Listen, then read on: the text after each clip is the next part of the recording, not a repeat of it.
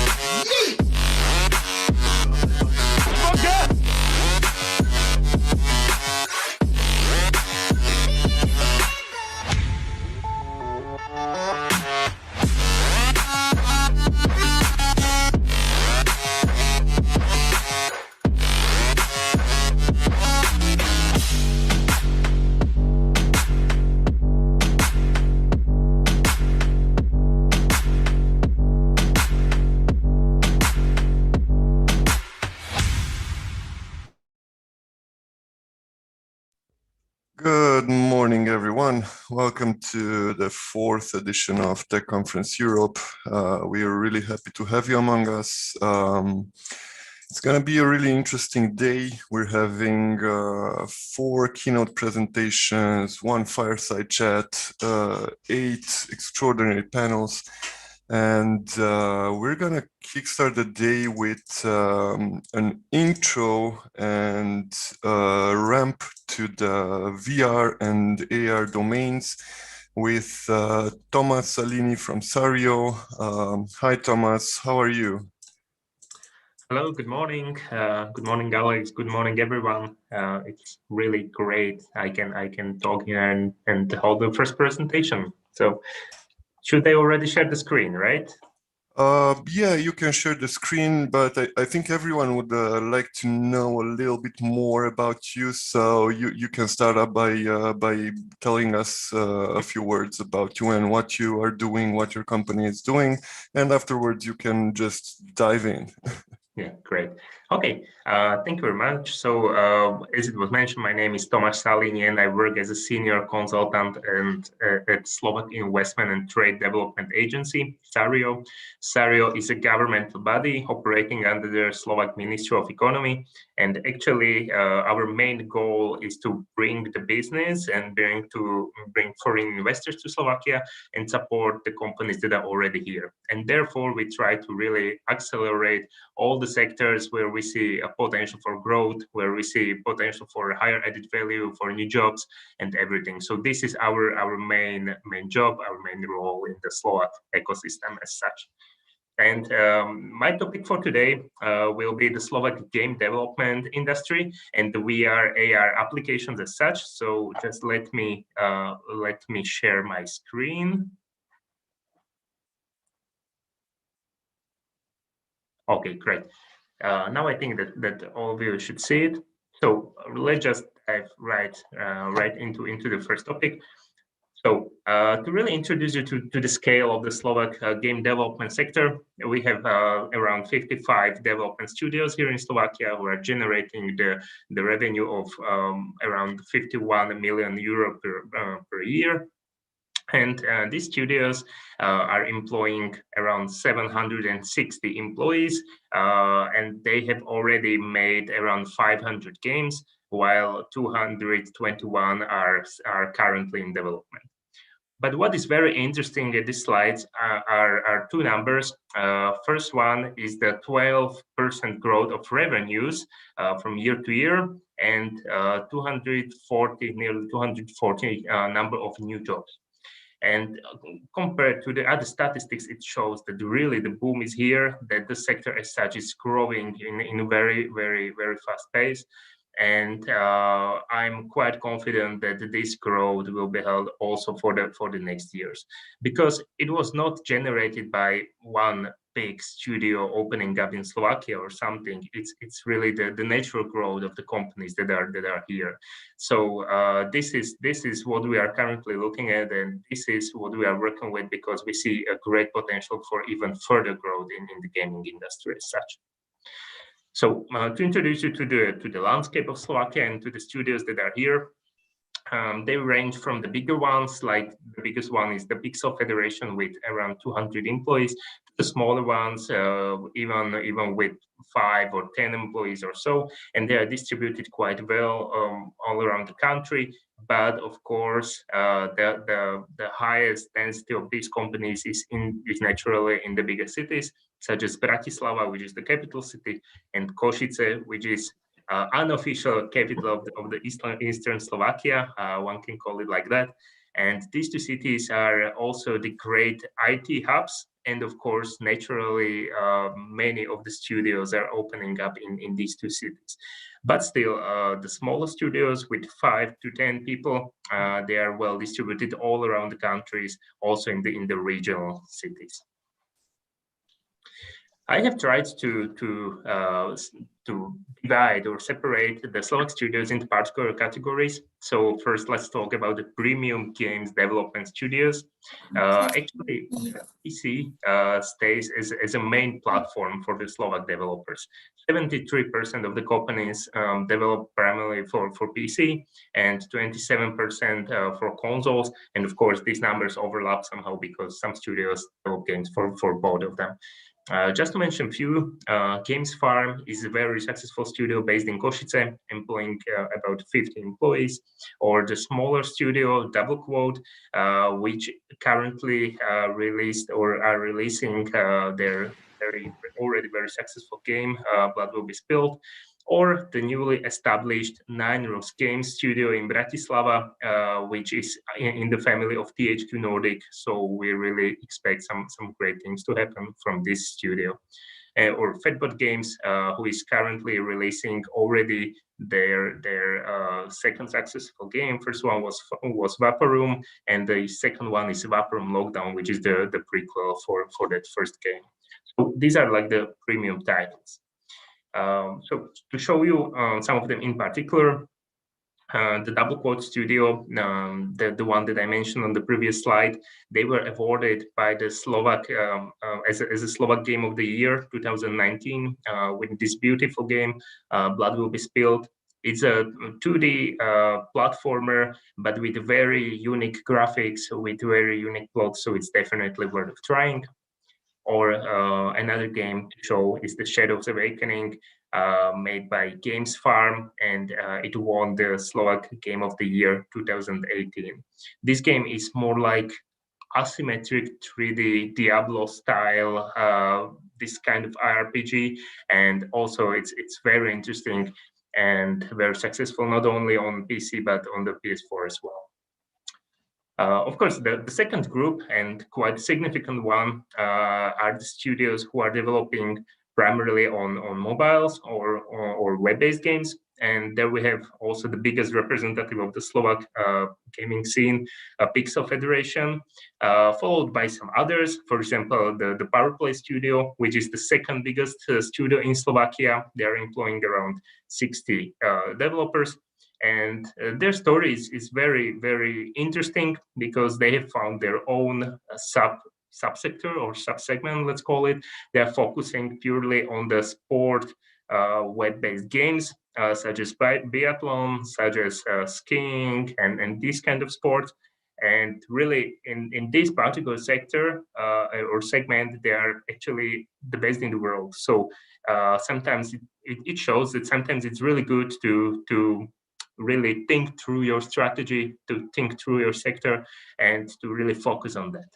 But speaking of a Pixel as a biggest player in the Slovak game dev scene, it's a very successful Slovak company, employing more than 200 employees. They're developing games for either mobile platforms or for Facebook or for just web-based games. And some of them are Train Station, Emporia, Digi's Adventure, Seaport, and others. So they're already quite a big company, as you can see, and they are producing very, very quality games. And of course, the third group, these are either the studios that are offering some outsourcing or some even technology companies or solution providers. Because, of course, really for the gaming industry to grow, you need also these kind of players. So again, just to mention a few, for example, Eastworks, the company that you can see quite at the bottom of the slide, they are developing their own title, but beside that, they are focusing also on concept art, modeling, animation for some other studios. And the most known titles they have been working at are, for example, Mafia 3 or Hitman 2, and some others. So this is that first part. So the studios that are developing their own title, but still they do also some outsourcing. And then there are these technology companies, such as the Superscale, which is the super success story in Slovakia. They have been awarded also by the, I think it's called Deloitte Technology Top 50 or something like that, this statistic in CE. And because their business model is very unique, and they're already working with the partners not only in Central Europe but actually in the whole world, and they are helping the studios to really scale up their games to bring them global. So they cover all these activities from the monetization point of view, from the optimization point of view. So they're really able to scale up the particular games. And there are, of course, more companies like this. So, and why is it so? Why do we see such a growth of the industry, of the professionals in the industry? As we all know, the game development sector, it's mostly about the talent, about the skilled developers and skilled people in the industry.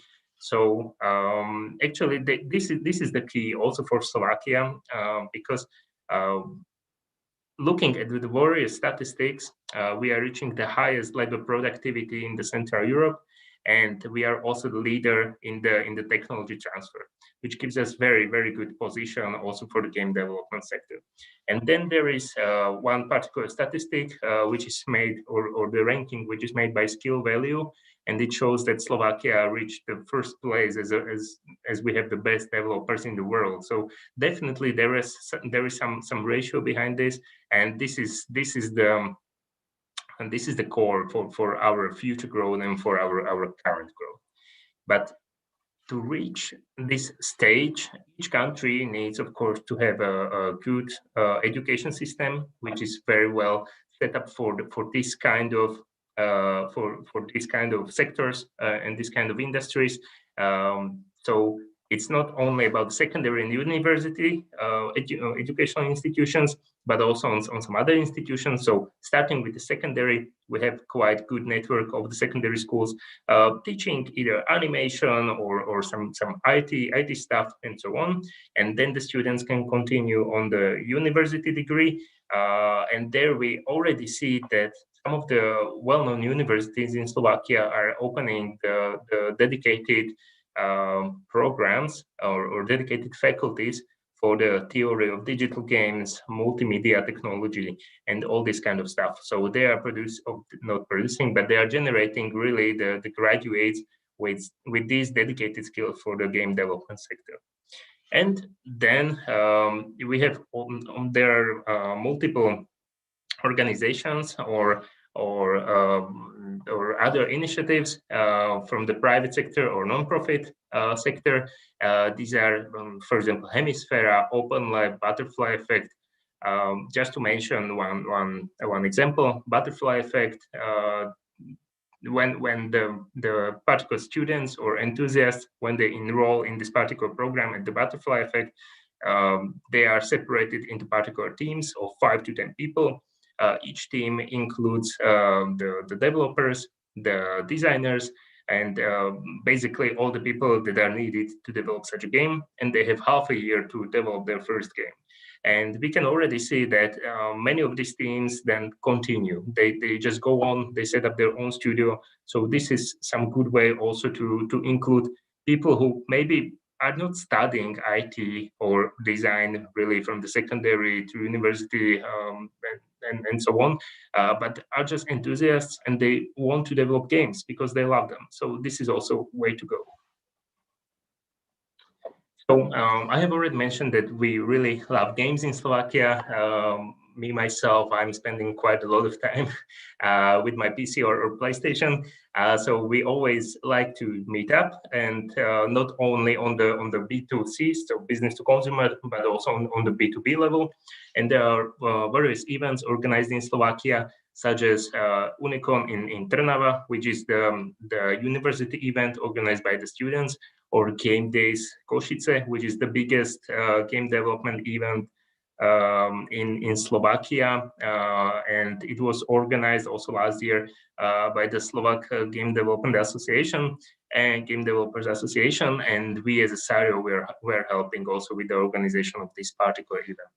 And of course, there are also various meetups, esports tournament, and other occasions where to meet. So speaking of the Slovak Game Developers Association, they are associating around 25 development studios in Slovakia. And this association is really a very good partner for us because they are working very hard to really improve the industry as such. They are not only mapping the whole industry and bringing various statistics and numbers. Some of them I have already presented also in my presentation, but they are organizing various events, meetups. They are awarding the students with the Slovak Game of the Year award.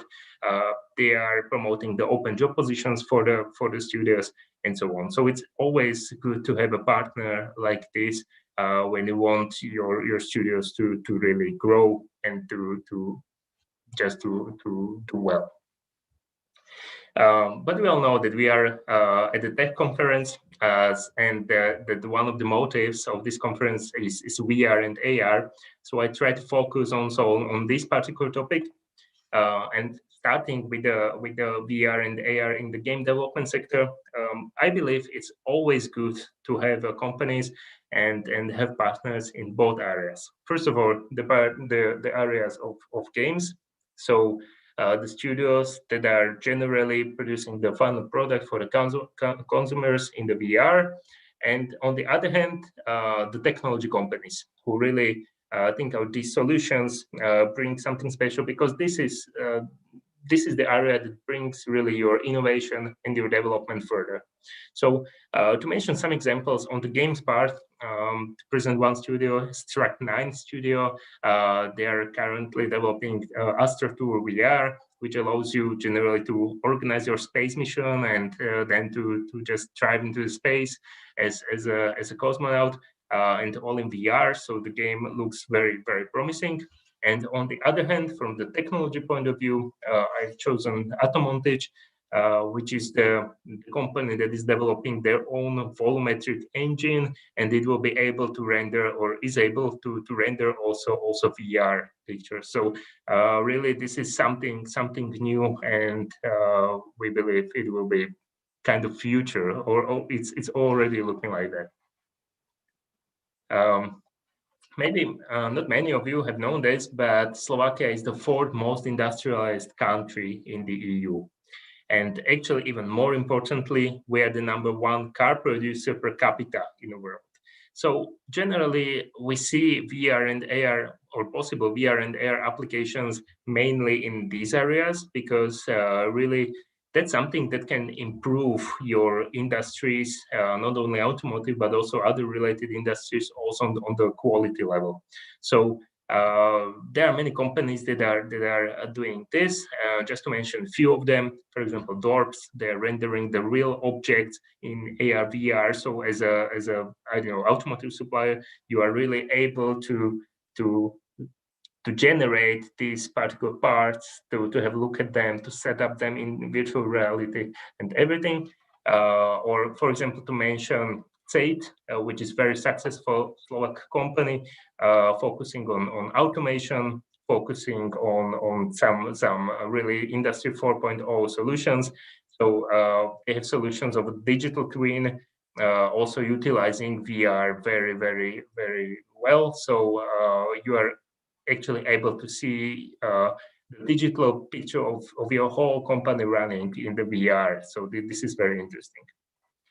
But of course, it's not all just about the industry, but also about some other sectors. So I have chosen also few examples from the other areas, such as, for example, Vizualizačky company, which are applying the VR in the field of real estate and architecture. So you're really able to see your future flat or your future house in the VR.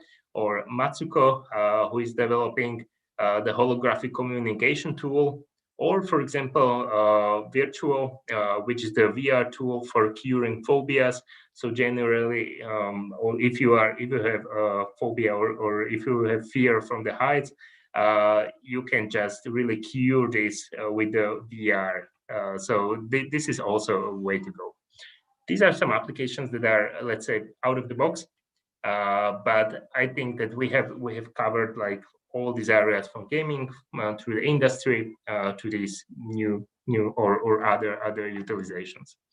And to mention one particular success story connected to VR, the company is called Virtual Reality Media, and they are already set up like I think more than 20 years on the Slovak market, and they are very successful in what they are doing because they are utilizing the VR for the training and military simulators and aircraft simulators and so on. And actually, they are supplying these solutions not only for Slovak Ministry of Defense, but also for some other partners abroad in US, in Middle East and Asia and other parts of the world. So this company, again, they found their subsegment or subsector, and they are very successful in that. So this is also way to go.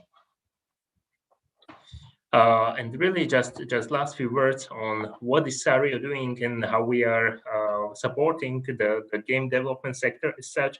So at the beginning, I have already mentioned that our core business is really to bring the investors to Slovakia, to support them by their growth.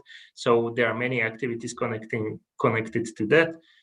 From supporting with the comprehensive data on business environment, on various HR analysis, we are able to really pinpoint the particular locations which are the most suitable for doing this kind of business in Slovakia. Then we can facilitate the cooperation with the universities, with the local stakeholders, and we can provide consultancy on various topics such as supporting schemes, financial supporting schemes, and others. But of course, we are here not only for the new investors, but also for the companies who are already established here. So again, we are providing them with quite a bunch of services, such as facilitation with the facilitation of the cooperation with the universities, with the secondary schools, with other local stakeholders, or we provide consultancy to the R&D tax deduction and other schemes of support, and so on. And what we would like to do also in the future, because now it's not very possible, we would like to represent the game development sector also at various physical conferences, and thus give the opportunity to studios also to show themselves at some exhibitions and conferences. So this is what we would like to do maybe in next year, maybe in future. So generally, this is what is SARIO doing connected to the game development sector, and I believe it was the last slide from me. So thank you again for your attention. If you have any questions, just raise them up. And yeah, I think that's all from me for now. Thank you. Thank you very much, Tomáš. I do have one question. Sorry. Do you think SARIO will? Do you think that SARIO is planning for the future to have a dedicated segment to the VR and AR segments of the gaming industry? Mm-hmm. So specifically, I would say not, because it's very specific. But we have one branch or one part of activities which we call innovation services. And actually, in this part of the services, we are trying to connect the Slovak companies with this technology and innovation potential, also in VR, but not only in VR, to the bigger players like automotive OEMs or some bigger suppliers or some big companies either from IT, from electrical engineering, mechanical engineering, and really to bring these unique Slovak solutions to these bigger transnational companies. So this is what we are trying to do as well, and this is where we also have some successful results. For example, that company I have shown before, SAID, maybe you remember it from slide. Their solution was presented to Volkswagen in Bratislava, and currently, or after that, it was implemented in more Volkswagen plants throughout Europe. So this is something what we would like to do also with the other companies. That's really nice. So thank you very much, Tomáš.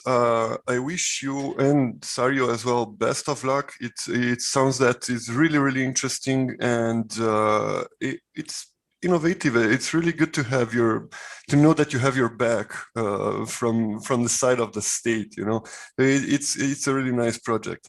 Thank you very much again. And now we're moving to, I mean, we're sticking in the gaming industry, but we're moving into the immersive part of things.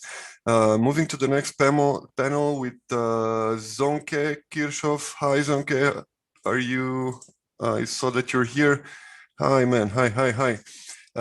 Kevin Blair is just about to log in. Lorna, I don't see her, but I think she's gonna be in. Rebecca, hi Rebecca, or I think it's good morning on your end of the globe. Christina, hi, and Stefan, hi guys. This is the panel where we're talking about creativity in gaming and animation, and especially the immersive experiences and the immersive side of things. We know that 2020 has been a really crazy year in many industries, but gaming was a special one. So right now, everybody's talking about the AR and VR side of the gaming, and how is that going to shape the industry in 2021. I'm gonna let you guys on it. Zonke, please take over the virtual microphone and have fun, guys. Well, thanks a lot. Thanks for having me. And to give you a short introduction, my name is Zonke Kirchhoff. I'm CEO of InVR Space. We are based in Berlin. I don't want to go into detail because I have a very diverse group of speakers here. To some of them I could talk during the last days, and looks very diverse and very interesting in terms of from what angle they are contributing to this industry and what's their part in gaming or animation in VR. So I can see Kristina Shumskaya, is that right? I'm not 100% sure if I pronounced that name right. Help me if I'm wrong for the next time. Rebecca Liu, I see, yes. Kevin Blair, I can see. Right, Stefan Stamata, I could see as well. Yep, over there. So the only one who seems to be missing is Lorna. Is that right? Yeah. Ah, there's Lorna. No, we are. Hi. That's great. Hi, everyone. Great. So yeah, I said like we spoke yesterday briefly about your backgrounds and so on. I would love to start. Handing over the mic to Lorna, introducing herself shortly, what's her background and what brought her into on this panel. Hi everyone, super nice to be here. Nice to meet you all. I'm Lorna, I'm a virtual reality artist. I use a software called Tiltbrush to hand paint 3D environment art. This is used for films, performance, workshops, and things like that. I've recently worked with a company called Nutcut to create a 360-degree immersive film. And previously, I've also worked for companies such as Google, Virtual Reality Experiences, and 91 to create immersive experiences for them, and also some live performance. I think maybe I'll share some of my work. Just a second.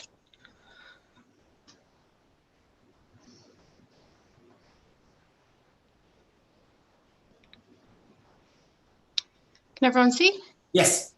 Okay, great. So yeah, this is me. These are some of the things that I've worked on recently, and I'm just going to show you Giramit. So this is the 360-degree film I've been working on with Nutcut for the past 7 months. We released it last week at Mozilla Festival, and it's a 7-minute short film about an untold history of indentured labour. So it takes you through the journey. Lorna, can you share the link later here in the chat so everybody can see it? I think. Yeah, absolutely. So it's really about highlighting this history that doesn't necessarily get told or many people don't know about. So I'll show you a couple minutes of it on here, but as it's 360 degrees, it's best experienced. Make it short because I would prefer taking the time for talking about it and people could look at it afterwards. I think we got an idea that it's very artistic work, and that's what I would like to talk about. I'll use the time to talk about. If you want to show just like a half a minute or something, go ahead. But yeah, just I didn't want to be rude and cut you off in the middle though. Just a flick through then.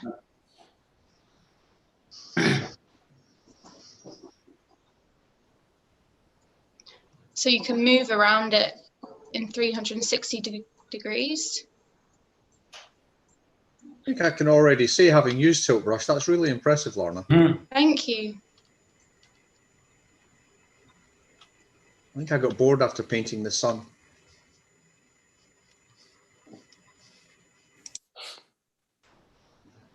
So yeah, as we could, it's impressive artistic work.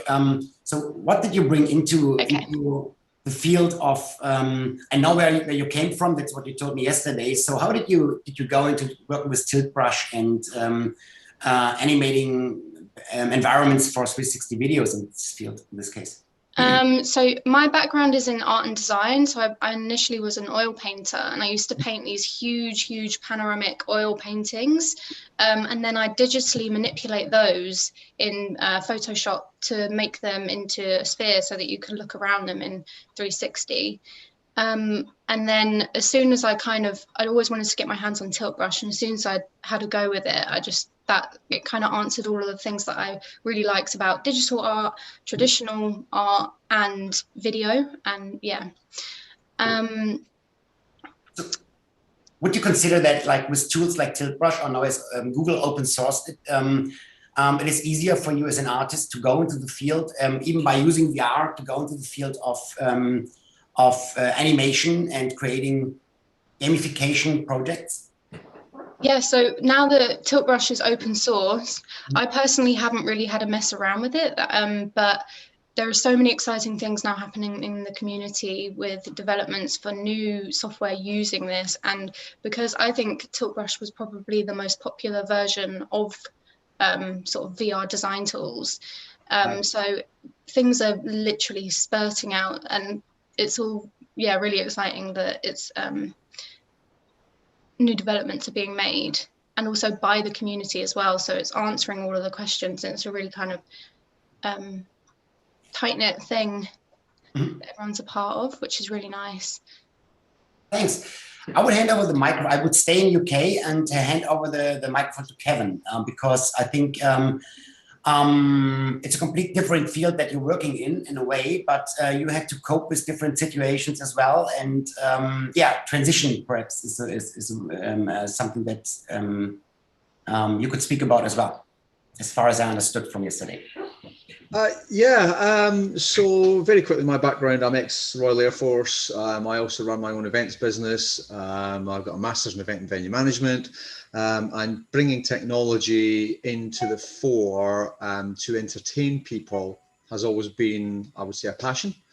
And something we can shout about at NEOSVR is last year, right in the middle of the pandemic, we secured £1 million funding to bring VR to the masses, essentially. When we say masses, it's more like immersive entertainment. So if I get this pointed that way, that warehouse there to my left or right, whichever way you're looking for it, is one we've secured this year, and we're currently building out a 4D fully immersive multiplayer free roaming VR experience.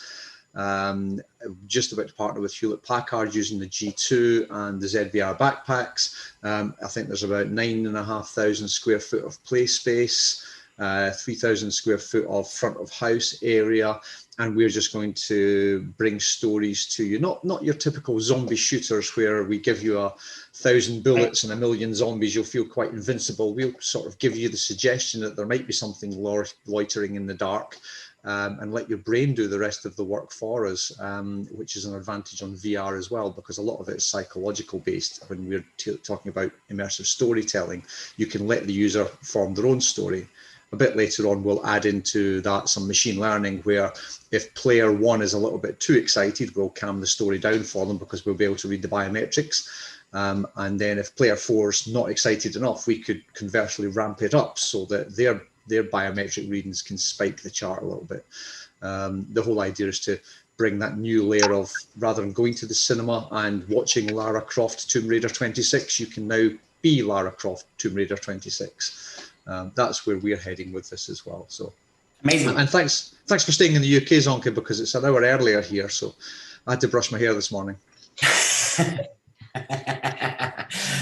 So let's don't go too deep into the topic of COVID, but I would be interested definitely in how do you think will it affect you with your plans to open up an LBE, or is it No, it has, yeah. Definitely, we were supposed to be opening in October last year, and actually part of the funding we received has been just keeping us alive until just now. We have obviously the hard costs of staff and the venue builds and all the kit that goes in it as well to make it fully 4D immersive. But we've also designed the experience to be fully COVID compliant. So we've broken the story down into like 10-minute portions. You have to go through one to get to the other, so it's sequential.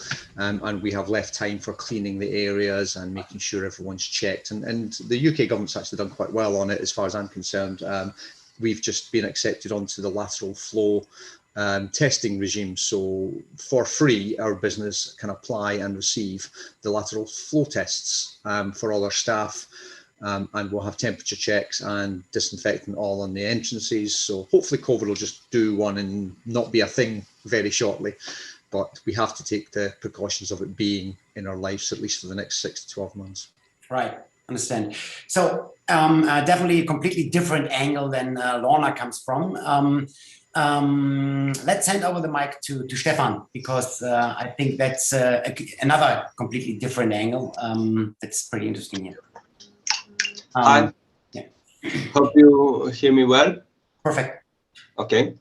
So do you have any question from? Well, I mean, I can give a little bit more like a push. As far as I know, you're based in Romania and you're not coming from where you're working right now, but you've been affected by the pandemic in a way, because you were dealing a lot with events, which is in a way has some parallels with what Kevin is talking about, like you have to take care about a lot of people in one room and so on, which affected your business as far as I understood. And beside that, you're not coming out of the gaming field like that, but you're implementing gamification into training tools. And that's, again, a little bit like technical, but brings in gaming from another angle. And that's why I thought it might be a good. Okay, so a little bit of history. The idea is that in the past 10 years, I was working in events, normal events like parties and festivals and things like that. And somehow when I discovered virtual reality was, let's say, love at first sight. Like couldn't sleep at night. And 1 week later, me and my partner, Andrea, were thinking about doing a business in this area, like using our events history to approach the VR technology and to use it in this new type of events. So in the last, let's say, 4 years approximately, we did that. We use events for partners, let's say companies who wanted to be at an exposition and they needed VR to attract people to their area. So that was our main act before the pandemic last year. And after that, because there were no events after March last year, we tried to use VR as a tool for different projects. Let's say we right now are doing theater plays, and we put them in VR. So actually in 360, it's better to say. So people can see them from their home, like a very safe place, but they feel like they are in the theater. So this is one kind of a project. The one that we talk about, the gamification in the training area, it's a very simple idea. You can, as you know, use VR to train employees in different companies, and it's cheaper than training them in real life situation, especially if that situation it's a dangerous one. Let's say you work with electrical current or at heights, and you don't want to put at risk your employees, especially if you just have them. Let's say they start and you want at first to train them in a safe place, like a room or something like that, using VR. So it's possible to do that. But to be more interesting, we can actually make this software using a little bit of gamification. For the immersion part that you talk about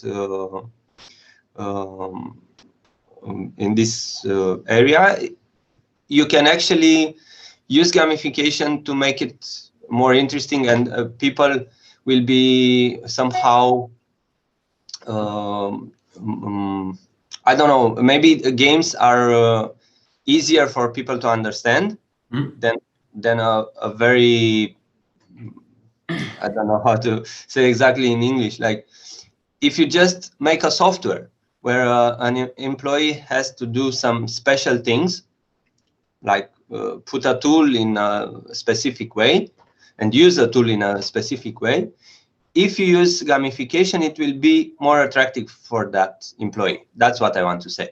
Yeah, totally understand. We did that with success. I mean, our clients were very happy about this idea. And we did that with some projects. The one that we talked about yesterday was used for students, especially students who are in the police business, the frontier police, and they have to find out some illegal materials, illegal merchandise in a frontier point where you can actually teleport and look around a car. And you have to find these hidden places in the car that are randomly generated. And then after 10 minutes, when you, let's say, play this game, even if it's actually a simulation, not exactly a game, you have a score and you find out if you manage to see all the hidden spots or not. Right. So yeah, that's a basic idea, to use gamification in training sessions with different employees, or in this case with students.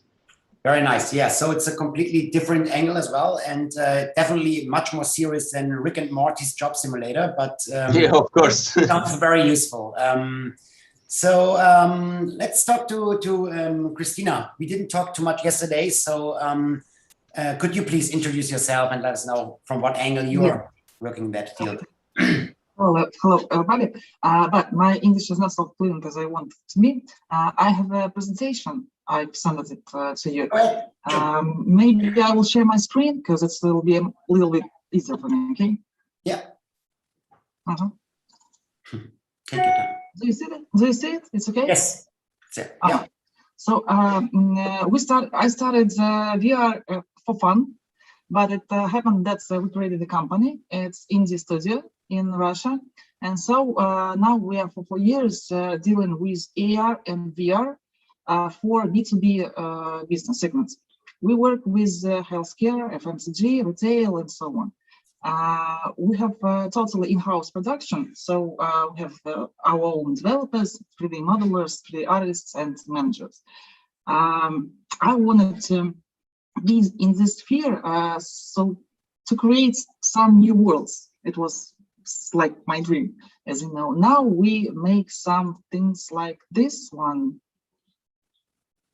It's one of our virtual assistants. Mm-hmm.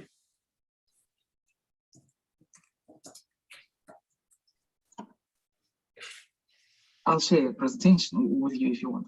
And now our company is focused on the development of digital avatars like this one. So we could help business to promote their services or to help their clients to communicate with their goods. And during pandemic, we had many requests that were dealing with the VR experience in meeting. So people couldn't meet each other offline. And that's why many people asked us to create some application to meet in virtual reality, so they could as well make presentations of their proposals, of their goods, of their services, and so on. And that's why we decided that we should focus on the avatars as well. And we needed to find some solutions to make them fast and cheap for our clients. And here are some numbers. If you see, the capitalization of augmented reality is much more higher than of virtual reality. But if you compare hardware and VR games and AR games, you will see that AR games are much more less in this segment. And one of our decisions was to develop AR games. For now, we did several. I will share some links if you want after.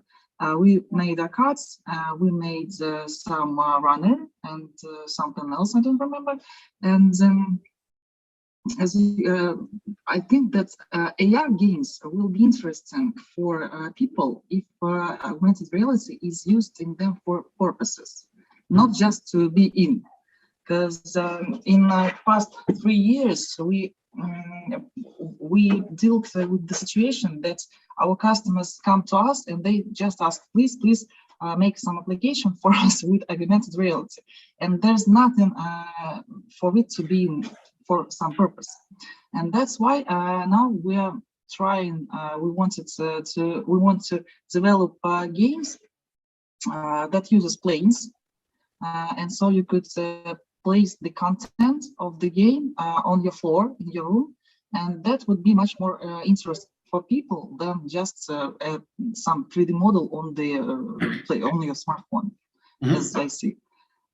But since we work with the B2B segment, the main problem we have, our clients ask us to make applications for all the smartphones, and in Russia, many people have smartphones that don't support our core ARKit, so it's very, very hard for us to combine these technical specifications and what our customers ask.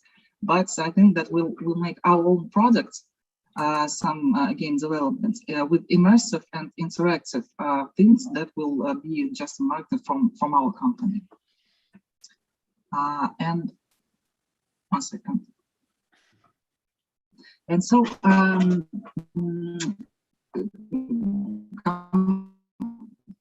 returning to the VR and software, we have found some combination of software and hardware that helps us to create avatars very quickly and fast. I wanted to tell you about iClone and DAW Studio, but I think that you work with them also. Is it interesting for you? Yeah, but I would first just have an introduction and then go deeper into technology and stuff, how you're doing that. So if it's okay for you, let's go deeper into this when we talk to Rebecca as well. Okay. Yeah. I mean, if there's other slides that you want to show now to introduce your company or your work, go ahead. But if it's really going into detail of the technology, then I would. I know. That's why I asked this because we can do it later. Okay. Right. So then thanks a lot for this. Sounds very interesting, and I have a lot of questions definitely about the modeling and the avatar creation, if it's audio cap or not. But as said, let's listen to Rebecca first and hear what she's up to, what she brings into this topic. Hi. Yeah. Hello. Hi. Hello. Hi, everyone. It's been a while. I didn't travel the whole world, so my English getting lower than before. Don't worry. Yeah. Myself, get in this business was in 2014, and I start right now. This company VR Core is in 2016. At the beginning, that the reason I start this company is because the whole industry expecting great content, but we don't have enough great content. So I want to have a competition, can help people collect a good experience. And right now we already have 4 VR Core Awards. It's already been very influenced even in the international way. And our company right now also do publishing, help developer and help the good contents get more success. So right now in China, we can't do it pretty well. In the future, we'll keep doing this. And this year, the VR Core Awards will keep running because last year, because the COVID-19, we paused. So this year can like 2 years together have to be huge.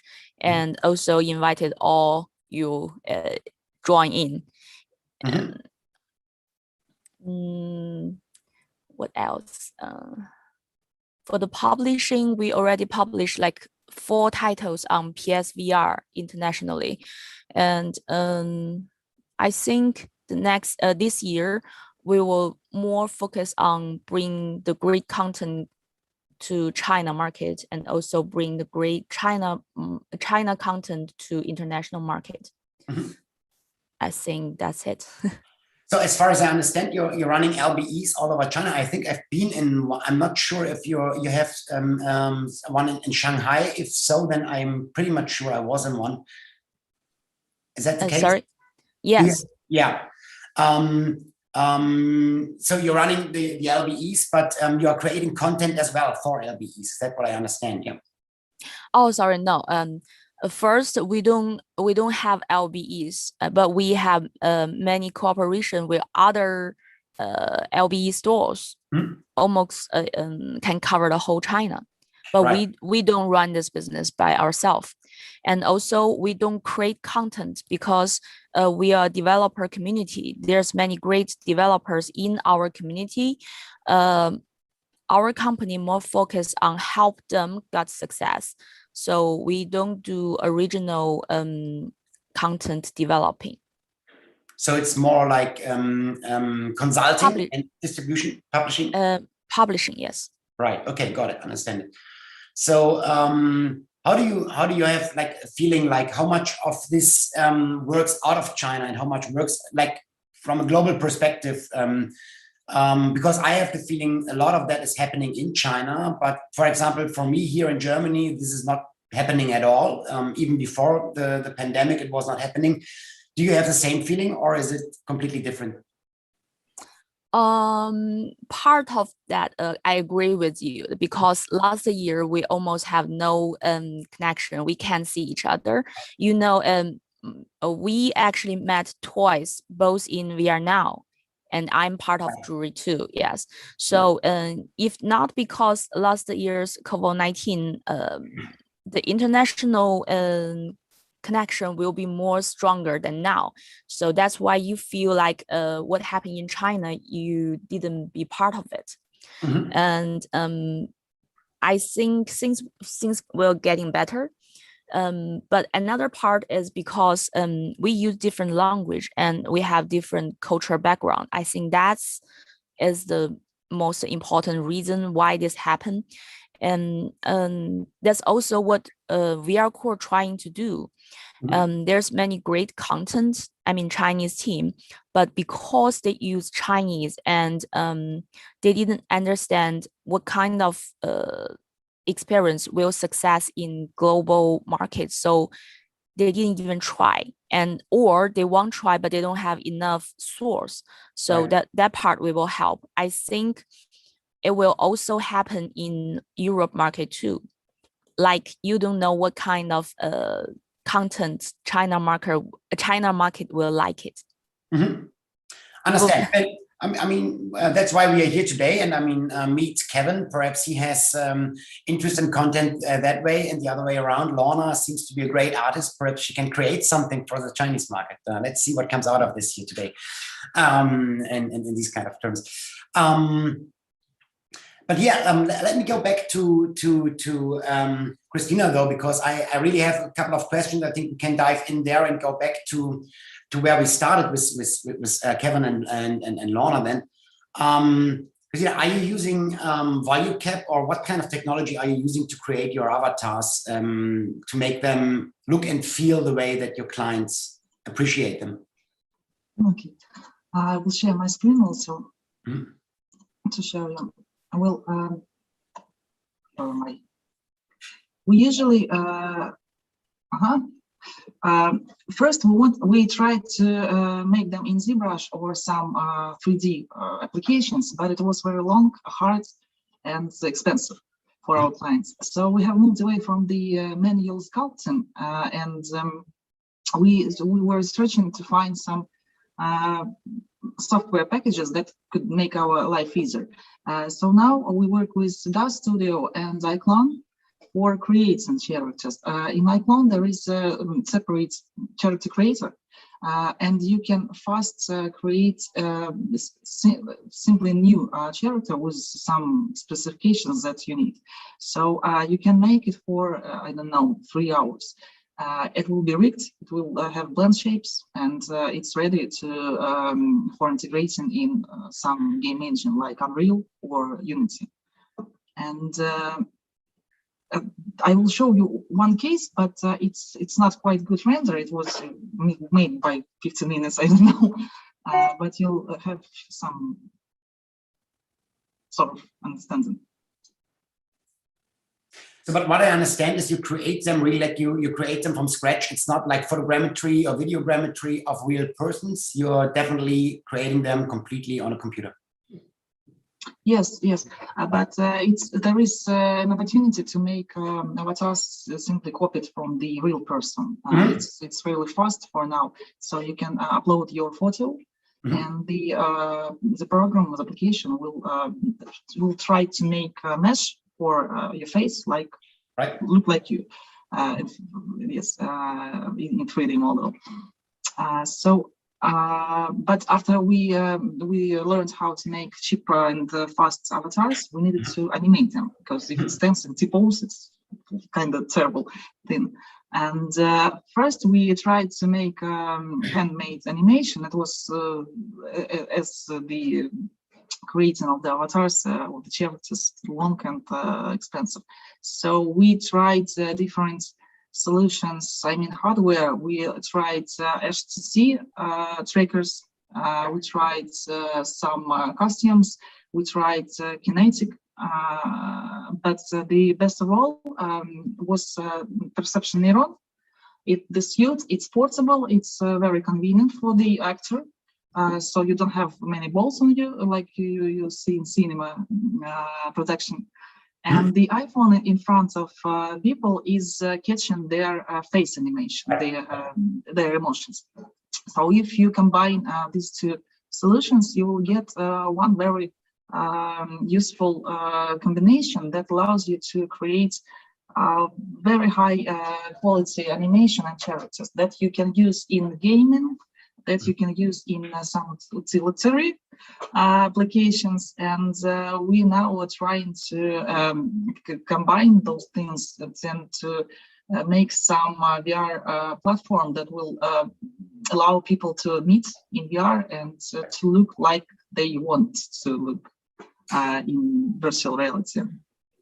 Understand, brilliant. So, I mean, it's technology that is used normally in special effects or in gaming industry, but you use it for a very serious case. As far as I understand, it's for B2B. Is it team building events, or is it?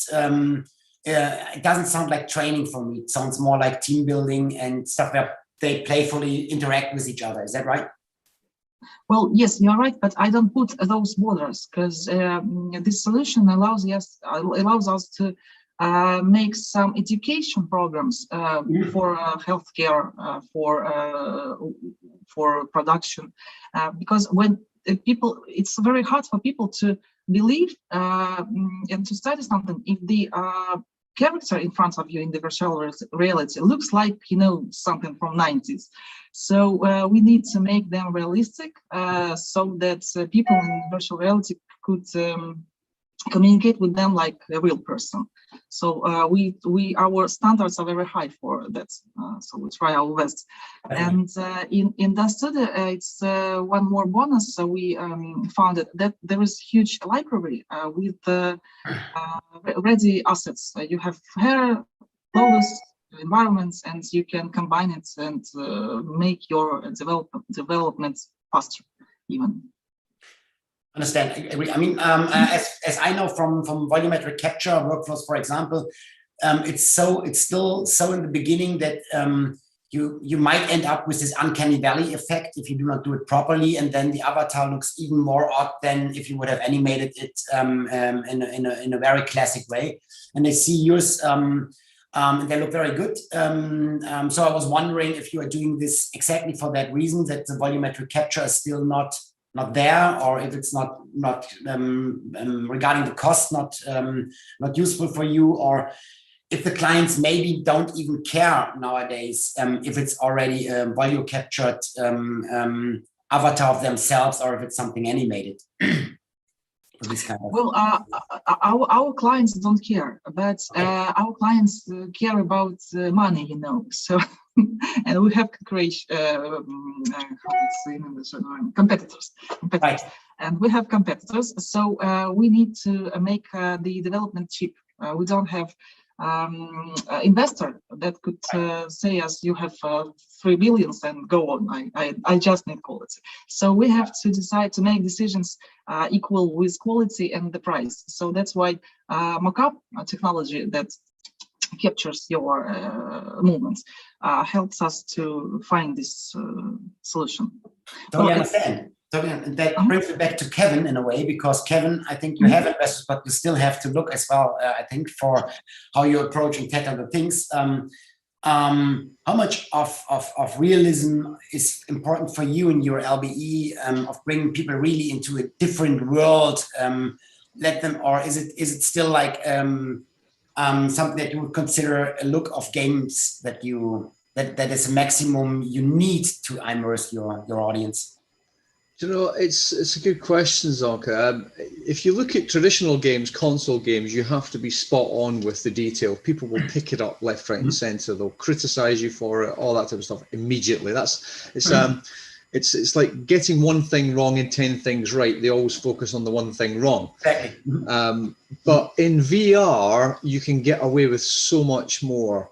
I'll give you a quick example. If we've got a corner of the room that we just leave dark, if we leave it dark, we don't have to put the graphics in there as much. We don't have to render it as much. So we can actually save time, save cost on actually what the actual experience is. But if you put somebody near that corner in VR, they won't go in it because their brain will tell them it's dark and they don't like it, and it's a fear response instantly kicks in. So you can get away with so much in VR. The prime example I go to is Richie's Plank experience. It was the stalwart of the VR introduction thing where you used to take people up on an elevator, push them off a plank, and it was very cartoony. But people didn't really respond to the fact that it was cartoony. They believed where they were, they believed they were 200 feet above the ground, and they believed they were going to drop to their death. And when we added a bit of wood and plank and air and water and wind and other things to it, they really did think they were going to fall to their death. So you can play with people's psyche in a way in VR that you can't do in normal gaming. It's far more immersive, which makes content easier to build, quicker to build, and cheaper to build, which is a good thing for, certainly we build our own content in-house. So yeah, as far as I'm concerned, you can get away with so much more in VR and still make it even more immersive than just playing a standard Call of Duty game. Now, that's the B2C side. On the B2B side of the business, we also deal with simulation software for the British military, for example. On that, you need to be a bit more detailed, even in VR, because you have to make the people believe they're going to go into a village, train in a village. So what we do with that is 3D scanning. FARO technology scanners can go to sub-millimeter accuracy and create 3D point clouds of terrain, of suburban areas, inside houses, inside villages, all that type of stuff. So there's two different levels for VR. If we're just using it for entertainment, we can get away with so much more. If we're using it for simulation, training purposes, for military, or let's say the nuclear industry, it has to be spot on. And that's why Boeing, that's why Boeing have gone with the SARIO headset. Claims human eye resolution. If you reach out, you pick a switch, you want that switch to be the switch to jettison the capsule rather than to explode the rockets and stuff like that. So you want to make sure it's the right switch. So it depends on the use case, I suppose. Of course, got it. Yeah. So, but I assume, like what I know from volumetric capture and so on, it's still far away. Or is it something that you think is already something that is happening or will happen very soon in at least B2B events and training simulations? It's like everything, it's got its pinch points. The equipment's expensive. If you're looking at Canon EOS 7D cameras all around you to capture the amount of information on the volumetric scale, but then you've got to do something with that data. And you've got to store it, you've got to process it. And then if you look at the actual game engines and the headsets, they don't have the capability to actually display that data. So you have to compress it and bring it down into the number of polygon counts to make it usable. So it has got its pinch points, but as a technique, and certainly Unreal are getting around this with the ray tracing side of things. Oh, my background has just popped in. I'm in an office in my house, folks. Let me share it with you while I just refresh that. I'll share with you what we're actually doing inside the venue. Nobody's seen this, by the way, guys. Nobody can see it because it's not there. Where's all my, I had loads of these things in here. Okay, never mind, I'm back on. Let me sort that out. I was going to show you a nice graphic that Lorna would have liked. Just a digressing there, let's actually change my subject a little bit. Inside this venue, we use inside-out tracking. So Windows mixed reality sort of tracking. G2 uses cameras on the headset to look at patterns on the wall. Now we were going to use those patterns and have them wrapped on vinyl, additional plastic. We went against that, and round the corner from our venue is a massive graffiti artist store. So currently in the venue today, we have a number of graffiti artists using reclaimable paint that was going to go into landfill. Carbon neutral stuff is going in there as well, but they're now graffitiing up the walls so that we can use them as the tracking pattern. And our aim is to be the first carbon neutral LBE venue as well. So we're actually putting some budget into offsetting the amount of carbon footprint in our venue too. So that was that bit. Photogrammetry, volume capture, Unreal Engine are doing great work with their ray tracing that's coming in. Simulated, essentially, volume capture. But volume capture itself, Microsoft has itself dismantled its massive studio in the States. Yeah, I know. Stating that it was very, very cost prohibitive. So it's got a bit to go yet. And of course, it's a lot of technology that comes from. You just mentioned in a private chat the new HTC market trackers. I know they just released a face tracker and a new version of the normal trackers. So this kind of technology is developing so quickly that it's pretty hard to predict if a studio like the Intel one is probably set up for a year, 2 or 5. So I don't understand.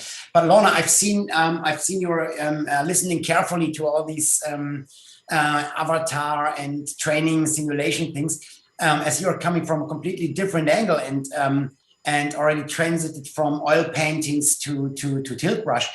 Is that something you would, or is it something that where there's no real connection between your artistic work and what you just heard and what you've just seen? Yeah, so I'm really interested in virtual production, and motion capture interests me so much. So Christina, I wanted to ask a bit more about that, but maybe afterwards. Yeah, virtual production just seems really cool, and I like the way it's going, and seeing what people are doing with it is really awesome. But yeah, I can see that there are like some kind of difficulties with it, so we're not exactly there. But similarly with like virtual design tools, I think they're really being pushed as well now, and I think bringing that all together would be really great for the future, well, the near future. So I think that's kind of what could happen next. Right. And the same with like virtual avatars as well. I've seen like lots of development in that as well with DAZ 3D. Do you have a feeling as an independent artist that these technologies are accessible for you so that you can much easier, for example, dive into the field of developing games, developing gamification injected art or something like that? Difficult to say because a lot of software is free, so that's accessible.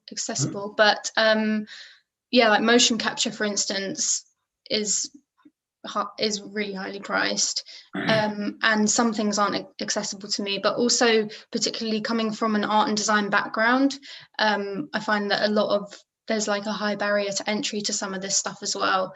So there are kind of that kind of side of the limits as well. Yeah. Right, got it. Thanks a lot.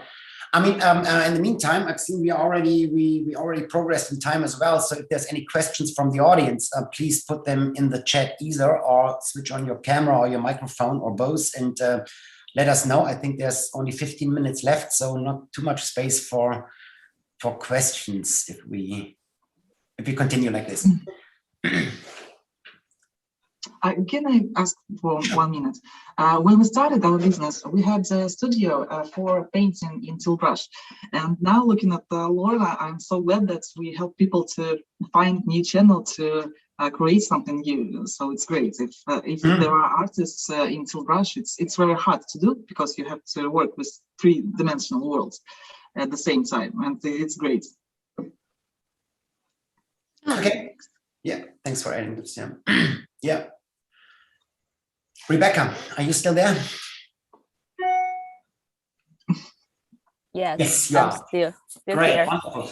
Do you see a lot of work from both ends? I would be interested in hearing if you see a lot of work that is similar to what Kevin described or what Christina described, was like volumetric captured or animated avatars on the one hand. Is that something you can see coming more to your markets? I see some, not a lot. Okay. And I think it's 2 parts. One is avatar, like virtual human, and another is motion capture, right? Motion capture is more more common in China. It's been used many places, like training or animation production, and also VR, yes. But a little bit different compared with China and Europe, about digital, how can I say that? Virtual human, right? Digital human. There's another style that Asia preferred is anime avatar. So you would say it's still very classic workflows that you see as well in China that are more like animation workflows from the classical approach that are used in games for VR as well. Is that right? Yeah. Yes. Right. Yes. Okay. Because that's my feeling as well. But it's always interesting to hear where in the world people are using these new technologies, how they emerge, how they are used more and more, or how we are still dealing with the same classic tools that have been used before. They are, of course, developing as well. But yeah. Yeah. I think you all know that TikTok is very popular also in China. Yes, and there's yeah, but there's many people use like virtual VTuber can sing, do the online show and do the videos. They are already in another type of VTuber. Okay, I didn't dig into that. I will do my homework and during this afternoon. Yeah, you can search on TikTok or other like online video applications. I'm for sure that's not alone. There's a lot. Okay, thanks for mentioning that. Right, yeah. Stefan, how do you work when you are creating your trainings? I assume you're going through classic animation workflows and through Unity as well, or can you share a little bit of your insights? Sorry, I didn't quite get the question. Like the technologies you use, the workflows, the pipelines you're going through, is this classic animation pipelines that you're using from 3D animation tools and Unity, for example, or what's your technologies that you're using? Unity is the main engine to use. We have like a team of developers, and depending on the project, if it's big or not, we can actually engage 1, 2, or more than 10 persons, let's say, depending on the project. So we use Unity as an engine. We have people who are doing the 3D stuff, like different objects and things like that. And Andrea and myself, we are doing the briefing and the scenario for the application ourselves with the client. So we usually try to use our customer experience. I mean, because we went to so many events and we put like thousands of people in VR, we somehow in time managed to understand how they react to different triggers. And triggers, I'm not talking about the controller triggers. I'm talking about what's happening in VR and how people react to that. So using this experience that we have, we can actually talk with the client, understand what the client needs for that particular software and let's say training, because usually it's a training part. And we build this scenario. Then we can communicate that to our developer team and they do the rest. So this is the basic idea of doing things in here.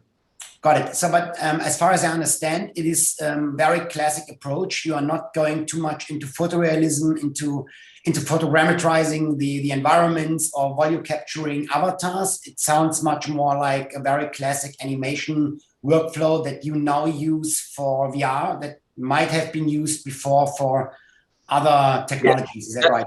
That's a reason for that. And it's usually the money. I mean, the budget of the client, if it's big, we can also do that. I mean, we hope to do some realistic animation soon, but until now, the people just wanted the experience. Yes, it matters how it looks. Of course, you don't want to have a cartoonish style application. In my example with the Frontier Police, you cannot play with a cartoonish car. You know, the car looks really good, and it's a special model. The client choose the model, so it really is photorealistic. But it's just a car. It's not 1,000 cars, you know, that you have to do. It's easier to work on one car, build it up so it looks very real, and then all the other parts in the environment, you just let it a little bit not so realistic. So got it. So we have a mixture there, like depends on where the focus is, where the story takes place, and on the other parts you are okay, right? Yeah, exactly what Kevin said. When the client, let's say the one who uses the VR application, concentrate on the car, you need the car to look as good as possible, and the resolution of the car should be the biggest. And for example, trees or buildings or anything around that you don't actually interact with, you just see them there. You let them to a little bit of less detailed. Yeah. Got it. Yeah. Very, very interesting, and I think in a way something that useful tips for creating environments like this in a budget, let's say, like that. Yeah, because the budget is the main issue here. Definitely. At least in Romania, I don't know. No, it's always, I think we heard it from all over the world right now in this panel already. We heard it from UK, we heard it from all over. I think it's a constraint that we all are living with. Yeah. Christina, can you confirm? I mean, I think you heard it already from yours, but is that as well the case for the technology that is used to look at the AR projects you're creating? Like, I assume most of your clients will use a smartphone to use your projects, very limited clients will use a HoloLens or Magic Leap for that. Is that right, Christina? Mm-hmm. In that moment, Christina left. No. Well, we have some projects with Magic Leap and AR glasses. Mm-hmm. I wanted to, and it's B2B segments as well, but that's also depends on the budget of the clients, because Lip Sync, I see they asked the question in the chat. We didn't try it yet, but I wanted to talk to you a bit about one phenomenon that do you know about virtual influencers? Because now it's becoming some kind of trend. I will share my screen for not a long time. Right. Now it comes to the situation that people want to have a soulmate, virtual soulmate you can talk to. And we now are working on the project that uses creation of the characters as well. But we will use artificial intellect to people may communicate with them and share their opinion, their thoughts, and so on, their feelings. And now in the worldwide, there are several virtual influencers that make advertising for the brands and that share their opinion in the social media. And that's quite a fantastic thing. If we could hear about 10 years ago, it was kind of strange thing, as I don't know. Okay. So as far as I heard, and I mean, we are going more or less to an end. I still would love to hear more questions or some questions from the audience about this. But what I got from this session here right now is we have a lot of tools accessible. They are getting affordable or even free. If you have a creative vision, you can do a lot with them. But there's as well a lot of established workflows and pipelines and technologies that we know from classic, I call it classic animation pipelines. I mean, if I'm saying classic, it's digital classic and not like playing in a sandbox and stuff. So in a way, everything is out there that you can use as an indie, as an independent studio, but as well that is used by big studios to create immersive content.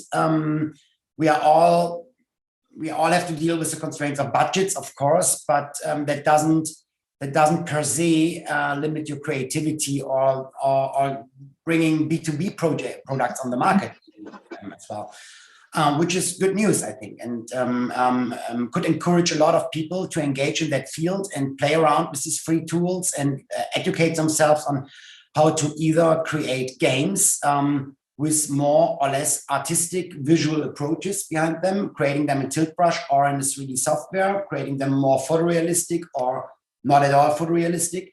It's all out there. And at the same time, virtual reality allows us, and not only virtual, but as well augmented reality, all these new immersive technologies, XR allows us to create games as we know them from always, but as well gamification injected training and learning tools, which are engaging the clients that you are dealing with much more than just making it a serious lecture about how to cope with dangerous situations, for example.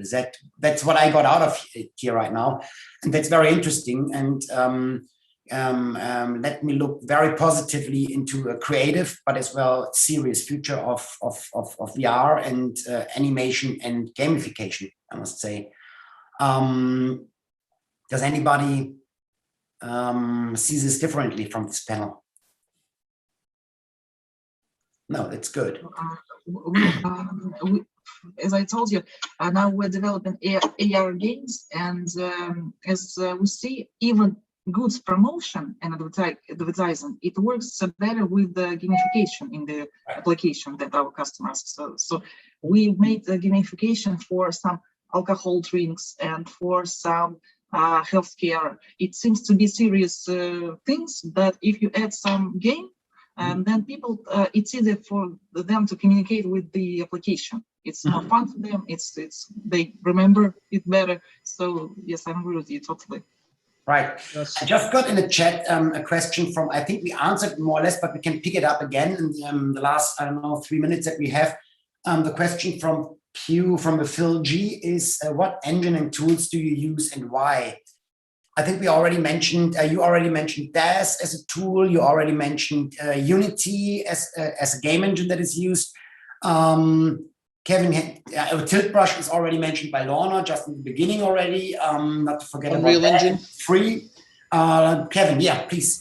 Unreal Engine. Unreal Engine. Certainly doing a lot of work, especially with photo capture. They've just taken over a bot over capture reality. So those type of things we use, but also Unity as well. So.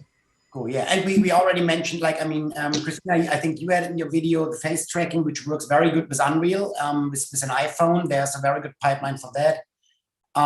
It works with both with Unreal and with Unity, and I mentioned Perception Neuron. That's the suite for capturing. Yeah, that's a very cheap, not in a bad manner. It's a cheap tool for, I think it's about $3,000, which is. And it would be one lighthouse for a Wycon system, something like this. So it's very affordable for indie studios and to work on that. But you must buy iClone, and it costs approximately 2,000 as well. So you need something like 6,000, like that. Right. So I would consider in this field, it is more the time that you have to spend to figure it all out in the end than really the costs of the hardware. Adding the hardware that was just mentioned, like the HTC trackers, the new one, the face tracker that is available since 2 days or 3 days, it costs by 150 euros or something. So from my perspective, that's a lot of software and hardware already mentioned here, which is pretty affordable, or as long as you're not a studio that earns money or revenues, that it's even for free, like Unreal and Unity. So. You also have to look at the platform you're developing for, Sonka. If you're doing it for apps, you've got iPhones and Androids all around the world readily available. For our LBE, we've specifically had to buy 50 pieces of kit, and that's headsets, backpacks. So you're talking about £200,000 of investment in equipment. So scale as well if you want to make it a commercially viable operation. 100%. Totally agree. Thanks for mentioning that. And I think that's, I got another question here, but I think that question would be a completely new panel on photorealism. And I think, and on my watch, we have 30 seconds left. So I think that's a perfect finishing sentence from you, Kevin, that you have to be aware of the platform where you want to go and pick the right tools for that anyway. Alex, is this? Yeah, I think just because the question is really, really good, I think we should address it, even if that means to stay 2 minutes over. And I know it's a huge effort, but we have to concentrate that and we have to answer that question. It's still good to be left unquestioned. Let's go ahead. I mean, I'm working in volumetric capture for now 10 years, and I know that this uncanny valley effect is still big, which means that you can gain a very high quality, but you will not gain 100%, like a real photorealistic imprint of what you captured. And especially in the face part, if you look into the eyes of a captured avatar and that's not 100% realistic, it might fall completely apart. And that's something where I think we are still in. I mean, there's amazing capture technology out there for photorealistic scanning, for photogrammetry of environments, for example, and as well the volumetric capture was further developed in the last 3, 4, or 5 years, like incredibly. But I think it's still not there, and as many speakers here already mentioned, it exceeds the budgets by far normally that you have from commercial clients. That's what I can add on that from my perspective, but. I think Christina talked already a lot about that. If someone else, or if you, Christina, would add something on that, happy to hear. No, I'm totally agree with you, so I have nothing to add for now. And as well, like the capture stages are normally very limited in space. Someone you mentioned already, the Intel stage that was that's not existing anymore. I think since October last year, they took it apart for financial reasons, I assume. But that was the biggest one. Normally in these rotundas where people are captured, you cannot have walk cycles. Nobody can run for 50 meters, or you can go up the stairs and down again and stuff like that. This is all not happening in there because the space is too limited, which is again due to the fact that you are capturing with a dozen or 3 dozen cameras, which have lenses, and you want to avoid, for example, depth of field, like shallow focus in specific areas. So for all these reasons, you have a very narrow space. And so you can capture, like right now with these technologies, mostly people in a standing or very limited moving position. And then you can question yourself, it wouldn't be more effective to photogrammatize them and then animate them with a very classic animation workflow, as we would have seen it from Christina, for example, and so on. Like, but then you're back in a very classic animation workflow. Yeah. Thank you very much, guys. It was a really diverse panel, and it was really nice to hear so many opinions from so different fields. We're gonna move on to another industry that was really affected by, in the last year, and where AR, VR, MR, XR, every Rs have been forcefully implicated in the development and in the process of the evolution of this specific industry. And we're talking about education. Training and education has been really reshaped by XR in the last years. And I'm gonna thank you all, guys, and on the same level, I'm gonna welcome James, who's gonna be moderating this panel next to Christian, Marina, Claudia, Stefan, and Mikel. You can take over the virtual microphone, and I'm really looking forward to hear your input on this very, I could say, really sensitive matter. So thank you, James. Go ahead. Thank you very much, Alex. Thank you for having us here. It's a really exciting panel. We had a great chat last week, and I think you're going to enjoy the next hour. There's lots of really different perspectives here that everyone's going to bring. The focus is education and training, but we came out of our conversation sort of feeling like there's a theme of talking about resistance and accessibility. So that's going to be sort of the theme that runs through the conversation, but we're hoping that the conversation will meander and we'll have all sorts of interesting chats. So I'm going to let everyone introduce themselves first. We're going to go through the orders on the schedule. So I'm going to start off with Christian. Would you mind coming along, just saying who you are and what you do? Yeah, thank you. And good morning, afternoon, evening, everyone. I'm Christian.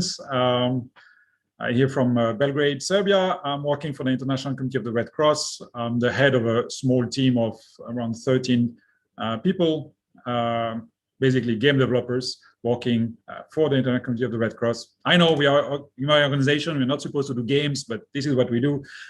We developed training tools with my team of programmer, 3D artists, animators, and other specialists. And we develop all kinds of training tools using Unreal Engine 4, from simple training videos to full multiplayer VR experience for different specialists within organizations. Could be forensic, health, first aids, international maritime law, prison visit, whatever, you name it. RCSC is a rather large organization with more than 20,000 staff in 80 countries across the world. So the needs for training are huge, especially now with COVID.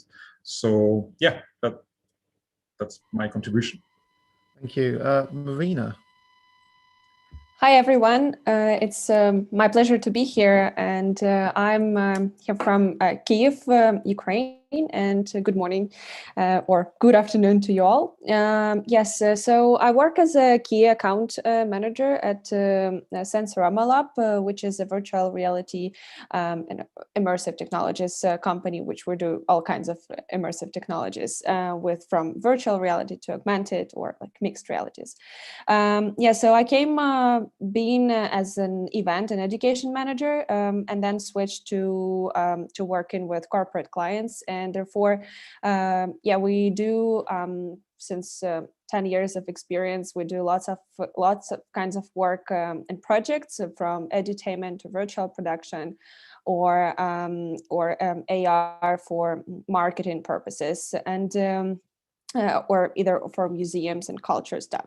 But today I will focus on virtual reality trainings for corporate and for big factories in this way, that this is one of our focuses as well. And I think that this is going to be a lot to discuss as well. And yeah, of course, it's my pleasure to be here. Thank you. Thank you, Marina. I'll introduce Claudia. Do we have Claudia? Hi. Hi, everybody. I'm very glad to be here. Over the past 5 years, I have been in touch with the education industry, developing 2 startup companies that offer educational services in the fields of programming, robotics, AR and VR, but also arts and communication. At this moment, we are delighted by the potential that mixed reality offers to education, which is why we try to bring their benefits to potential users. Therefore, we are preparing a training program for teachers, showing them how to bring an immersive experience in their classroom. Thank you. Thank you very much. Stefan. Yes, hello, I'm Stefan from Graz, Austria. And I'm a games researcher at Graz University of Technology. You can find the link to our games research group, Game Lab Graz, in LinkedIn or in WireUp. Yeah, well, I've been very much focused on education as well, on using mobile AR with kids in schools. And I'm mostly interested how education will develop in the coming years with technology. Thank you very much. And Mikhail. Hey guys, my name is Mikhail Vidal.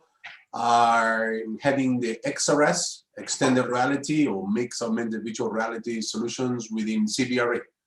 So CBRE is a big, for those of you who don't know CBRE, is a big conglomerate, over 100,000 people, 26 billion turnover last year. Working in 3 main areas, all the way from project management to retail, to banking, broking, and so on. So my role as a head of CBRE within XRA ultimately is bring the news technology across globally. We started our journey almost 3 years ago, and now we just about to go fully productize global scale across our frontline workers. When I talk about frontline workers, I'm talking, our technicians and engineers who work with our colleagues and clients, ultimately to look after their facilities. So I join here today from that spectrum, more from an enterprise, real use cases and scenarios where we use this technology for training purposes for our engineers. And once again, thanks for inviting. It's a pleasure, and I'm looking forward for the next 40 minutes or so. Great, thank you very much. And just introduce myself. I wear 2 hats. So I'm moderating the education panel because I'm the head of the Centre for Digital Production at Rosebery College, which is a university in London that specialises in theatre and drama. And we run a research and commercial system that allows us to produce new content for the theatre industry and train our students in motion capture and virtual reality performance.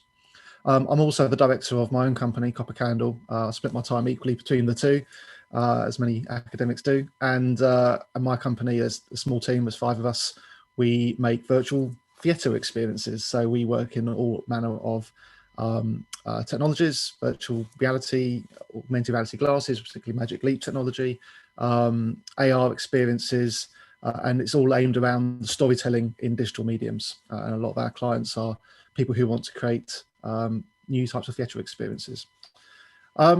So we are going to be talking about everybody's specific areas. There's no one thing that kind of everybody works in. We've got enterprise with Mikkel and talking about how industry is using digital immersive technology to train its employees, and then we've got Claudia and some of Marina's experience and Stefan's experience looking at how universities and education have been converting their educational practices around digital immersive.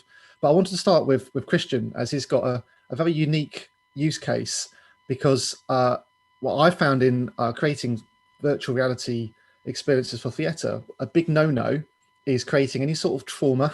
There's no dead bodies. There's no there's nothing that can really upset somebody's PTSD if it's hidden inside them. We try to keep that well away from the immersive experiences.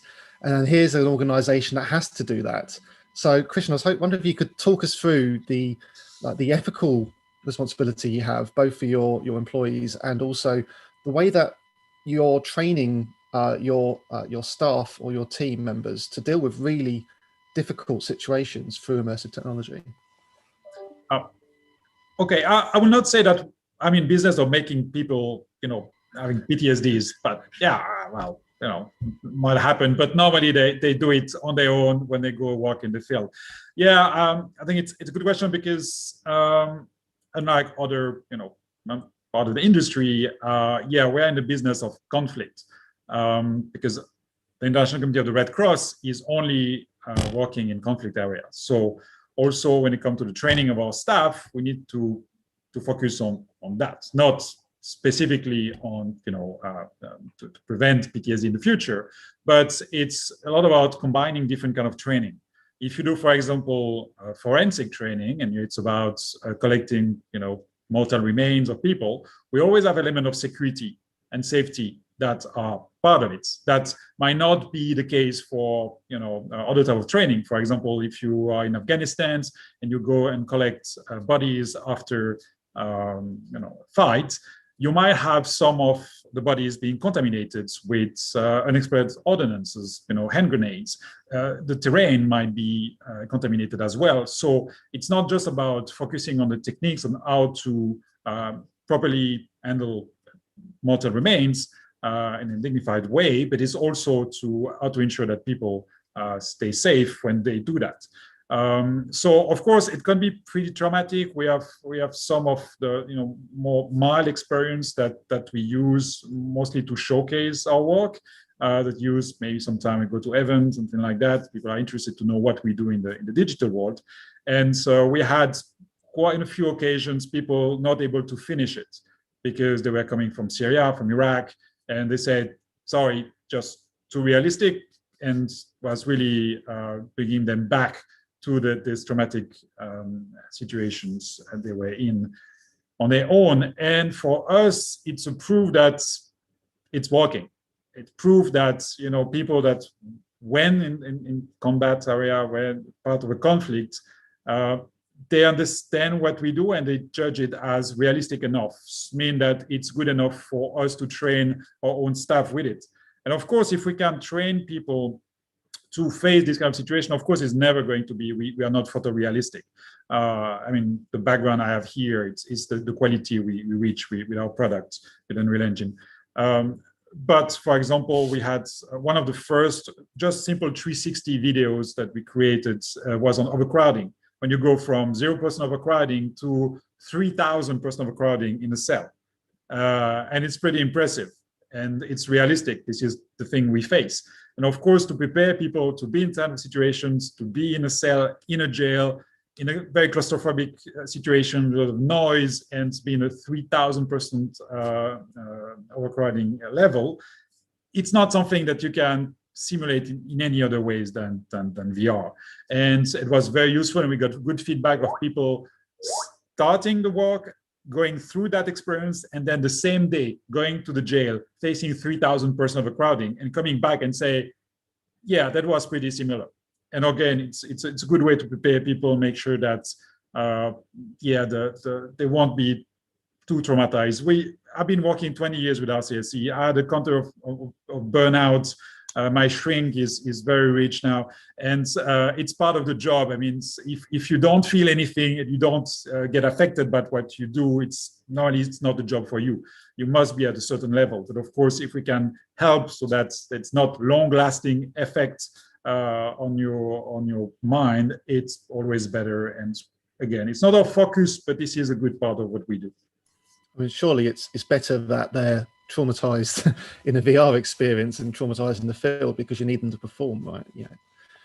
I'm quite interested in the user's desire to want to be in a VR headset and to experience that. Do you have trouble getting people to want to experience it because they know that they're about to put themselves through something? Because there's like an onboarding, isn't there, with VR, where you are in your safe surroundings. You're at home or you're in an office. You know, you've got your cup of coffee and you've just walked into work, and it's, you know, your friends are around you, and then you're putting on a VR headset and suddenly you're in a traumatic world experiencing trauma, and that's a very jarring situation, as opposed to being in Syria and you know, being aware that there is, you know, all around you is devastation and destruction.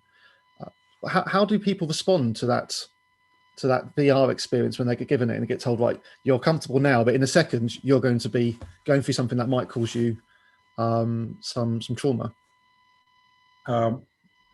I don't know if I can say that, but we don't really ask people the question. If you join RCSC and you go through the first step of the process, you're aware that you are going to be deployed, especially in the first mission, to Afghanistan, Syria, Iraq, Libya.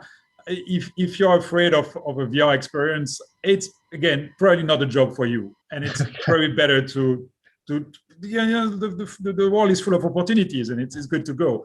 I think, no, we don't really ask the questions. And again, if people already feel bad handling smellless dead people in a VR experience, what's going to happen when they will have to maybe supervise the transport of mortal remains that stay three days in the sun somewhere, you know, in a conflict area?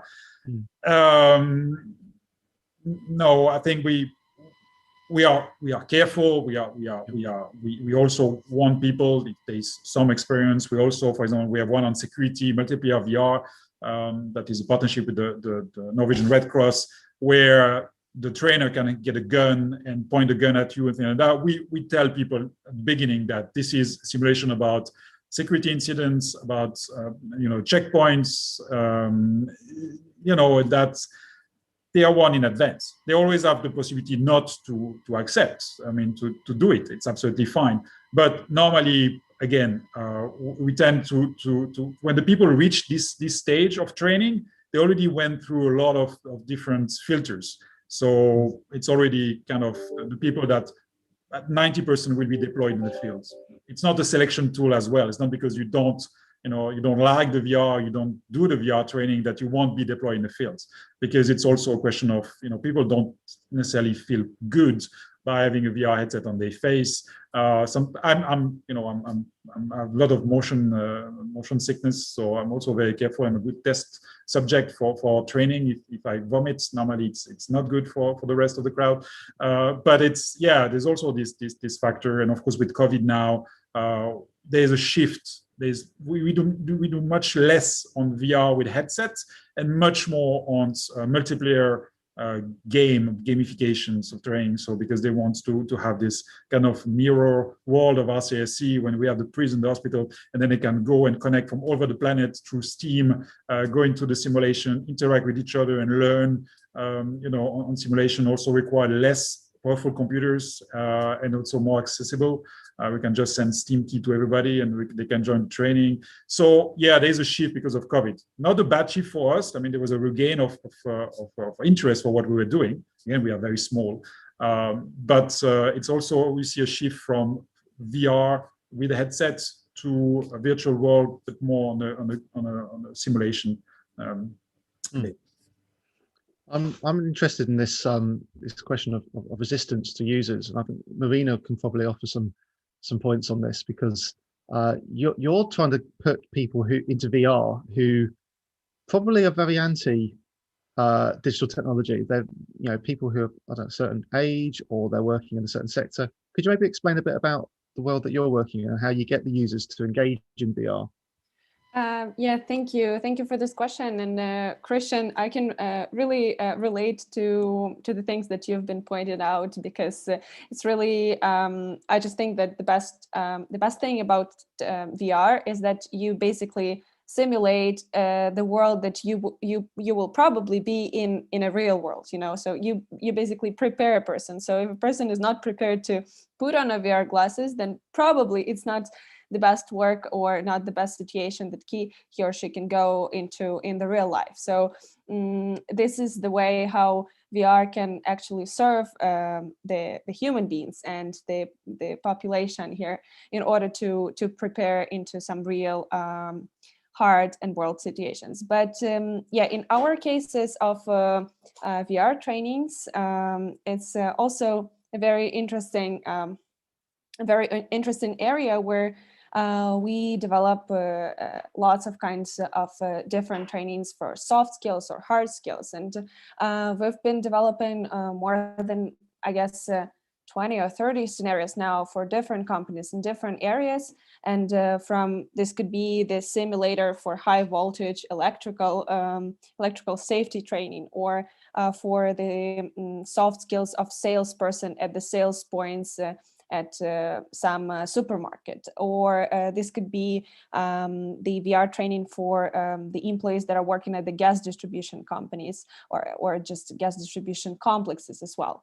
So and yeah, these people are of different backgrounds, different ages, and really the challenge here is to get them involved and to get them think and get them put on, first of all, the VR glasses. And in this case, what we usually do and we continue on doing is to being some sorts of evangelist, I would say, in a thing that we do our best to educate the audience that we work with.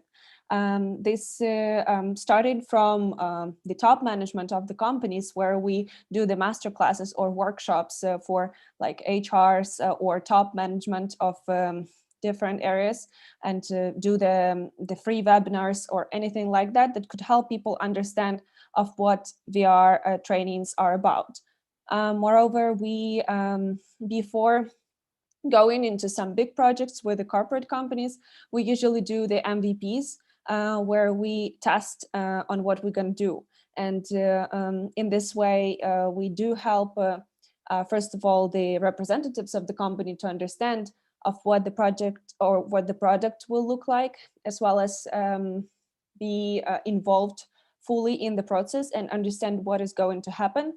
And another thing is that within the process, with our end users, we usually do the in-depth interviews, where we actually try to put them in a safe environment where they are in their working place, put on VR glasses, and also ask about their experience, what they were uncomfortable about, in order for them to further on, for us to, first of all, to really improve the training and improve the experience further on in like beta versions or in delivery ones, as well as to see how they act in certain way when they put on the VR glasses, what they put, where they look at, or what their emotions are, what their thinking is, and that helps really, because when we get the feedback from the end users,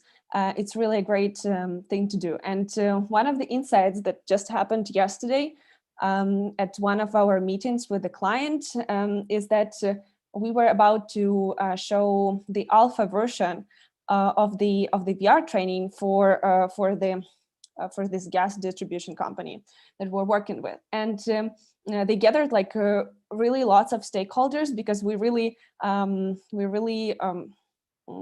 believe that as many people are involved in the process, the better, because they all can take a point of view. And it was really a great and inspiring moment for them, because they first of all saw their digital twin in VR, like the first version of a digital twin of their this gas distribution complex. And it was like so inspiring for them that people will now have the opportunity to study and to learn something with this digital twin, and to experience it before they go into the fields.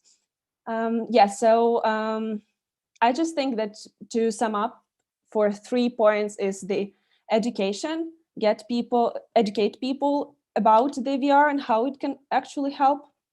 The second one would be to get representatives of any of the company, or like any of the projects to work with client, to get involved, get them involved as much as possible in the process, so they know each step what is going to happen, and trying them to understand that. And the third one is the in-depth interviews with the end users, just to speak with them as early as possible in order for them to understand what is going to happen in the end, because these are the people that are going to be using it.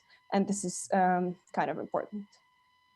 Yeah. Oh, that's 3 great tips there. I think we'll all write those ones down and use those. I mean, I've always felt that, but like I feel quite privileged that I've been part of the VR movement at the very beginning, because one thing I love is the number of new people I get to see experience VR. Like they come in to try a VR headset on and see an experience I've built, and just seeing that moment when they come out of it for the first time and they go, wow, I wasn't expecting that.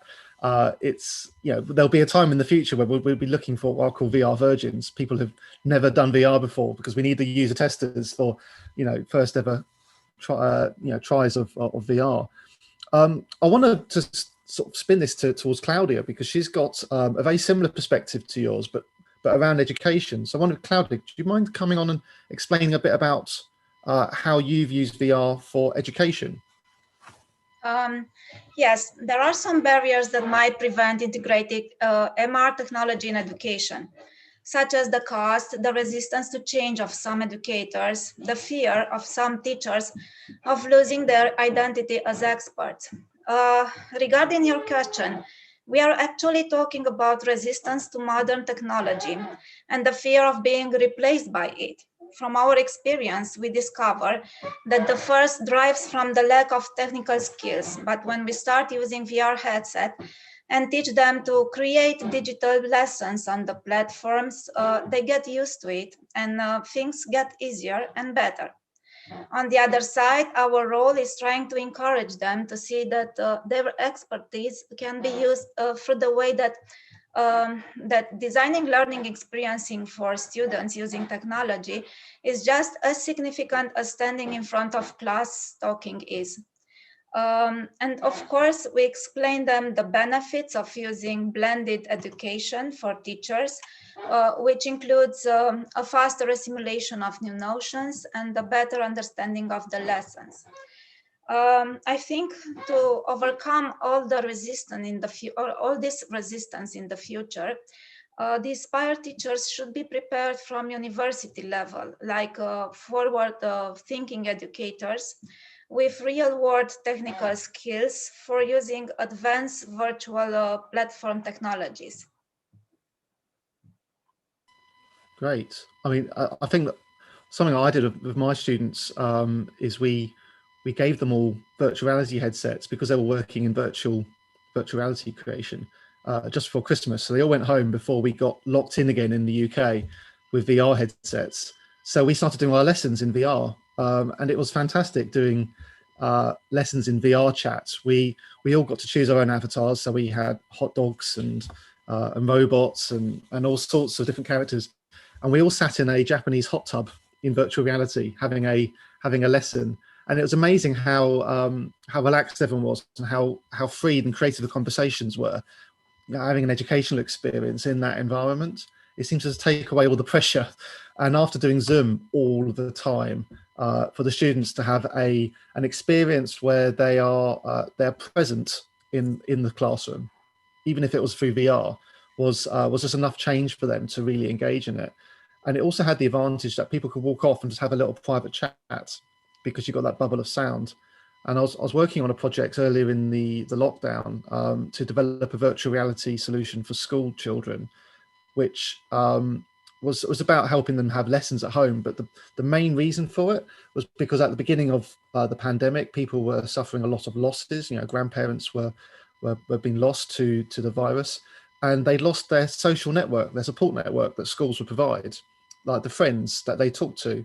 And we're saying that, you know, the VR school that we're building for them has to include the little social areas that they'd normally have, so they can go and sit on the bottom of a step or sit on a wall outside the classroom, so they can have a private conversation with a friend and talk about their losses. So I think there's a lot of different levels to the virtual reality for education model, which you're obviously excelling in, Claudia. And I wanted to spin this conversation towards Stefan, because we got something in common. We're both PhD students, so we've had a different perspective on the pandemic. But Stefan's research actually is about helping people to, or helping students to learn through enhanced learning. And I don't know what it is, Stefan. Could you explain what enhanced learning is and how you're looking at machine intelligence as well, aren't you? Sure, thanks. Well, in general, the big word would be technology enhanced learning. It might be already outdated. It was called e-learning or something similar before. So the question is, how can you support education in general through technology assets? And well, what you were just mentioning is that technology doesn't only help education, as we know, in, I don't know, speaking in simple terms, PowerPoints or chats or whatever. And it also helps to have some social spaces. I mean, the focus area I've been on is games. And what gamers do know since a very long time is that you immerse in the games, but also in communities of these games. And I think this approach is a very good one for education as well, because even if you're not remote, if you have technology to immerse yourself, it can only help to build a stronger community in a class or in a school. And well, so my research was focused on the topic of computational thinking.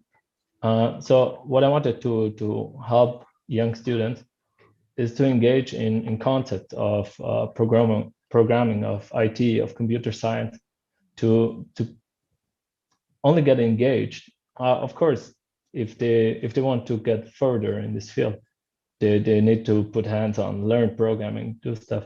But in my research, I was going into a different perspective, trying mobile AR in schools to really engage students in a game-based approach, and to see if this particular aspect would help students to get easily engaged in a otherwise complex and maybe difficult in the beginning field. And well, actually, it turned out it was pretty engaging. So of course, kids love games in that age. So it was between 10 and 14 years. They are already engaged a lot with mobile devices as well. So finding AR on their own devices would be something that it has some kind of novel effect, I have to admit. As you described earlier with people who put on the VR headsets for the very first time. I think this is a novel effect that might wear off after some time, but it's not a bad thing. I mean, this is something that gets people this wow effect, and especially if kids, this is important if you want them get connected to a topic. So in education, I was thinking a lot about topic accessibility we heard earlier. And that was mainly the reason why I went for mobile AR, because in most countries and in most schools, young students in this age already have a mobile device on their own or multiples, and they're already used to it. So this lowers the barrier of usage. This lowers the barrier of needed hardware, especially for schools. And although I'm a fan of VR, this is a whole different perspective and angle that money-wise, we heard earlier in the other panel as well. So these are the things I've been thinking about, and my approach would be, how can you use technology in the best way possible, optimal for education as well, for both, for schools, teachers, and for students, to get them connected. Yes. I found AR in mobile has just accelerated massively over the pandemic, because if the pandemic happened in 2 or 3 years' time, we might have more VR headsets in people's homes. If it happened a few years earlier, we wouldn't have had any. So I think everyone's done the same calculation that you have, which is that mobile AR is the most ubiquitous technology available. But it's not for me truly immersive, because you can only hold the phone up for 5 or 10 minutes. It's not, the content's not around you. But I think what excites me about it is a stepping stone to mixed reality or augmented reality glasses, like the Magic Leap or HoloLens, which is interesting actually, because that takes me on to Mikkel, because that's some of the work that he's been doing. And maybe Mikkel, you could explain what you've been doing with training your team to work in managing your buildings. Yes, I mean, the way we're looking at it is a bit beyond the actual technology. Ultimately, what is about to us is all what we call industry, 4.0, and ultimately how that translates. Because I see this technology, call it XR, VR, MR, or AR, as an enabler for our frontline workers to be able to become what we call the augmented worker. The augmented worker ultimately is going to become the equivalent of what IoT was for machines back in the early 2000s, which ultimately allegedly anyway, make the assets better connected, more efficient, more productive. So whenever we can utilize this technology as an enabler for our frontline workers, and again, frontline workers for us are because normally we've got two buckets. We've got the information workers, which probably is most of us, sitting behind a desk, behind a PC, on a Zoom call, a Teams call, or whatever you're using, versus our frontline workers, the guys on the field, holding tools with their hands, dealing with the customer daily. These are the guys ultimately. We currently, as a CBRE, we're starting to, for the first time, truly disrupt the world. And that is through AR and MR. Because let's be honest, for a frontline worker, you need to see through, you need to have hands-free. And from that perspective, in particular, mixed reality and AR, for us, they are the current realities. VR, by all means, has got a lot of use cases, and Christian, Mariana, and others have discussed about it, and it's got clearly the use cases. But from where we're looking at it, from a CBRE perspective, we are very focusing on MR and AR to be able to bring that extended reality. Ultimately, the ability to bring content in situ, in context, and integrate almost seamlessly that content with the physical assets that our engineer or technician is about to fix or needs to be trained. That, for me, is a disruptor, no doubt about it.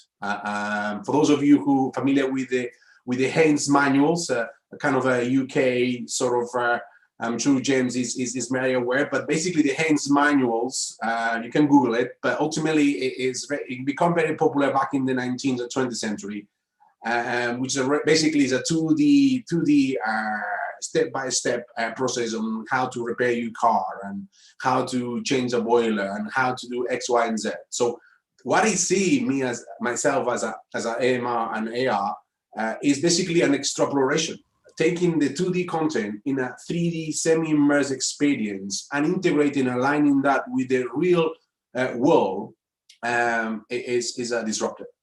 And as far as CBR is concerned, and ultimately that's going to go beyond CBR. That's going to be the actual norm in the next few years, because that ultimately will give an advantage to our solution, to our frontline workers, to the rest. So sooner or later, probably sooner than later, let's be honest, people are going to start to join to this new wave of computing, new wave of reality to enhance our frontline workers. Because realistically, most of our digital transformations, let's be honest, guys, mainly happen to our information workers. Our front-line workers, our technician engineers out there, they're still using a paper clipboard and a pencil, most of them. This is not another tablet, this is not another phone, this is a complete new way to consume, to digest content through the enablers, either currently through smart glasses and figures through lenses.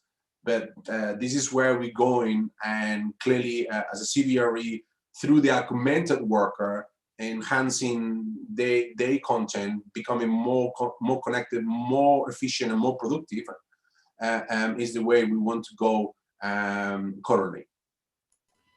You are the use case for Microsoft HoloLens. I can remember going to their offices and getting a demo of the Trimble SketchUp system. I don't know if you had the same one, Mikhail, but they showed you a world in the future where you could design using SketchUp in HoloLens or on the computer, and then you blow it up and then you walk in and out of the wall, and a virtual avatar will join you, of an architect who could talk to you about your design changes. And that really inspired me. That was some of the work I was doing at the Royal Opera House in London, creating virtual stages with the HoloLens. And actually, I'm talking about it later in a keynote, so I won't go into it now. But it's I always thought that was the use case, and then my world has been changed in the theatre industry by the pandemic. But even before that, we were looking at how we could pivot that technology to change audience experiences. My background's a lighting designer, so I used to design the lighting for stages and architecture. And my job is to paint the stage with light to make it look pretty. And then somebody puts a technology on my head and says, now paint digital content on the stage.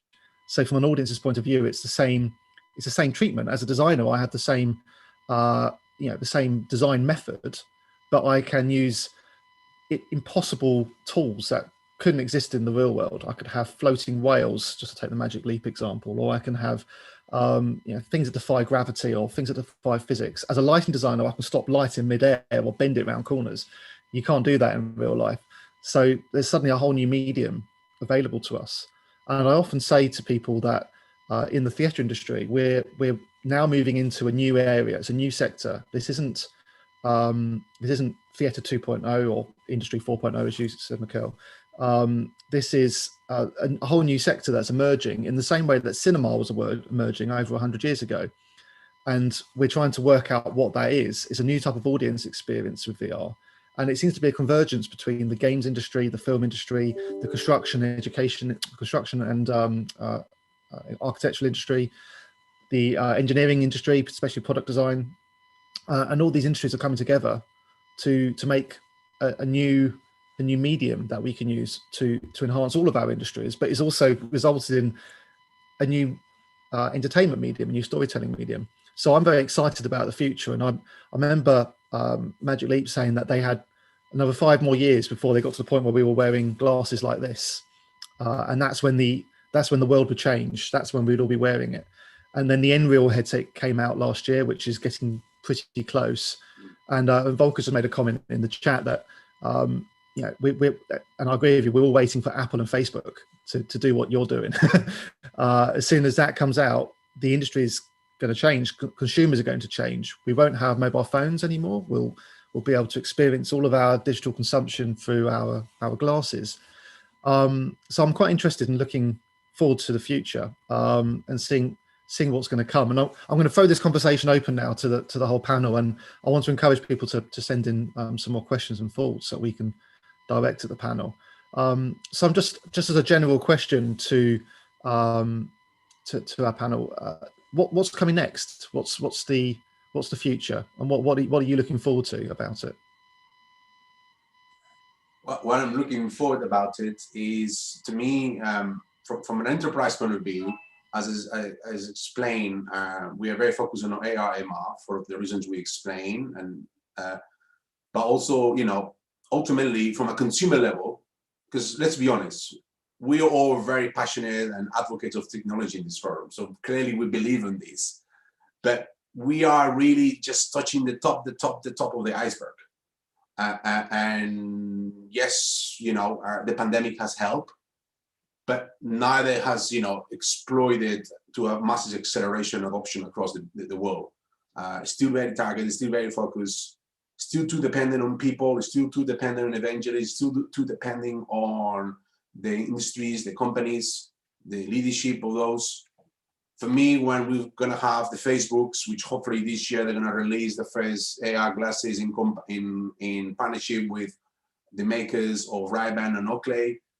Next year, there's a big rumors about the first Apple mixed reality, virtual reality headset. 2023, Apple Glass, again, big rumors out there, which I'm sure you're all aware. This is when you hit the consumer level. Only then we're going to see mass adoption. And only then we're going to be able to see these into schools for training, for lessons. We're going to see those in the street. And unfortunately, we're going to have to wait for the big boys or girls to come out with a, nice, frictionless glasses. Because let's be honest, nobody's going to put these on their heads down the street. So I think that's what I'm excited. I'm excited about, hit at the consumer level, because then everybody else is going to follow, like Apple did with iPhone and touch screen. Apple didn't invent touch screen. We all know that, but they cracked the nut in terms of consumer level, and everybody now follow part. So with the Samsungs, Air glasses, Facebooks, the Amazons, I'm thinking that that's what I'm waiting for. Consumer to come to the party. And it's interesting about the way Facebook's pivoted, because I remember about 3 or 4 years ago, then they're saying, no, we're just doing VR. We're never going to do AR. And now they are. And these big companies are having to constantly adapt to the changing market, which we all are. We're trying to get some questions in from the audience. We've got some comments, which are quite nice. Volker said again, I want broader usage, not just in light towers at large companies, which is right. The accessibility is at the heart of this. And one thing that we've noticed in the UK, I don't know how other countries have fared, but during the pandemic, we have a lot of areas of low social mobility, we'd call it, and they don't have the technology. And we've now got a term called digital poverty that we didn't really use before. And I'm interested in how people think that when this new technology becomes consumer level, and we will all buy into it because we're interested in it. But what happens to those people that don't? How do schools function, or how does education function when some people have technology that gives them a better experience, maybe gives them access to the internet without people seeing, or they can do Google searches during questions and they can answer questions and look very impressive. But what does anyone on the panel think about that accessibility and the change it will have in value of people's experiences? Yeah, if I could come up and comment on that, is that I really like the term, really, the digital poverty, the first time I hear it. And as the representative of a developing country, I just think that this is very relevant to Ukraine and how this will be emerging, because I just think that this is where the digital ethics or digital tolerance comes in. And luckily, we all know what to do when we don't have the technology. We are still persons, and we still know how to act and to teach and do stuff without any digital tool. And that's why technology didn't come first, and then we just adapted to them, And in this way, I just think that we would need to teach either kids or humanity actually within this digital tolerance, and how to combine using this high level technology of immersive stuff and at the same time how to behave or either how to teach others when we don't have this stuff. And this is I just believe in order to just a small comment on what Mikhail was talking about, is that within the future perspective, I just think that the best thing what could happen is that for any of the immersive technology stuff, either that be AR, VR, MR, XR, whatever, we just I would want that not to be the mutually exclusive concepts, you know, because this is something that serves certain needs.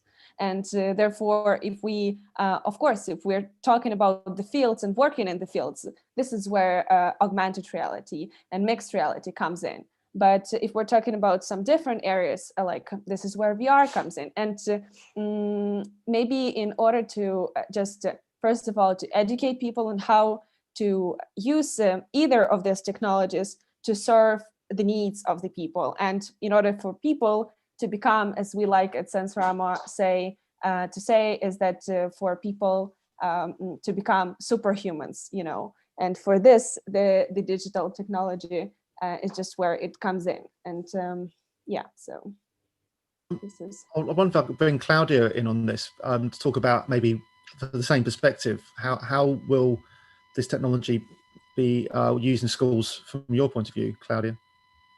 Yes, thank you for the question. I think in the next 10 years, maybe, I think the accessibility of MR technology in schools, in education, will be significant in many, many ways. But I think the human interaction we have now will remain of great importance. So this is back to my previous discussion about the resistance. That's one of the things it's very important the specialists in education to know their importance will remain the same. Great. Does anyone else have any thoughts about how the future might be affected by? Well, Christian, do you want to have a go? Oh, yeah, no, I think we are talking about training and education, and I think here we already, mostly talking about, part of the society that is privileged. So we can see that in the UK, there's, like digital poverty. Okay, let's talk about digital poverty in Somalia or South Sudan or Afghanistan, where the need for training and educations are, you really start from far, and this is where there's the biggest needs. So when everybody get excited about, the new fringe technology that will, bring us to the next level, and whales jumping out, everywhere. And everybody focuses on that, in Europe or in the US. And then it's not that in the African continent, for example, people are not interested. There's many, many organizations, doing, VR, trying to educate people using the XR. But of course, they like the infrastructure, they like the money, nobody, no companies are really interested by, developing countries, because there's not really a big market, except China that is going to install 5G everywhere. And then probably Europeans will look at the African continent and say, oh, why do they have 5G and we still have 4? But it's, I think I think we are still mostly privileged, in Europe, in the US, and even if educations can be not to the level we expect, or they can be improved, it's still millions are better than a majority of what children are experiencing in the southern hemisphere mostly. And this is something that I think this always looking for the next step is also leaving behind many people. And I think I would personally love to see existing technology to be refined and made more available and be cheaper, so that we can really reach a maximum of people. We need new technology, we need to look into the future, but we should not leave too many people behind. I think that's a mistake, especially when it comes to education and training. You're absolutely right. I think 3D internet might be one of the solutions to this as well, because until you get access to the headset, you can still access the experiences through a browser. And then the VR headset can plug into that and you get an immersive version of it, but the content is still there for everybody. And that's certainly one approach that the theatre industry has taken. I don't know if anybody saw it publicised, but the Royal Shakespeare Company produced Midsummer Night's Dream that opened this weekend just gone. And they had 2 versions of it. They had the browser-based, just watch, and then they had an interactive version which meant that you could pay for a ticket and have an engagement with the experience if you had a powerful enough computer, which is, you know, a model that may work. And also another example I have, which isn't XR, it may not be relevant, but I just think this is quite interesting about what you're saying about particularly some of these countries like Somalia, where, you know, clearly XR is going to be the last thing on their mind and they'll be one of the last countries to receive it. But I heard a story about an AI company that produces AI for education. And they use machine learning to determine each individual child's learning journey, and they get more contact time with a teacher. They get like 20 minutes each, one-on-one time with a teacher, and that's all they get. But they're never taught in classes. The rest of their learning is directed to them by the AI. And this AI can fit in a van. And what they started doing is driving it up to remote areas in places like Somalia and teaching children. And they've actually assessed that they're getting a better quality of education in those, you know, very deprived areas of Somalia than we're getting in some of our best schools in the UK and around Europe and the US. And that's because this technology is the only thing they have. We already have a school system and they find it very hard to adapt. But where there is no schooling, driving a van in and say, here you go, here's your school. And they get this really advanced education that works for them because they have no prior system to disrupt. So I think that's quite interesting, that maybe the opportunity in these countries is that there isn't a system in place already. Like they've got a blank canvas, we can start working there and get them introduced to new tools. If only we can, you know, find the money, or that, you know, there's the support in place to allow that to happen. And I'm sure that you would probably be the first one to say they must have higher priorities, and whether or not everyone has access to an XR headset than, you know, for instance, getting fresh water. So I think that's a different a different side of that. Can I add something? Oh, yeah, go ahead, Stefan. Just sorry. So I totally agree with most what was said before, that we are privileged and that we are looking at the top of the iceberg, as Mikhail said. I think in our privileged countries, although we have digital poverty, I see in Austria that some percentage of students cannot be reached at the moment, because even if their parents had a laptop at home, they would use it for home office at the moment. So there is this problem, but definitely we're privileged. But I see the benefit in this, as we're still on the top of the iceberg, that in these privileged areas, we can experiment with what we've got. We can use the fringe new technologies, let's say dev tools that are not really out yet, or Magic Leap and all this kind of stuff, and to see where this can go. And I also see in my research that the applications are so broad, you cannot even capture it. Like you can group them, cluster them maybe, but there's so many different ideas. And this is based on every hardware, on every software that you use, on everything. So I think until there is something common, we've got a lot of time to spend on researching and experimenting, and also using it in professional trainings and see what really works. And I do hope that, as I see with smartphones, I mean, even in developing countries like in India, where they brought out smartphones for a couple of dollars, you can reach so many people, more than ever before. And the content can be delivered from anywhere, from privileged countries as well. I mean, there's a lot of not so interesting stuff, of course. So you need some kind of filter processing. What's really interesting to fight this digital poverty and on a global scale. But I do think once technology hits a level like smartphones, we can use it on a wider scale for the good.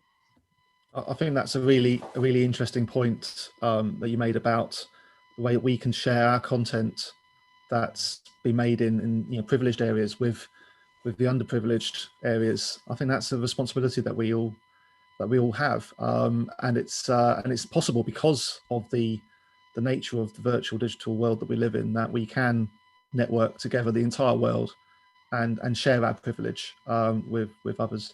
And I think that's a really nice place to finish the panel on as well, as we're out of time. And I just want to thank everybody. It was really interesting to to have these conversations with you, both today and the one we had privately, which hopefully the audience got to see a little bit about just how diverse and interesting our conversation is when we got so many different backgrounds. I'm going to hand back to Alex. Well, thank you very much, everybody, for tuning in to listen to this. Thank you very much, guys. It was really immersive. I had no idea where this hour just passed. It just blinked. It was a really diverse panel indeed, and really interesting to hear all you guys' input on the education side. And right now we're moving to a keynote presentation by David from Redpoint. Switching the industry a little bit, David, are you here? Yes, yes. Yeah. Hi. I'm gonna kindly ask you to tell us a couple of words about you, about your company, and afterwards you can just dive in the presentation. So, everybody, David. Thank you for introducing me. So my name is David, as said. I work at Redpoints. Basically, Redpoints is an online brand protection company. And what this means is that we're trying basically to help companies around the world to protect their products, to protect their IP, so intellectual property online. Little bit about me. I am the lead of the artificial intelligence team. I've been with Redpoints for a little bit over 2 years, and that's pretty much it. I studied computer science, and then I went into AI. And it's a pleasure to be here, and I hope I can make the talk as entertaining as possible, and so that we can all learn and after discuss a little bit about the presentation and the topics that I will bring on. If you want, I can start the presentation. I'm gonna assume that as a yes. Yes, sorry. Yeah, you can go ahead. Fantastic. So can everyone see the presentation? I guess yes, on my end, it's all good. Fantastic. So a little bit about this. We've all been hearing machine learning, artificial intelligence, and how it's applied everywhere.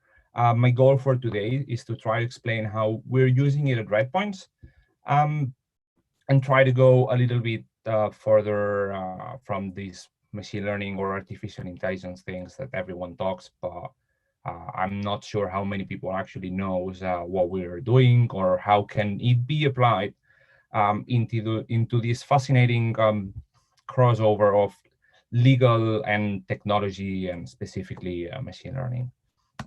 A little bit of why Redpoints. So basically, we all know that probably 10 years ago, all these e-commerce sales began booming.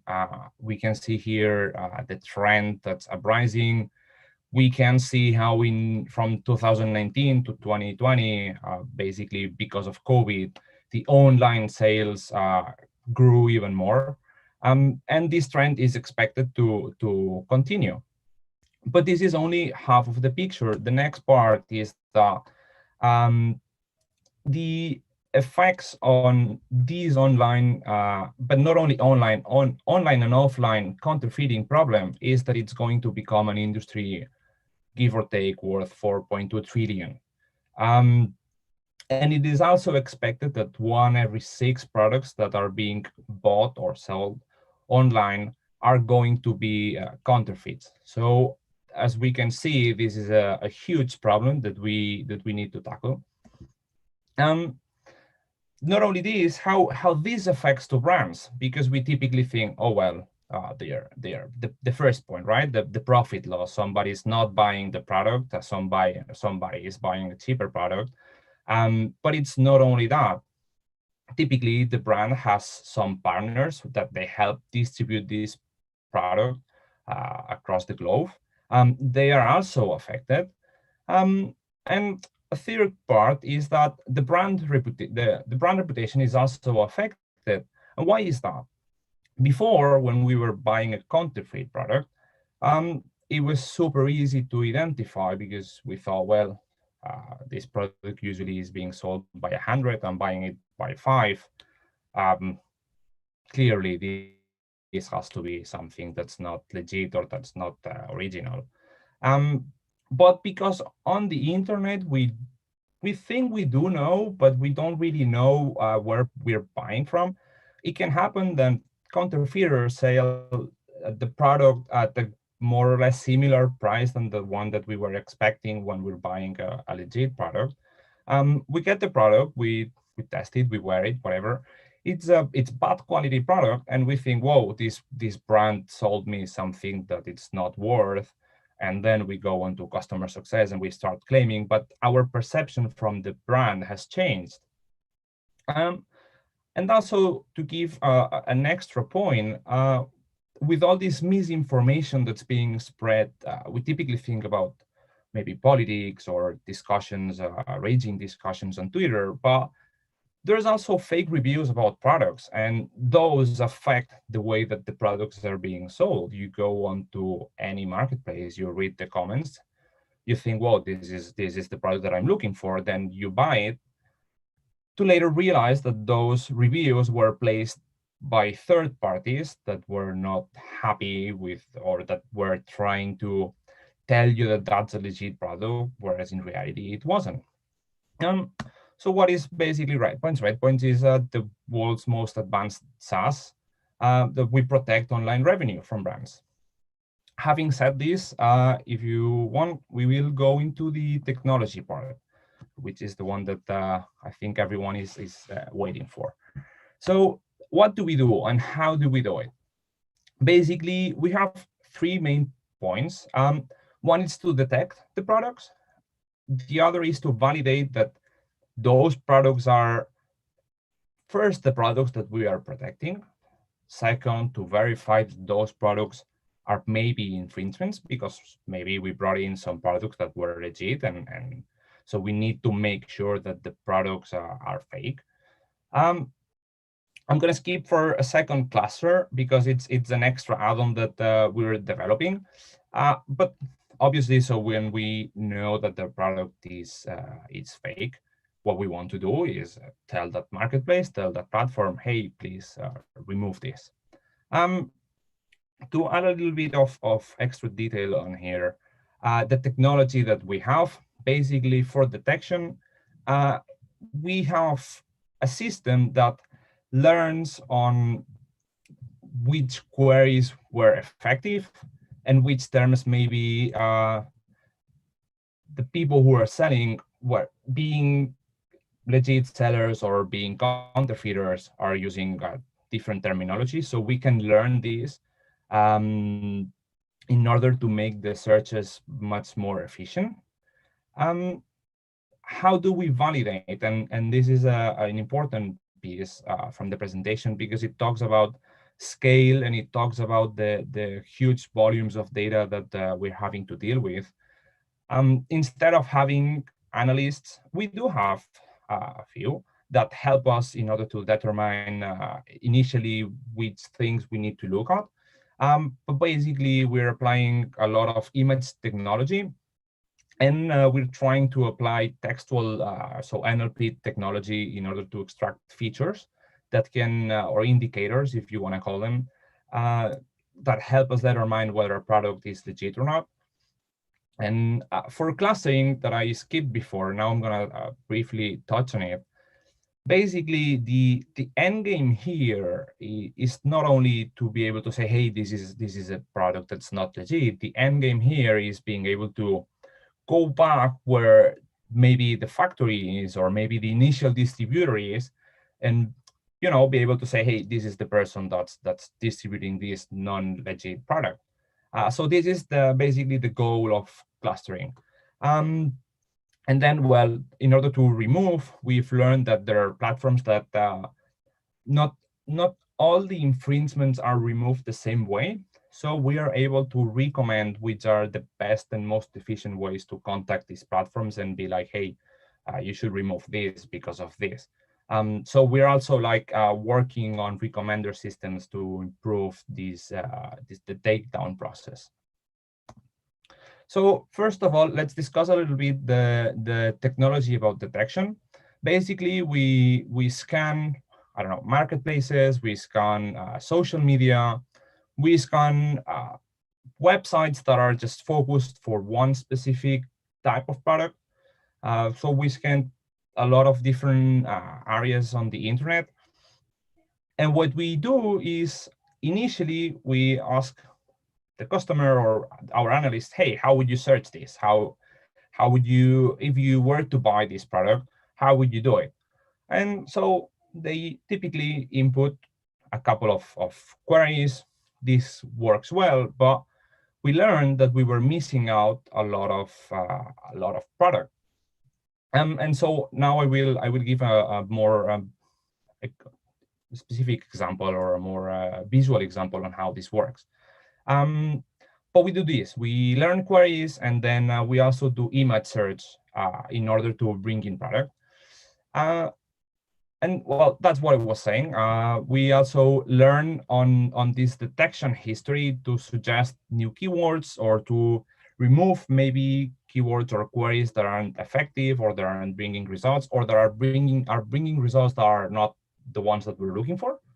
And so basically all of this is done via machine learning, except the initial configuration part, let's say. So a more visual example, imagine these are listings in a marketplace.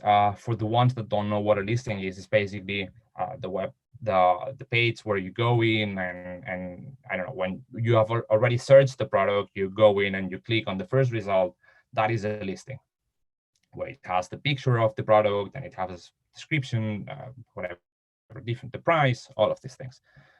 So what happened typically? So typically you were looking for a product and you were like, okay, I'm looking for this product of this brand. What I'm gonna write? I'm going to write the brand name and the product name, as simple as that. What happens here? So we bring these results.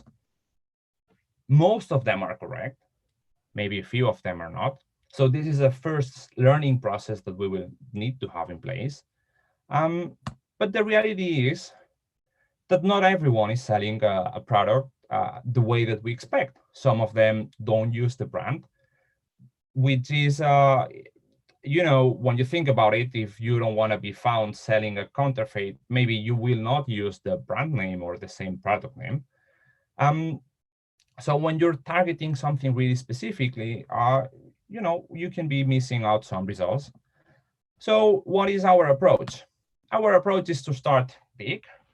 As you can see here, the number of results that will come in is much, much bigger, and we cannot tackle these via just human workforce. We need technology, and we need technology that scales. And not only that scales, let's say, by customers that we have, but by the amount of results or the amount of data that we're having. So this is a fascinating part of the technology that we have and how we scale and how we've managed a little bit to have different image recognition, for example, I will touch on later, but different image technologies that help us determine, so this is legit or this is not legit. But continuing on to this, as you can see here now, we brought a lot of, or all of the matching results. And now what? You know, now we have all this data, we have all these products that some of them are what we're looking for, but a lot of them are not. So we need to discard them. So let's move on how we validate products. What I mentioned before, we're using a lot of computer vision. The second point here, it's image recognition. For if there's someone that still is not sure what this image recognition is, basically you try to teach the machine, hey, this is the watch that you have to look for. But in a way that this watch can be in any shape, or like it can be a person wearing a watch, or it can be the watch just there, or it can be the watch over a table. So, you know, you're just looking for that specific object. this particular part is fairly tricky because we cannot use generic models. We are looking for this specific watch for this specific client. So what we have is a solution that we learn from these images. We have analysts that tell us, hey, this is the product that you're looking for. And just with a few number of images, we're able to have a model that generalizes well enough and that helps us to validate all the listings that you saw in the previous slide. Just to give you more or less a rough number, we probably have over, let's say, over 1,000 machine learning models right now in production. And this is working without us having to do much. Just we have this configuration and that's it. We have them, they work for every client, they work for every asset. So for us, that's perfect. This also includes one of the key aspects of Redpoint, which is, I think outside Redpoint, it's called human in the loop, which is basically how we can integrate all these machine learning processes and how we can integrate people that helps us label the data, but in a way that it's not only labeling, but it's also giving us knowledge on what we're doing. The first point here, we call it image fingerprint. Basically, we're protecting images. We are protecting, hey, the client tells us this image is mine, nobody can use it, only the people that I'll tell you can use it. So this is, again, we have roughly 1,000 machine learning models on image fingerprinting. What is funny here is that we found out that counterfeiters were using not the images that the brand has copyrighted, which right now you might think, well, that's obvious, why would they use it? So what we're doing is learning from the images that they are using, and we try to see which ones are the most common images in certain marketplaces, so we can learn from it and go back to our customer and say, hey, I don't know, we found these 3 images, and maybe you should look into how we can protect them and how we can, or can we actually do something with these 3 images, because these 3 images are used across all these sellers, and we already know that these sellers are selling counterfeited products. So this is an interesting take on the technology for the image fingerprint. Just rough or sketch of how the technologies and what do they look for. So basically, this is what I was selling. Image recognition is able to identify, you can see this bottle in different images. But if this bottle were to be in, I don't know, in a different orientation or whatever, that's still what we're looking. What we're looking is, hey, the product is within our image, and this is what we're trying to do. This is super helpful when, remember when I said we're protecting a very specific asset from a very specific brand. So even if a competitor is doing something very similar, we don't want to protect that because we're only focused on what this brand and this product is. So this is very key to not make mistakes in order to protect stuff that we shouldn't be protecting, or, you know, to not interfere with clients that maybe are not with us, but they should be. What else? So what is image fingerprinting, to be more precise? So on the left side, you can see an example of an image from a client, a copyrighted image. Obviously, the first one is the same image, but you can see in this third one that the image is embedded into a collage, and we are able to identify and say, hey, this is the image. This is the image that you gave us. We are also able to find variations of the image. So, for example, a lot of counterfeiters add their own logos on top of the image and stuff like this. So we are able to identify this pretty efficiently. This fake nom thing is what I was mentioning about how we learn from images that are within our platform, and we are able to tell our customers, hey, these images, they look like the copyright, the infringers or infractors are using. Hey, maybe we should look at them and protect them. What else? A recent one that we integrated, it's logo recognition. This is super interesting because in some listings, we found that maybe there is no image of the product, and the product it's maybe in the description, so it's in textual data. But maybe they add an image of the logo, or it's not the product, so we cannot use image recognition or image fingerprinting. So we're having to rely on other image sources. And one of them is the logo. So being able to identify the logo of a company, it's extremely worth it for us. And so this enables to say, hey, this person is selling or is saying that they are selling something from your brand. We should have a look at it. So basically, what I've shown so far is how we extract features, how we extract indicators, but we haven't done anything. We just know, hey, this listing is probably an infringement, but we haven't done anything.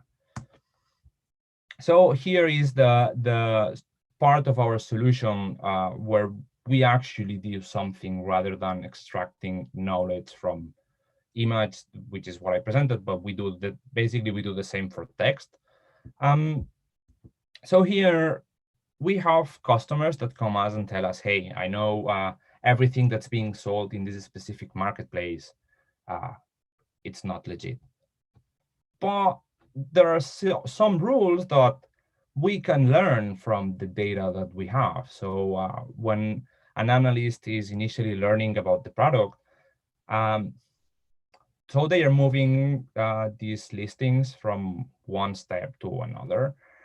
And maybe they don't realize because they are maybe just looking at the images, or maybe they are looking at some titles or prices. But there's a lot more meaningful, or there's other meaningful information in other parts of the listing. So for example, a description or a seller name, or I don't know, there's many indicators.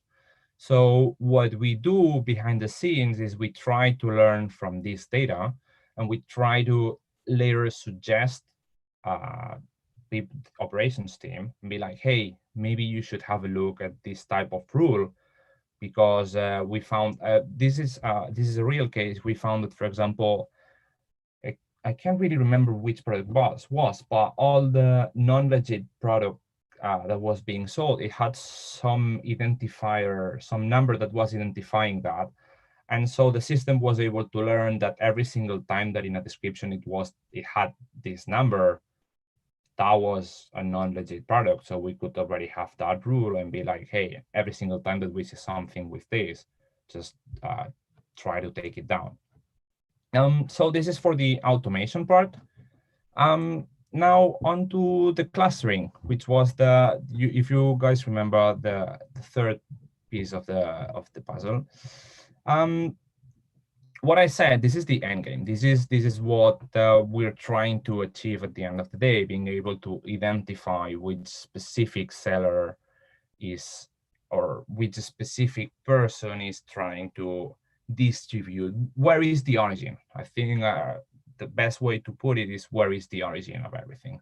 And so we're trying to extract meaningful information, so emails or phone numbers, and then try to match them in a way that by the end we can go back to the brands and be like, hey, you should be looking at this, and maybe we can find together something that's interesting, and we can know who is actually and so that we can take, or the brand can take legal actions for that person.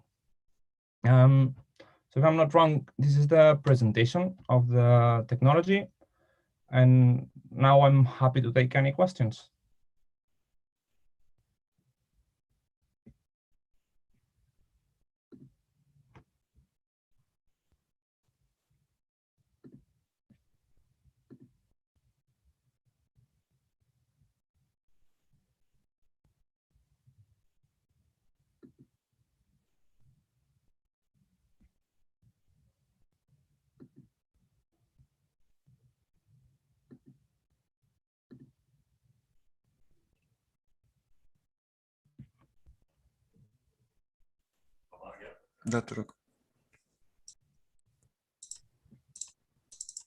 Hey, it seems I have to.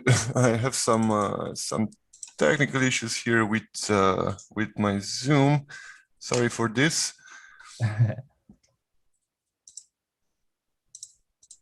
Do you hear me? We're okay. I hear you perfectly. Okay. Yeah. Okay. Everyone seems that that's hearing me. Thank you very much, David. I'm just checking now to see if there are any other questions from the audience, but it seems not. So I have to thank you. It was quite an educative talk and presentation you had there. We are going to pass on the next panel, the new generation of EdTech, legal payments and creative discussion with our friend from Israel, Tal. Are you online? Yeah, I am online. Are we live or not yet? Yeah, of course. We're live since this morning. We are live. Very good, very good, very good, very good. Wow, what a super panel. My friend Alex Marginean, you know that this is all the Romanian guys, all my friends have very, very nice surnames, all of them, and like, like Persian names, Ian is also like either Persian or Armenian, so it's cool. Yeah, so it's from that. It's from this geographical area. Really? Yeah. Okay, that's cool. That's cool. That's really, really cool. So first of all, wow, what a team! What great panel that we have here. We have here Zoltan with me. Let's see. I'm seeing too many people here. Let's see. How can I see only my panelists, or can it be easy? Kristaps, is it Kristaps or wow, Kristaps is already now a father. Kristaps, the first baby, or you already have multiple? That's the first one. The first one, yeah. You look, yeah. You don't look like a granddaddy yet, which is great. Cool. Okay, so let me see that. Guys, let me see that we have everybody here, okay? And then we'll move forward. So first of all, I'm really happy to see Kristaps here because we were planning for a substitution, but I'm really happy that Vilte, which is actually, I see the strongest woman in ConnectPay, actually got you here. Helen Doron, I can't see her. I see only a muted video. Where is Helen Doron? No, she's here. Very good, guys. Helen Doron, the beautiful Helen Doron, the inspirational Helen Doron. Now I see her, but without any speech, guys. Let's see what we can do together. So I can see. Can you hear me? Hey, we can hear you. We can see you.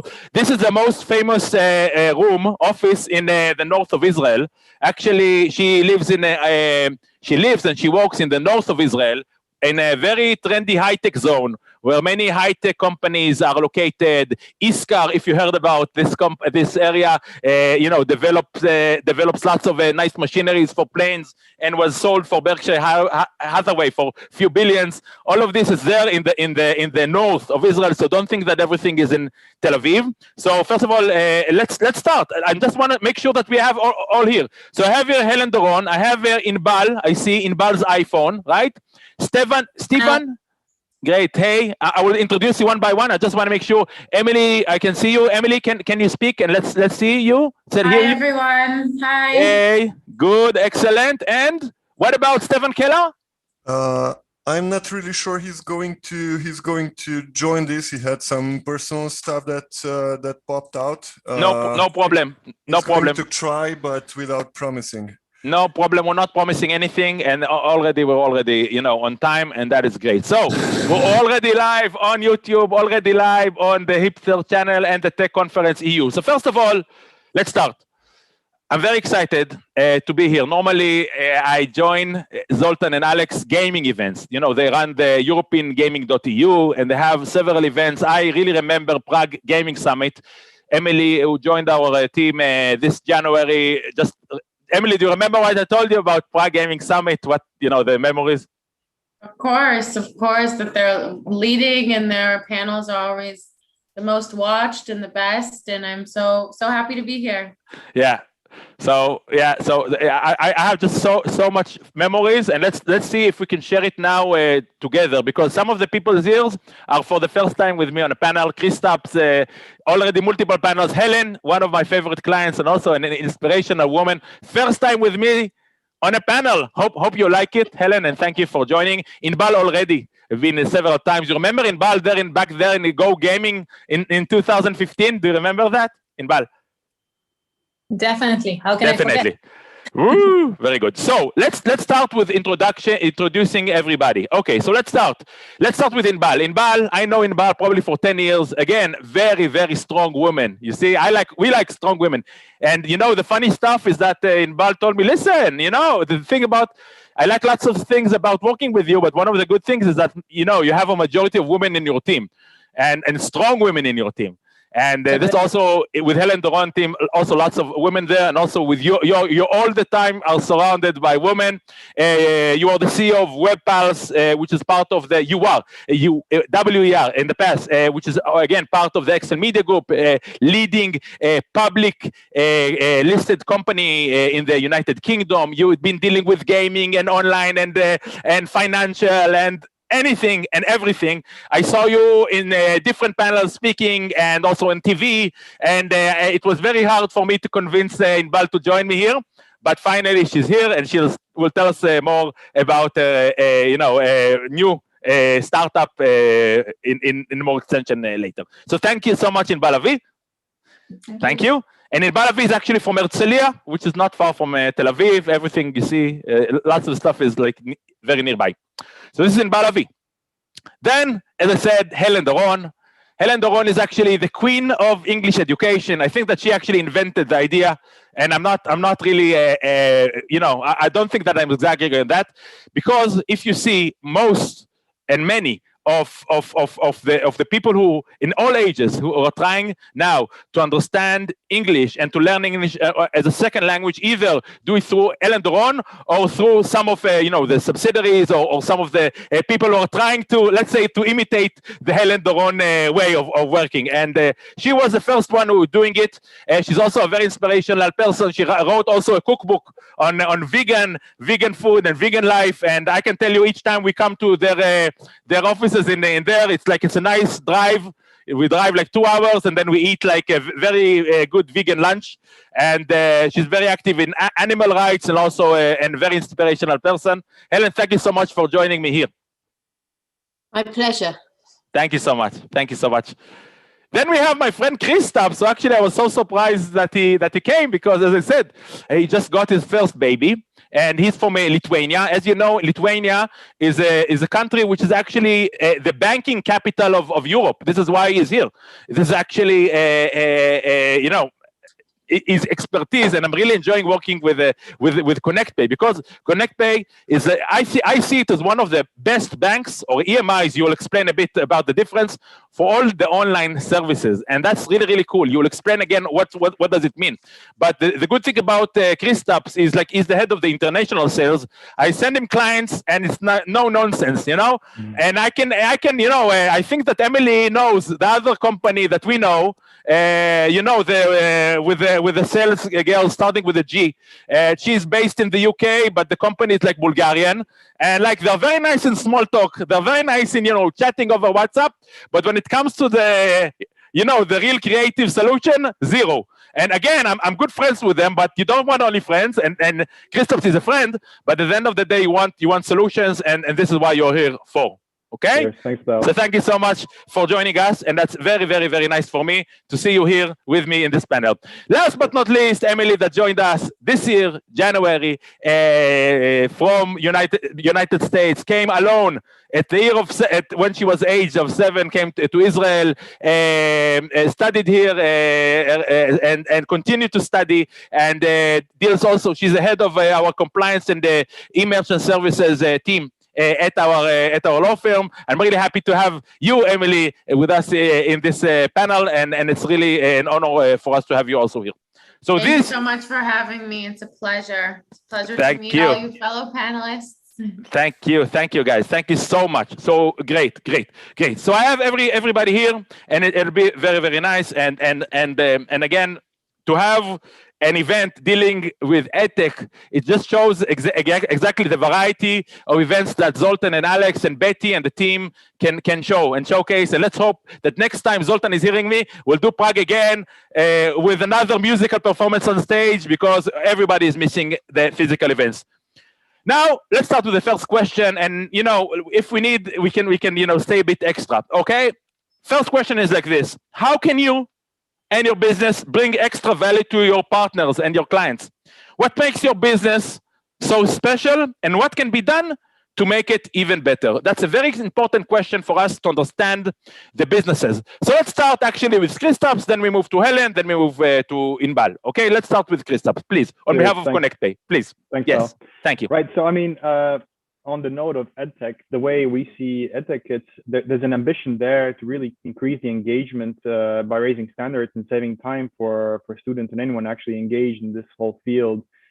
So for us as a company that deals in the fintech space, we're looking to answer these requirements by basically enabling them smooth interfaces for those users, so that the parents, the students, and even the people that are offering these services, they can have a reliable way to pay for these services, not having to rely on untraceable cash deposits, of having to send money from various countries and pay huge fees to Western Union or any kind of like businesses really that are preying upon the student kind of population. And we've seen this over the last, Sorry. People are actually still using Western Union, my friend Kristaps. Yeah. I mean, it's a huge company, and they're becoming more and more, competitive today as well. Let's not get into it, but they're a big business, and they will still be.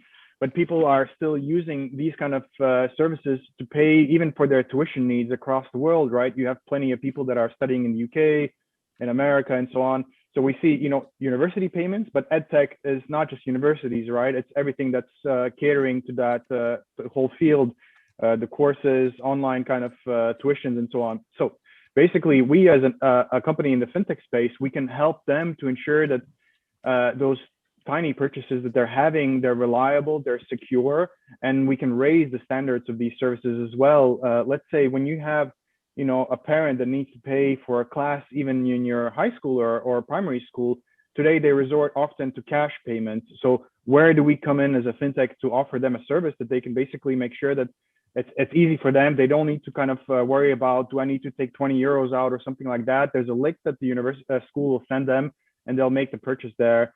So that's where companies like mine, we come in. We basically build tool sets, not just for education technology companies, right? We build it for gaming, gambling, basically industries where you have somewhat unreliable kind of background at first, it may seem, but that you kind of try to clarify with enough investigations into how those businesses are set up.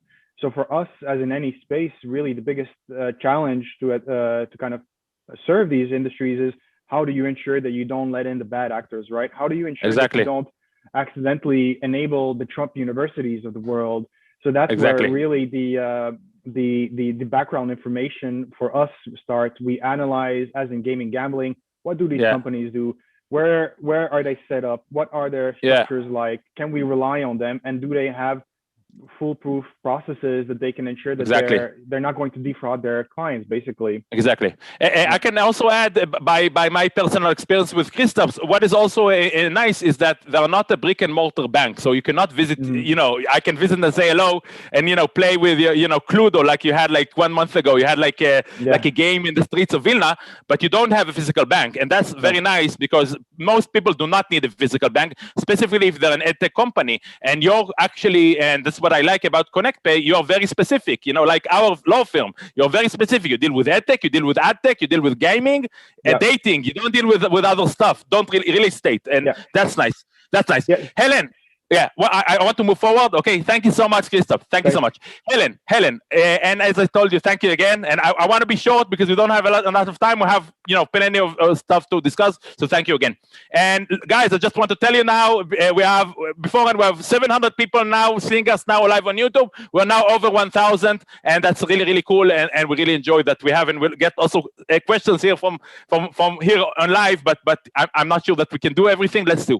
Helen Doron. So Helen Doron, I said, said you're like the mother of English education as a second language. But I want to ask you, in your eyes, what is special about Helen Doron? What is special about Helen Doron Educational Group?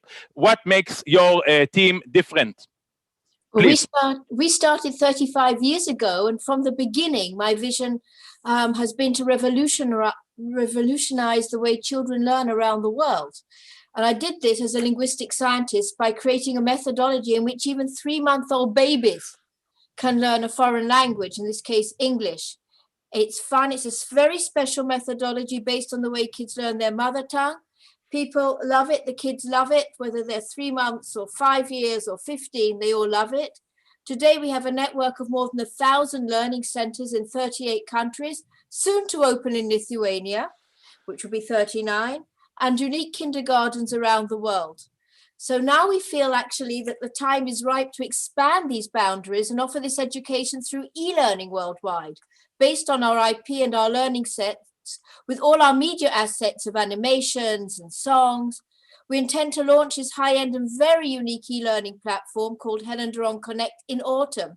It's unique because others are working online, but they're using traditional methods. It's really boring. We're totally gamified because we have all our media, our animations, our songs, our lesson plans.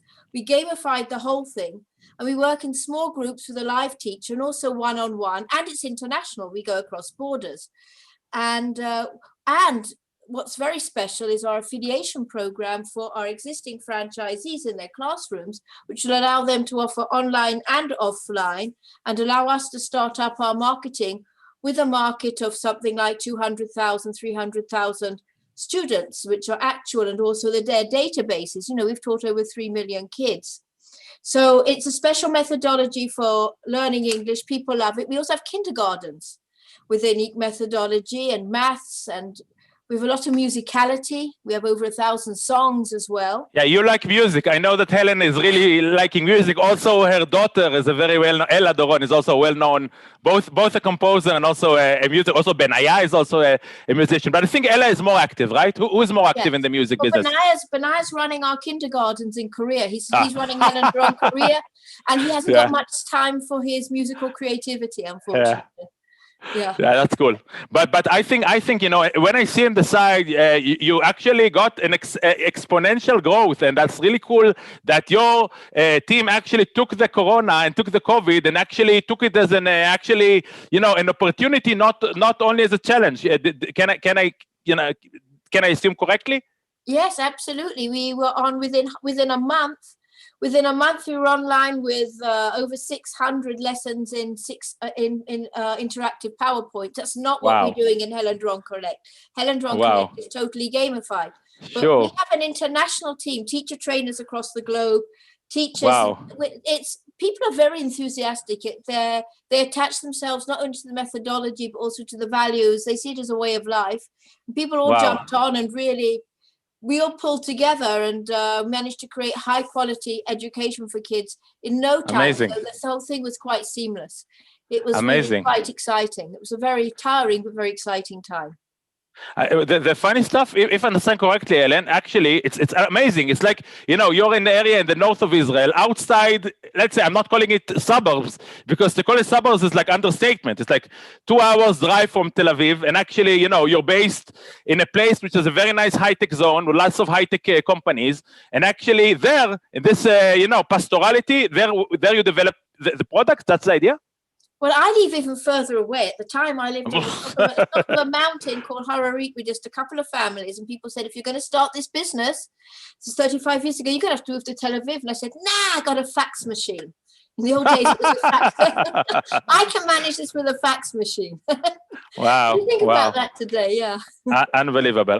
Thank you so much. Thank you so much, Helen. Thank you so much for joining us and for those words. And that you spoke about gamification. And the thing is that I remember, Helen, and that's really cool. And you said that you have different, there's Helen Doron Connect, which is more on the gamification, and you have other offerings. If we had time, we would discuss everything. But I want this leads us to Inbal Avi. And it's funny because Inbal Avi was actually in the gaming industry, and gaming is sometimes a very clean word to gambling, but she was both in gaming and gambling and affiliation and everything.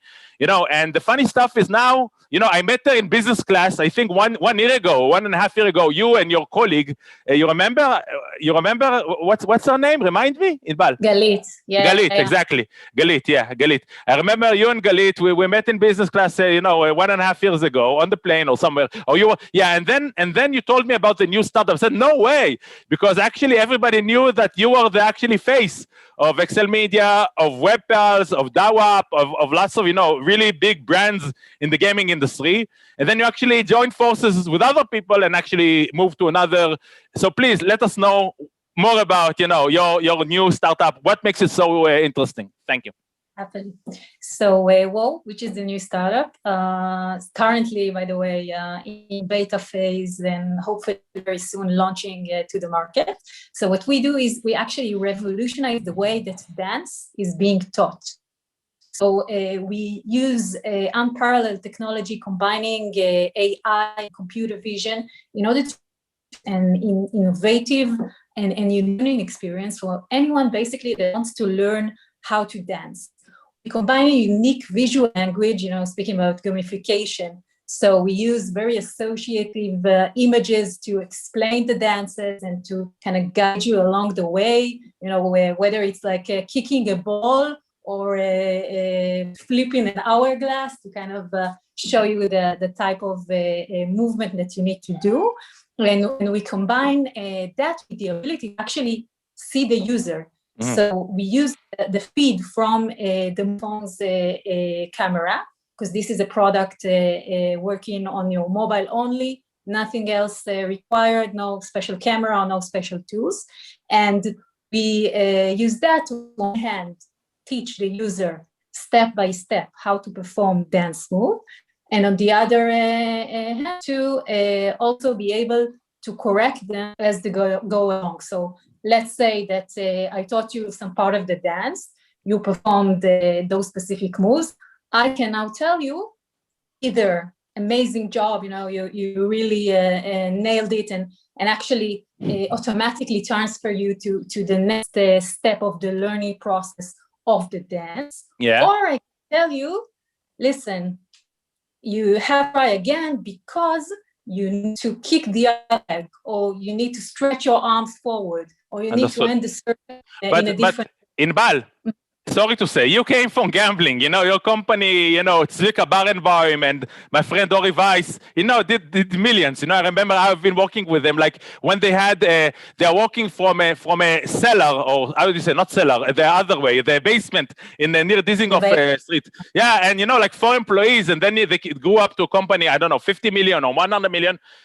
And do you think that, sorry to ask that question, this makes money? This makes money? Teaching dance? This will. Yeah, so first of all, teaching dance does make money, but currently the options of doing that are very much limited. Firstly, obviously, there's the offline experience, which, by the way, COVID has shown us that it's pretty limited, and many have moved to learn online, whether it's on Zoom or on YouTube, on Dance Hub. There are some success. The problem, yeah, completely. But the problem is with this type of teaching, firstly, obviously, offline is very limited, and you can't really learn from the amazing dance teacher that you saw in New York, right? Yeah. As online changes the situation. Then also all the online and app teaching platforms are very much unidirectional. So on the one hand, this is definitely not working according to your own pace, right?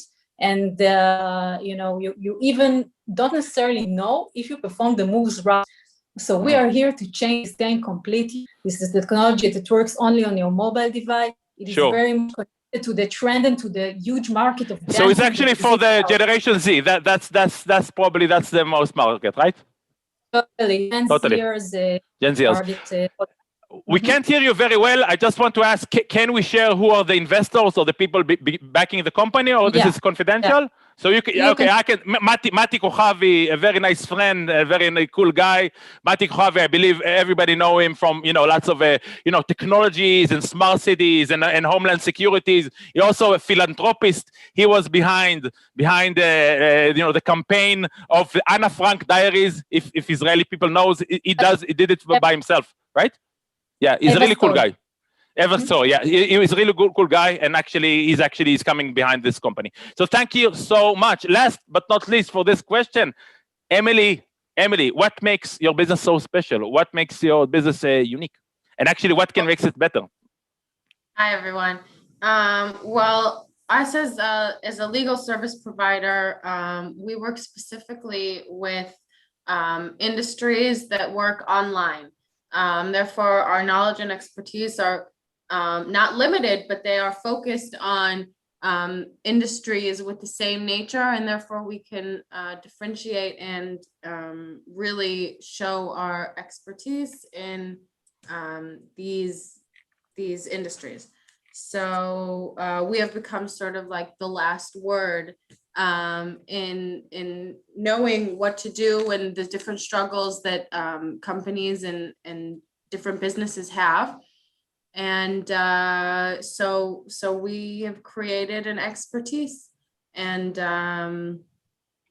what yeah, I can also tell you, and this is when actually Emily joined our firm, she asked me, listen, but we do not deal now with, I don't know, I like family law. Can we do family law? Maybe can we do penal or criminal law? And maybe I said no, and we will not do torts law, and will not be ambulance chasers. And forget about all what you know about lawyers, because our appearances in court is only on behalf of our clients. We're not taking litigation for third parties or for just people from the street, because we're very, very, very focused. And that's exactly what we're trying to do. And that's what we aim to do.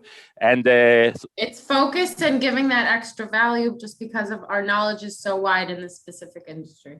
What would you want to improve? I'm asking you a question, you can think whatever you want.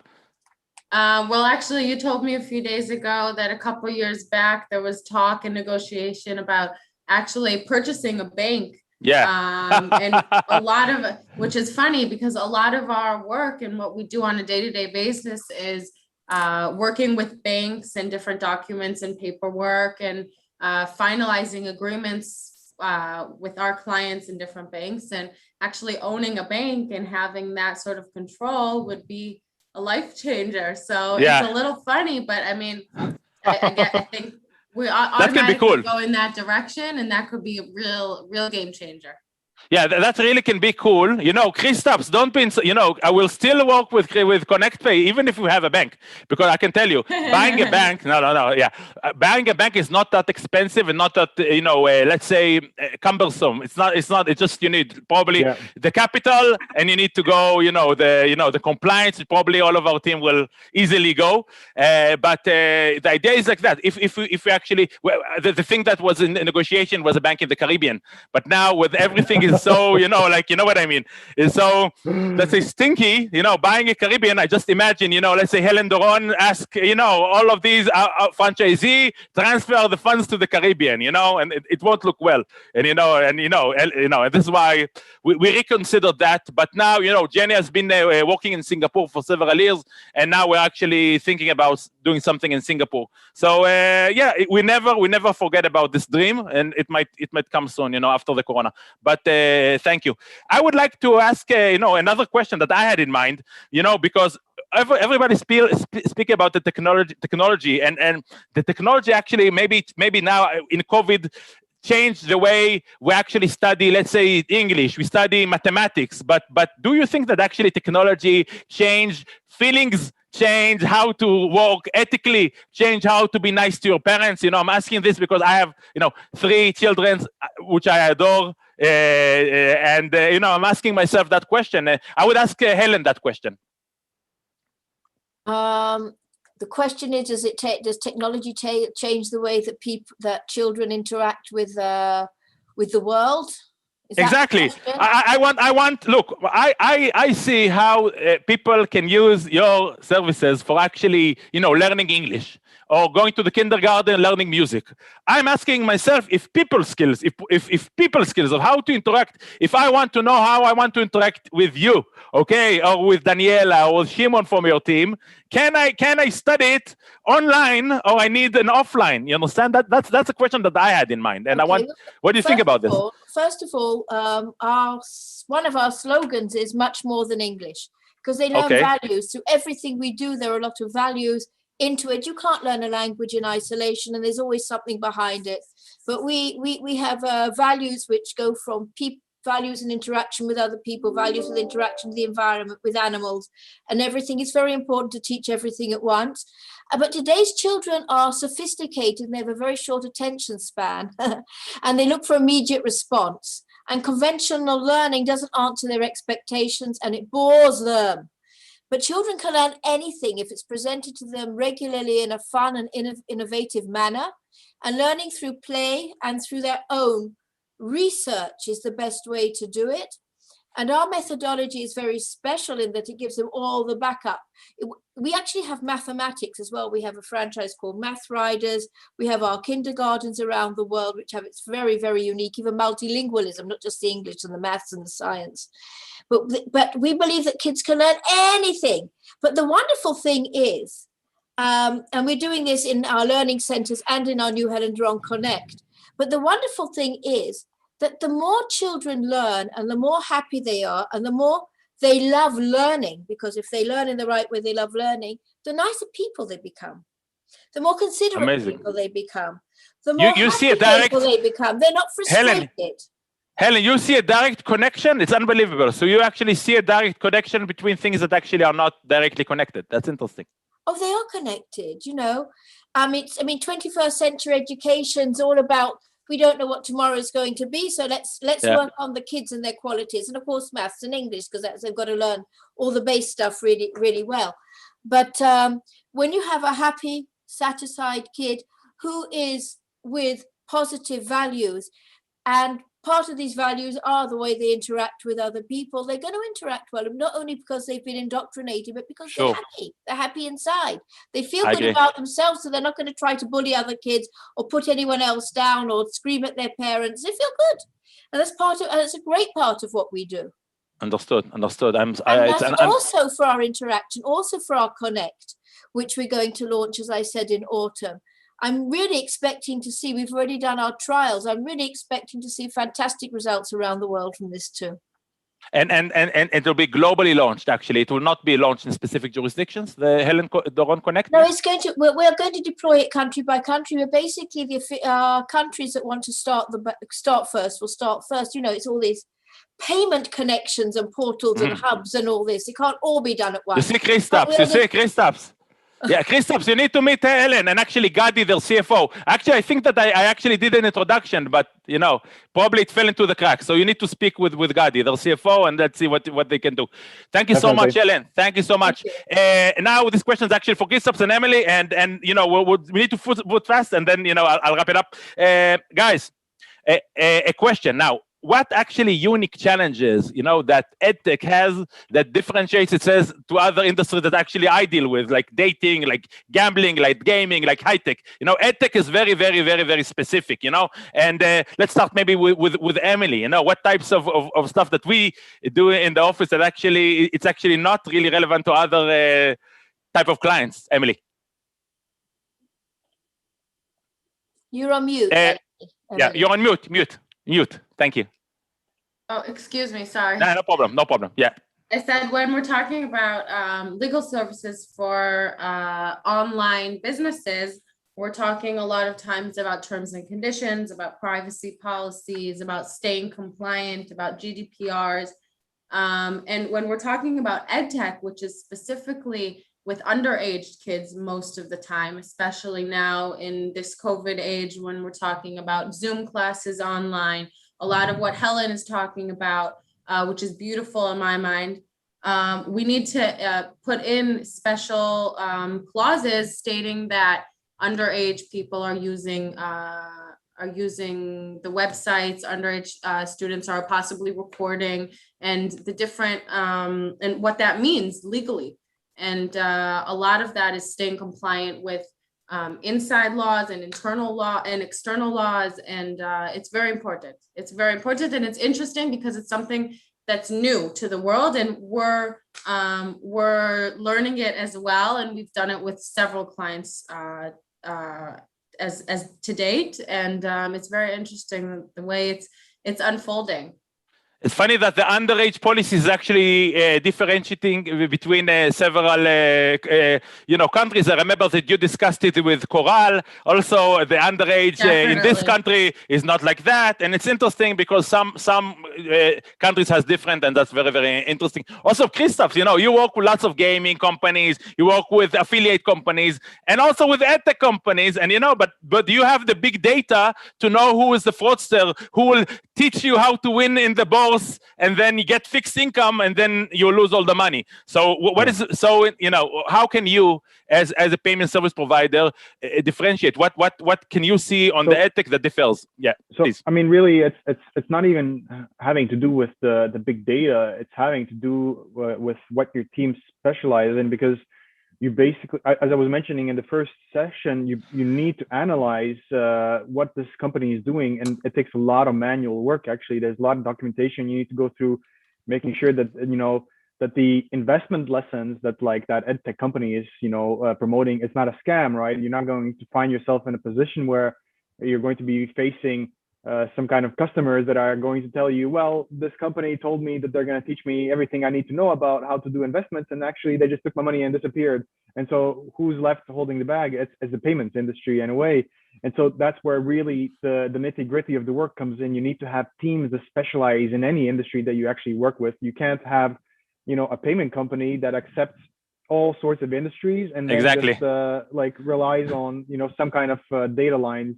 So that's where the hardship comes in for us, and that's where we try to kind of bring in outside counsel and companies in the industry. And most importantly, and this is the thing here, we need to have a feedback loop. We listen to the companies because we at times look also quite heavy on the compliance and the monitoring side. Exactly. But we take in this feedback, we try to optimize, and we always ask us the question, do we really need to ask this? And if the answer is no, then we try to optimize it and make sure that the journey for those customers is a bit easier.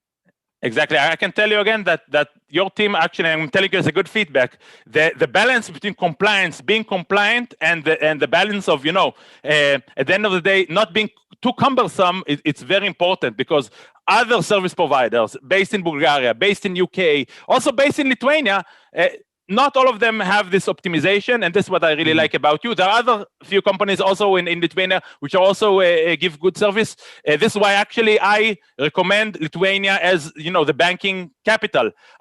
Most of my clients I don't send to Malta or to UK or to Bulgaria, because this service is not as well.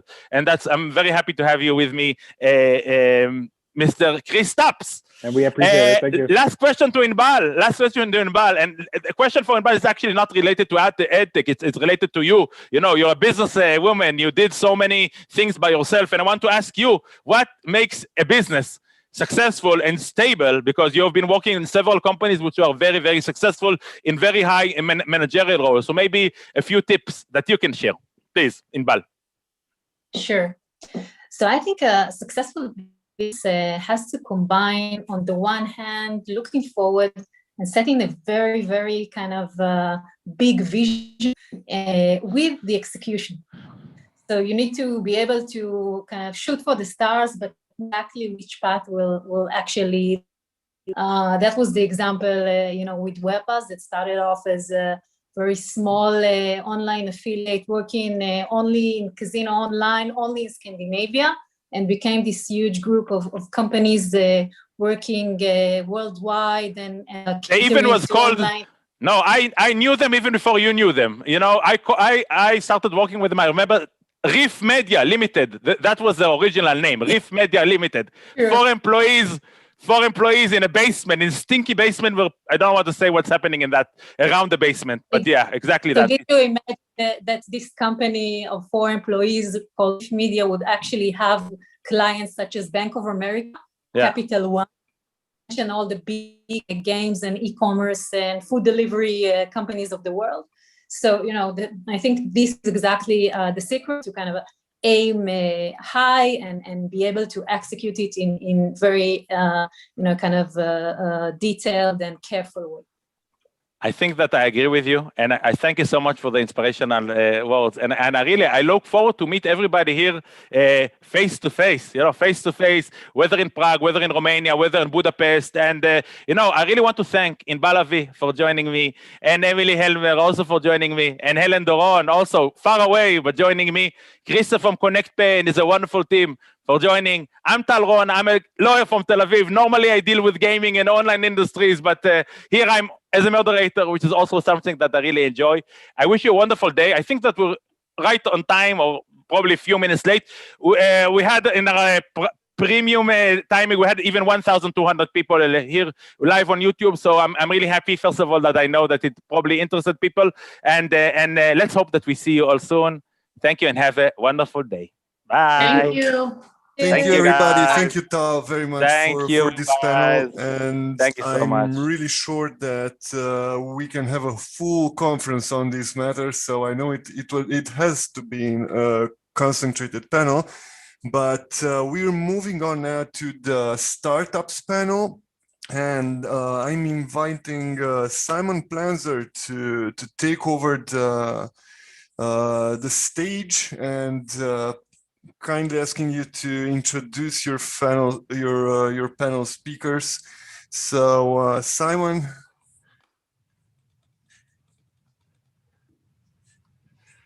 Good afternoon, everybody, and thank you very much for the introduction, Alex. I'd like to thank the organizers for this wonderful conference yet again. And I think we are about to dive into the most recent innovations, and we will hear about them from a very distinguished panel. We have today with us Dmitry Nedovis. We have Agnes Bach, Willem Murer, Gerard Martret, and Andrea Centella. I will just briefly say a few words about all of our panelists, and then we'll kick off right away without any further ado. So Dmitry Nedovis is the founder and CEO of Summarize Bot from Latvia. He has actually a background in legal studies and commerce, and his company focuses on data science and AI-driven initiatives. And I believe, Dmitry, if we can start right away with you, you will tell us a bit about the latest AI models and how they are changing the AI game, in particular, generative pre-trained transformer models. So please, Dmitry, the floor is yours. Good afternoon, ladies and gentlemen. It's an honor to speak on such a conference for me. I'm from Latvia. The weather is not so good as on my picture over here, but hopefully soon it will be much better. So today I will speak about AI for text analytics. I am from Summarize Bot. Summarize Bot is a world leader in text analytics and particularly in summarization. I will be sharing my screen now.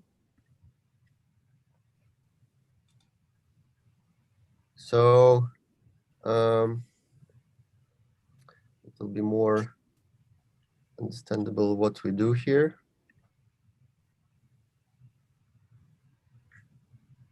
Oops.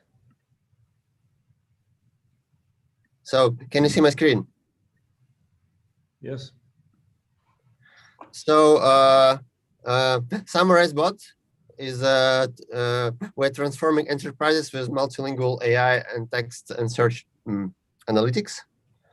And we are fighting information overload to save time for professionals. US economy is losing about $1 trillion every year in information overload, and over $1 trillion documents are created every year. And now I will show you how we face this problem with our tools. So here, here is our summarization platform, where you can upload any kind of documents or links. Let's take a Wikipedia article about artificial intelligence. So, and we can summarize this content from a different domain perspective. We can select summary size, or we can even create our own summarization domain. Because what is important for you is not important for me, or and vice versa. So summarization is a tricky thing, because it's always domain dependable. And why I'm talking about summarization, because summarization is a technology based on artificial intelligence, machine learning, deep learning, transfer learning, and etc. So today's world, in terms of artificial intelligence, is changing drastically. So I will tell you a few words about transfer learning. So how to create a good summarization model or domain for every person. So what we do, we train our models for general summarization tasks, and then with transfer learning technologies, we can create a small data set for each domain. For example, we can summarize a Wikipedia article, and we can, with the same technology, we can summarize a legal contract. But we don't need a large data set, training data set anymore to create a new AI summarization domain or a new algorithm. Just few examples that we can feed to our AI model, and we are applying transfer learning technologies to transfer our knowledge that we have for our general AI models to create a new one. So in our platform, basically we can create a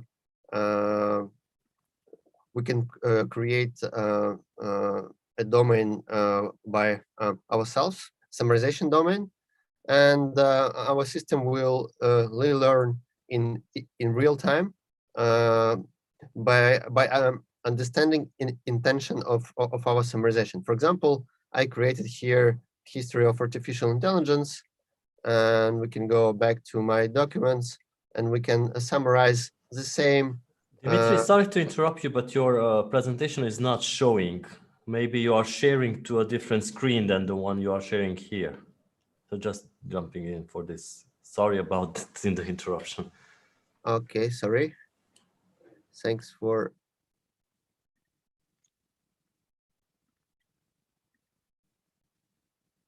Can you see? Can you see now? Yeah, now it's good. So here's our platform. We can.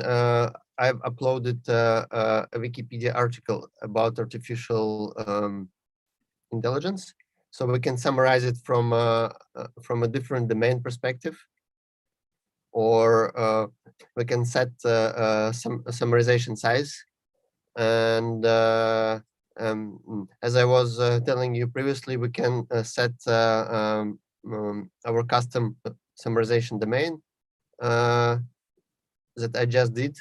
For example, history of artificial intelligence, and you can see how in real time the same text is summarized from a different domain perspective. So the future of artificial intelligence and text analytics in transfer learning, and recently a company called OpenAI released a GPT-3 algorithm, generative algorithm to generate any kind of content. So how it works, basically,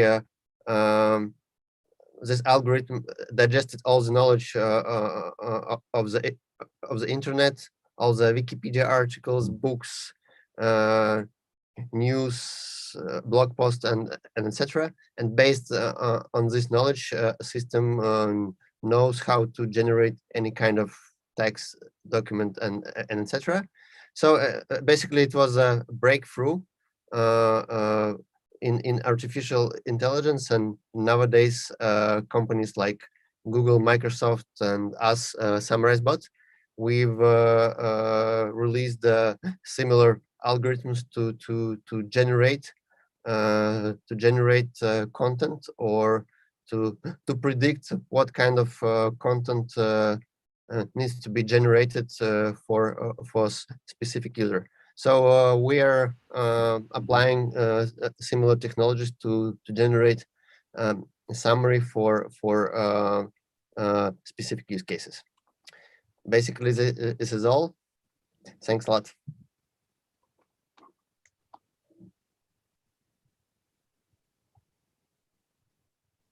Thanks a lot, Dmitry, for your wonderful presentation. I think that was a great kickoff into the latest innovation theme. And I'd like to next move to Gerard Matret, who is dialing in, I understand, from Spain. He's the co-founder and CEO at Shuttle. And we're very much looking forward to what you have to share with us. I believe we're going to address AI applied to flexible mobility on demand. Is that correct?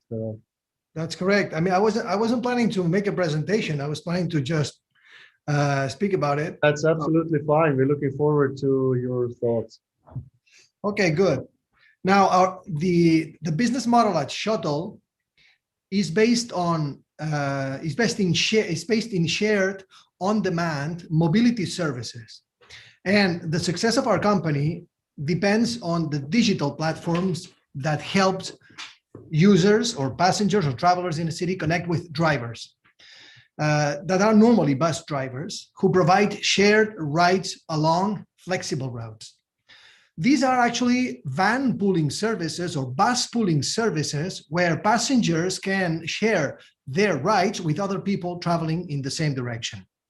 So, as per AI, the most complex challenges that we have to deal with are optimization problems. And solutions cannot be obtained using a direct approach. The complexity that we have to deal with is the huge number of decision variables, meaning vehicles are in constant movement, and there are new requests that must be allocated and that must be dispatched to each one of the drivers. So we need to analyze data that is unstructured and that is fast moving, with which actually is difficult to manage using traditional methods. So our goal is to keep providing an optimal service to users every day while letting the system fail safely. Because in the end, artificial intelligence requires a trial and error approach. What that means is that we have to constantly analyze the interactions between with the environment and learn from all mistakes, which this is what we call reinforcement learning. And we can talk about this later, but we believe that this will be an important area in autonomous driving for predicting the demand of autonomous on-demand mobility services. Gerard, I understand your service is already active in something like 8 European countries. Is that correct? Yes, we're based in 8 European countries today. We are also, we have a couple of operations in Brazil and Japan. Maybe you can tell us just briefly a bit more about the functioning of, you have different apps, you have passenger app, driver app, how they communicate with each other, and maybe what in particular the challenges are in that context. Right. Of course, the system is based on location-based services. So we really need to know where people is and where people are intending to go, and what are the directions our drivers are heading at the present moment, because everything is on real time. So there's a driver app, there's a passenger app, there's a management module, nothing new here.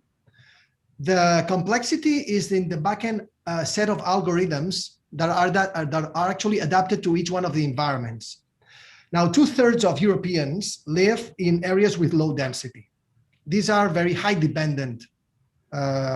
They are very high dependent on personal vehicles. This is not the center of a city. These are the suburbs. These are industrial areas. These are villages. And public transportation in those locations is very inefficient and highly subsidized.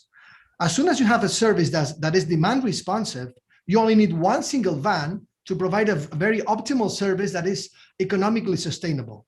So our technology is allowing public transportation to start being sustainable, not being a loss anymore in locations where density is much lower. And these are, as I mentioned, where 2/3 of Europeans live and work every day. Thank you very much, Gerard. I would then like to move quickly forward to Agnes Bach. Hi, Agnes. Agnes, I understand, is working or completing a PhD, and that PhD is in visual and performing arts and game design and new technology. Is that correct? Yes, thanks. And you are doing that at the Moholy Nagy University in Budapest. And I understand you're going to tell us a bit about how design education can enhance a sense of innovation, among other things. Yes, thank you very much for the introduction. I also did not really prepare a presentation, but it's very nice to hear from other people's practice to say it like innovation.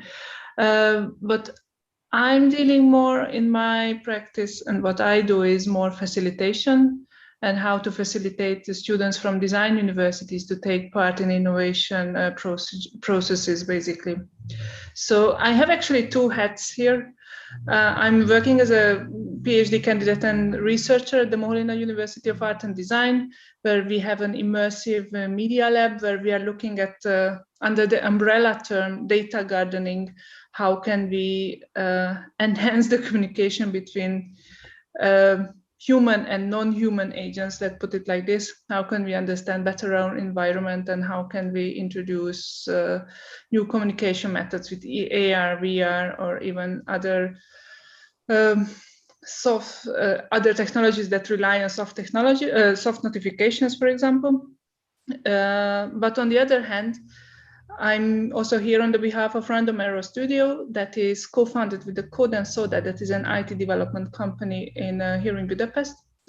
And 3 years ago, together with a friend of mine who funded the Code and Soda company, we funded this studio, which is a very easygoing at-hand studio. And the idea was that we are always talking about new technologies and VR, but what is exactly VR? And people have an understanding about it, but that's very rarely meeting what is actually VR.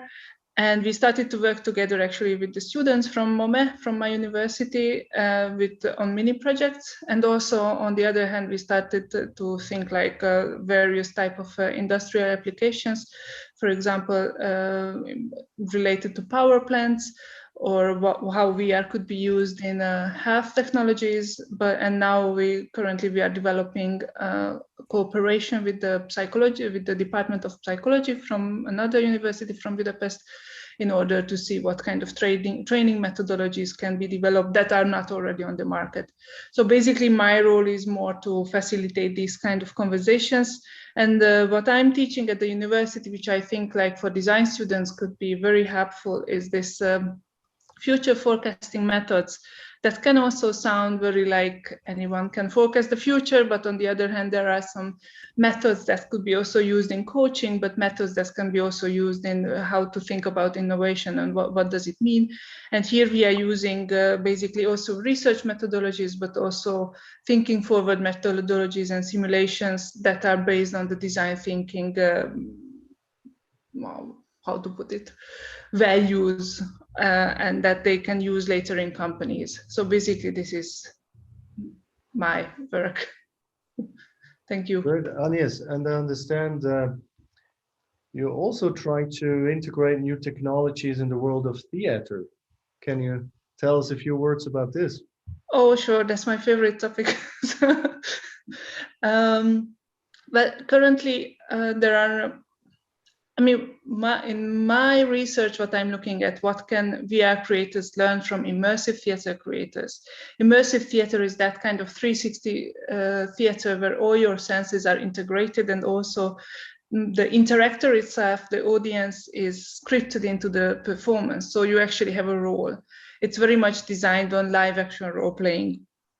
And what I saw pretty often, that actually when people put on the headset, there is this immediate psychological phase like, oh, I'm in another world, and how to make something about that, how to have an onboarding effect, which is very important. And what we can already see at the big film festivals like Sundance or SXSV, where they are already showcasing artistic VR productions, that they are putting more and more emphasis on the onboarding and on the offboarding. But actually how to use this in, for example, even in immediate industrial applications, that would be very important, because still we are in the learning phase of VR, and we should be aware that people can still have nausea and other physiological effects, but also like psychologically this could have a long-term effect. So we are looking at theater, what kind of onboarding methodologies could we use from VR, or how VR could be integrated into theater. That is another topic, but I don't want to open it because it's a gin. That's fascinating, actually. In a way, that takes up Bertolt Brecht's idea of the epic theater, where the audience is supposed to fully engage in the play, right? Yeah, Brecht has this Verfremdungseffect, this alienating effect, that people should actually look at and be able to judge, so they don't immediately have their soul there. And I think VR is a very nice distorted mirror to this, to play again with it. So your idea is great. So maybe we should continue this conversation, but I don't want to take the floor. Thank you. That was a nice sidekick, I believe, and some might have enjoyed it. Let me move on then to Andrea Genta. And Andrea has an interesting background too, in philology, so old languages and languages in general. And you've written a quite impressive PhD on drug abuse, social work, probation, and victim protection. So I think for sure you know how to immerse deeply into issues. And nowadays, Andrea is the co-owner of Loop Virtual Reality Solutions, and I'm sure you will tell us a bit more about it. And I understand you will tell us a bit about your work there, mostly involved in VR and 360 photo video production. Please, Andrea.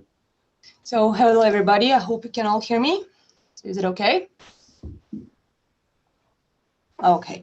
So yes, I represent Loop Virtual Reality Solutions, which is basically the immersive tech brand which focuses on delivering new media solutions and VR solutions, AR and mixed reality solutions to all companies and businesses, regardless of the background or the situation, or even being a startup or a scale-up, because these technologies are so new that they can be implemented successfully everywhere.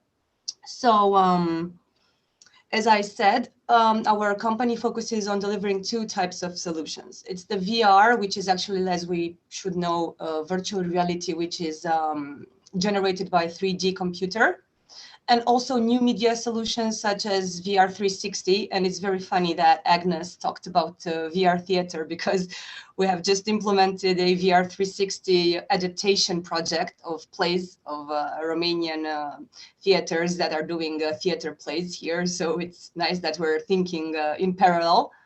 But I will focus mostly on the advantages that VR and AR have on businesses, either being a startup or not. So the first idea that comes to my mind is, of course, the HR, in which basically we get to pick our employees. Basically, VR can offer solutions and be customized in order to find out if a certain person is fully prepared or let's say okay for your company. You can test his abilities. You can also train your employees and have all sorts of workshops and mentoring programs, especially right now since the pandemic and being unable to travel so much and be face-to-face with your collaborators. Of course, you can develop skills. Marketing, of course, and the area of promotion is a very important area in which VR and AR can improve your business, because you can actually showcase what you're doing, your services, your, let's say, production points, your hotel, your business. Basically, you can show off to your potential audience everything that you can do. For instance, if you're working in the agricultural business, then maybe you can show different, I don't know, devices to your investors or to your potential buyers. Basically, CSR projects, anything that your company needs to do in order to help other people, like maybe showcasing some poor areas that need to be helped, or maybe going to poorer areas in which education is needed. When it comes to my experience so far and my colleagues' experience so far with VR, there are it's an infinite number of areas that you can actually use this technology.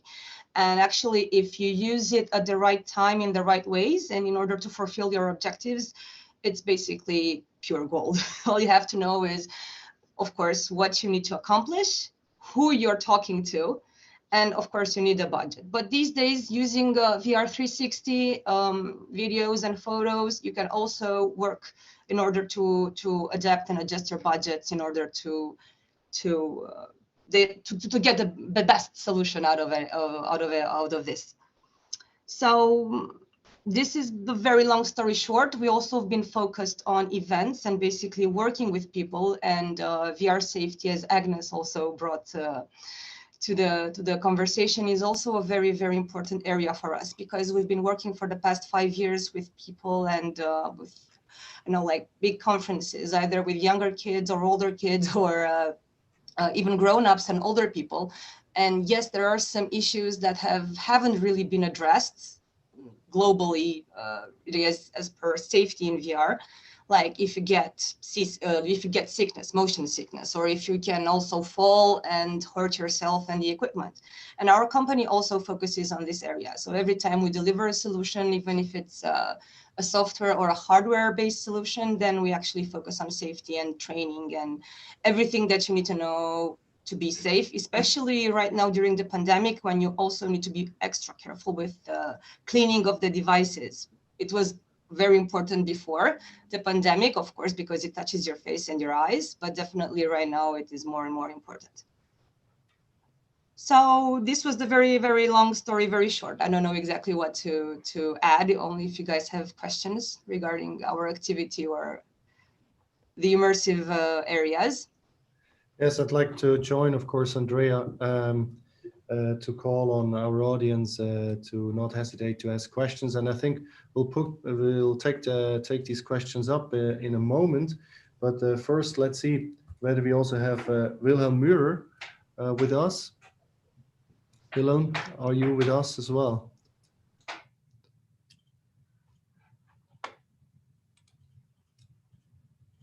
I'm asking because I don't seem to see Wilhelm on our overview.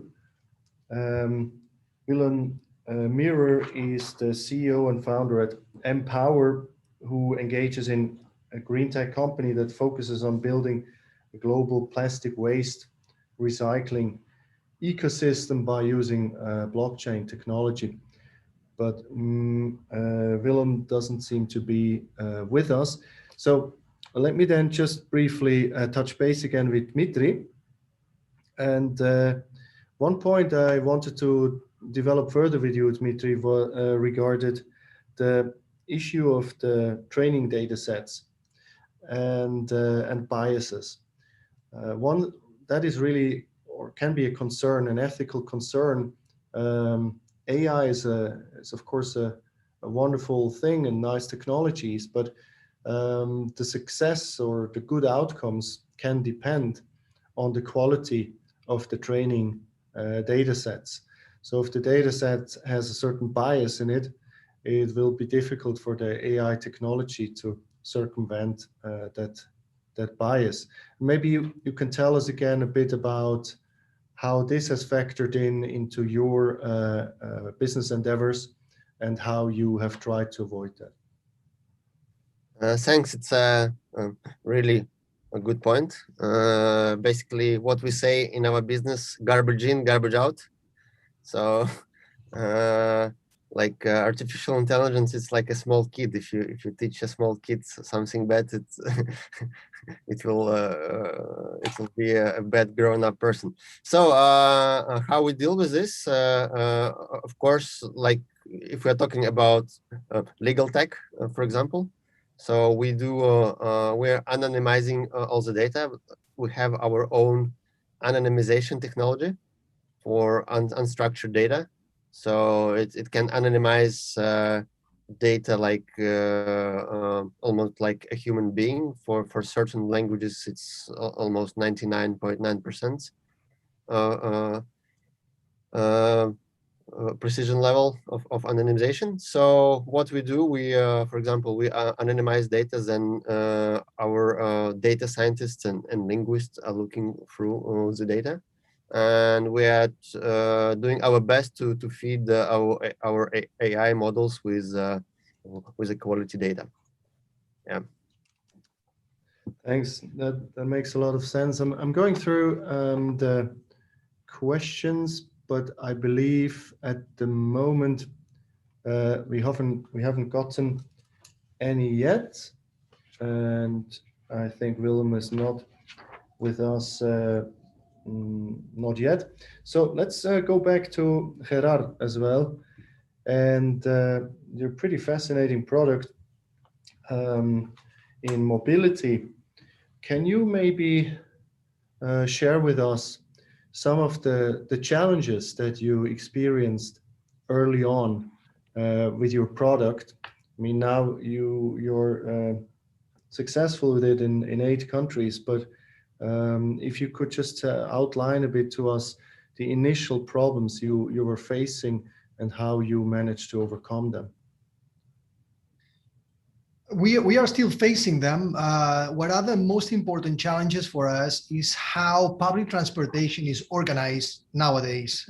There's fixed lines, fixed routes. It's been always like that, and it's hard to change the mindset of the actual mobility planners in some locations where they have an insured level of subsidies that keep the services in place. So we are still trying to evangelize to let them know what's the power that artificial intelligence, data mining, but mostly artificial intelligence and machine learning algorithms can apply to a mobility that doesn't have to require such a large fleet or such a huge sized vehicles to provide a very good service. So we could provide a very optimal service with small vehicles.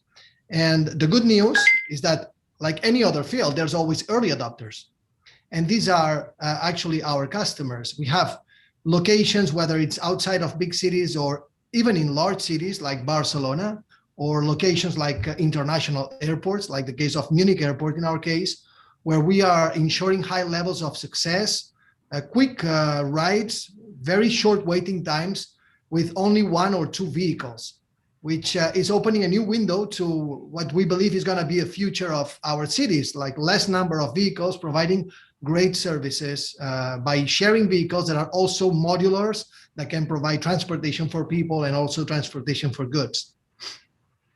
Okay, thanks, Gerard. But probably one aspect that is difficult for you to influence is the general traffic that your buses are facing. So you can steer your buses, but how do you deal with the fact that there's little you can influence about the general traffic? I mean, of course, the conditions of the road, which is traffic or infrastructure, this is actually real-time facts that happen along the day. This is information that we can store, historical data that we can store, that we can process. And that also implies the fluctuations of demand in the peak hours and off-peak time, which is something that's kind of flattening after the pandemic, but still will be there. And being able to respond on the number of vehicles you want on the road at each moment on real time, dynamically, is a challenge that will keep being out there. So this is a challenge today, and this is going to be a challenge for the future. I believe there's one important thing that should happen in the future, which is regulators and policymakers, in addition to ensure public safety and access to service, they will have to oversee other aspects. So that means that they will have to focus on the establishment of new regulatory frameworks, which would enable the use of this information technology across different transport modes. So that meaning mobility, which actually increasingly become an information service with physical transportation products rather than a transportation product with services. I don't know if that makes sense, but I think that's going to be a crucial part. And again, we're talking about the status quo. We're talking about planners. We're talking about regulators and policymakers. We're getting a couple of questions in. Thank you, Gerard. Let me ask this to all the panelists. How is the mindset of starting up a business shaped nowadays by the huge evolving speed of VR and AR industries? And is it a boost or a break for starters that AR and VR are now found almost in every industry? Let's just open the floor and invite anybody who wants to jump in. Please, Andrea. Okay, so definitely it's, towards my opinion, it's a boost because like I said earlier, these new ways of reaching your potential audience and customers offer you more and more ways to actually be able to show the way you're doing what you're doing and the way you are actually promoting your services, either by showing the processes or by showing what you can solve, showing how you can solve a problem. So definitely, since VR and AR are everywhere right now, you should definitely think of the ways in which you could actually get to your audience, because they are the best way, especially VR and 360 photo video products, to engage with your audience and get to them and get them to be in a certain position and medium and situation, even though you cannot see them face to face. So you can actually put the customer into a certain situation in which they get to experience why they would need your service or how your service could be of use to them. So definitely it is a very, very good way to actually engage with your audience when you cannot actually be with them face to face. Great. Anybody else? On the other hand, I would just add a little bit that what I see is maybe it's worth to consider, like, what is VR better and what is AR better for, like, because VR has this very isolating effect. So you cannot reach actually that many people with that, but the more you reach, those who you reach, it can be a more effective outreach. But AR is definitely, it's much more widespread. And I always think that these are in a way very, very different areas, like VR and AR. So from the moment that you step into VR, you really have to have an understanding what actually VR means and how actually you can use it in the most effective way, because it can have it can cause some disappointments if you want to use it widespread. But AR definitely has other potentials. Would anybody else like to comment on this? Otherwise, we can move on to a couple of other questions. And let me move on to another question, and this goes predominantly to the VR specialists among us. How do you see the use of VR and AR in smart cities? And what about the adaptation of holograms in public spaces? Yes, Andrea. Yay, welcome to my playground.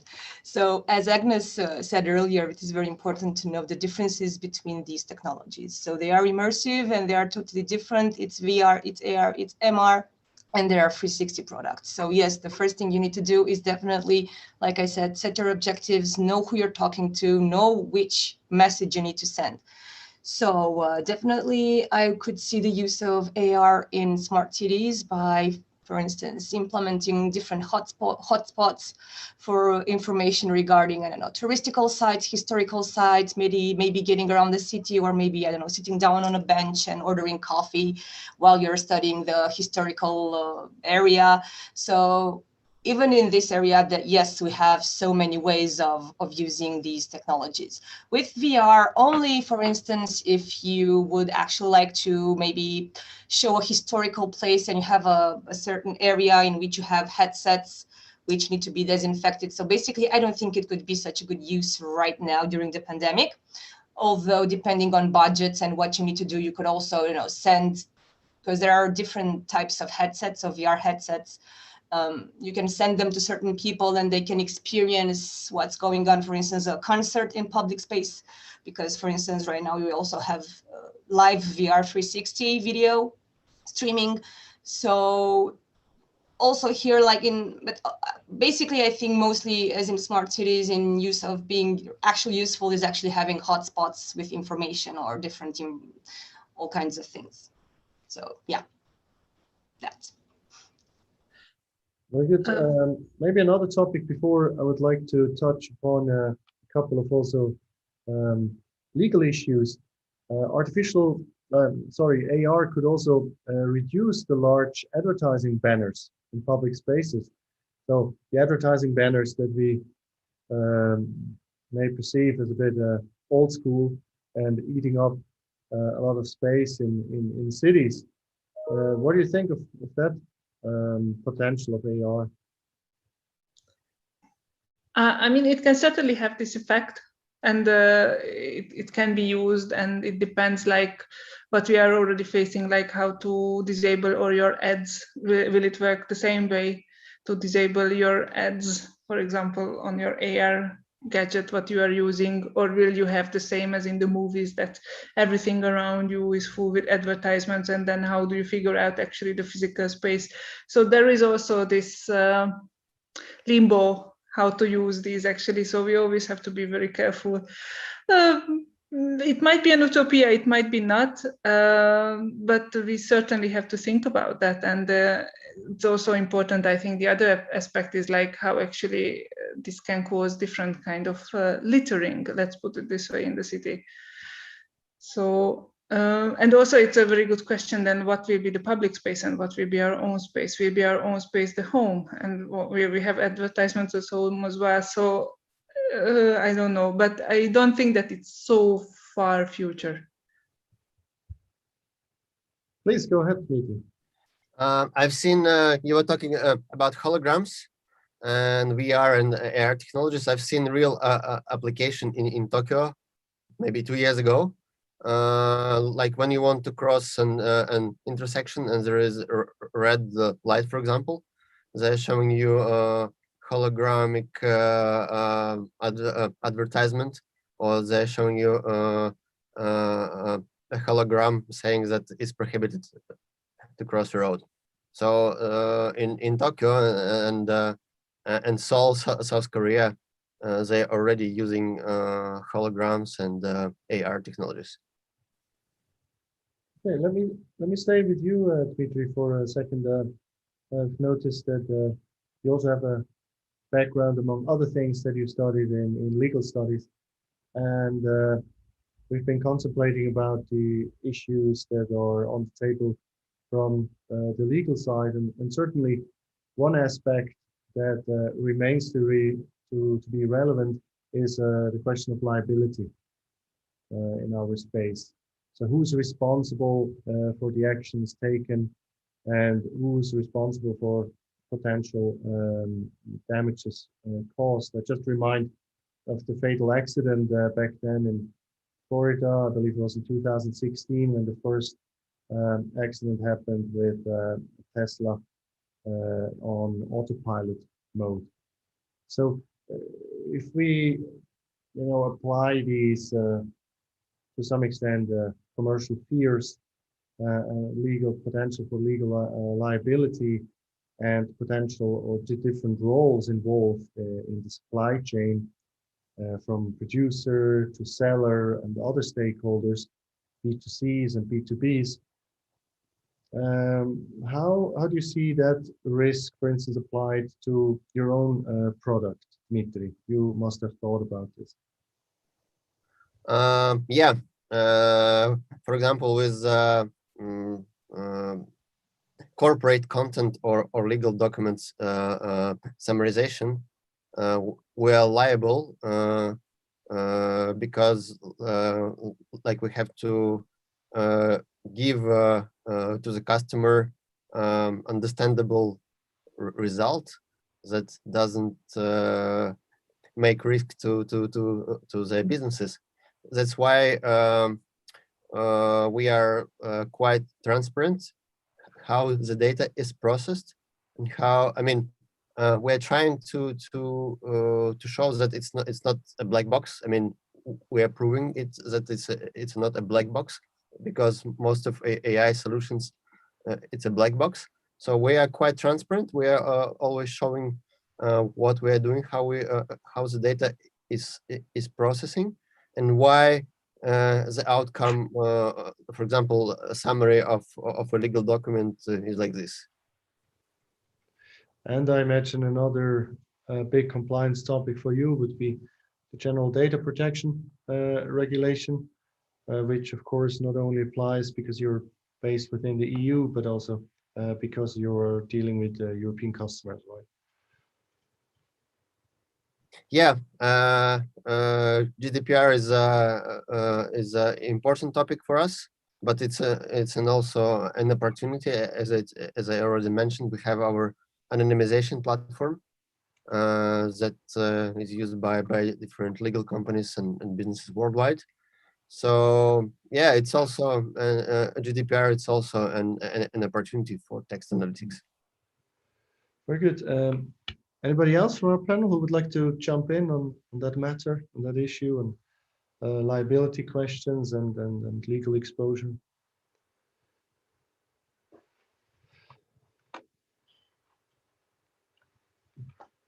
I just would like to add, but probably many of you already read this study about that they made with 500 people, this movement blueprint, sorry, when they can actually recognize you in VR chat or other VR platforms, how you are moving and based who you are.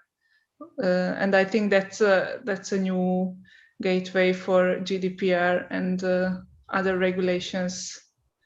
But this is also a little bit futuristic, but it's near futuristic, especially because now the new facial recognition gadgets are also coming out. Great. We have a few minutes left for our wonderful panel. So just want to see whether we have had more questions, but that doesn't seem to be the case. So I encourage again everybody who is with us today to really bring in your questions, your remarks and thoughts before we wrap up. And in the meantime, I'm just reaching out again for a final round about among everybody in the panel. So let's see, maybe Andrea, you have something to add that you weren't able to share yet with us on the innovation aspects.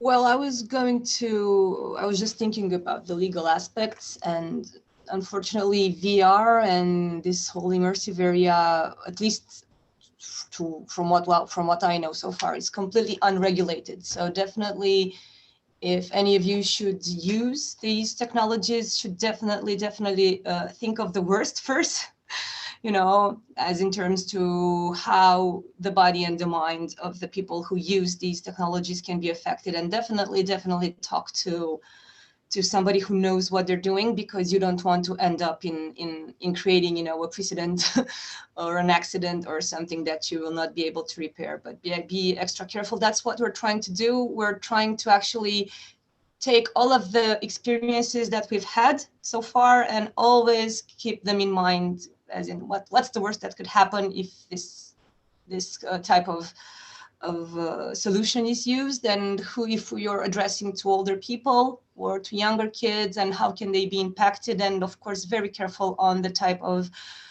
software presented, especially to younger kids or to people who have phobias, because VR right now is actually a very good tool which is used in psychology and trauma and therapy. This is just one of the areas that it's very useful at. So you don't want to scare somebody and create a trauma, physical or emotional, or so yeah, you should definitely be careful. But other than that, just keep an open mind. Think about everything that you can accomplish by showing people what you can do, by really creating situations. And I think this is just the beginning. It's just a slow departure of a train, but it will definitely keep going and accelerate in the future years. Thank you, Andrea. And maybe in this context of the concerns that you have raised, I should just mention that, of course, the European Commission is currently trying to address some of these issues through their artificial intelligence initiative. There was a public consultation last year between February and June 2020. And indeed, the initiative tries to ensure that artificial intelligence can be used safely, lawfully, and in line with the fundamental rights as they are assured by the European Union. So we will see what comes out of that, but this will be very meaningful initiative, I trust, in this context. So let me just then move on to Agnes. Anything you wanted to add from your side? Well, this sounds a little bit like a campaign, but I would encourage everyone who's working in tech to work together with students and with youngs from design departments, because I think they can have a very different mindset. That is, sometimes there are big communication gaps, but on the other hand, once we bridge these gaps, it can be actually very helpful way how to move forward with your company, no matter if you are working in AR, VR, or other AI departments. Thank you. Thank you. Dmitry, anything you wanted to add in our final round? I would like to say that when we are dealing with disruptive technologies on a daily basis, we have to think more about ethical issues, how technology is applied, who is applying these technologies, and of course about environmental issues, how our technologies can improve our social life and environment as well. Thanks. Thank you. Gerard? Yeah, well, as we apply artificial intelligence to public transportation, data is the foundation of any AI system. All public transport stakeholders have a role to play, including end users, because AI is a living application which learns from the user inputs. Now, companies like ours, we must lead the change to foster this innovative culture and tell everyone how important it is to adopt this try and fail mindset. Now, most importantly, policymakers, regulators, they should learn what it means to fail safely, because AI is at the end, it requires a trial and error approach. This is our goal. This is the work that we do every day. And it is very important that there is a multidisciplinary team that between us and the public sector that aligns in that sense, so we can make it happen. Thank you very much, Gerard. And with that, I'd like to again thank everybody attending our panel, and most of all, of course, thanking my wonderful panelists. Big applause for all of you. And let me just remind on a final note, the the sheer importance of AI in startups. There are currently an estimated number of about 10,000 machine learning startups and companies listed on Crunchbase, and this keeps increasing by rates around 10% plus every year. So this is definitely an industry and development that simply cannot be ignored and will shape our lives more and more. Thank you very much. And I understand next is off a keynote presentation by Zolzaya. Yeah, that's correct. Thank you, guys. Just so you know, several of the topics you have been discussing here will be approached again in some of the upcoming panels. We have the self-driving cars right after Zolzaya's keynote presentation. We have mobility and smart cities. So stay tuned for more spicy details on this. Yeah, the next panel is from Zolzaya from What 3 Words on the voice in the car. Welcome, Zolzaya. Thank you very much for taking part in this event. And well, the stage is all yours. Thank you, Alex, and nice to meet everyone. Maybe I can just start by sharing my screen.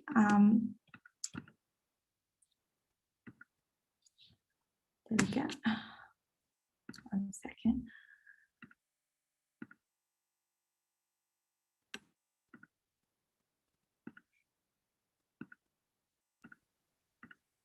Perfect. Are you all able to see a big logo with what the words written on it? Yep. Perfect. Okay. So as Alex briefly mentioned, today I would like to talk about addresses, and specifically if the addresses we use today are future-proof. So I don't think a lot of people, if I ask how many people have been lost trying to find the right entrance, or if you've ever struggled to describe where you are, I'm sure many of you would say yes.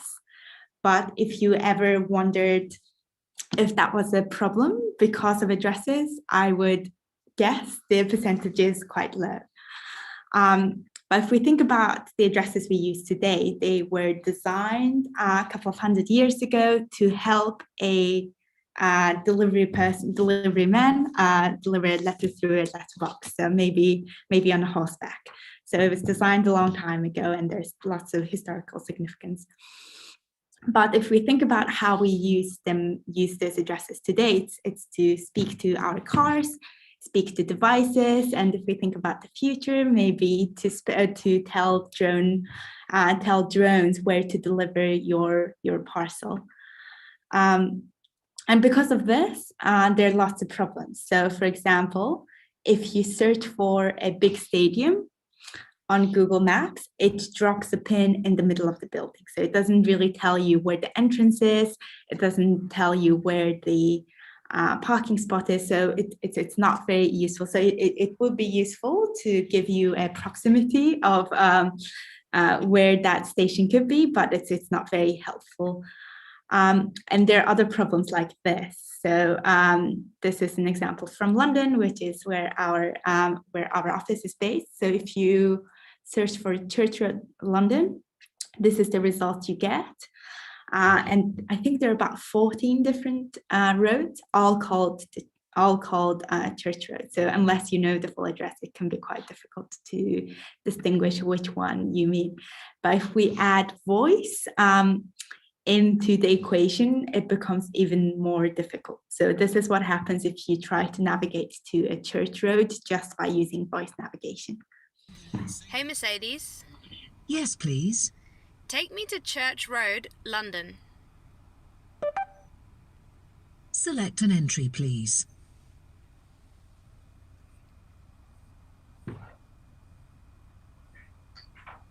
What do you want to do? So as you can see here, it's quite difficult as a user know which church road you actually meant, because these are very close to each other, and you can understand why they wanted to name the roads Church Road. If there was a road, they wanted to say this is the church road. However, and also because, as I mentioned, because addresses give this historical context, a lot of the beautiful places that you might want to explore and remember don't usually have addresses. And this becomes even more complicated if we think about the different languages and the different character sets. So unless you know how to read Chinese characters or kanjis, it can be incredibly difficult for you to describe where you are. And similar problem, so unless you are a German speaker, this street name might be very, very difficult for you to pronounce or to read. And similarly, so there's this funny story about a tourist who got lost and drove 5 hours away to a different place because they went to Lagovagar instead of Lagovagar. So if you look carefully, there is one letter difference. And this is an example from the US.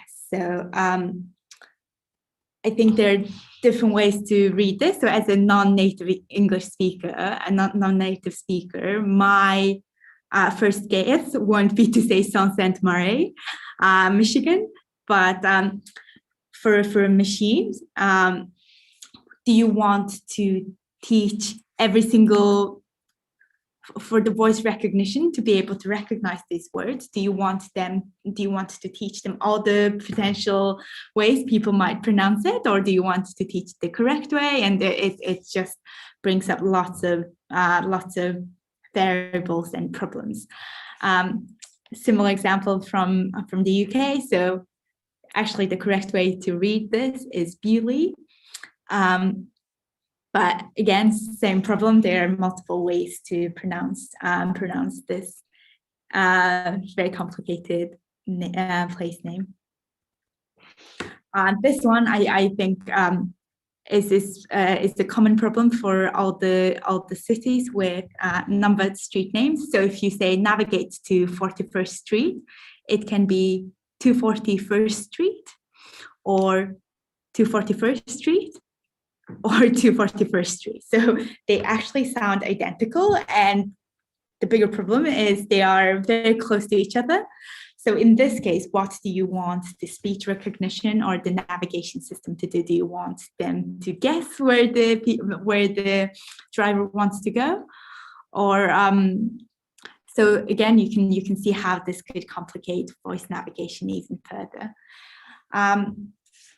So to solve all of these problems, we wanted to come up with a universal address solution. And we've got this, so this can be expressed as a pin or a GPS coordinate. So GPS coordinates are great because it's incredibly easy for machines to understand. It works the same way everywhere in the world, and they're very, very precise. However, the problem is they're not very easy for human beings to communicate. So you never go, let's meet at 24.71733 degree north, 46.678.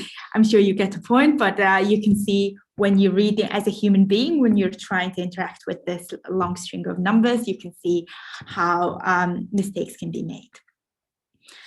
And lots of companies, including Google, want to solve this exact problem. So this one here is an example of plus codes, which is an alphanumeric system for location information. But we want, but what we did is we wanted to simplify this even more and make it human friendly. So essentially what we've done is we've divided the entire world into 3 by 3 meter squares and assigned each one a unique combination of 3 words from the dictionary. So essentially what we're doing is taking the precision of this GPS coordinate and turning them into 3-word address, which makes it more human friendly. And all the words have been decided by our algorithm. So how people can discover the 3-word address is just by downloading our app or by going to our website. So as you can see here, this is just a normal Google map, and we have done the grid. And every single 3 meter square has a unique 3-word address. So this solves the problem which I mentioned earlier, the pin in the middle of the building. So you can now specify the exact entrance, the car park entrance, the emergency access with just 3 simple words. Places that previously didn't have an address, like the off-road locations, they also now have 3-word address. Even places like parks, if you wanted to meet up with a friend, instead of having to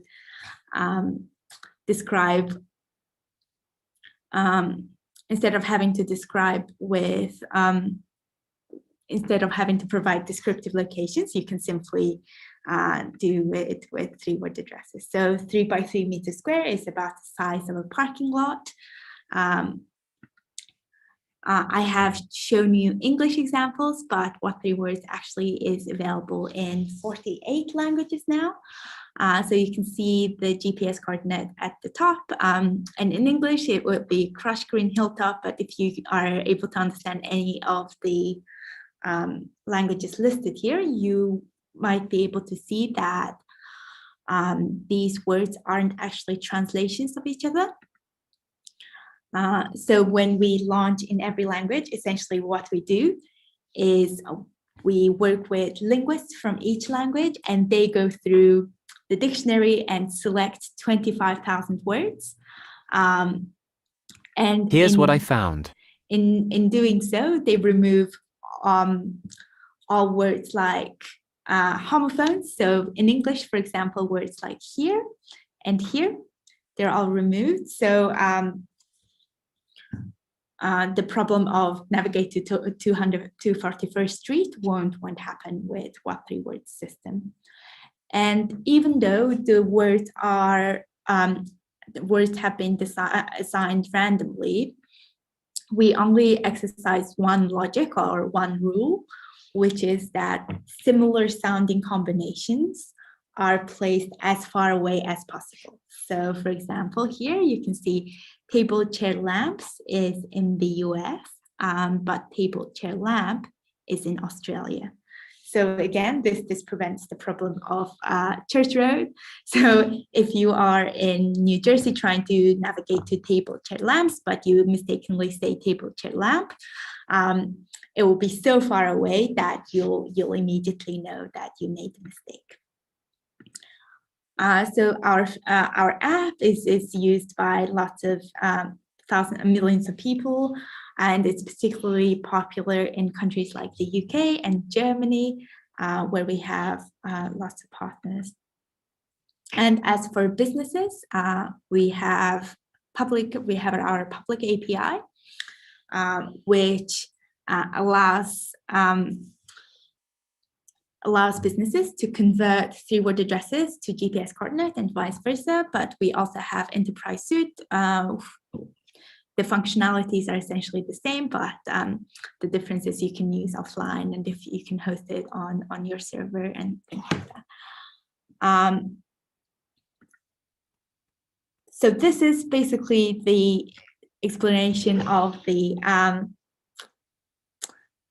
system, but I can see we're a quite small group, so I would be happy to take any questions about the system before I move on to how other businesses are using What 3 Words. Does anybody have any questions so far?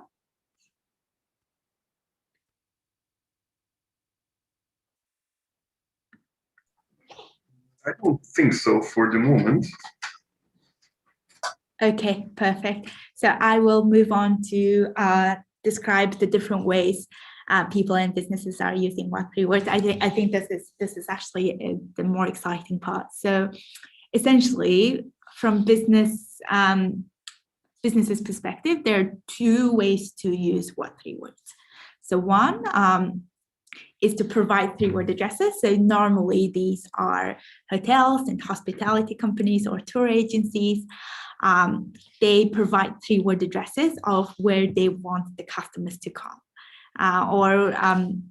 And on the other side, where it gets even more exciting, is companies accepting three-word addresses. So these range from automotive companies who have integrated what three-word address in their navigation system to delivery companies like Domino's Pizza or Hermes in the UK, who accept three-word addresses of the delivery location from their customers, so they know exactly where to leave their packages. And the other use cases include things like the United Nations, who use us for disaster recovery. So when, for example, they used us during the earthquake in Mexico a couple of years ago. So when all the buildings have collapsed and when there are no addresses, using what three words to communicate precise location it was a helpful tool.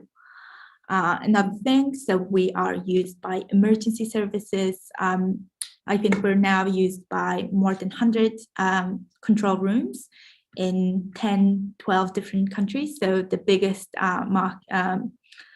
market where emergency services widely accept three-word address is the UK. So if you get lost or if you are in need of help, when you call 999, you can simply provide the three-word address of your location to help emergency services locate you more easily. Other examples include Cabify. So I think they have merged with Easy Taxi recently. So you can enter the three-word address of your destination, like shown here. As I mentioned, so Domino's Pizza in St. Martin and Saudi Arabia and a couple of other countries use what three words. So if you live in a country, so for example, our office in London is just under a highway, and then it's quite a big office building. So it's every time when we enter our address, it drops a pin in the middle of the building. But with what three words, what we do is identify the three-word address of our front door, which is field count 7. So our food or any delivery arrives on time. So during COVID, we actually saw a big increase of e-commerce and logistics companies accepting three-word addresses to enable contact-free delivery more easily. And the latest partnership we have done is with, I think they're the second biggest courier company in the UK. So they have integrated what three words in their consumer app, so people can specify their delivery location more easily.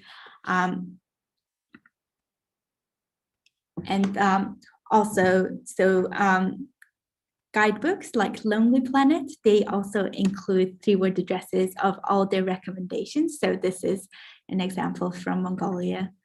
And similarly, lots of hotels, like small luxury hotels or preferred hotels, they also display three-word address and include it in the hotel confirmation, in the booking confirmation. And some restaurants and cafes, so this is an example from Japan, they have even displayed the three-word address on their window. And as mentioned, so we work with lots of car makers who have integrated what three words in their navigation system. So this is a MBUX, so Mercedes' latest head-unit. Hey Mercedes. How can I help you? Navigate to what three words? Wake, hang, design. The route to Wake, Hang, Design is being calculated.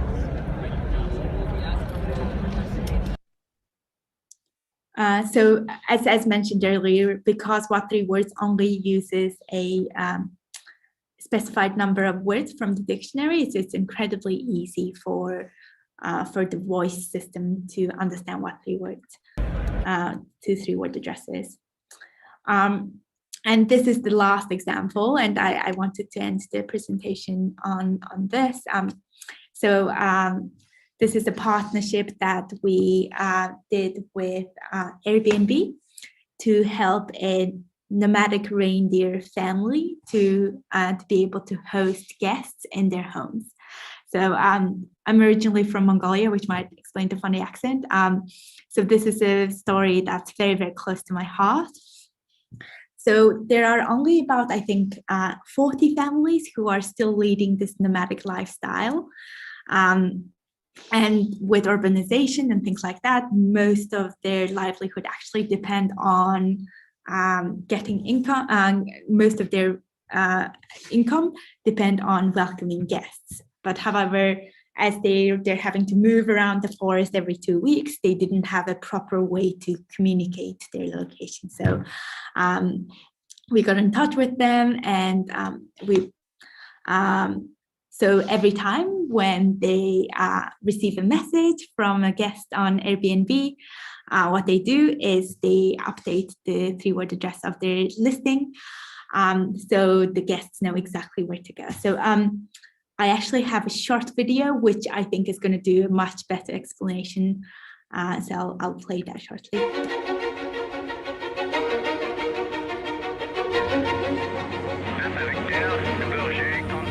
The taiga forest of northern Mongolia is far from anywhere, and life here is challenging. Yet it's home to one of the world's last nomadic tribes, who found a surprising way to preserve their traditional lifestyle. This Airbnb is like no other on Earth. It packs up and moves every few weeks. So how do these nomadic herders tell guests where to find them? They use what 3 words? It has divided the world into 3-meter squares, each with a unique 3-word address.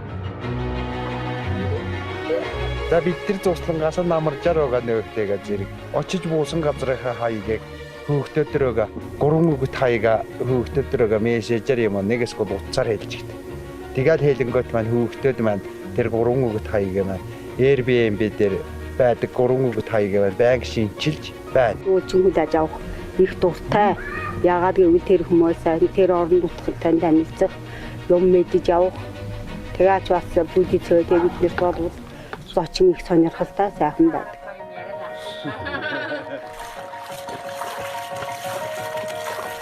Wherever the reindeer tribe sets up camp, guests will always be welcome.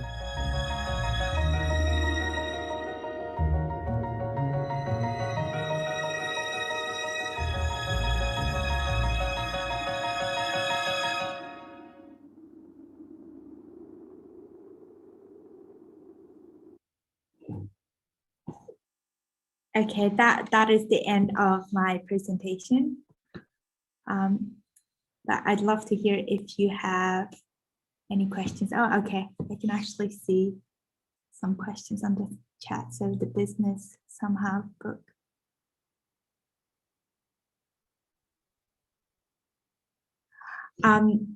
Okay, this is a very good question.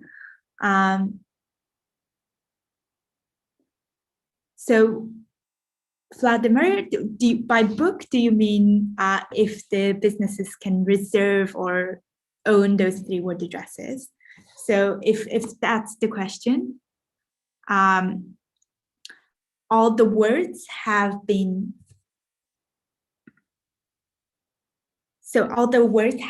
set by us already. So as a business, let's say if you are a hotel owner, what you can do is go on to what3words.com or our app and find the 3-word address of your front door. And you can just simply use that you can display that on your website. You can include it in the hotel booking confirmation. And I think the best way to think about it, it's just like a street address. So for example, if you were looking at your postcode, at the beginning, you have to go to Royal Mail website to find it in the UK. So it's the same concept. But yes, so to discover the 3-word address, they simply need to go to what3words.com, find the 3-word address of their front door and display it just like they would display their normal address. Does that answer your question, Vladimir?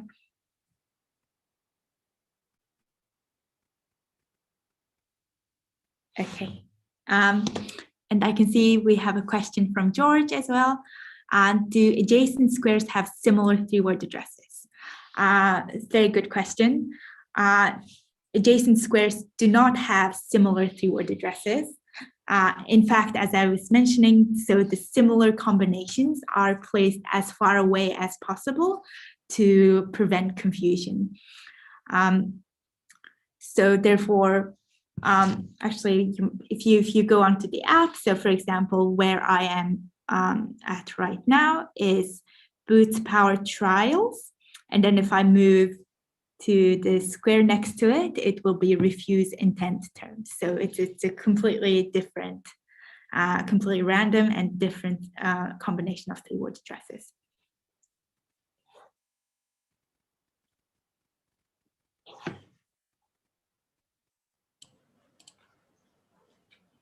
I have a question for you. Since I already downloaded the application, by the way, this can be a useful tool for conferences at large conferences once they come back, because I remember when we had to meet somebody, we usually had, I'm at that booth and next to the, I don't know which machine, but this way you can share the location, right? Even on a floor.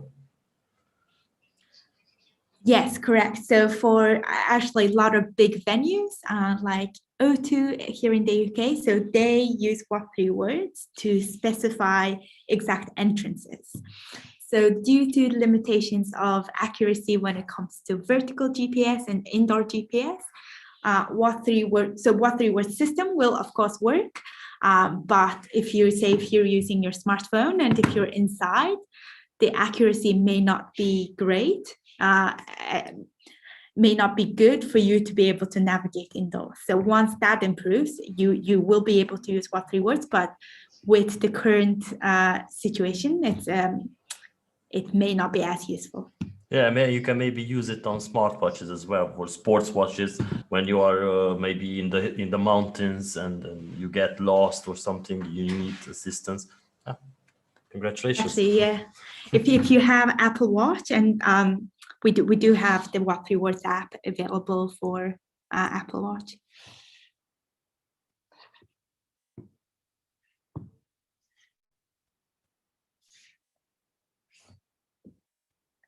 Does anybody have any questions? I think it's got 3 more minutes. But don't really think that there are any more questions, Zolzaya. Thank you very much for this.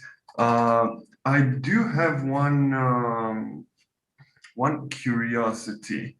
Would it be possible, or I don't know, for people that are not really good with English, is there any way to have the words translated in their native language? Yes, very, very good question. And our goal is to enable everybody to be able to use what3words in their native language. So what3words is now available in 48 languages. So the words won't be direct translations of the English version, because for example, if you say name card in English, that's 2 words, but in Japanese, for example, it'd be meishi, that's 1 word. So there's lots of problems with the translation. Instead, what we do is every time we launch a new language, we essentially assign a new set of words. That's nice. So you will be able to use what3words in your own language, but it won't be translation of English. Oh, I see. I see, but it's really a nice problem, a nice problem solving. I mean, it's quite a good idea. So thank you very much, Zolzaya. We're going to get to the self-driving cars panel. I'm going to invite everyone on the stage, and especially Stefania, who's going to moderate this panel. Hi, Stefania. Hi, Mihaela. Hi, Dean. And hi, Zolzaya. Okay. That is great. Thank you so much, Alex. So this is going to be an exciting chat. So we have some fantastic speakers. So I would like to start introducing well, we have got Zolzaya that was already here from the previous section. So she's a partnership manager at What 3 Words. Then we have Dean Rakic, right? Rakic, yes. Rakic, fantastic. Where is from the name? I was born in Croatia. I'm Serbian, but live in Germany. Oh, and the awesome. German-Swiss border at the moment. Fantastic. I'm a big fan of Serbia, by the way. Thank you. Great minds from there. So he's the chief scientist at TAAL, Distributed Technology. It's called the TAL, shortly, abbreviated from distributed technology and also other things. Fantastic. Yes. Then you can tell us a little bit more about the company. And finally, but not least, Dr. Mihaela Uliriu. Is that all right? Uliero, I thought you can pronounce it. It's like in Italian, so but I'm not Italian, I'm Romanian. Hello, listen, it's a pleasure to have you on this panel. I know you are president at Impact Institute of Digital Economy, but you have also some interesting role as strategic impact catalyst at Input Output Hong Kong, which is one of the company that is working with Cardano blockchain. So that is something important. I want to make a point. Before you were a Singularity Net, which is again another big driving company in the technology space. So maybe do you want all of you to introduce yourself quickly, give a quick overview of what you are doing in the space? I think that will set up the scenes in the best way. Then we can go ahead with the discussion. Yes, in which order? I do not know. I mean, I can just take lady on first is always like a lady first. I suggest that you, Doctor, you do the first. Just because it's kind of a natural continuation to how Steffi introduced me. Actually, I'm here because very few people probably know that I did my PhD in control engineering. And one of the applications was a self-driving car.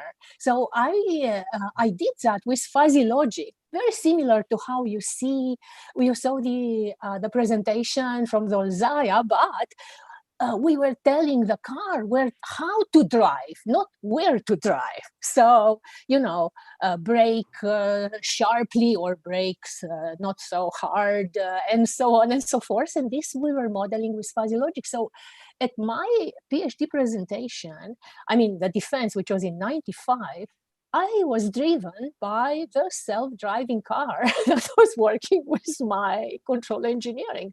And I hoped that 25 years later, I will, we don't have to drive anymore ourselves and we will be there. Anyway, I just wanted to add this to my introduction. Zolzaya, do you want to go ahead? Yes. So I think the relevance of What 3 Words really comes in because the system was designed to enable human-machine interaction. And say if this happens quite often, and let's say if my Uber driver takes me to a wrong place and this is not the front door of my house, I'll go, can you go around? But if the car doesn't have a driver, it's going to be much difficult to tell it exactly where to go. So that's where What 3 Words comes in.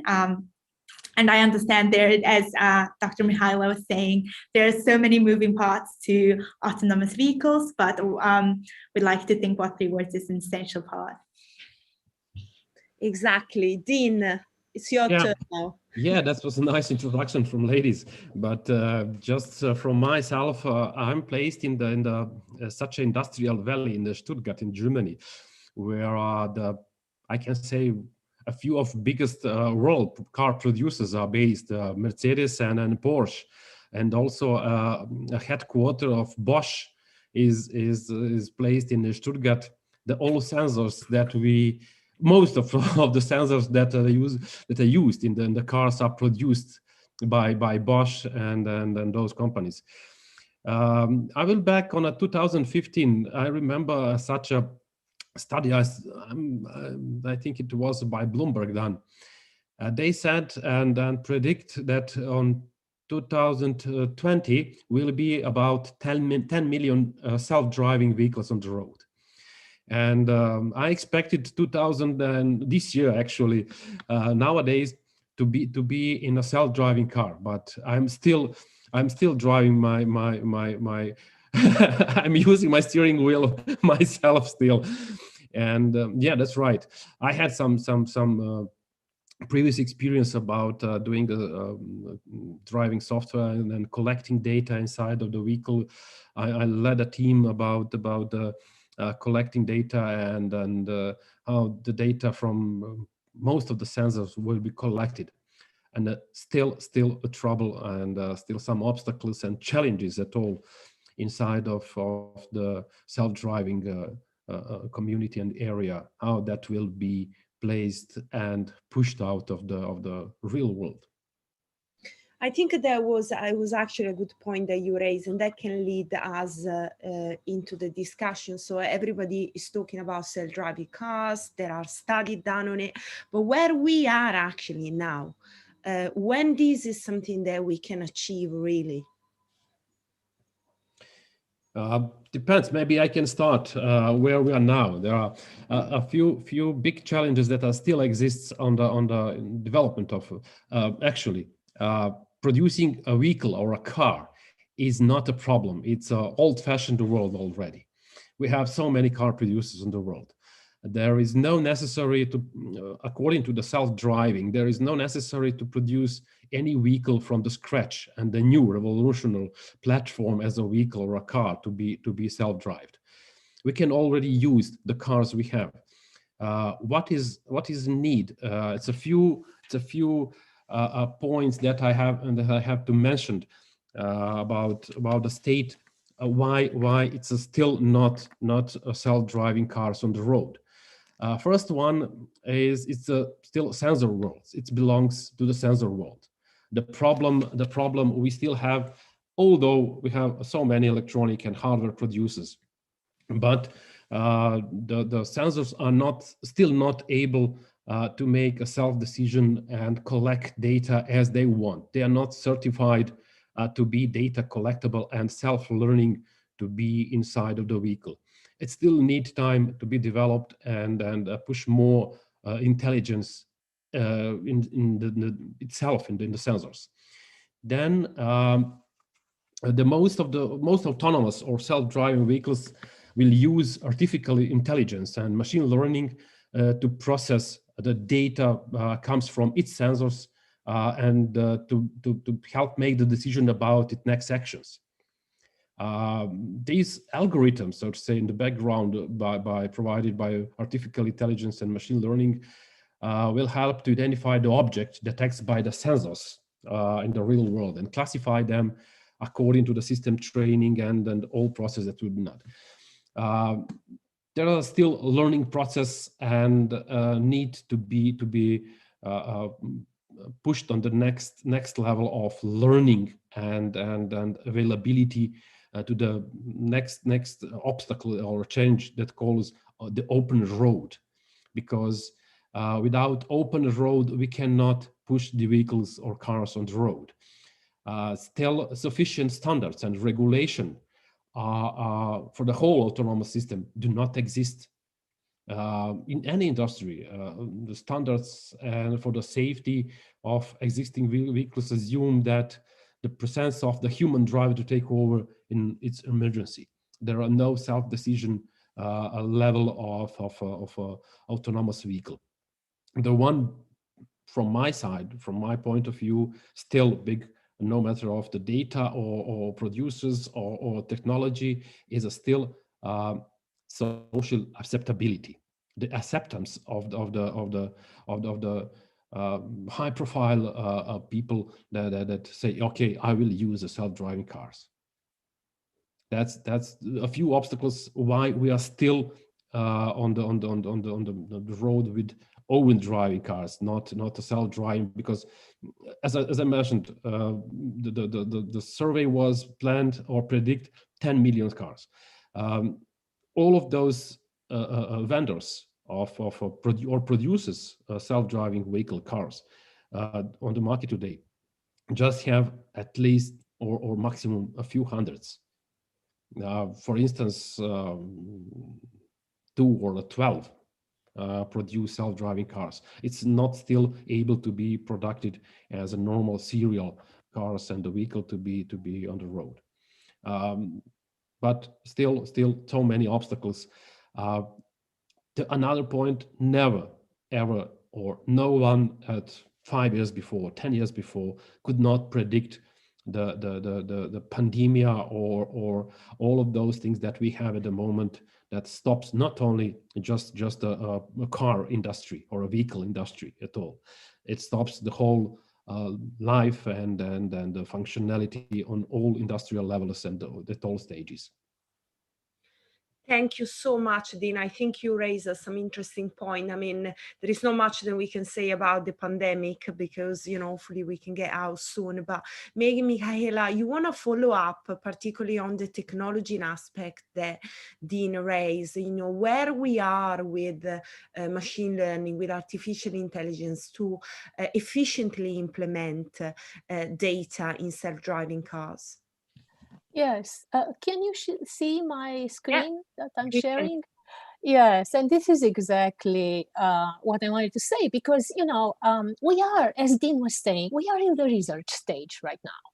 And this is not too bad for, you know, people who are working on it, because they can work this from home, as you can see. So this happened already in April last year with Ford, where it turns to AR and VR, and we had this session before, which shows that the technology is right there. So I'm designing a new piece, I'm designing a new algorithm, and then I can share it with my colleagues no matter where they are, and then they can work on it. So I think the technology, especially the technologies which have been featured here, are really, really helping us. Why? Because the self-driving car is in fact a smart asset. I mean, the car is able, as you have seen in Zolzaya's presentation, is able to tell me, well, the engine right here, it hurts me. So I don't need to flip through that user manual and see what happened. So it is much easier now, especially because of this human-machine interaction, which is so advanced, to actually diagnose a car, to design a car, to design those sophisticated algorithms that Dean was mentioning, with no matter where you are, even from your home, as you have seen. So the car is becoming kind of the smart twin of the car, and I can design it from my own place. But the car is also becoming the smartest thing in the Internet of Things, as Dean was saying, with the sensors, because cars start to communicate with each other. Oh, I'm here, please do not bump into me. Or, oh, please allow me to go into the fast lane and I will pay you something because I'm in a hurry. My wife is giving birth. So the cars will start to negotiate. And as such, of course, the technology is what enables that, as you can see here. And the cars start, as Dean was saying, to have rights. which can be programmed into them, but we may, I don't want to monopolize here. So technology has helped a lot. And I think during the pandemic, if at all, if we wanted to do, let's say, experiments with fleets of cars, as my colleague Harry Behrens is doing at Daimler these days, he's working on the smart car. It's easier if people work out of home because the roads are not so busy. A big setback, of course, is when accidents happen. And also, I think a big obstacle is in unleashing the self-driving cars is how do we ease them in with the current situation where people are driving. So self-driving with people driving doesn't always work because the self-driving car, if it respects the rules, and people want just to go and they are used to go, let's say, 10 miles faster on the highway, this is creating some situations. Anyway, I have much more to say, but I'm going to stop here to give everybody an opportunity. Mihaela, thank you so much. I think that was a brilliant introduction, and how the technology allow us actually to create actually a proof of concept even from our office or our home. Now, Zolzaya, we have quite a few questions now, so we are still talking about challenges. Obviously, Mihaela mentioned about the Internet of Things, so how everything is going to be connected. That's a challenge that I would like you to pick up, and also the accuracy of the addresses, for example, in big countries such as India or Mongolia or China, where maybe you have got streets that have got the same names, and it's very difficult to kind of exactly locate an address. Yes, definitely. And as Dr. Mihaela was saying, I think the technology is out there and everything's going to be connected. That is great, but I think it's really important to keep in mind that it will be people, human beings, who will be interacting with those technologies and those devices. And in a perfect world, with IoT, with these smart devices, they will all talk to each other and everything will be great. But in reality, I think when we design these experiences, one thing, at least from our perspective, that we've been seeing is the change in human behavior. So even if the technology is out there, it takes a long time. Changing consumer behavior or human behavior takes a long time. And big part of that is trust. So if people are able to trust their machines, trust their autonomous vehicle will actually take them to the right place, that is a great starting point. And with what 3 words, as I was trying to explain earlier, is that if you can specify exactly where you need to go and you can be sure that your car will actually bring you that exact 3 meters square, that is a big uplift in user experience. And therefore, if as a user, if I have one good experience, I will be more inclined to use it again. So I think that trust element, and also there's another element which I think is around convenience. So unless the new technology is making my life more convenient, I probably won't use it. So one feedback that we often hear from OEM clients is that people, the voice navigation isn't used that widely. Why? It's because of all the problems with current street addresses and how it really wasn't designed for voice. But with what 3 words, if you can, I think the industry average for voice recognition, voice accuracy, when it comes to street address, I think is around 60%. But with what 3 words, because we're working with a very small set of numbers, and we essentially cheated when we designed the system to make it work for voice. So the accuracy is very, very high. It's in the high 90s, so it's around 98. 98, 99%. So that is a huge uplift in the user experience. And if I can just instead of having to type or instead of having to look it up on my phone, if I can just speak those 3-word address, it's going to be more convenient for me, and I can actually trust it will take me to the right place. So I think those things are very, very important when we talk about how the users and the human beings might interact with autonomous vehicles. I think definitely this, I mean, the user experience is obviously a key element for any kind of technology. Moving into that, I would like to touch a little bit the aspect of new technology, particularly AI and blockchain, because those are disruptive technology. They are adding something completely new to any industry. And maybe Dean, do you want to start maybe expanding a little bit on distributed technologies? If you can also mention something about decentralization as well. I think that maybe something that also Mihaela can pick up later on. Yeah, sure. From that perspective, I will turn on the big portion of data that are produced by various digital ecosystems, not only by a self-driving vehicle industry, but all of those ecosystem has met a lack of interoperability on the line between applications, data streams, and learning process and predictability that is much more important, as much more important as the trustworthy into the self-driving cars. The new technology approach based on the distributed messaging, I would better say, such as the blockchain or artificial intelligence parts, became a key component of many industrial technology stacks, and especially will be take a part into the self-driving and autonomous vehicle.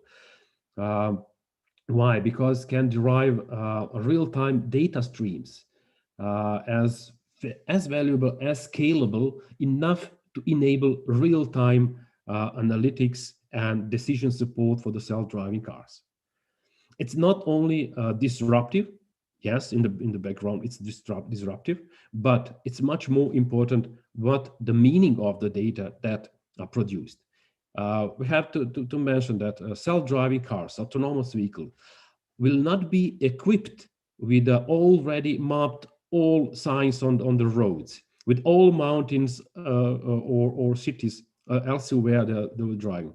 They have to find and learn by start driving. That's the future of the self-driving cars. They have to learn, as the developers want to say, learning by doing. That's the way how the self-driving car will be in the future, equipped and enabled to perform their duty on the road. Why we mentioned that disruptive technologies should be? Because the hype in the last years belongs to blockchain and then the artificial intelligence. The manner of that is decentralization or decentralized manner of blockchain and mostly artificial intelligence applications and implementations in various kind of industries. Avoiding and overcoming that part that the central point elsewhere will be moved out of the story and out of the technology decision support. That means the self-driving cars will be the real use case in the future that use that disruptive technologies, because they do not need to be centralized. They have to be a peer-to-peer. On the road, they need to have a behavior to be peer-to-peer on the lowest level of decision support, but this support should be learned and delivered to each other into the autonomous vehicle world by as the high decision. That's the point why we need a blockchain. The blockchain itself, it's still part of the hype. I'm too long in the approximately 10 years in the blockchain. and have already industrial use cases and samples. At the moment, I'm a chief scientist at TAL, we are part of the Bitcoin Satoshi Vision story about the transactional processing and so on and so on. What is this about? The huge amount of data processing should be enabled in any kind of the infrastructure to support any kind of enterprise industry. And if we are able to push out such a vast amount of data inside of a transactional processing, that means that technology could fully support decision support inside of the autonomous vehicle. And then the process of learning inside of the vehicle should be started. Without a big amount of data distribution, any kind of stream data that should be performed in real time or near real time, any kind of technology will be suffered by some obstacles and challenges that could not be survived. And blockchain is a promised technology by its transactional manner and the behavior of processing a big amount of secure, immutable, and transparent transactions that should give a possibility that the cars, vehicles, the peer-to-peer on the road could understand each other and interoperate and be interoperable and functionally understand to each other who's driving where, how to drive, and all their behavior. Dean, thank you so much for that. I think you raised a very important point, which is about interoperability, which is a bigger challenge in the blockchain space. I mean, if we see, we have got Ethereum as a massive network that is coming up with this problem of interoperability, and it's so important that different blockchain are going to be able to work together in a fast, secure way that can give the best user experience. Otherwise, mainstream adoption will never be possible. So on that note, I would like Mihaela to step in because she has quite an important role at Input and Output Hong Kong, which is the company behind Cardano, one of the biggest. And you interviewed our CEO. I really enjoyed that, Stefania. I'm a big fan of Cardano because he's the only blockchain that is actually building up from the bottom, proving research. So that's amazing on that. So tell us, how do you think the interoperability challenge can be solved? And also if you can add some comment about data and AI, particularly considering your experience in Singularity. Absolutely, and they are all, but let's come back to the self-driving car, first of all, which is also called autonomous car. So the car doesn't need people, yes, the car is autonomous. That means the car must have an identity by itself, must be able to pay at the gas station or at the rechargeable, I mean, let's say, and I'm hoping that they will all rely on electricity, yes, renewables, and so on and so forth. So they will be able to make those payments to fuel themselves. That is a self-autonomous car. So blockchain has the first application of blockchain for a self-driving car. You cannot have it actually. I mean, it can drive, but then there's no point if it's not autonomous. So it is crucial, yes, in many ways. But also, as of course, Dean was mentioning with regard to tracking the parts, also while the car is operating, we will be able to track if a part has aged faster than anticipated and then signal that yes, it needs to be repaired. And of course, as much self-repair as possible, but that tracking with blockchain is essential. Coming back to a question on artificial intelligence, of course, it's the fourth industrial revolution and the self-driving car, smart city. These are the main applications for the convergence of technologies, blockchain, artificial intelligence, Internet of Things. The self-driving car is the kind of the smart city is the epitome, but self-driving car is the cell for that. So we have, for example, applications. Once we have the car have its own identity, let's say the car has an accident, which is also a main issue with trust. Now, with artificial intelligence, we can process pretty quickly the videos and let's say from the dashboard. and identify who was actually at fault. Because of course, I mean, I would, and I always say that, I trust AI more than people. We are much more biased. Of course, AI is also biased to the extent to which it is designed by people. But if we have that kind of processing, which is more objective, of the image processing and so on and so forth, insurance industries are relying more and more on artificial intelligence in this regard. So technology really can save the day in many, many ways. And with blockchain and AI, we can now have and give objects, these intelligent things like smart cars and self-driving cars and autonomous cars, we can give them legal personality, which will solve the conundrum of the ethics, yes, if the car has an accident. I'm not sure where you were going with the interoperability of blockchains. Of course, if I have a car running on one blockchain and another one running on another blockchain, of course, they have to communicate with each other, and we need standards there. But I think that's, you know, kind of a more blockchain-oriented conversation. Okay, so there are basically some fundamentals to happen from a technology level that then obviously can be applied to the self-driving cars. Now, Zolzaya, you maybe want to jump in and talk a little bit about data management and also data security, because I think that still remain a big challenge in the space of self-driving cars. Yes, 100%. But I guess from What3Words perspective, we are actually not a data set, or essentially what we are is we have the word list, which is a list of 25,000 words, and we also have our core algorithm. So a lot of the times, for example, our latest OEM partner, Mitsubishi, they have integrated our SDK, which means the drivers can enter the 3-word address of their destination and navigate there, even without having connection to the internet. So all of our core technology, and it is stored in just 5 megabyte data.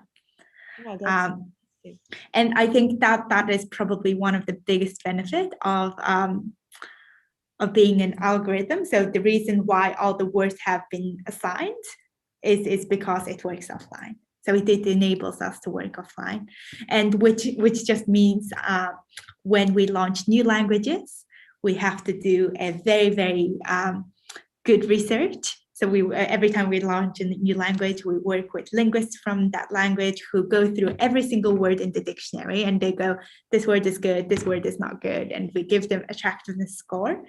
And all the good words, so for example, more commonly used Japanese words, for example, will be assigned to Tokyo, Osaka, and then the more difficult and less used words will be maybe in middle of Russia.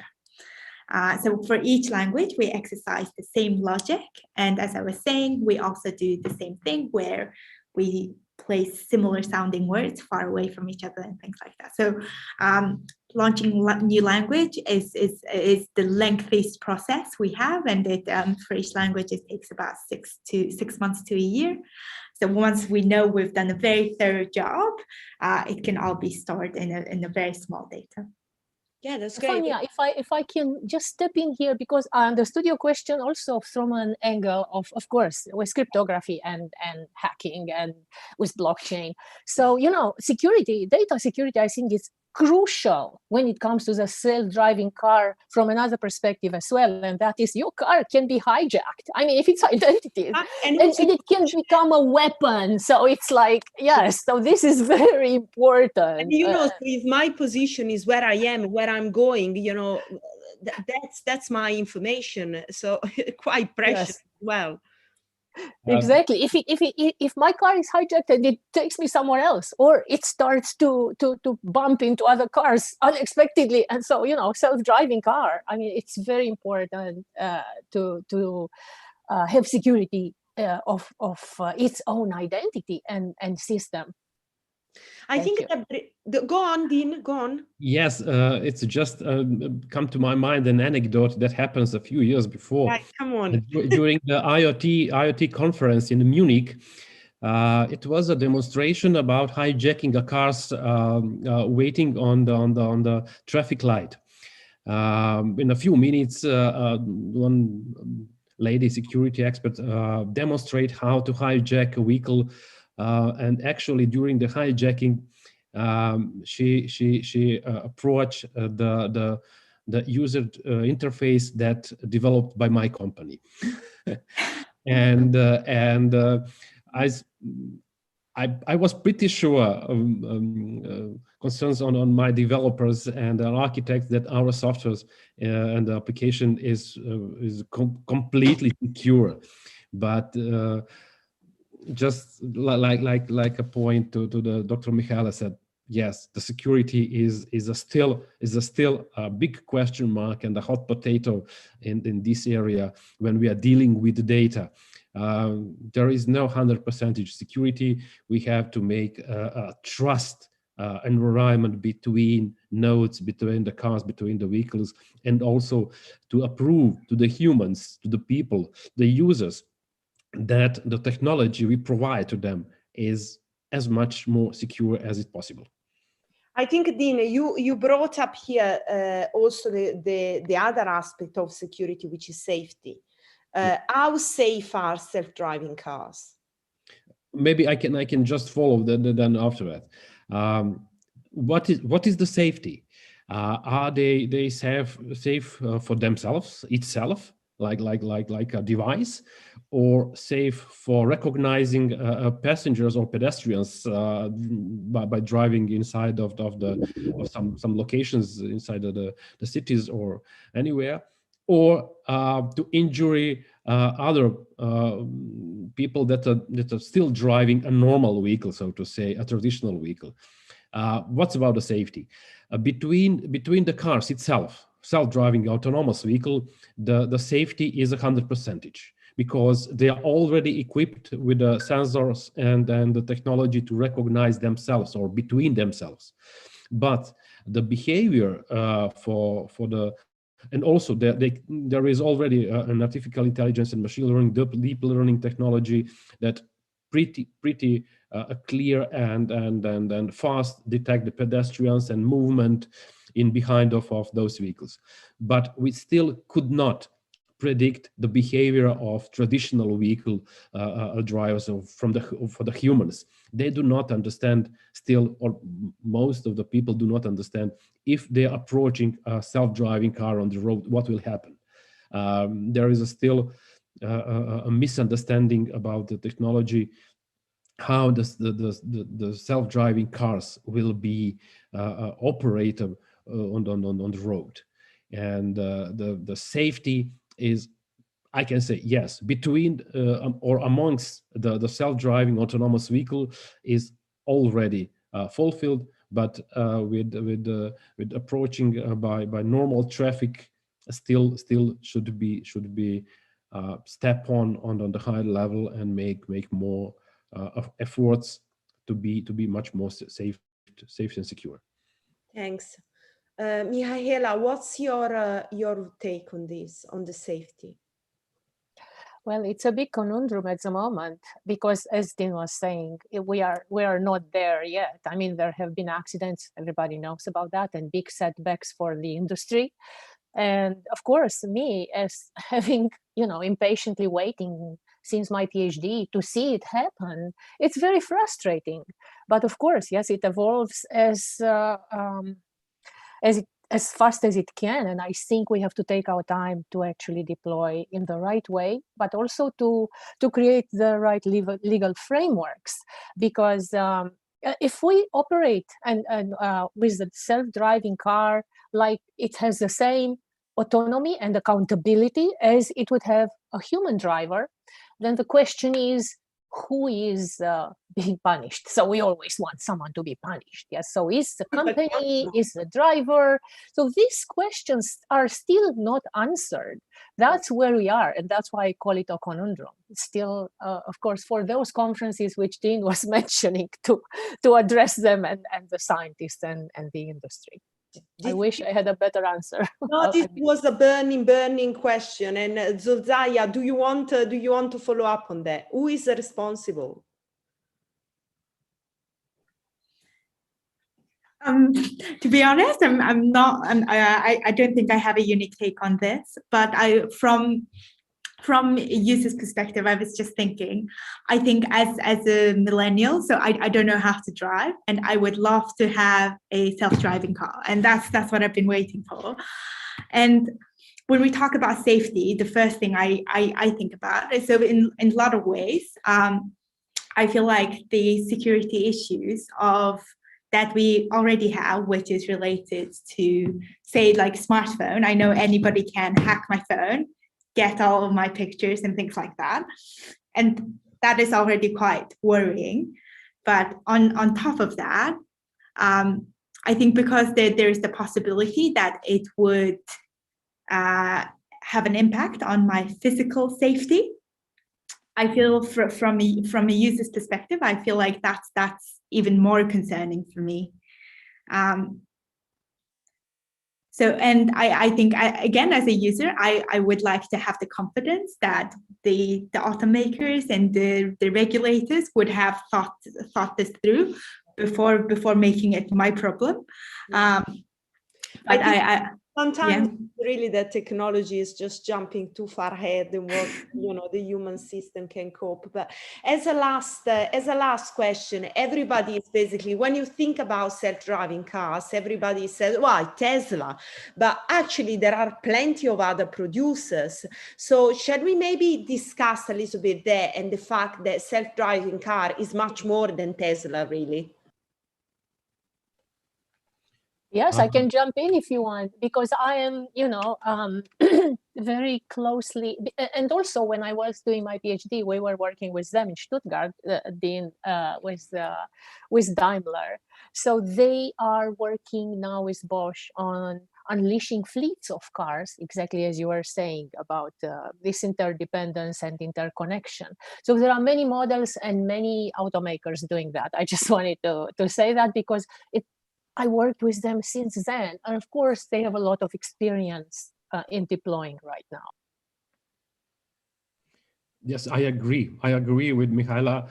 And I just want to add, according to the question about the Tesla, from the early beginning of coming Tesla onto the market and seeing this kind of vehicle on the road, I start thinking on those vehicles like data collectors.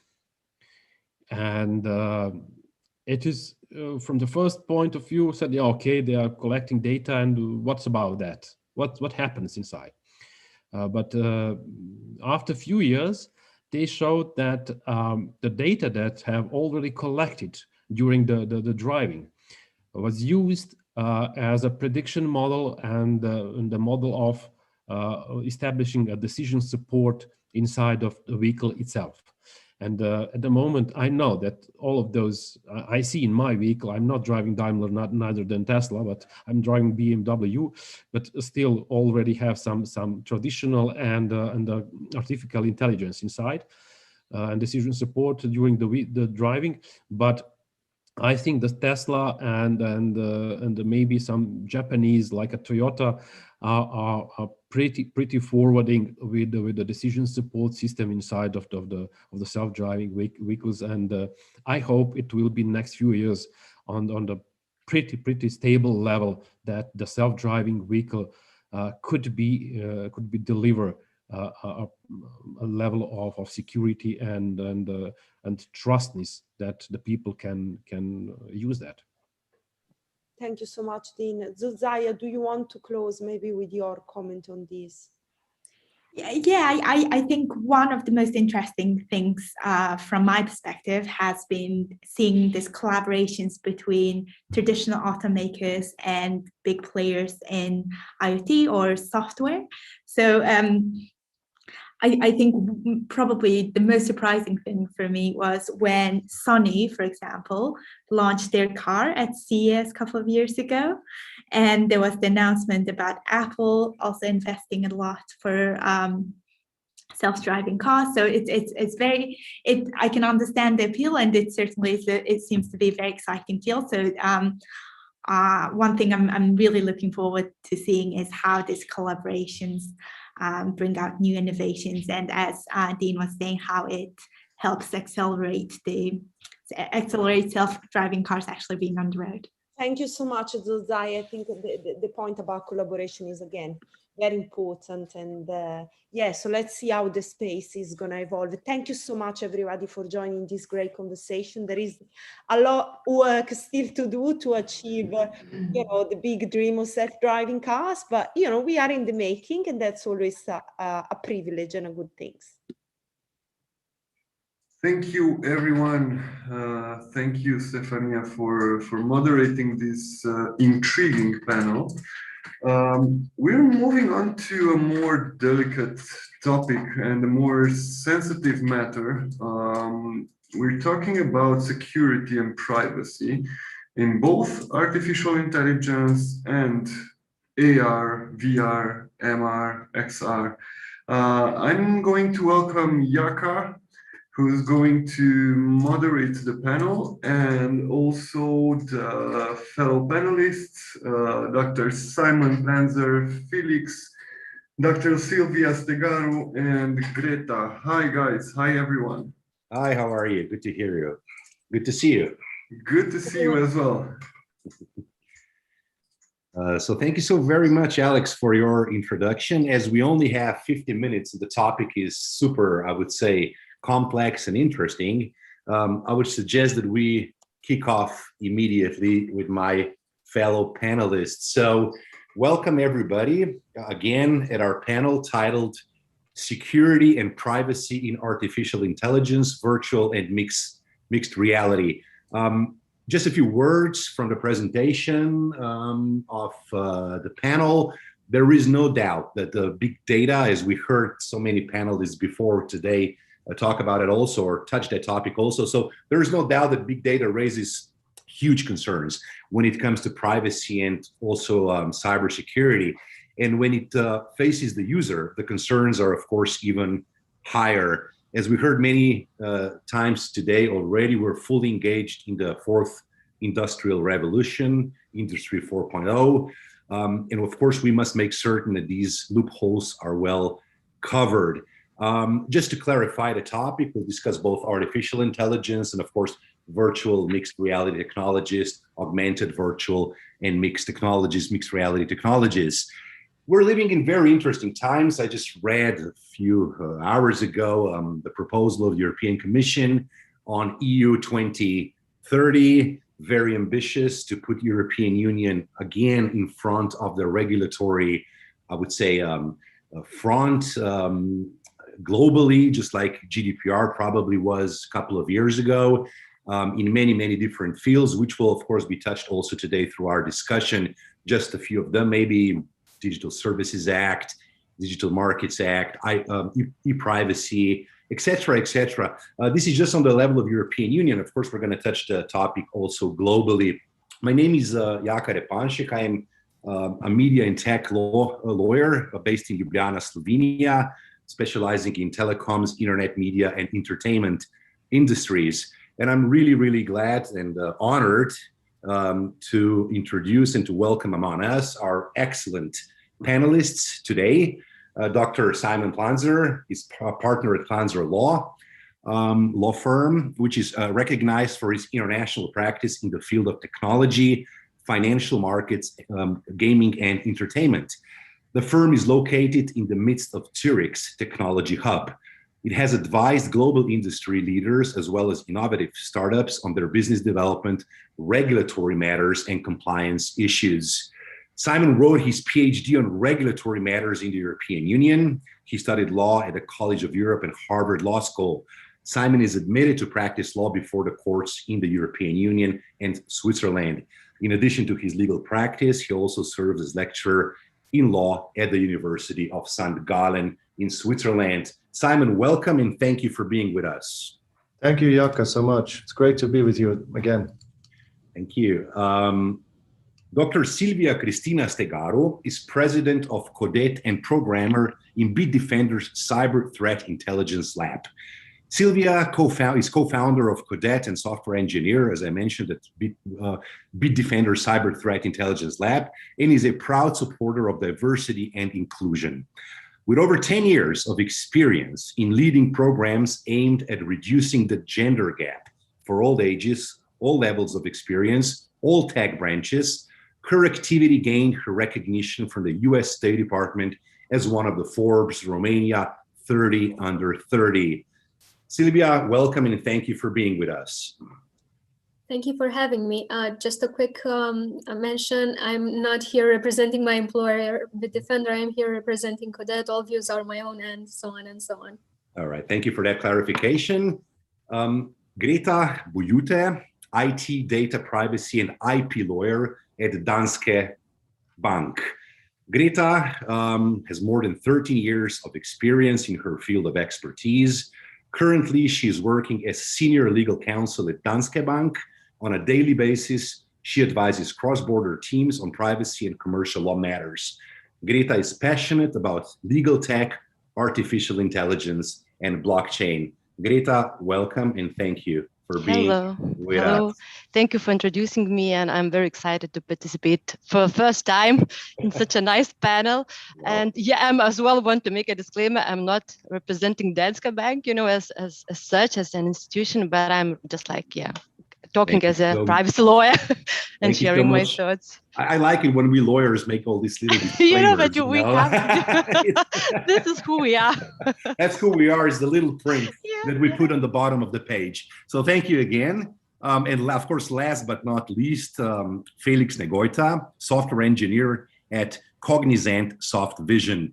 Felix graduated philology and got his master in arts in contemporary linguistic theory, where he became interested in philosophy and formal languages. Looking for a professional challenge, he decided to pick up computer science at postgraduate level and started working various roles in data engineering and data science. He naturally became interested in artificial intelligence and machine learning, which he decided to pursue with his master in science in Cluj, in Romania. He's currently working as a backend developer, studying for his master in science and publishing on artificial intelligence in CS articles on Medium. Felix, welcome. Thank you. It's great being here. Thank you for having me. Thank you, guys. Well, we're going to kick off with Simon's short presentation. Simon is going to share a few slides with us now on the screen. And we're going to kick off with that short presentation, which is basically also kind of an introduction questions that we have for Simon. And then we're going to continue with other panelists. So Simon, please, the stage is yours. Thank you very much, Jaka. I assume you can see my presentation well? Yes. Maybe you can close the left column so we can just see the core presentation. Yes, exactly. But it's going to be okay that way also. That should be fine now, right? Yeah. Very good. Well, thanks for the kind words, Jaka. And in preparing this panel today, we realized we have a couple of legal eagles also on our panel. Of course, Jaka, but also Greta. And we found it useful to maybe share some legal perspective also on the matter of privacy in particular. So what we'll try to do in the following is to really illustrate with a real life scenario the kind of ethical and legal questions that may arise by one example of use of AR and augmented reality.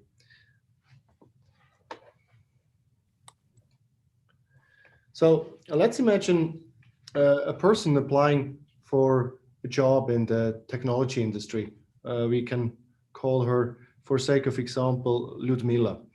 Ludmila is very well trained, highly qualified, and she applies to various jobs in the industry. But as opposed to an on-site interview, she is actually invited to a VR room where an avatar is welcoming her and inviting her to leave her application materials in a virtual letterbox.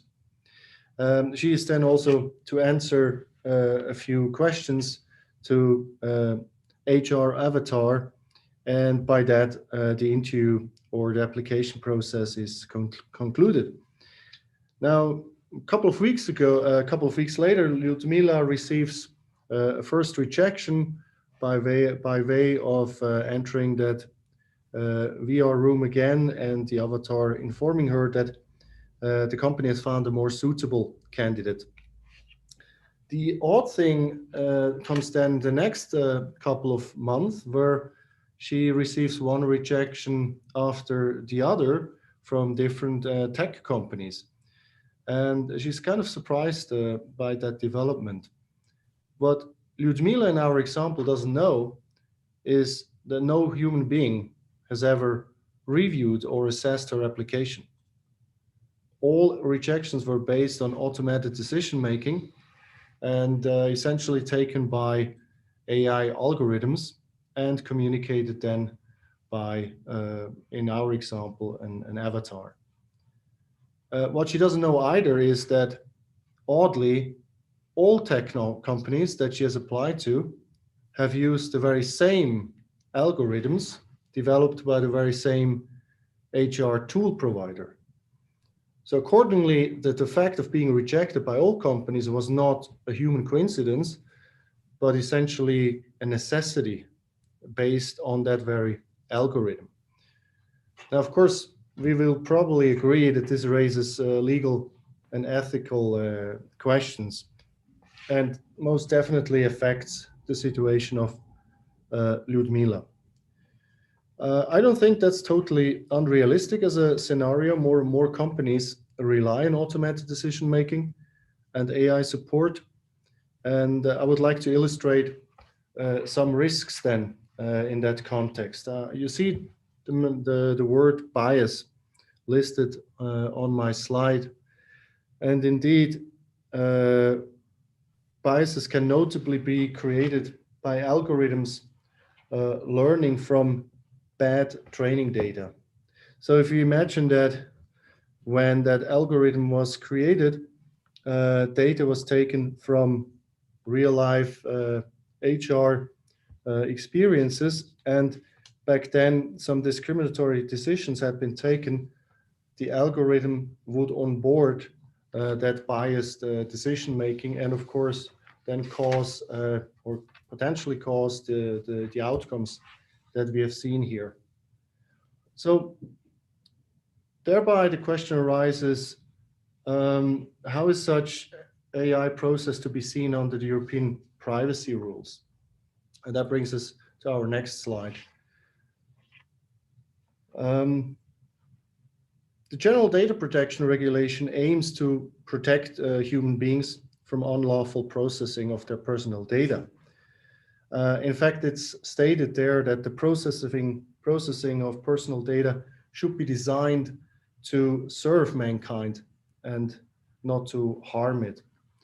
So obviously, as we've seen in our example, AI also holds the potential to infringe upon fundamental rights, such as human dignity or the economic progress of a person.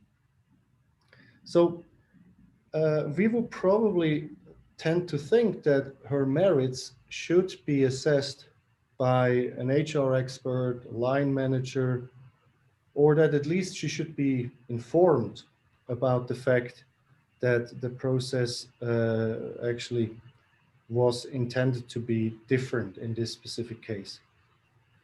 So while there is a general prohibition of automated decision-making, whenever it produces legal effects or otherwise significantly affects the position of a person, there are exceptions. So we know that as lawyers to every rule, you have certain exceptions. And these exceptions foreseen in the European data protection. Simon, I'm sorry, we're going to have to speed it up a little bit because we have only 40 more minutes. So don't worry. Yeah, just wrap it up a little bit. We're coming back to your slides. Don't worry about it. Yep.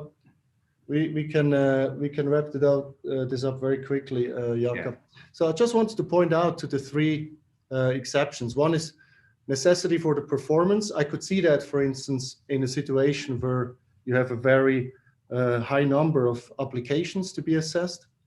The second one is exceptions foreseen in the laws of the union or national laws, but then again, they would have to foresee protective measures for the persons concerned.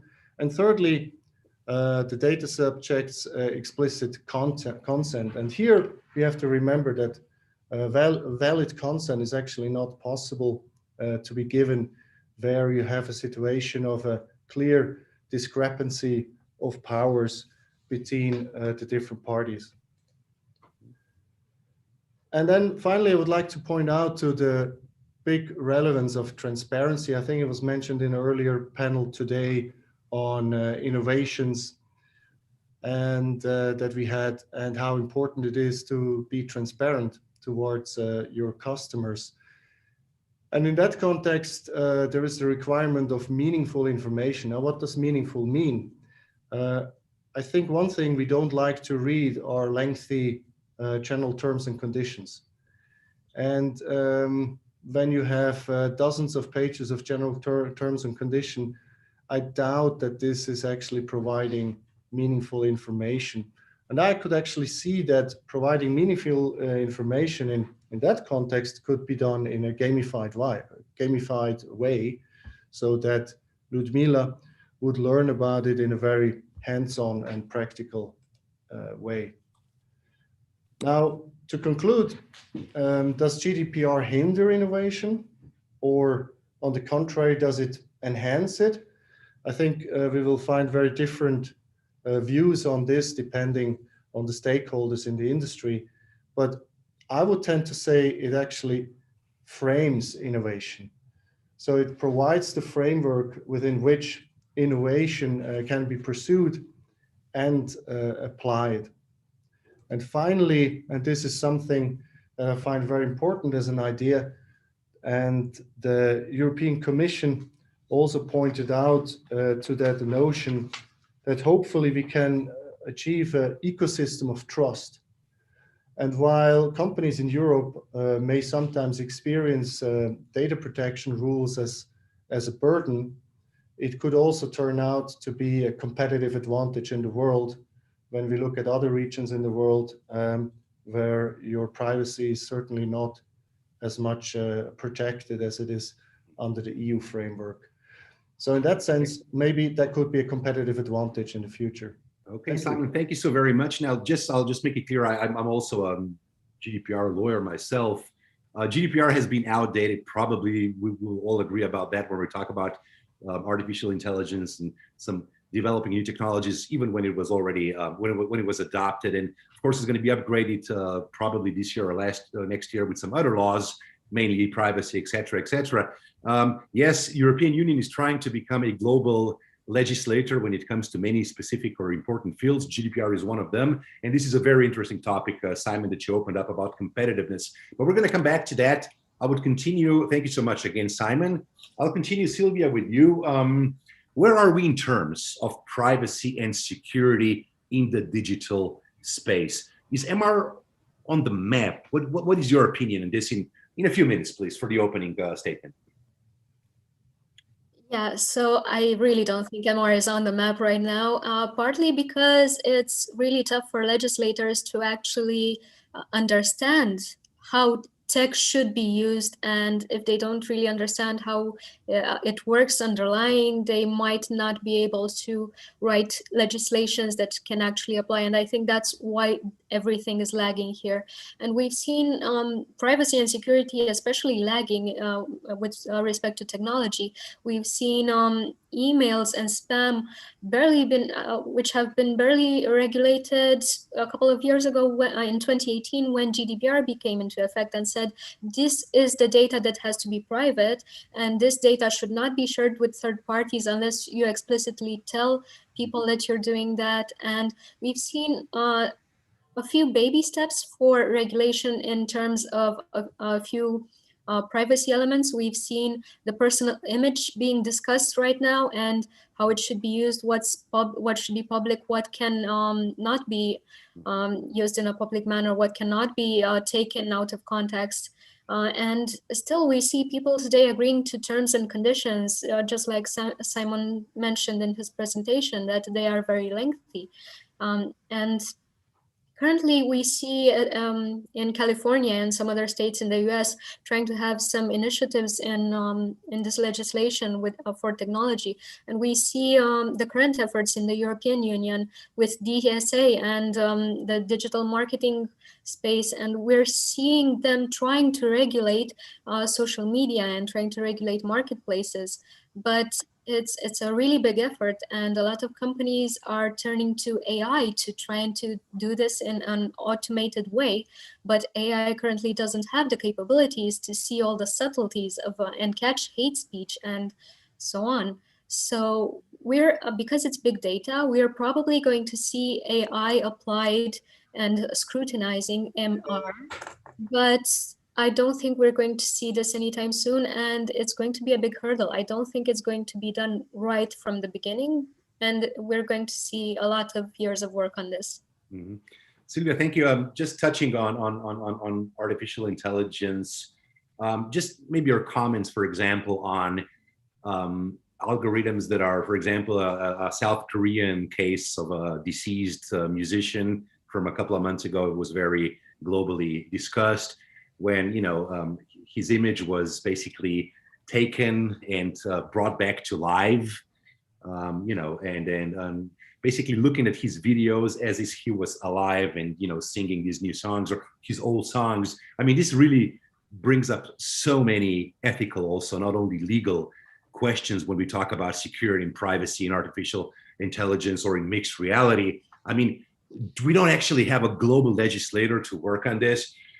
Council of Europe, not European Union, but Council of Europe is the only international body right now which is really trying to legislate ethical issues in artificial intelligence. And, as long as we don't really bring this up to the level of United Nations, and even then, this is really going to be a global challenge because technology has no borders. Just a short comment on what I just mentioned about, I would say, identity of people in new technologies powered by machine learning, powered by artificial intelligence. Please, Silvia, your quick opinion. Yeah, so we are steps away from the reunion of all these technologies. So we have bits and pieces. We know that AI is capable of reproducing the image of an individual, and there are actually initiatives currently for generating video game characters based on just one photo of an individual. And there are a lot of ethics concerns here, and a lot of ethics concerns about consent, because if anyone can use any picture, and they can actually use any picture to generate these characters and just give them any body or maybe a customizable body, but using the face of an individual, then we need to ask ourselves, what if somebody is using somewhere in a video game my image with a character that is barely dressed or something like that and is using it without my consent? What if that person in the image is a 16-year-old girl, an underage minor? What if this is used for different crimes that we haven't even thought about yet? Mm-hmm. So if we haven't thought about what their implications might be, how can we attempt to legislate this? And it's a really big issue, and we're just steps away from these two, AI and MR, merging and generating even more complex questions. For instance, if we all know the case of Cambridge Analytica and how different information was collected and was used to generate targeted ads, political ads. And what if through MR, the information collected is information about you, about medication that you left on your table, about books that you read, and so on, generating your belief system. And through that belief system and through, I don't know, data collected by your eye tracking and how your eye dilates when you are pleased by something and so on. So let's say that all of this data can be used to make you interact in an MR world with someone that you would most likely trust, and generate an image for exactly that, for selling you something, for convincing you towards an ideal, for convincing you to vote for someone. And it generates a lot of ethics concerns that we need to evaluate now and not wait for them to happen. Absolutely. Silvia, thank you so very much. Greta, are we ready for mass adoption of virtual, mixed, and augmented reality technologies in our society? This links to the debate we just had with Silvia right now. Please, Greta. Yeah, it's true. And I think we're definitely not ready.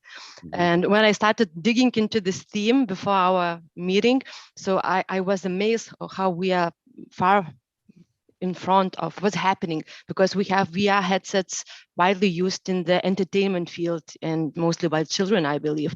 Microsoft just launched its Microsoft mixed reality platform and apps that already now allow people to connect in virtual spaces as avatars and feel as if they are like, all together. And I read that Apple, Facebook, and I believe many other tech companies are working on the smart glasses for affordable price that will be launched in near future. And I think that we don't understand what kind of risk this may pose to us if adopted massively. And I think we need to start discussing about that now, because the scope and the scale of the data that will need to be collected in order these technologies to provide the experiences that we expect them to provide.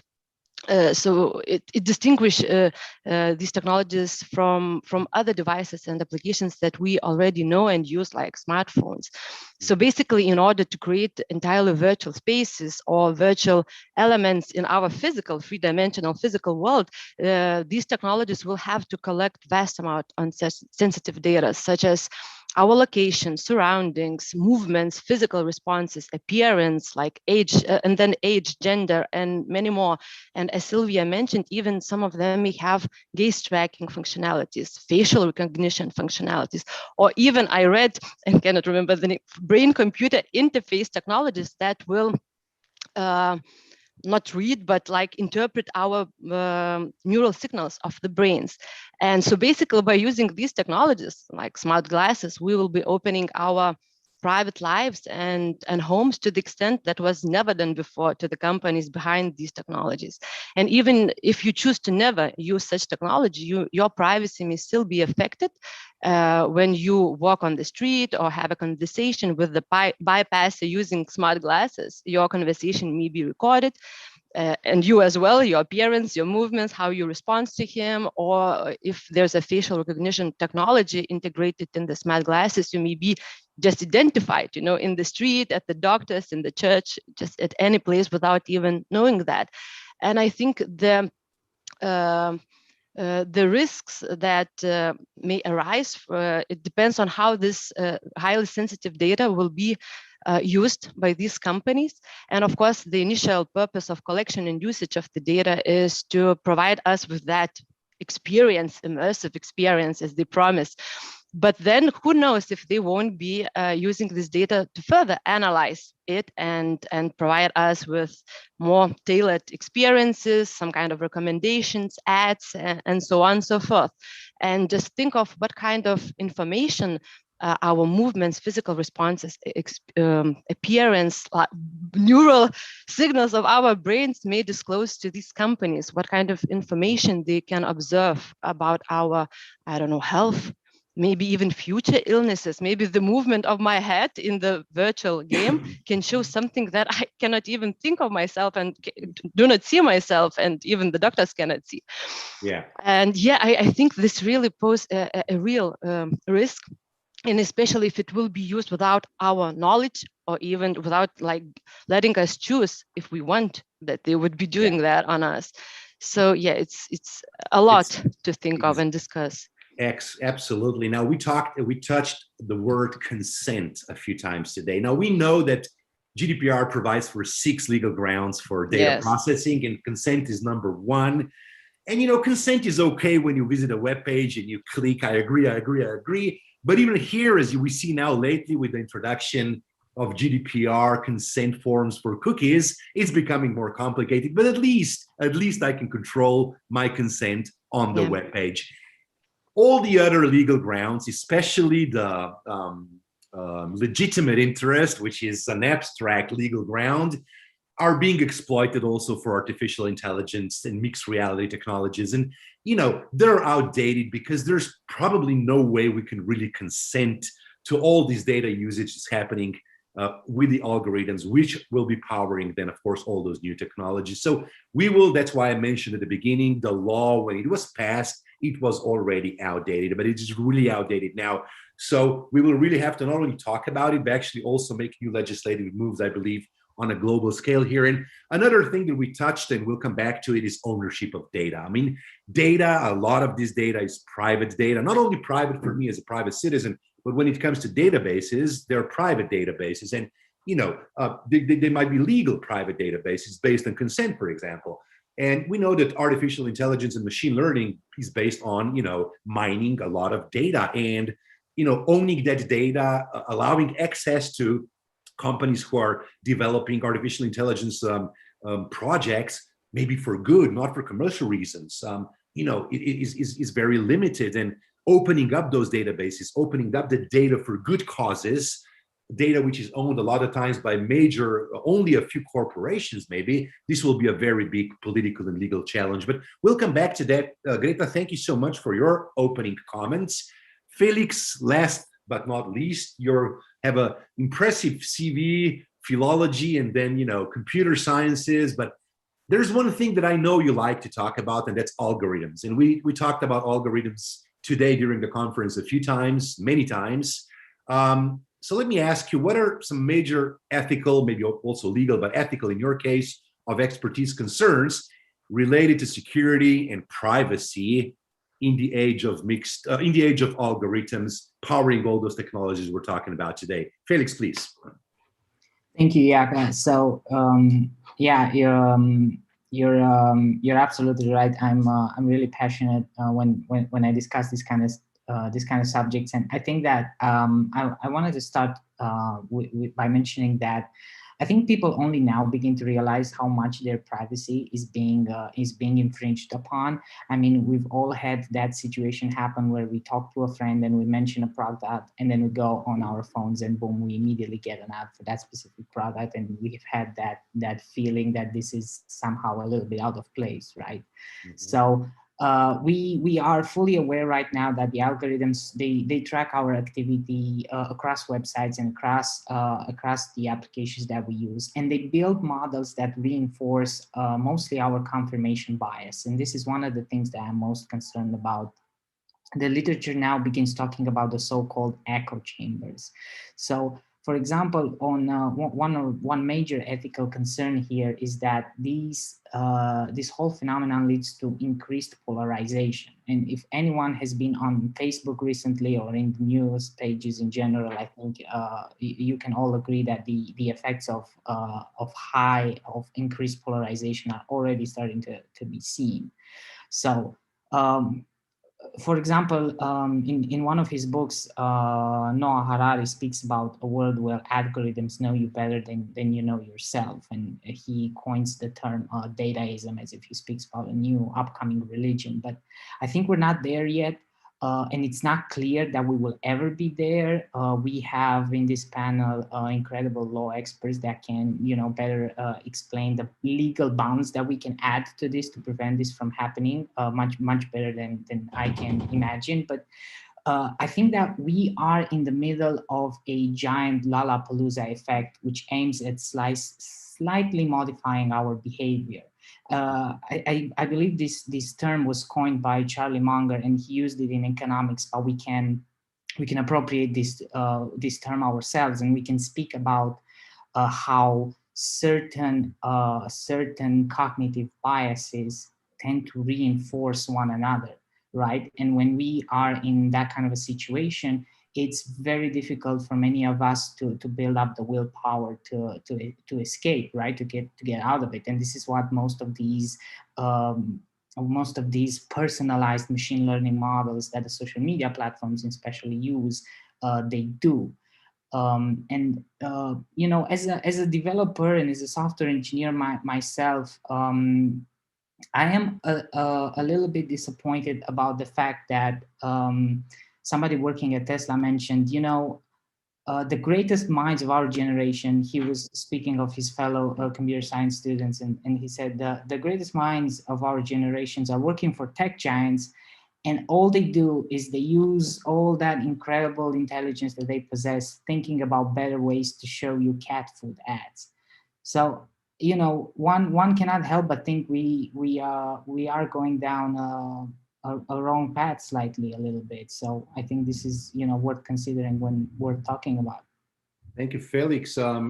Absolutely, and you know, but there's also something to underline. There is a lot of research and development also by the big techs, which could be used by smaller companies if access to that technology probably would be a little bit more open. And that is one of the things that Digital Services Act is aiming to do in European Union in 2021. And being from Slovenia, and Slovenia will preside over the Council of the European Union in the second half of this year. Romania is presiding right now, right? If I'm not mistaken. So Slovenia is taking over from Romania, and Digital Services Act, Digital Markets Act, e-privacy, and Act on Artificial Intelligence, another important European Union piece of legislation, will be on our table in the second half of this year. So pardon me for having a deeper interest in that, but this is, Simon, maybe a question for you is, you know, should algorithms become public? Should we disclose them as it is aimed by the proposal of the European Commission? Would that be possible even for competitiveness of European digital market, or it would actually mean that companies would just go outside of European Union saying, we can't do business here, Europeans want too much of us, we're just going to do this somewhere else? What do you think, Simon?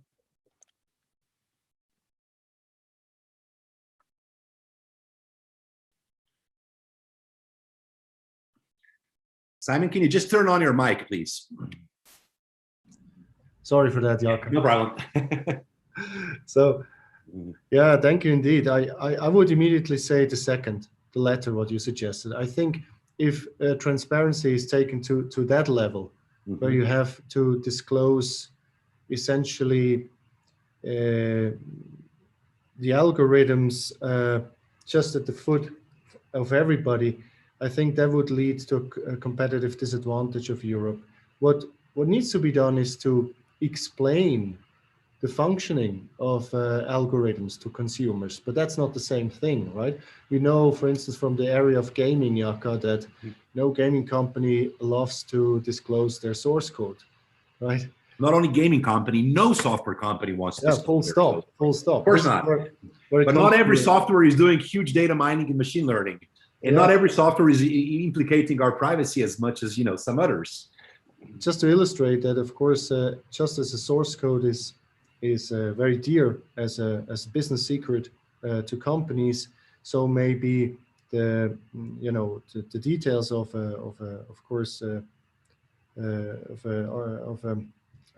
algorithm where you invested a lot of time, a lot of money, and efforts into developing it.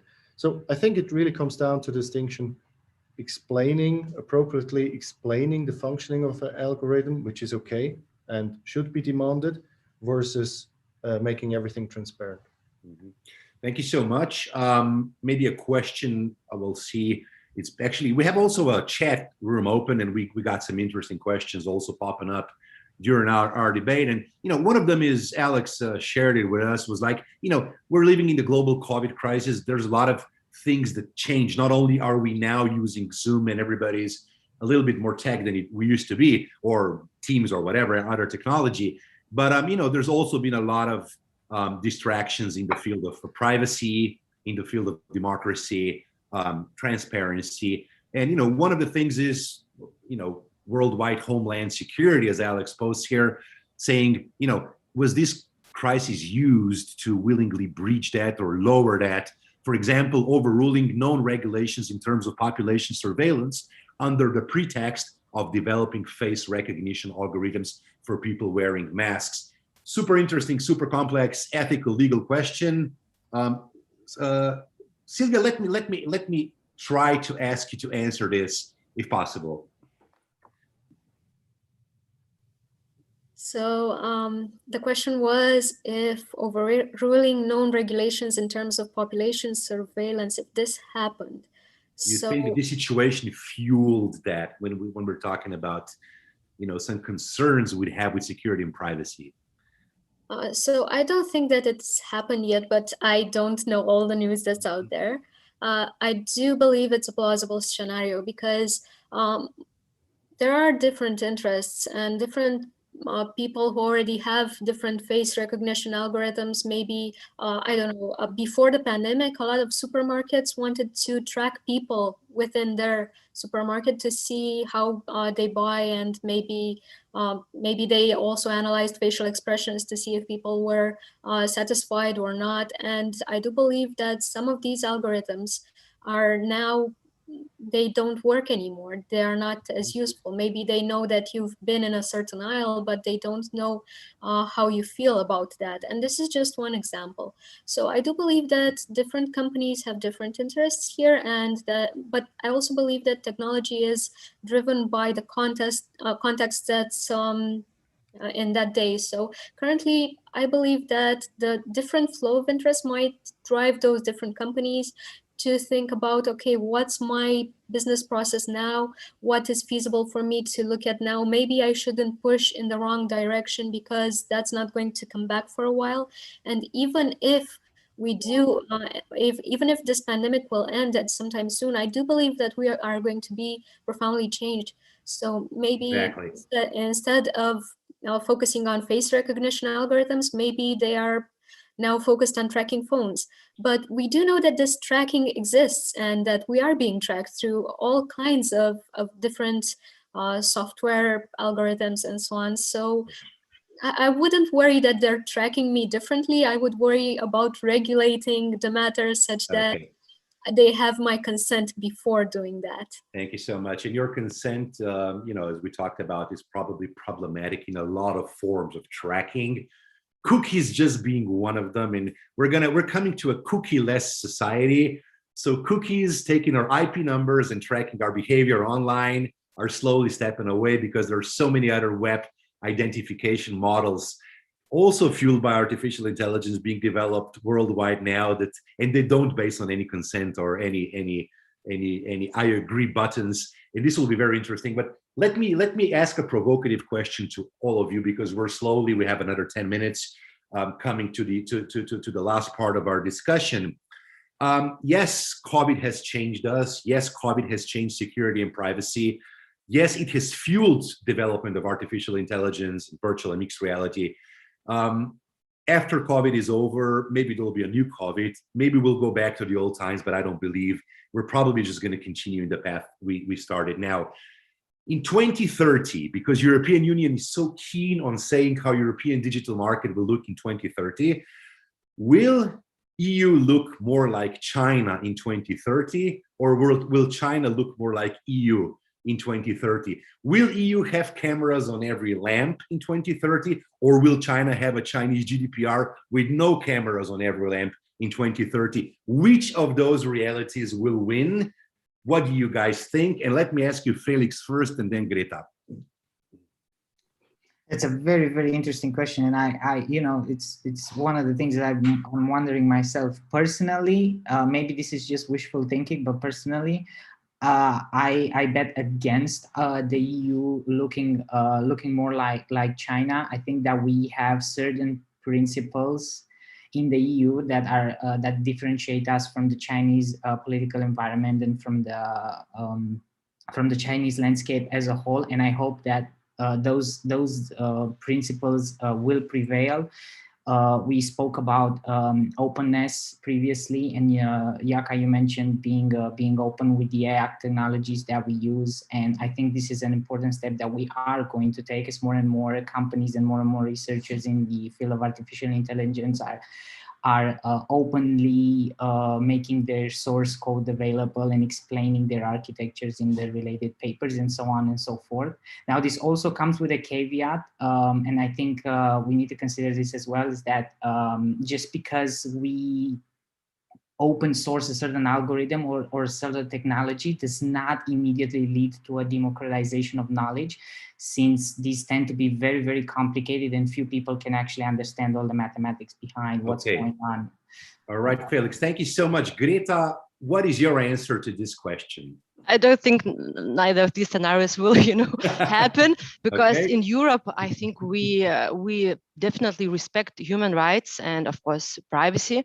And data protection as the core values, and I really don't believe that there will be cameras, especially facial recognition. This was metaphorical. And, yeah, I understand that. I understand that. What are we going to be closer than them, or are they closer to us? Maybe not just the cameras, everything related, because we're talking about here a lot of things, not only face recognition or cameras. Yeah, I understand. No, I don't think we will. I hope that in Europe we won't regulate too much. I mean, because that's like, degrades the competition, and nobody will want to come into our market and provide new and interesting technologies. So definitely not. I think they will always try to find a balance in regulating and just like, enhancing innovation and so on. And in China, we underestimate China, because I was like reading about their privacy laws, and they have quite heavy privacy laws. Of course, they are defending their own market, that no personal data can go out. So it's like it's another world of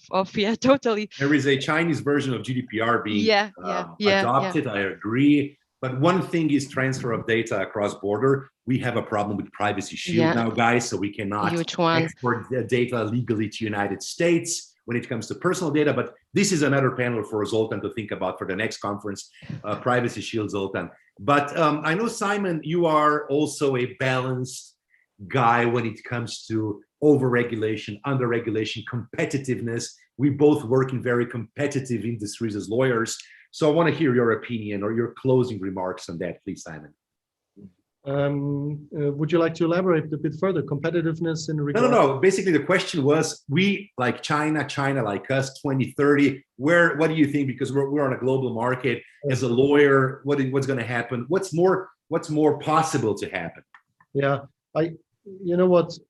what worries me is that the biggest difference that I see between if we speak of power blocks, the EU, China, and the US, I think the really distinguishing difference for China is they have a master plan. They really know what they're going for. There's this big 2049 strategic goal and plan that under President Xi Jinping was developed. I think they really know what they're doing, whether Europeans like it or not. But they have a plan. But we also have a plan just published, 2030. Europe will be #1 in digital technologies worldwide. Semiconductors will be produced in Europe, not in China. No, I'm serious. There is a European Commission plan. The other question is it feasible? The question is there the political unity to push for it as hard as the Chinese push for their plan? And in the US, similarly, it doesn't look any better, I would say. I don't really see a plan. I saw a lot of protest under the old administration under President Trump. I saw a lot of protest and resistance, but I didn't really see a plan. So I think China has very good cards.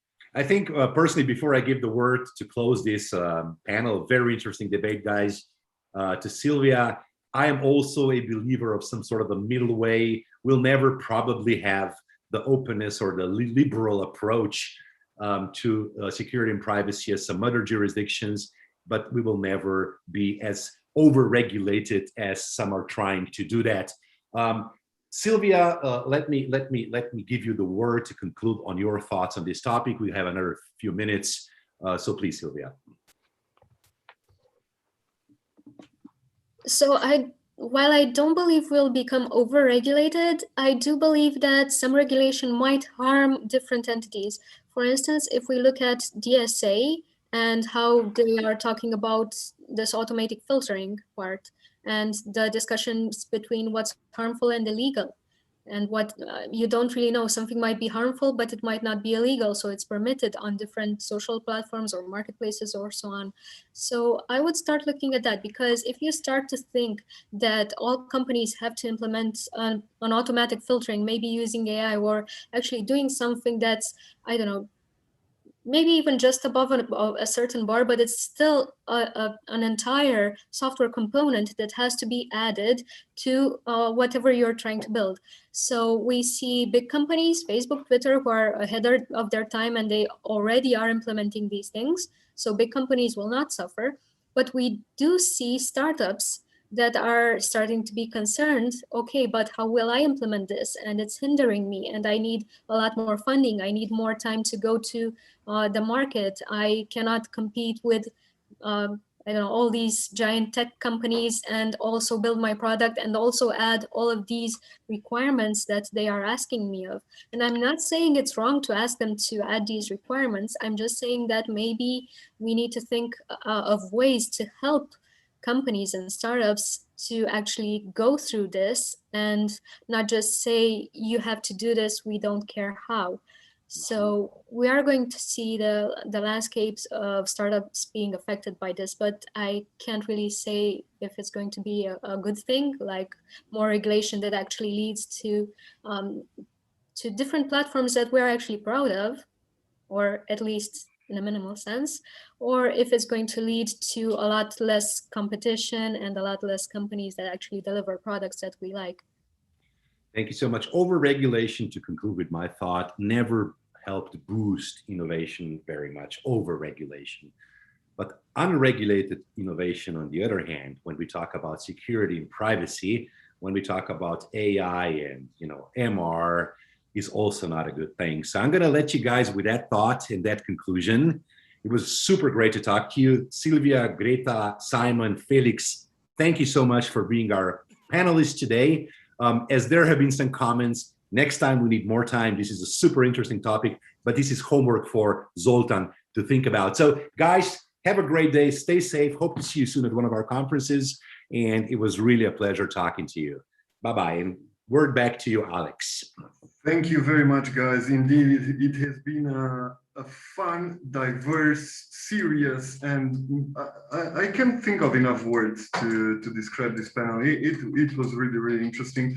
And as I told you, so if you all guys agreed, let's make a mini meetup on the security and privacy topic.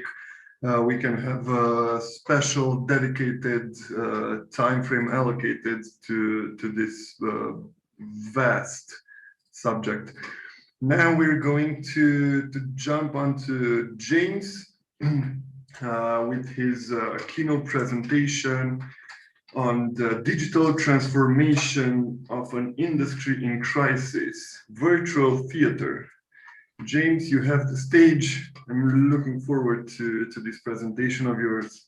Oh, thank you very much. Well, I'm really sorry to interrupt that last panel. I mean, they were on fire. I didn't want to stop them. There was some great conversation going on there. So yeah, thank you very much for having me, Alex, and thank you everyone for joining. My name's James. I've got two roles. You may have seen me earlier on the panel for the education. James, just 1 second, sorry to interrupt you. Can you boost up your microphone, please? It's really low on volume. How's that? Oh, much better. It's really weird how it does that, because I can I was literally using it this morning on another panel and it was working fine, and somehow it's just dropped off. Yeah, so I was just saying I was really enjoying that last panel. Sorry to interrupt it. My name's James. I've got two hats I wear. One is I'm the head of the Centre for Digital Production at Rose Bruford College, which is a theatre and drama university, and we specialise in virtual theatre making, which is also what my business does. I'm also the director for Copper Candle, which is a business that I started literally this time last year. I think I started it a few weeks before the lockdown began. I was working at the Royal Opera House in London for about about 10 years, and I joined the Royal Shakespeare Company for a year to work with their Audience of the Future team, and they've just released A Midsummer Night's Dream, which some of you may have seen. It came out last weekend.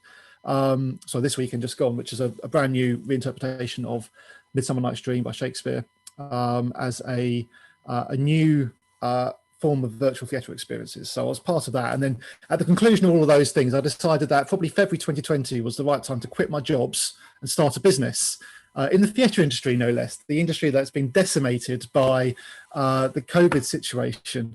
And I have to say, it's been a big success. I don't want to brag about it, but it turns out this was a year that virtual theatre was going to happen. So I'm going to talk to you a bit about how virtual theatre is emerging, how it was something that we were going to have before the pandemic, but also how we are now into a new time where when we get out of the pandemic, and we will have our fingers crossed that it will be over sometime in the future, who knows when. In the UK, we're hoping for sort of towards the end of the summer, but who knows. But virtual theatre is now a thing. It is now established because of COVID, so we have to be kind of thankful for that. I'm going to share my screen. I've got some lovely examples to show you of some of the things that have been happening. Nothing's too dry. What I do want to do is just, it won't let me optimize for video. So hopefully the videos will play okay. And what I'm going to do is turn up my volume so you can hear any music we've got. So just by background, I'm going to show you first of all where I started with immersive technology. So it was 2016, and we discovered the HTC Vive and the Oculus Rift, as it was then. And this was an HTC Vive project that I built initially in Stingray. I don't know if anyone remembers Stingray, but that was an Autodesk equivalent of a game engine, which unfortunately now I think it's 3ds Max Interactive, but it's not as successful as they wanted it to be.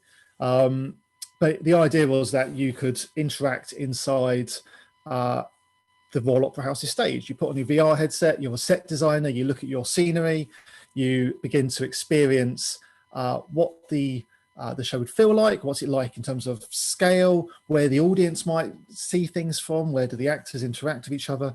And from this, you can start to design and create your productions and have a really higher sense of presence in the experience that lets you understand the storyline and the narrative in ways that you may not have understood before. It also helps you to make important design decisions in advance, so you don't make critical mistakes or errors with your design before you built it. This progressed into the HoloLens, and this is an app that I built, which is, I think, on the Microsoft Store still. I haven't checked in a few years, but initially it was published to the Microsoft Store.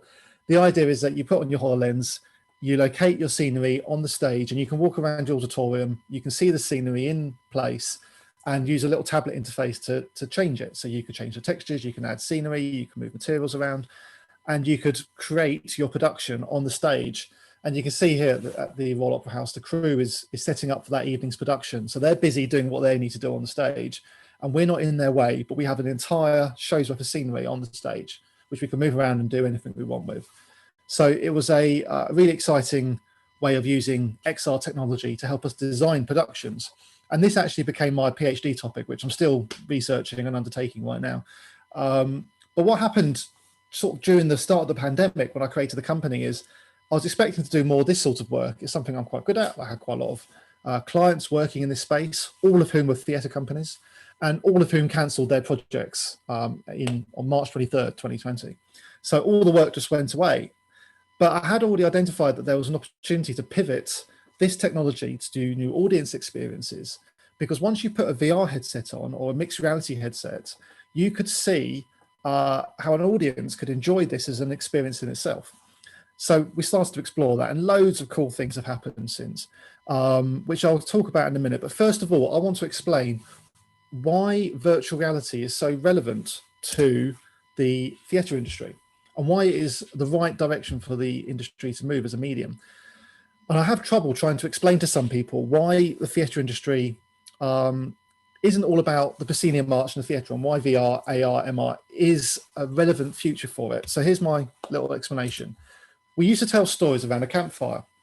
This is back in caveman days. As human beings, we would sit around a campfire, or we'd sit in our cave, and somebody would narrate a story to us. We would experience this all around us.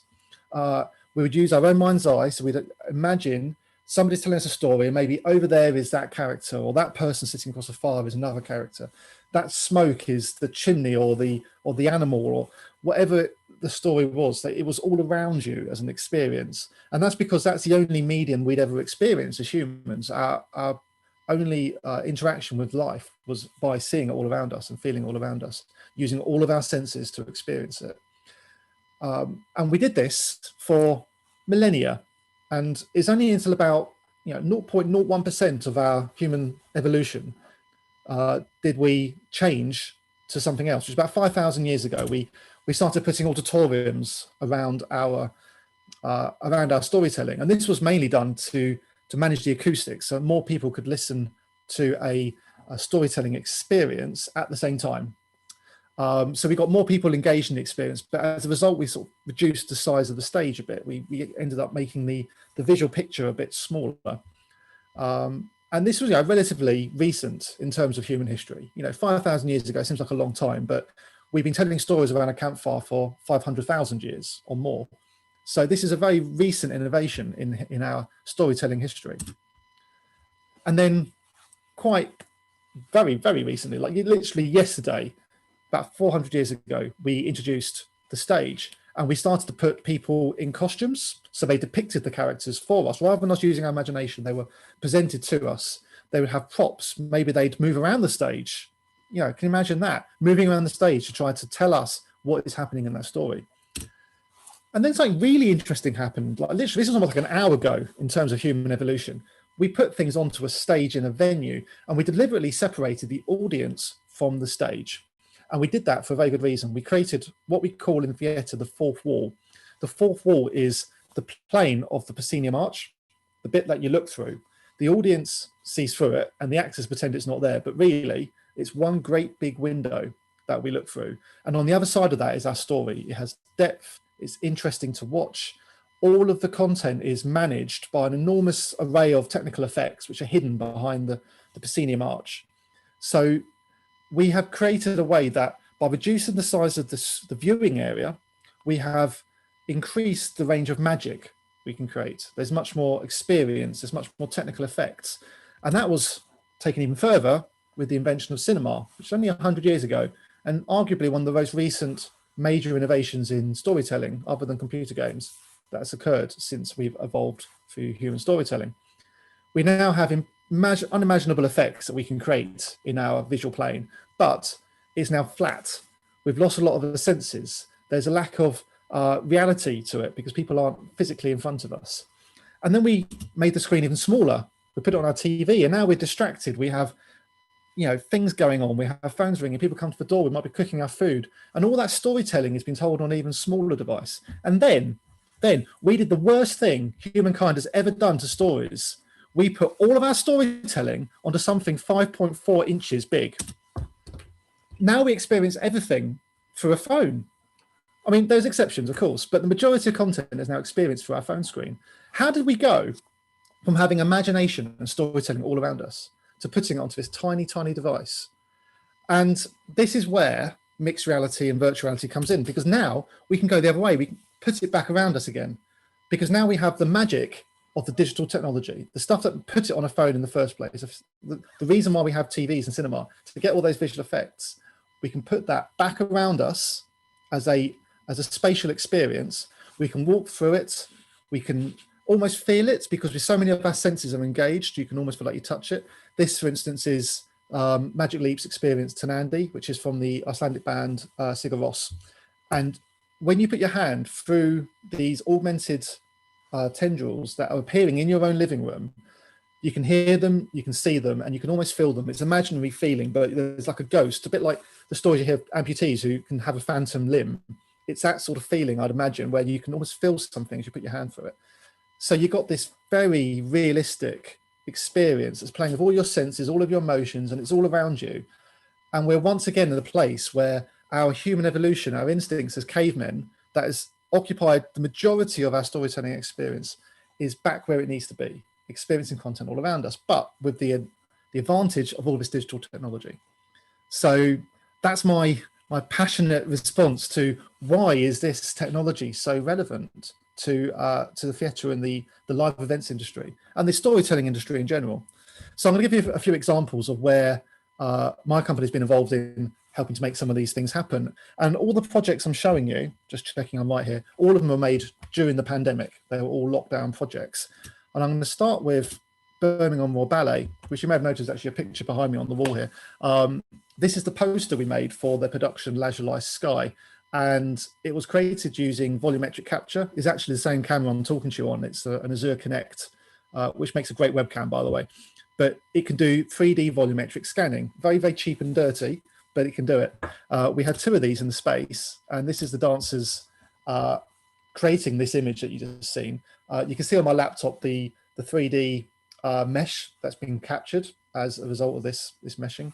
That's the artistic director of the company, Carlos Acosta, directing these 2 dancers to create this one look.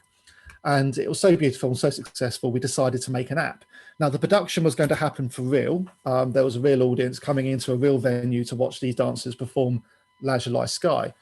But we wanted to create something that could be taken home, something that people could watch who couldn't make it, because we reduced the size of the venues. And there was a very good chance, and it was nearly the case, that the venues would be closed and we wouldn't have a chance to show the production. So we captured the dancers at full scale in this space using just 2 Azure Connect cameras, which I should stress are about £300 each. So versus the sort of the 40,000, 50,000 pounds that you'd spend on a volumetric capture studio, we were really reducing that. And the main reasons that we had to take it to the dancers, we couldn't take the dancers to a studio. And this is what we eventually came up with. Quality is, yeah, not where we want it to be in terms of the capture, but we created these little dancing humans that could dance on your desk in front of a tracking marker. And this is an app you could download right now if you're in the UK. We didn't have the music licenses for any other territories. So if you go to brb.org.uk/app, you should be able to find this content and the downloads for the apps. So that was one project. Another one was a Magic Leap project. The Magic Leap, if you've not heard of it before, it's a mixed reality device. It's a pair of glasses that you wear that show holograms in front of you, exactly the same as a HoloLens or an Nreal headset, if you've seen those. And this was a way of experiencing a live performance of a pianist in your own home. It was a flat 2D plane, but Maestro Indramont performed for a company called Icologram, who created these experiences. And it just exists in your living room. You just place it on a wall or on the floor, and you can see this content being made. And it's very beautiful to listen to, and beautiful spatial sound as well. You can walk around your room and hear the piano coming from that direction, which is a benefit of using XR technology. So just that music slowed my speaking down, which I'm trying to promise to do because I know I talk too fast when I get excited. So this is another project. This is a bit of research that we're involved with. This is where my 2 hats work, because I've Rosebery for College with one hat and Copper Candle with another hat, both involved in this project separately. What we're doing is we're creating live streamed motion capture performances. It's a system called The Round. It's been created by Reality Check Productions. And the idea is that the human being, the real performer, performs in a motion capture studio, and that is then streamed through an Unreal Engine server, just as a computer game multiplayer system would work. And then it streams to people's phones at home. So they have an AR version of this performance happening on their screen. What we've also added into it is a way to control all the content live using theatrical lighting equipment. So we're using a lighting desk, which if you've never seen one before, looks a bit like this. It's a big console, it's a big computer, it has lots of buttons, and we use that to do live control of the content in Unreal Engine, which is very innovative. And I'm going to talk about that a bit more in a moment. Now, the principle of this is that the theatre is fundamentally usually live, and we want to bring the live performance to people at home, but we are recreating it as a digital character. So there's a question here in the research about what's the value in the live? How do we capture what is important about having a live experience and putting that into a digital performance? But what's brilliant about it is that you can have one performer in a studio streaming instantaneously to potentially everybody on the planet via their phone if they have access to the equipment, which is a typical smartphone. So that's one other project. One that I'm particularly proud of is it's called Break a Leg, and I'm proud of it because we're literally launching it at the moment. The website went live yesterday, and the content's been generated by a user team at the moment. The principle of Break a Leg is that we have found the amateur dramatics industry, which could be called community theatre, local theatre, basically non-professional theatre companies, have really struggled during the lockdown. They've not been able to perform at all. A lot of the companies are funded by people personally. It's not a business. And they have nowhere to perform. And for some of these people, this is their social life, their hobby. If they're retired, it might be the only thing they do. Their entire social and lifestyle is built around their local theatre groups. So we created a platform that will allow them to perform digitally. The idea is that you record yourself performing on your phone, or what we're now doing is we're sending a kit with a decent GoPro in it and green screens, and we key the whole thing out for them. They perform to the backing track. They have little headphones in their ears so they can hear it, and we record their voice. And then the app syncs it all back together again onto a 3D stage. So I'll play a little bit of this. Hopefully you can hear it.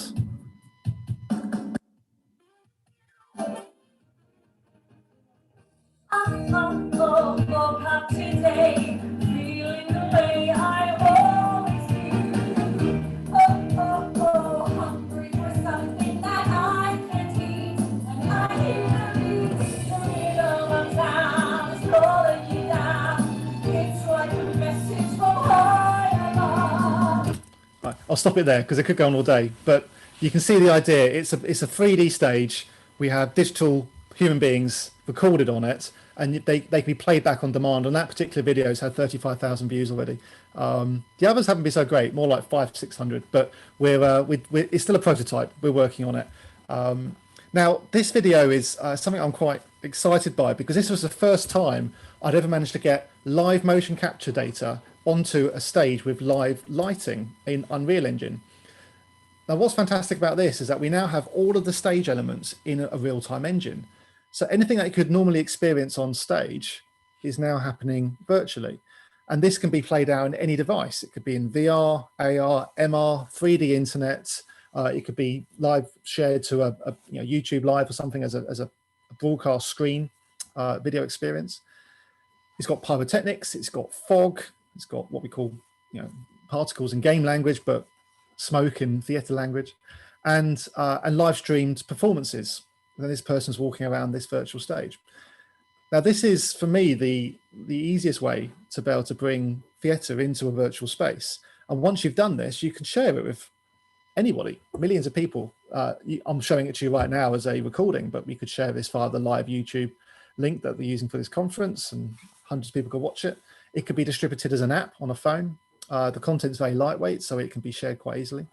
So it's a very exciting sort of bit of R&D that we did. And now we've expanded this into something new. You have to listen to the music at the same time. The idea is that the lighting desk is controlling all of this data. I'll let you watch it a bit and then explain it.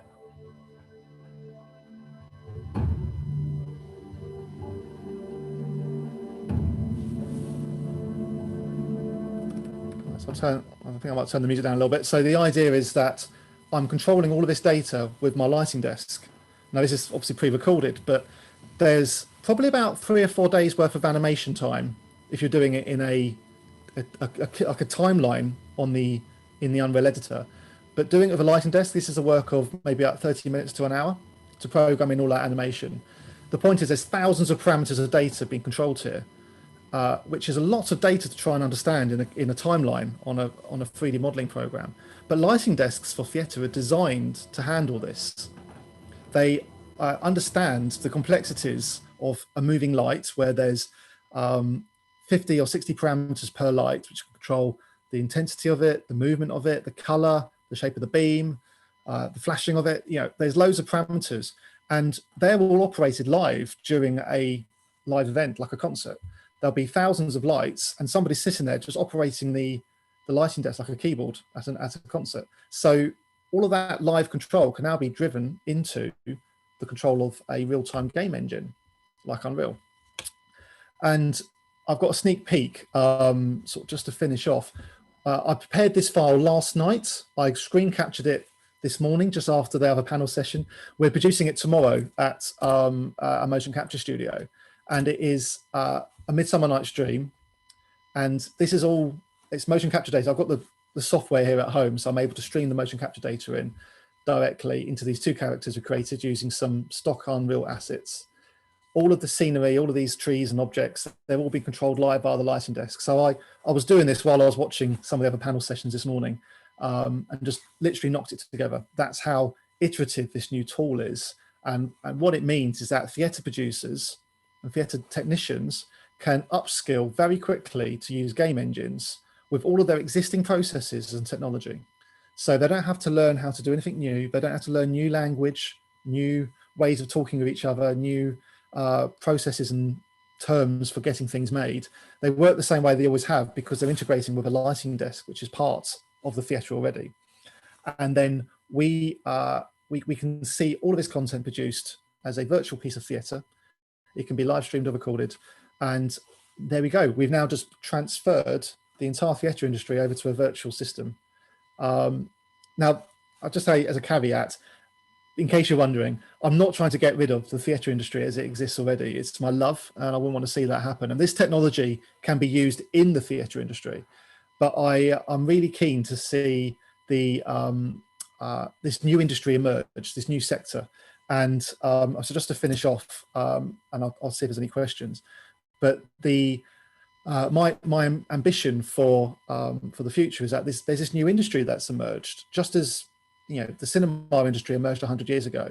And what we're all talking about today, and particularly that conversation just now about ethics, which was very interesting about the management of the rights of content, is something that we all have to start to understand and discuss and move forward with, which is why these conversations are so important and these conferences are so important, because we need to define what this new industry is and move it forwards.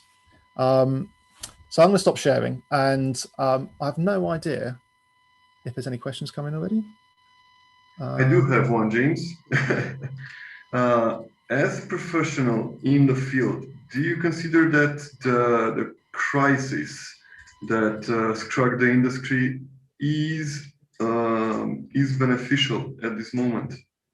Is the crisis beneficial? Yeah, I mean, do you feel that the crisis can be taken as an opportunity to develop all this, or do you feel that after the crisis will pass, things will tend to go to the old normal, so to say? Okay. Well, first of all, I think that there's not been much good about the crisis to the theatre industry. My whole family works in theatre. My sisters have both been out of work for over a year. One's a performer, one works in the wardrobe departments, and one's wardrobe in the West End. It's tragic, the devastation. There's people that are losing their careers right now and can't get any support from the government, where unlike most other industries where you tend to work on a salaried basis, in the theatre industry you're usually freelance, which hasn't been supported very well. So it has been a very bad crisis. I've taken or made the best of it. I'm not saying I've taken advantage, that was the wrong choice of words, but I've taken advantage of the moment to action something that I believe in anyway. And I believe it will exist. It was going to exist before the pandemic. It will exist afterwards. And I think what will happen next is, and this is based on my actual user feedback, I've been doing the research on this, is that the industry has now emerged. We expect it to persist. It won't be needed in the same way. It's not going to be needed as an alternative, but there is a new appetite for digital content. We're now used to experiencing stuff at home. We'll probably do a lot more of our meetings on Zoom, for instance. This is something that we've got used to now, and that will carry on. And I think digital and virtual theatre will continue too. I see. Thanks a lot. Thank you very much, James. I personally really loved your presentation, and I'm certain that everybody learned a bit of a new thing and have seen the theater and the stage from quite a different perspective. It's not very often that we get the chance to take a look in behind the virtual curtain. Thank you very much. We're gonna switch topics, but not very, very far away. We're shifting to mobility and smart cities. I'm going to pass the virtual microphone to Zoltan, the co-founder of Hipter Agency, my boss. Don't tell him I told you that. And his guests in the mobility and smart cities panel. Thank you, Alex. You have done a good job so far. Okay, so today there have been a lot of talks about self-driving cars. There have been a lot of talks about artificial intelligence. There have been talks about data privacy, which is really, really something that concerns us all. So I would like to invite my speakers to switch on their microphones and videos. I see that not all of them are here. But nevertheless, Eric, can you hear me? Yes, can you hear me? Good. Yeah. Sharik? Yes, I am here. Good. Zönke will probably join in the meantime. So, the idea of smart cities have been long debated and experimented in remote areas, and currently we are facing a crisis which needs urgent implementation of smart cities to reduce the effect of climate change. And we have seen some data that during the large lockdowns, climate change hasn't been that affected because the need for e-commerce and transportation has been in the same place. And so smart cities aren't just a concept or a dream of the future. They are here, and thanks to the Internet of Things, they can be easily adapted. And I would like to jump already to my speakers, who I would like to introduce and ask each of them to share something about their companies and what they're doing. Let's start now with Eric, co-founder and CEO of Hopin Technologies, who is joining us now from Canada. Could you say something about yourself and your company you have built? Of course, and thank you, Zoltan, for having me. It's really cool to be here. Hopin Technologies is a mobility company. We're focused on the logistics aspect and the software of logistics. We are building IoT systems for smart city and smart technologies in terms of mobility infrastructure. So right now we run shuttles for companies to help fill gaps in public transit, but we're of course building an ecosystem towards bettering mobility and daily transportation around all cities. Awesome, thank you so much for joining us. Next, I would like to introduce Sharik Hashmi, the CEO and founder of ZXE Ecosystem. He comes from the blockchain and artificial side. Sharik, can you introduce yourself and share some bits about your company? Sure, Zoltan. Thank you very much for inviting me. And thanks for this conference for Industry 4.0 applications. I'm Sharik Hashmi. I'm the co-founder and the lead ZXian for the ZXE ecosystem. So ZXE ecosystem is a centralized as well as decentralized exchange and finance ecosystem with respect to the digital assets perspective. But we have the other side of enterprise blockchain solutions as well. For enterprise blockchain solutions, we have been helping the governments and the national institutions as well as financial institutions for the last 5 years with respect to the POCs, proof of concepts, and the implementation of blockchain technology with their legacy systems. So we have been the pioneer of blockchain technology in Middle East and especially in North Africa region.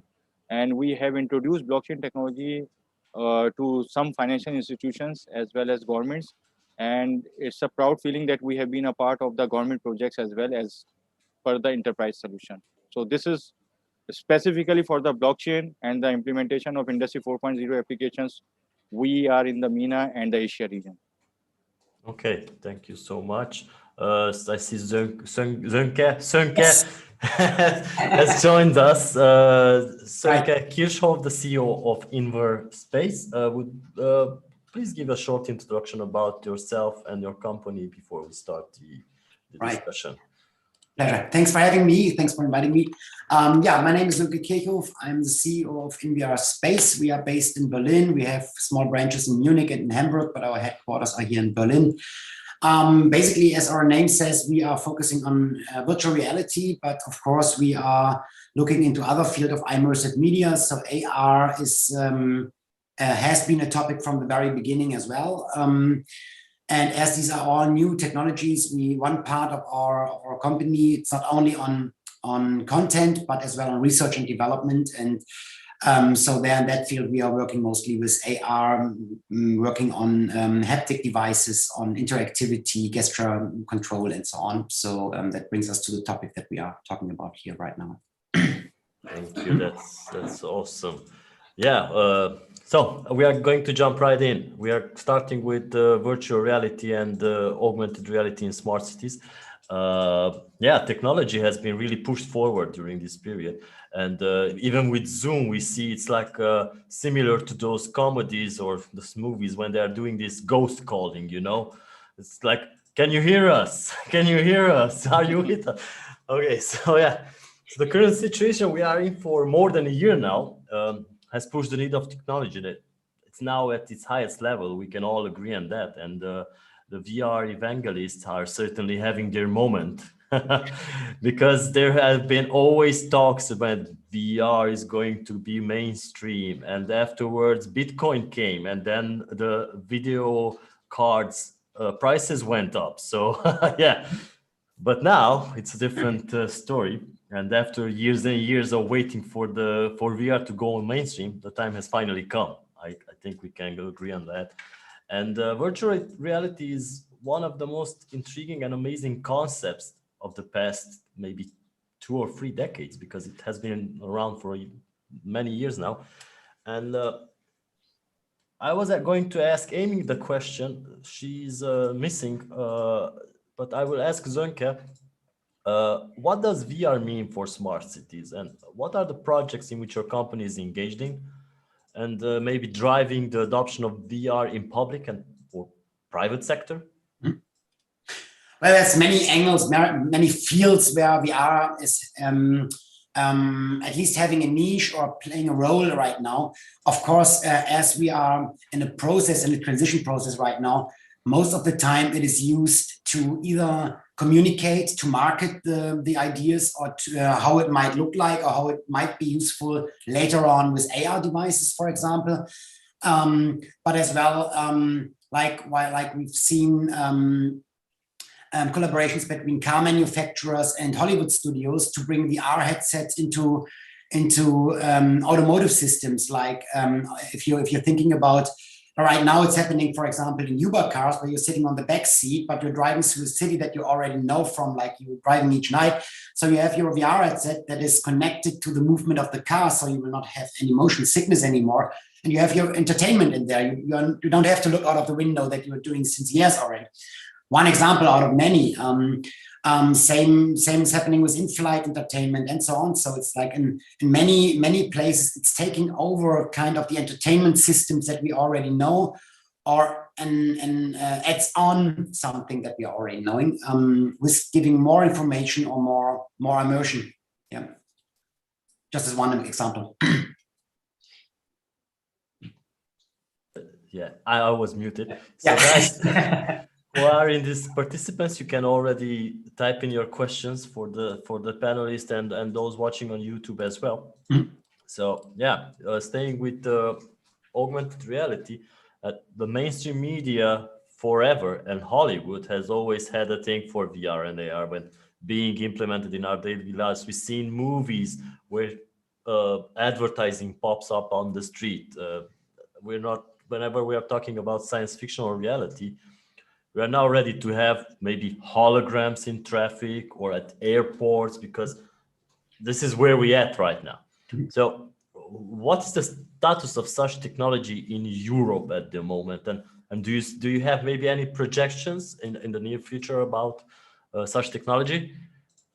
Zönke. Yeah. Sure. I mean, as we see right now, at least in Germany, I mean, it's a very beginning, but it is a technology like VR technology as we know it right now. We have to look back until when was the Oculus DK1 brought to the market. That's like, let's say 6 years ago. It's a very short time regarding other technology, how long it took. So I'm pretty positive on that. This will just need a little bit longer and then it's there. And on the other hand, I can see a huge development between the first Oculus devices and what we have now. And at the same time, at least for Germany, I see the transition that Unreal is coming to the market with AR glasses right now.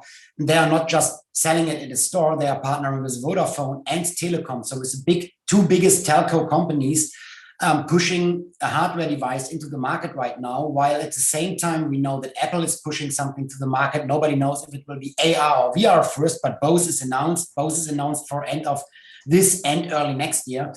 So if not all these estimates, all these predictions are wrong, I'm pretty sure we will talk in 1 year and we have AR devices here that are useful, that are in the market, not only announced, not only prototypes, not like first generation, but all at least second generation devices.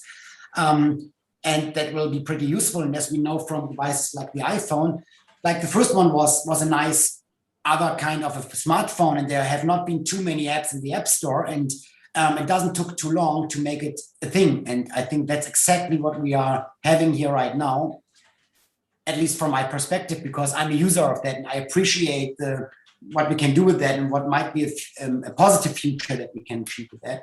And the rest is in our hands. That's what we have to work on right now. Yeah, I'm not a huge fan of Apple. I'm an Android fan, so totally fine for me. And I can elaborate on Android the same way. But yeah. And I think just last week Facebook announced that they are already planning to launch Oculus Rift 3. Yeah. Okay. Yeah, and most probably Apple has a price tag for their glasses at $3,000. So, and you don't get a charger for it or something like that. Yeah. Okay. True. Yeah. Yeah. So there's always, at the first glance, the combination of blockchain and virtual reality might look a bad attempt to force together two buzzwords, because at first that's what they all were.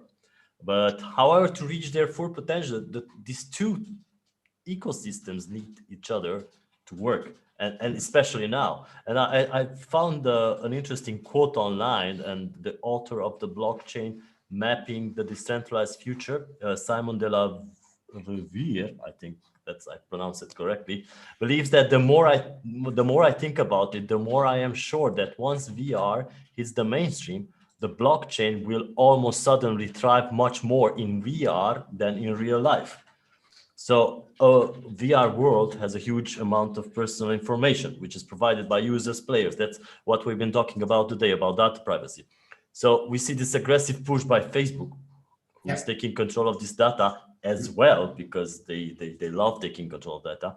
And this would be giving them the control of yet another area of our digital life, maybe the monopoly of a virtual existence.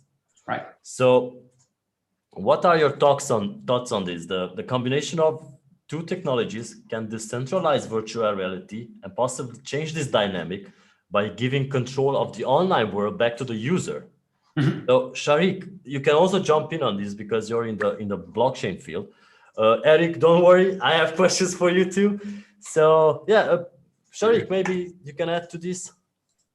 Thank you. Sure.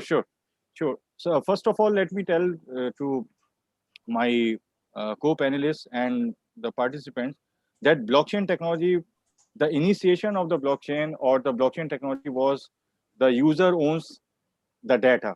Okay, there is no other organization or centralized organization or any institution that owns any data of the user. So that is the main focus or the main adoption level of blockchain technology, that user owns its own data. So user is the owner of the data. So regarding the virtual reality and the integration of blockchain technology, virtual reality, VR or the AR, these technologies today are at the forefront of the high-tech revolution. Okay, so if we are going to accumulate this value, like in 2019, the VR and AR altogether was approximately $15 billion market cap. Okay, in terms of projects and the investments. And by 2024, this is the CAGR. Like if we are talking about compound annual growth rate, so by 2024, the same market scenario will be $70 billion. Now, what is the impact of blockchain or the integration of blockchain with VR? There are many. Okay, first of all, it allows the decentralization of virtual reality content without sacrificing any of its protection. Okay, so the whole data or whole content is protected. Okay, because blockchain is like, we can say one of the blockchain is 1200 times more secure than Google. Okay, so this is the advancement of the blockchain technology. Okay, and the second, despite decentralization, this is the decentralization of the content of the virtual reality. Like you have mentioned that Facebook is trying to, use our data in different purposes. Okay, because the privacy and the security matter. Despite the decentralization, copyright protection will still be in place due to blockchain. Because if one will be able to steal the credit from someone else's creative work, it is recorded in a blockchain. Because it is highly immutable.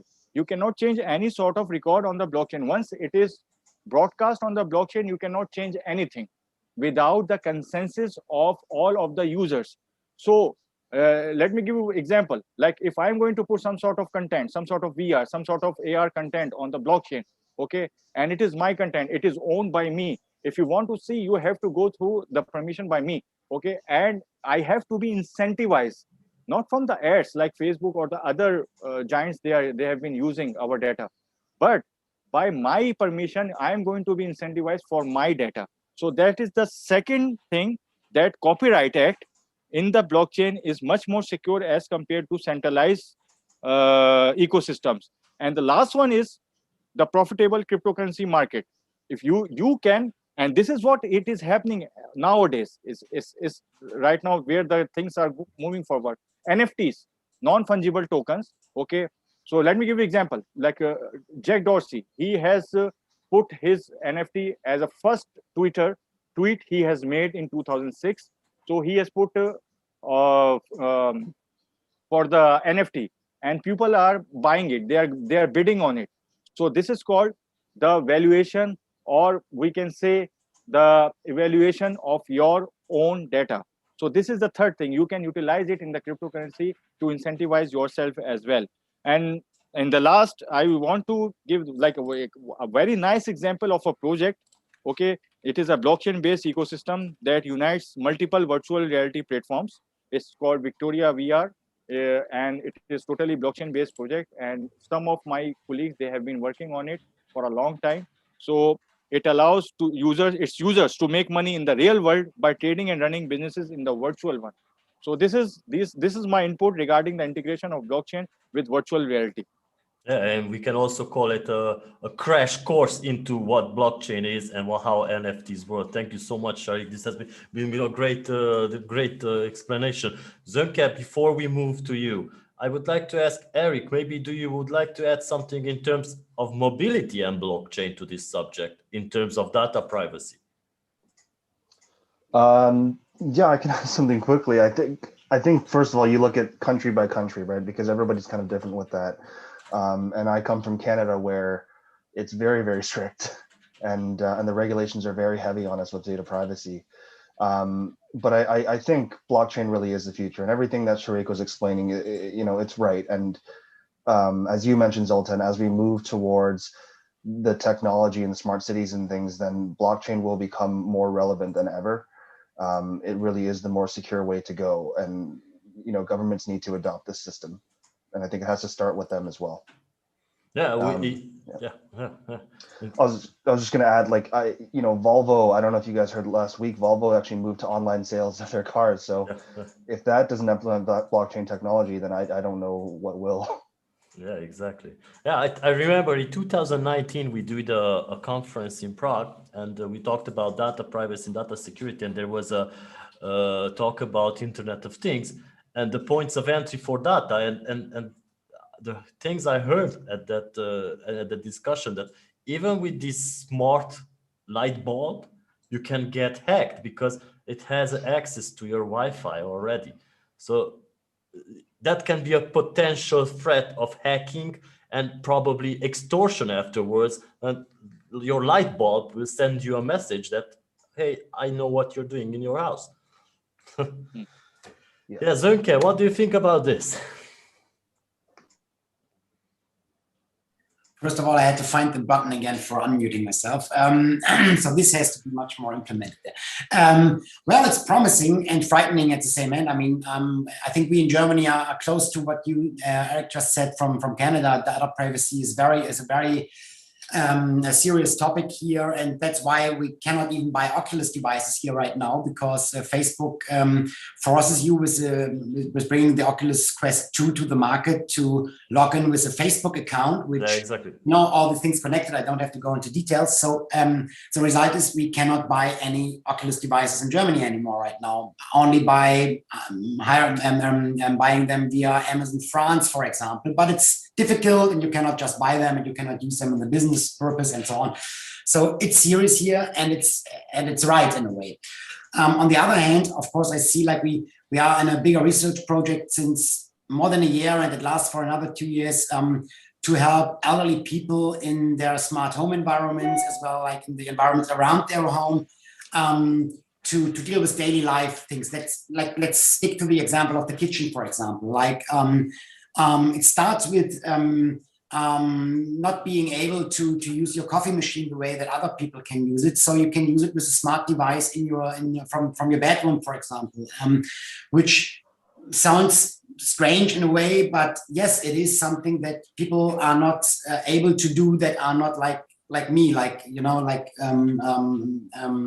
that do not have a handicap. And there it starts. And then when it starts like that, then of course people like you and me will use it as well, because it's more comfortable to sit on the sofa and say like, fridge, I need more ice cubes, and the fridge is preparing the ice cubes and telling you when they are ready. So of course it's useful in different dimensions. But of course it's a lot of data that you put in there, and a lot of data that is somewhere in zeros and ones, where you do not know anymore where it is stored and where it is used in a way. So this is definitely topics that are important to talk about, and at the same time, it's ecological questions. I mean, with the topic of it has been a topic before of how much energy is needed to mine bitcoins and so on. But since last week, I recognized again when there was this the discussions coming up about avatars that you can create through blockchain. That this is even worse by the ecological footprint than thinking about spending a weekend on an island, just flying there for holidays, you know. So these are all topics that have to be discussed, and sometimes the pace is so high, it's so fast here in the development that we forget about thinking about some topics that are connected to that, and that's something that I'm interested in as well, and that we focus on in our research works, not only like researching the technology or how the interface could look like, if it's speech or visual interface, but what is connected to this connected world in a way. Yeah, but do you think that blockchain is a good opportunity for virtual reality? In general, yes, but again, I mean, there's we worked on a documentary a couple of years ago or 2 years ago. It was screened first time last year, more or less a year ago, on blockchain and cryptocurrencies and so on.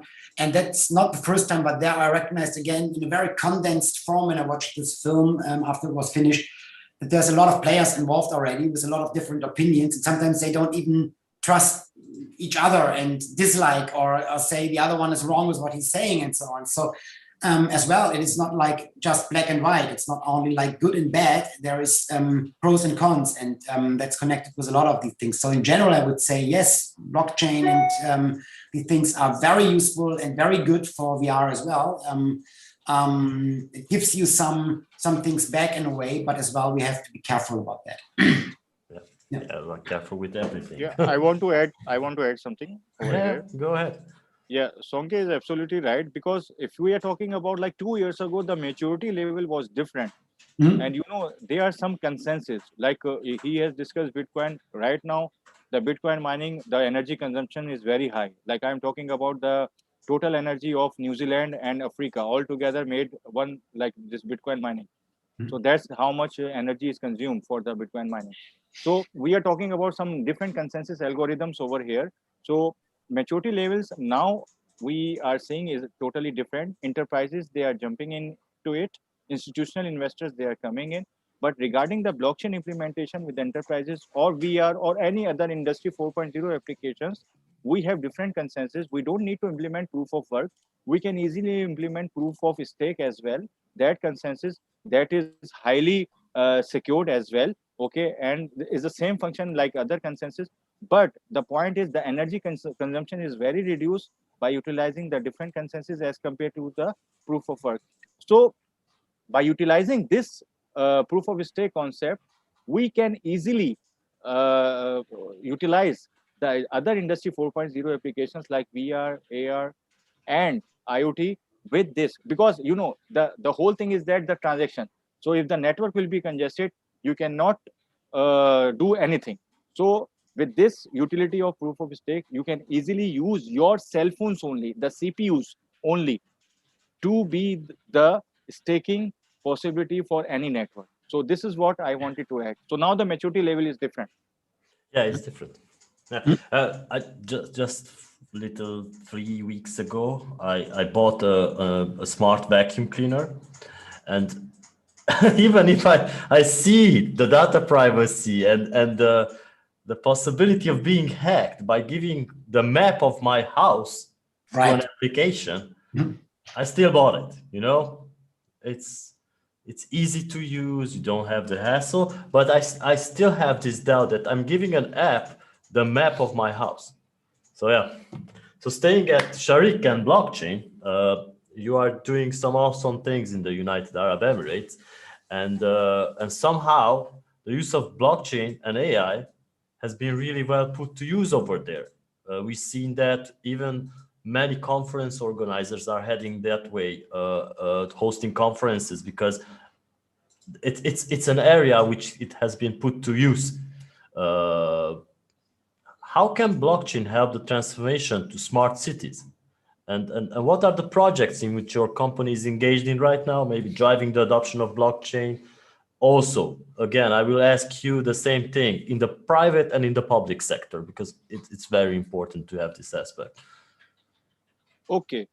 Well, regarding this, actually, if we are talking about the Middle East, in United Arab Emirates, Dubai is a hub. Dubai is a financial hub as well as Dubai is a technology hub as well.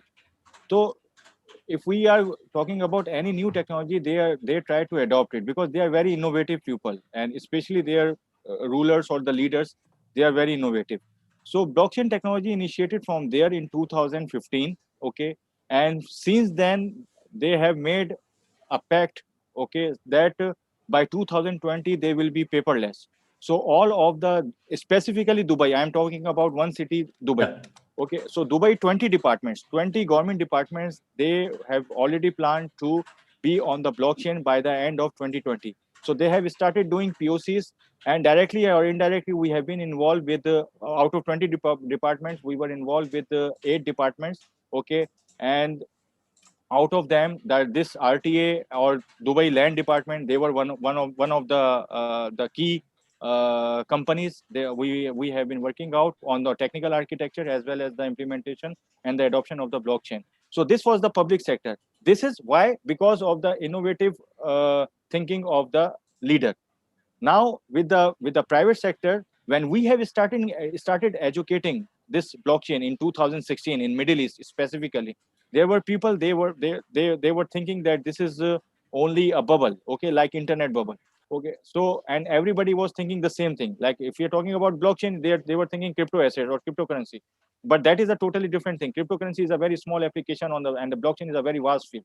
So that's how we have been educated. The main application of blockchain was in with the fintech. So we have trained the banks, we have educated the banks, the fintech organizations, and the financial institutions. So where they have planned to implement it, and the rest of the application, which each and every sector, wherever there is an implementation of any ERP or any CRP programs, the blockchain can be implemented over there as a third layer of security. So that's what we could do. And with the government and the private sector, we have been involved with a few of the projects over there. Now regarding the smart city, Dubai by itself is now becoming the smart city. They have already done their POCs, and 20 of the departments of the Dubai, they are already on the blockchain. So they are about to be the first digital blockchain smart city. Oh, very nice. Yeah. Yeah. So yeah, in terms of also in terms of blockchain, that talking about the Internet of Things, which is like we've been talking about today earlier, that is a main concern is always security. Blockchain can be seen as a viable solution in dealing with such IoT concerns. And technology, with its decentralized nature, has the potential to eliminate these single points of failure, thus creating a more resilient ecosystem for smart devices. And I'm not talking about now B2C. What are your thoughts on the subject, Sharik? Are there any cases or case studies where blockchain has already increased the security of the IoT devices? Because everybody's talking about it, but I've never heard about an exact example. Okay, well, there are many use cases. If we are talking about use cases, there are many use cases. If we are talking about the implementation, like smart cities implementation, we have Dubai as an example. Okay, they have integrated the government level for the government institutions. Now they have been on the blockchain. But if we are talking about the whole city or the whole city formation, there are like couple of cities, Seoul, okay, and Dubai, okay, and we are talking about Australia. The whole Australia is going on the blockchain. So on that level, the adoption of the blockchain is going on. Now we are talking about the IoT. Yeah. So blockchain and the IoT integration or the application, like there are so many applications. We like if we take like supply chain and logistics, automotive industry, smart homes, like sharing economy. So there are many examples. So for the implementation of the IoT, okay, like let's say supply chain and logistics, okay, it involves many stakeholders. So the other beauty of the blockchain is, or the other benefit or the advantage of the blockchain is peer-to-peer or business to business. Like we are talking about business to business. Security is there because the whole scenario of blockchain is security and the integrity of the data. Data should be secure, data should be integrated. Otherwise, there is no concept of blockchain. Okay, for me. Okay, so it's decentralized, it should be decentralized, it should be highly immutable, it should be secure, it should be transparent, okay, and it should be visible from anywhere in the world. Okay, so with supply chain and logistics, we can take out the brokers from any deal between the businesses or between peer-to-peer. So this is like supply chain and logistics. Then we can discuss smart homes. There are many applications with the smart homes as well.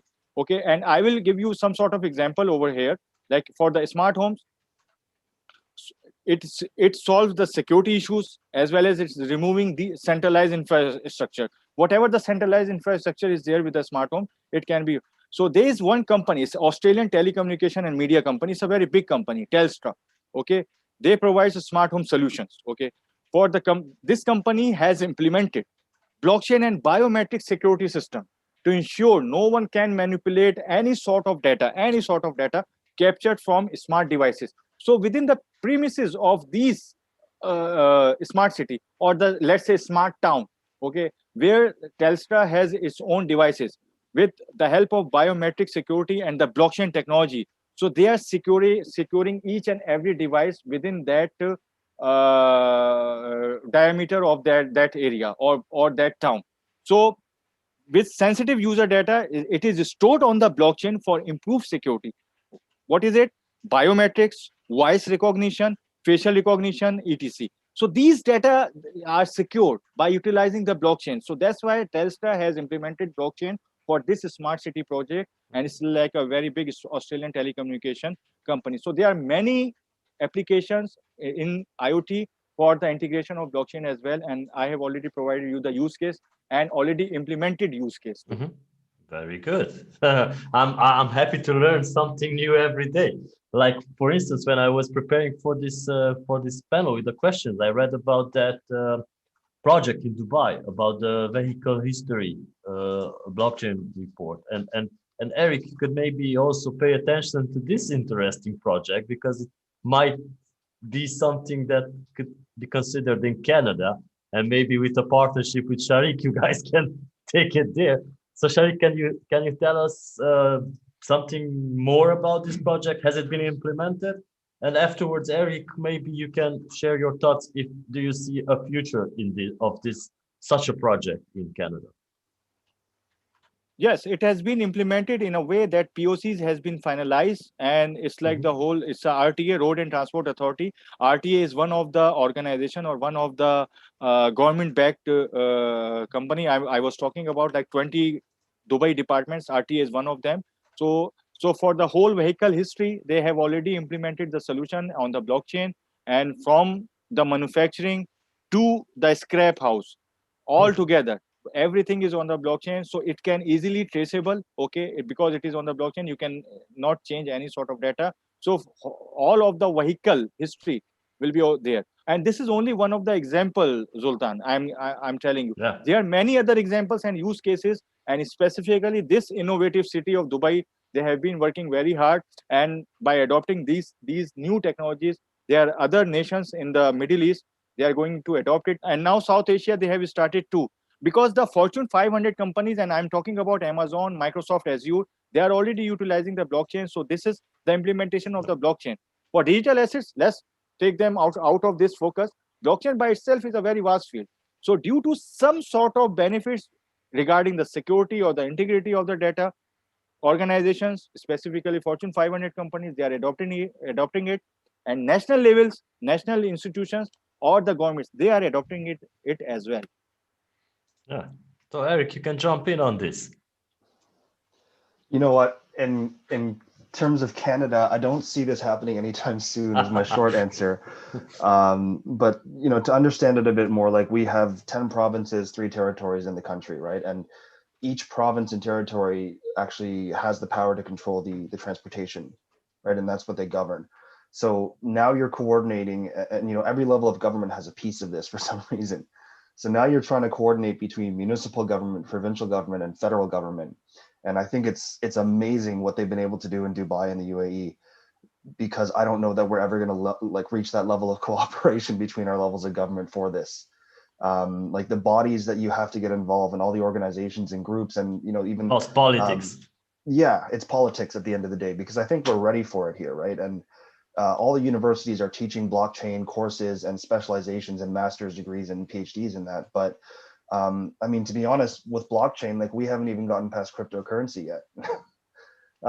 It's not legal tender here still technically, or it's legal but not legal tender. Yeah. I don't think they've even started to think about blockchain in terms of IoT and mobility, which I think needs to happen, right? We're a little bit behind here, I'll admit.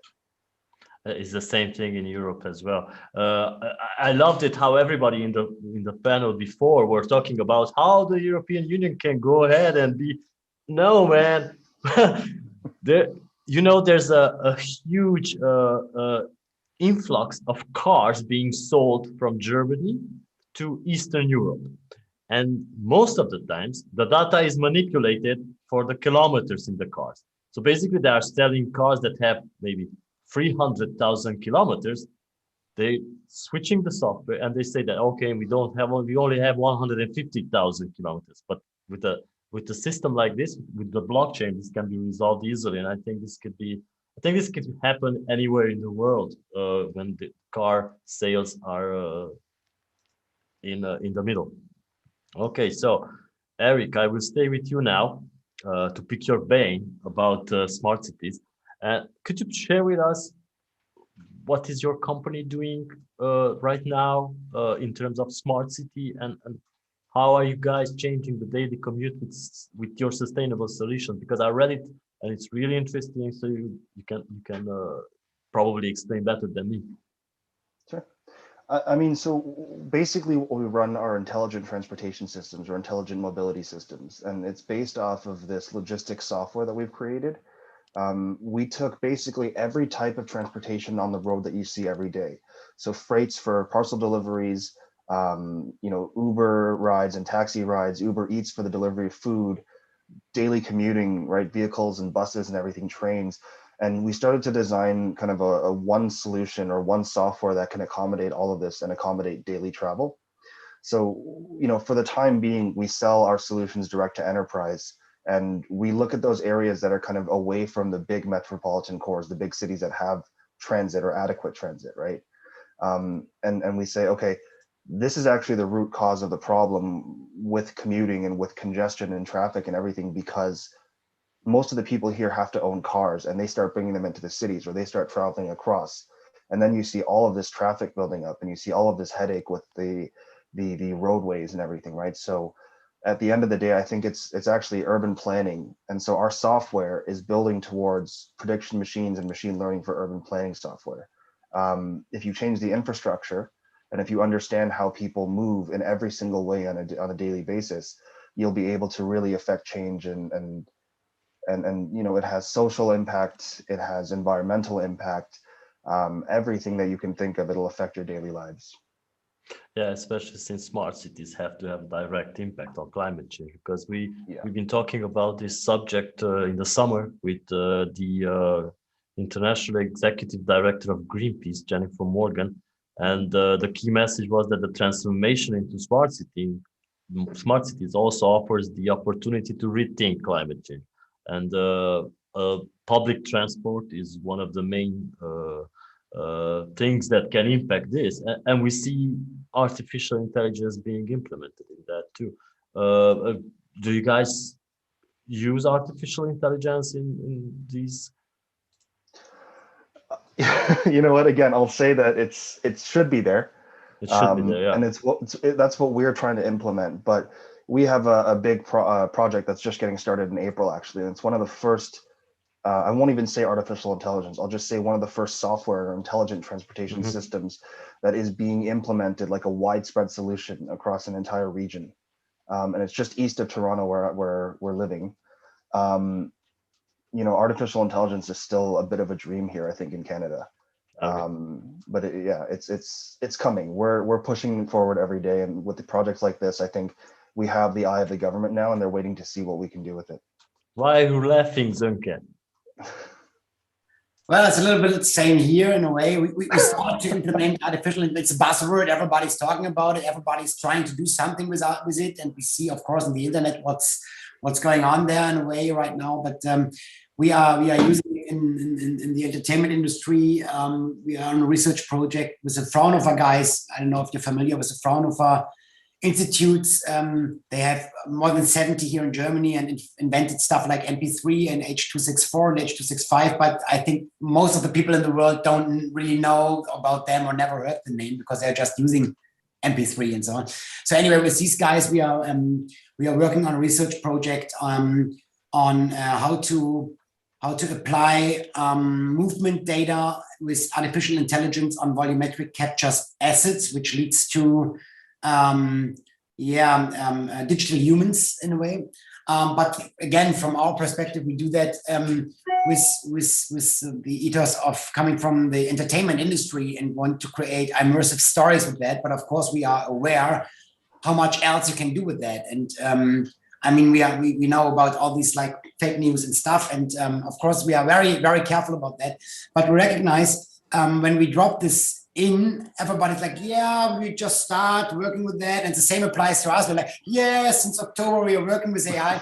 But nobody really knows where it goes. And there's a lot of buzz around that on the one hand. And everybody knows we have to be very careful. I think even really like everybody knows that's something you have to be really careful about. Even if you start with entertainment, it goes somewhere else in the end, you know. Yeah, I see that Sharik is being very smug because I know that in the Middle East there's artificial intelligence is being used every day, right, Sharik? He doesn't feel our pain.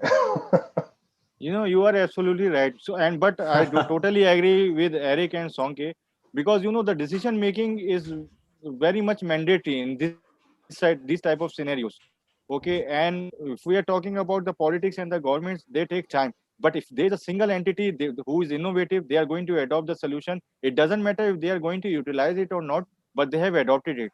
And we have an example of Dubai in front of us, because they still are not utilizing it 100%, but they have adopted it in a timely manner. And the same thing followed by the Australian government. Australia, the whole government is going on the blockchain, and they have done the MOU in 2017. So that's how the government should act according to the technology level. Yeah, I think the key word here is the issue is politics. Every time, because I'm coming from the gaming industry where regulation is in place, harsh regulation. And there's always talks about how the regulator doesn't know what he's doing. No, the regulator is doing what the legislator told him to do. And the legislator has made the law based on what the politicians are telling them to do. So yeah, there's the problem. So but here the thing is different. Exactly. Here the users are telling the regulator how to implement the regulation. Yeah. So with blockchain, it's a little bit different. Yeah, exactly. So staying go ahead, Sorry, I Eric. just want to add, like, you know, it's not all that bad here, right? Like we're slow to adopt and the politics moves slowly here, but it keeps us relatively safe. And I think when the government here, at least in Canada, does see a good project like the one that we proposed to them, you know, the provincial government is funding part of our project right now. They're watching to see what happens. And I think to Farik's point, they will adopt the technology, right?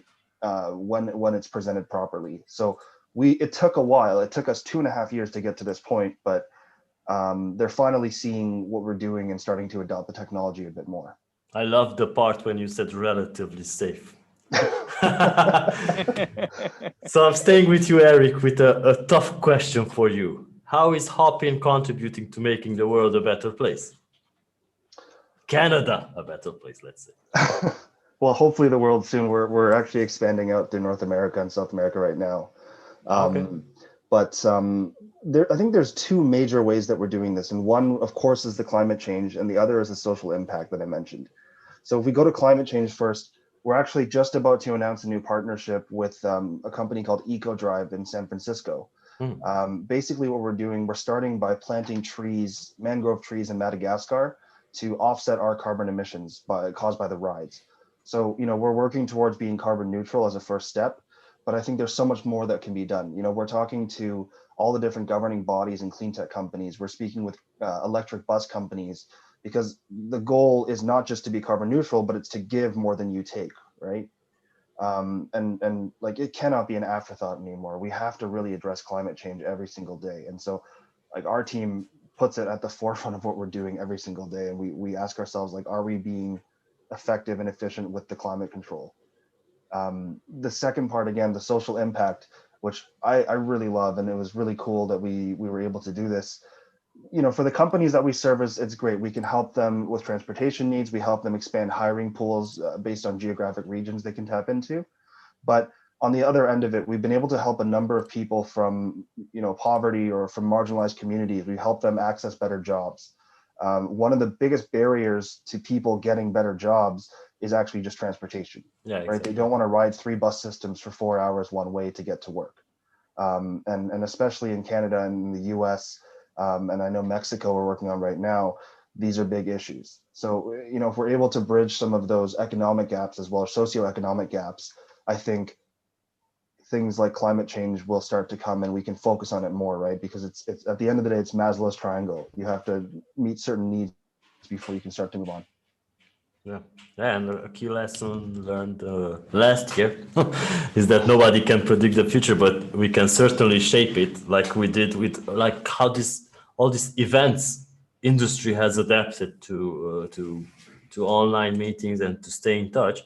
And before I address you my final question, I would like to ask if there is anybody in the audience who would like to ask any questions. Just switch on your microphone and the video.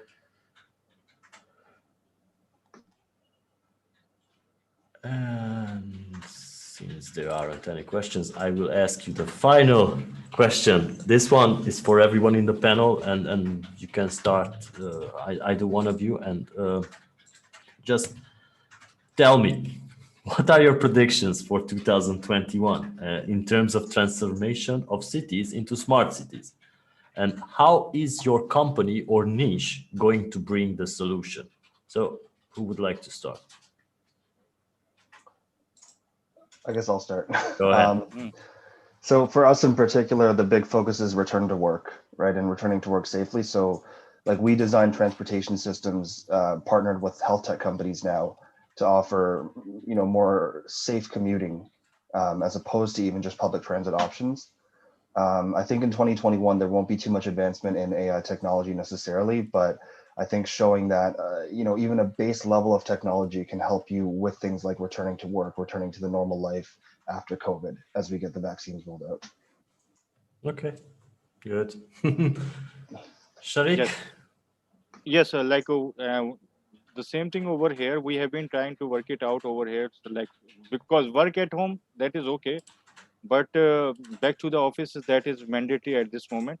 But regarding the technology, I don't see any sort of improvement in this year, okay? Because the main focus is right now back to work or back to school and vaccination programs. The vaccination programs are very mandatory, and we are proud to be a part of some of the vaccination programs as well, okay? So regarding the healthcare, we are working on one of the IoT project for the healthcare, specifically for telemedicine, because in these type of pandemic situations, we have to have some sort of these devices or equipments at home to be safe. So we are working on some IoT healthcare project, and we are going to announce it by media soon for them too. So this is how I see 2021.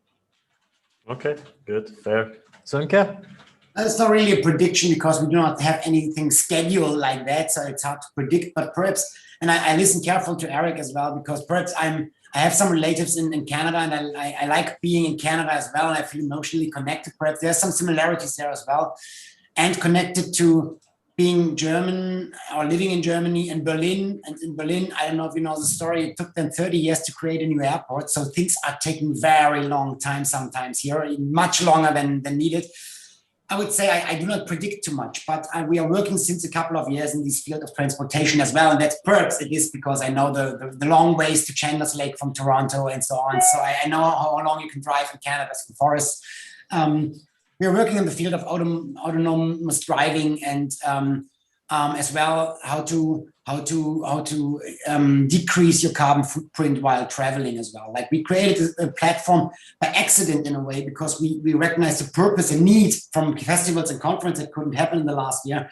So we had immediately a platform out there that helped them to stay alive. And in the same moment we recognized, oh, it's appreciated and maybe it'll stay there afterwards because people are recognizing they don't need to go to a conference in Tokyo from Berlin just for one day, giving one panel, one keynote. And then, I mean, if you can extend that stay for a week and look and sightseeing in Tokyo, that's one thing. But if you have to rush back to the office afterwards, the only thing you take with you is jet lag. And so, and you leave a carbon footprint. And so some people might have learned the lessons that there are other options, and that that's what I hope for. And so my wish is that some of these things stay and that some process will speed up a little bit, that we can commute much better, easier without this footprint, with using the time in a sensitive way that we have while commuting, and make cities like Berlin. And there's a lot of creation in Berlin because of the reunification 30 years ago. There's a lot of things going on here like in no other city,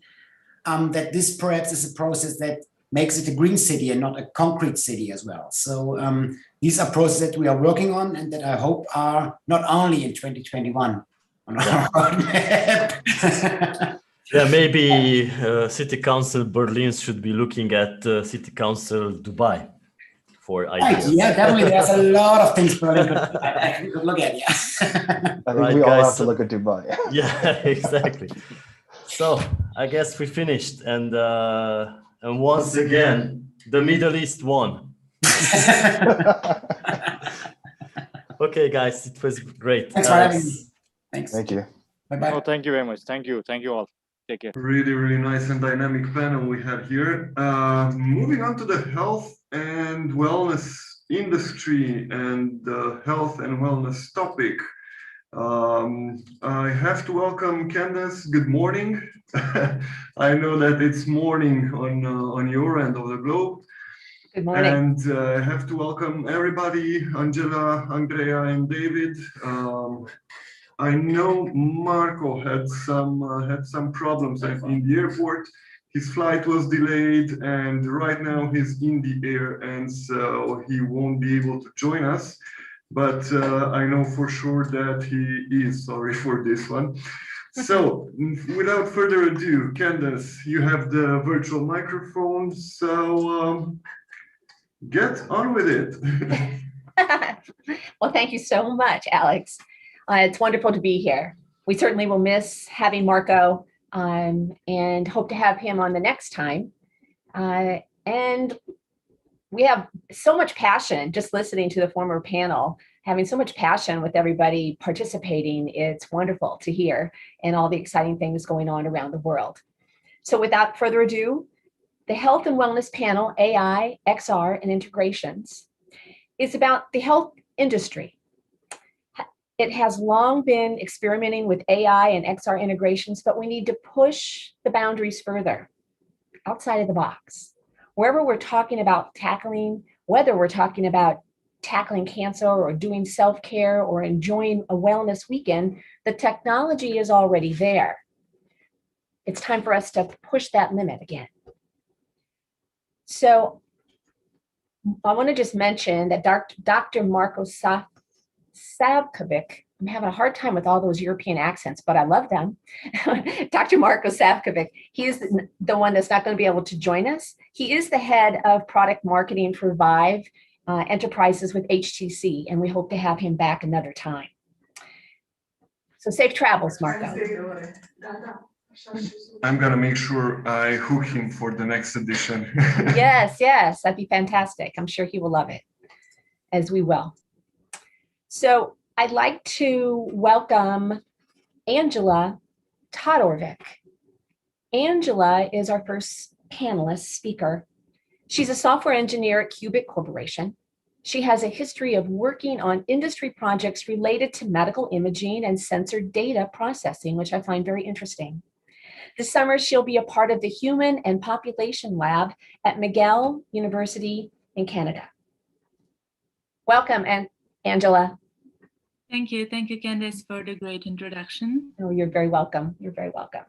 So your first question that we have for you today is, what are some of the applications of AI in health and wellness in the industry that we often see today? How do you project the development of this technology in the future? Yes, well, I have to notice that all the way from like sifting through piles of data and generating insights to medical imaging and diagnostics, and way up to drug discovery or remote patient monitoring, AI will indeed impact every aspect of healthcare. Now, Frost & Sullivan, a consulting firm, predicts that by 2025, AI systems could be involved in nearly all aspects of global healthcare, from AI doctors responding to specific patient care needs to managing like entire healthcare systems. Now, in the middle of global pandemic, we may not even be aware of how powerful AI has been. Now, beside medical imaging for some CT scans of COVID that I will tackle a little bit later in the conversation, many global hospitals have utilized the power of AI. For example, in China's Wuhan hospital, AI was used to establish a smart field hospital that monitor patients' vital signs, like using thermometers and bracelet-like devices. They were taking measures, and measures such as those really helped physician exposure to the virus and eased the workload of, as we know, already exhausted healthcare workers. And while AI is helping to optimize healthcare operations, digitizing as many steps as possible, it is important to state that it's really not replacing human clinical reasoning and decision-making. Rather, it's being used as a decision aid to help improve efficiency, safety, and patient outcomes. Now, with AI's ability to think like humans do, but on a larger scale and much faster without getting bored or tired, the possibilities of AI applications are really endless. You touched on something there real quick that was about it referenced for me about people trusting the telemedicine side in AI. And can you speak to that for just a moment? Of course. I mean, I believe that we really need to have trust in the systems. Many people are afraid of everything that is kind of a novel and being developed. And of course, we should not trust AI systems 100%. Because they're still not in that phase, not developed enough to trust them 100%. But yes, should be trusted. Thank you. The next question that I have for you here today is, I understand you've been working on medical imaging. So what are the possibilities of medical imaging processing in the future? Well, the possibilities are really endless. There are millions of imaging procedures that are done every week worldwide. Now, medical imaging is really developing rapidly due to developments in image processing techniques, which include like image recognition, analysis, and enhancement. Image processing increases this percentage of amount of detected tissues and, for example, anomalies on these tissues. This process of medical imaging pursues the disorder identification and management. It creates kind of a database of regular structure and function of the organs to make it easy to recognize the anomalies. This process includes both organic and radiological imaging, which use like all the way of different imaging techniques, starting from X-rays and gamma rays to sonography, thermal and isotope imaging. Now, there are indeed many other technologies that are used to record information about the location and function of the body. However, those techniques have many limitations compared to those modulates in medical imaging. In particular, related to my work, I've done work with histopathological imaging, mostly in digital pathology. Now, in digital pathology, we have a variety of machine learning techniques, they are mostly divided into supervised and unsupervised learning. The goal of supervised learning techniques is to infer a function that can map the input images into their appropriate labels. For example, if the cancer tissue is present or not on a certain image, while using training data. Now, these labels that we get are associated with whole slide images or a certain object on a whole slide image. The algorithms that we use for supervised learning include support vector machines, random forests, and convolutional neural networks. On the other hand, the goal of unsupervised learning is to infer a function that can describe hidden structures from unlabeled image. Therefore, it's much more interesting. These tasks include like clustering, anomaly detection, or dimensionality reduction of an image as a whole. The algorithms that we use here include k-means, autoencoders, and principal component analysis. There are derivatives, but these are some of the basics. Now, to conclude the talk about the medical imaging, the rise and the dissemination of AI in this clinical medicine will really refine our diagnostic accuracy and rule out some of the capabilities. However, yes, there is a major concern about trust. Unless AI algorithms are trained to distinguish between some benign abnormalities and like clinically meaningful lesions, better imaging sensitivity might come at a cost of increased false positives, as well as some perplexing scenarios whereby AI findings are not associated with outcomes. To facilitate the study of AI in this medical image interpretation, it's really paramount to assess the effects on clinically meaningful endpoints to improve like applicability and also to allow effective deployment into the clinical practice.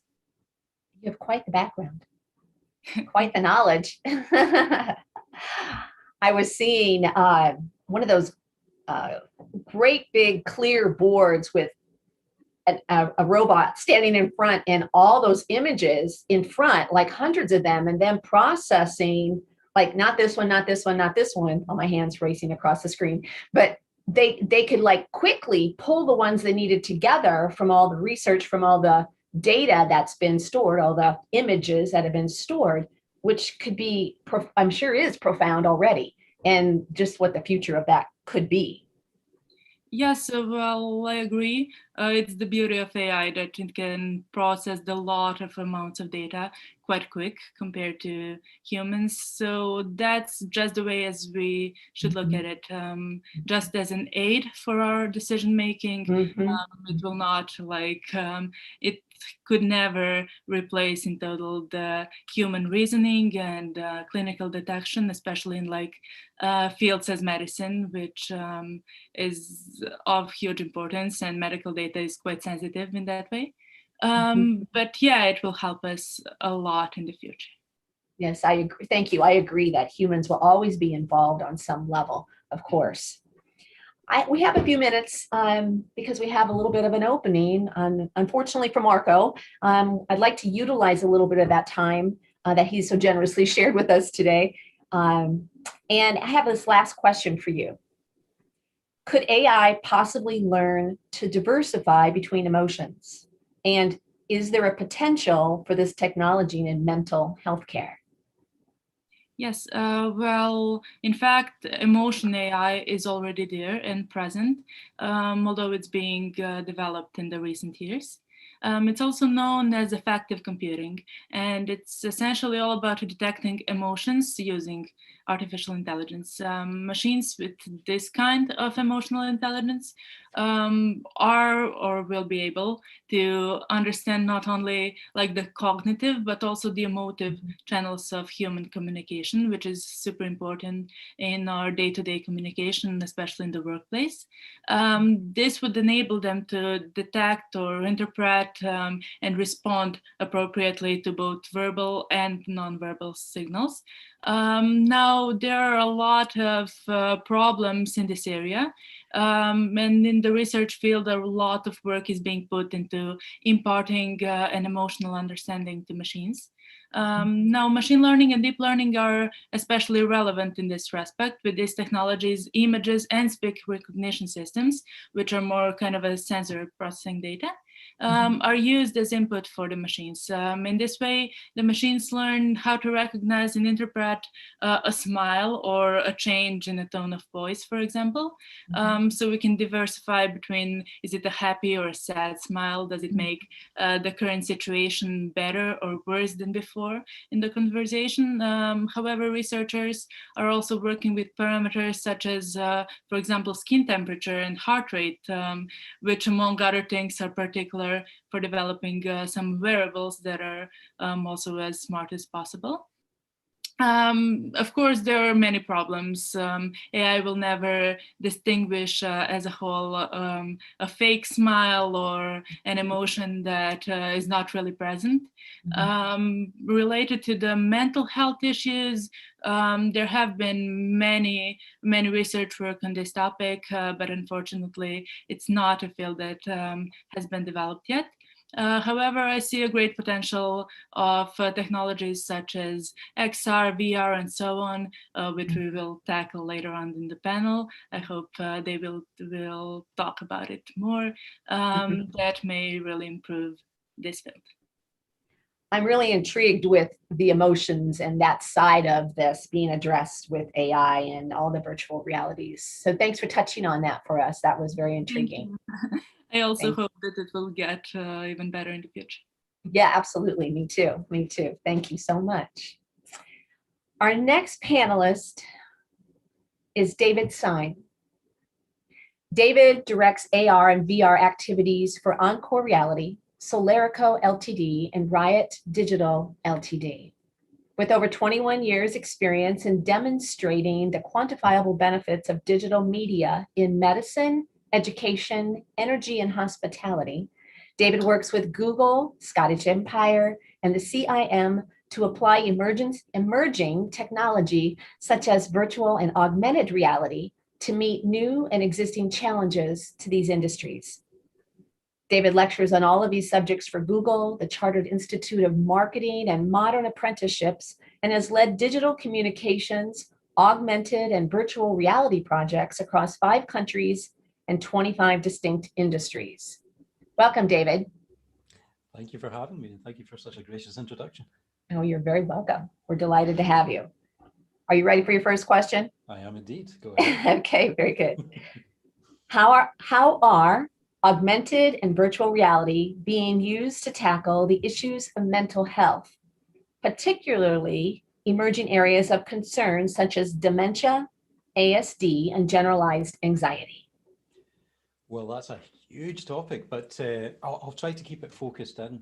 There have been a large number of immersive virtual reality experiences created specifically to stimulate delta brainwave frequencies, which are associated with deep relaxation through combinations of light and patterns, color, motion, and even spatial audio, where it's giving a sense of being immersed in an environment, both visually and auditorily through your ears to kind of recreate the experience. It's extremely good for guiding meditation and achieving the same results for generalized anxiety that, for instance, meditation and yoga can achieve, but require a great deal of training and diligence, as anybody who's tried these things will testify.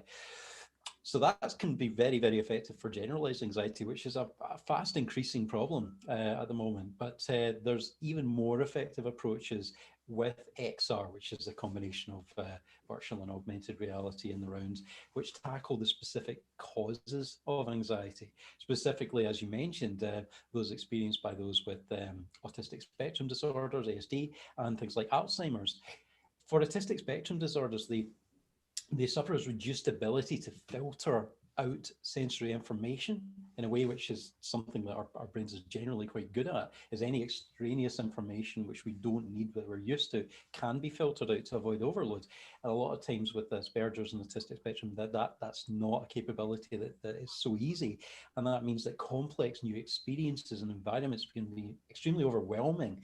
And where virtual reality comes in here is that when the sufferer has to go to a new place, like a tourist resort or something like that, it can be pre-scanned in 3D or 360 so that they can visit there before they physically arrive, and they can experience it with full control over the environment. They can also reduce the sensory input by cutting, for instance, audio, or cutting the amount of people in the area and gradually introducing them so that by the time they actually have to physically go there, they're familiar with and comfortable with the area. The patterns have been formed in their minds, which can be really effective for reducing that kind of almost agoraphobic anxiety. For dementia, it's the lack of familiarity again that can cause confusion and stress in the sufferer due to their lack of memory of where they are, and it can leave them in a continuous state of heightened adrenaline, which can lead to ill health, as constant stress can do, poor appetite, poor sleep, and even aggression towards their carers and family members. So what's been done by Suzanne Lee in Scotland is to create environments that simulate familiar experiences from their early life, from their golden years, maybe the age of 25 and upwards. Recreating those environments actually brings not only their mind into that physical state of being, but actually helps their body to get to a state of increased strength and resilience.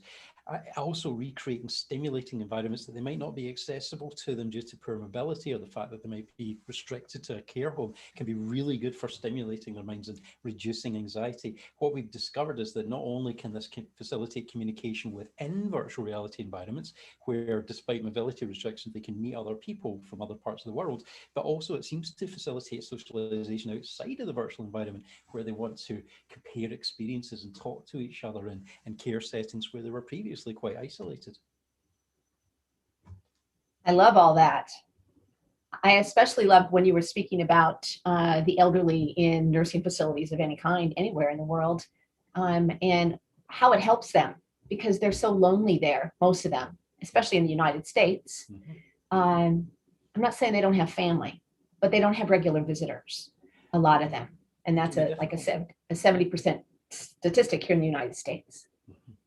And in the UK. It's a global problem, and because people have been more mobile in their workplaces and so forth, that frequently family and friends and so forth are dispersed around the world, and being able to visit and see each other can be difficult. And when you're already in a state of confusion and unfamiliarity, trying to use something like Zoom or Teams, it's just it's a bridge too far. But weirdly, placing them in these virtual reality environments, which more closely mimic real world environments, actually seems to be easier for these elderly people to make that transition, to understand that they are talking to their daughter, they are talking to their son or their brother, or, you know, without having to try and work out what's going on with the screen in front of them. Yeah, I think I could go on and on with you on that topic, especially from the pandemic and people having to look through windows to see their loved ones and not being able, and the person on the inside, the resident, the elderly person not understanding, especially with dementia, what was going on. So with that said, I'm going to move on to the next question for you. Okay. We can always come back. Sure. So how can other senses like smell, touch, sound, and movement be engaged in XR for preventative, diagnostic, and therapeutic benefits? Now, that is an interesting one. I actually, in another life, I have a background in clinical aromatherapy, so I'm kind of keenly aware of the capacity of scent and smells to stimulate not only emotions, but also memories, because due to the olfactory bulb and the olfactory nerves passing directly through the memory cortex and past the amygdala, which controls emotion. So this can directly stimulate memories as well as regulating moods just using smells. So how is this achieved? Well, you add to your virtual reality headset gear a small mouthpiece or even environmental fans. These use something called microfans, which is just as it sounds, tiny little fans and little glycerine heated cartridges, very much like you would see in an electronic cigarette, that have scents in them. Now, with the right scents, you can make combinations of smells. With a small number of the correct scents and chemicals, you can make myriad, thousands of different smells. And you can then accurately dose these so that they create the sense that, for instance, in virtual reality, you might be getting close to a damp stone wall. That scent will get stronger as you get closer. Now, if you use that with knowledge of the effect it can have on emotion and the effect it can have on memory, you can really recreate these environments of, for instance, the youth of the elderly people in these care homes that we were talking about, but also younger people in environments like, for instance, calming forest and tranquil environments and lakes, which might just calm them down. Now, beyond smell, and I could go on forever about smell, haptic gloves. Now, haptic is referring to touch, and they can create a realistic sense of not only touch, but resistance, so that when you close your hands around something, the haptic gloves can stop and create resistance, so you feel like your hand is coming into contact with something solid or soft. And it can even recreate things like texture and even temperature, so you can feel the difference between a glazed mug with hot coffee in it and an unglazed mug with cold water in it. So wow. I know. So you can stimulate the sense of stroking and touching and picking up objects, which is almost indistinguishable from the real world. I mean, I was using something called haptics gloves, and I had a tiny little digital fox walking around on the palm of my hand. I could feel every paw pad walking around on my hand. And at one point I was catching confetti out of the air, and I could feel that confetti between my fingertips. So we can extend this, and this actually ties into what Angela was talking about, where we can actually use something called a Tesla suit, which is a full body haptic outfit, very much like the Ready Player One, if you've ever seen that film, which manages to extend tracking of movement ability for physiological, sort of testing, and actually tracking your heart rate, your galvanic skin response, which is the amount of moisture from sweat on your skin, which is what they use in lie detector tests to demonstrate whether you're stressed or not. And also through TENS actuators, which are the same thing that we use for electricity to reduce pain in pregnant and birthing mothers. We can reduce pain levels and actually stimulate muscle movement, whilst at the same time monitoring stress levels and so forth. This can actually bring people into an environment physically where their whole body feels like they're there, hot or cold and touch and so forth. We can deliberately stimulate, in the case of war veterans that are coming back from battlefield situations, we can simulate those situations in order to deliberately and progressively desensitize, or rather resensitize them to a normal non-battlefield environment by slowly but surely reducing those stressful stimuli. When I spoke with you the other day on our meet our panelists call, you had mentioned about the success rate of the veterans going through this type of program. Yes, indeed. It's what was happening with veterans was that the problem was that they were being pulled directly out of these quite terrifying and quite continuous battlefield environments where at any point gunfire, bombs and so forth could erupt, and then they were being taken home. But there was no reacclimatization. As a result, they were stuck in this heightened stress state. And that was resulting in things like post-traumatic stress disorder. It was resulting in alcoholism in order to, or self-medication of one kind or another, in order to try to block out the stress. But it was also, just like we were mentioning with the dementia sufferers, resulting in heightened aggression and even domestic violence because of this unconstrained and undirected adrenal response.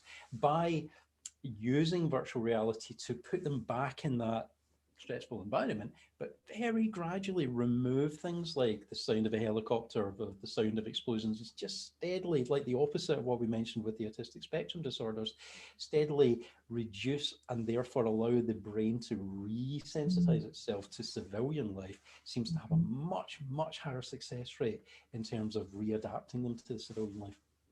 It's wonderful. Angela, do you have anything you'd like to add to what David was speaking to? Is she on mute? I loved your speech. It was super interesting to hear the applications of XR, and I would love to connect in the future, and maybe we can find some mutual topics about integration of both of these technologies. I would love that too, Angela, because I feel that some of the technology that we have might provide some of the input that would be useful for training machine learning to pick up on maybe unconscious responses and unconscious indications of stress or emotion, so that there's not that kind of observation bias that it's picking up on things like maybe galvanic skin response or neuroactivity in the brain, which a lot of this technology can do quite passively, which could then be used to potentially learn about the person, calibrate responses to them. Yeah, I completely agree. I mean, there are a lot of signals that are being provided just as a data, and us as a humans cannot really distinguish which what these signals really mean, but they are present, and AI can help. Really. Fantastic, fantastic, both of you. David, your information is very intriguing to me as well. I'm just so,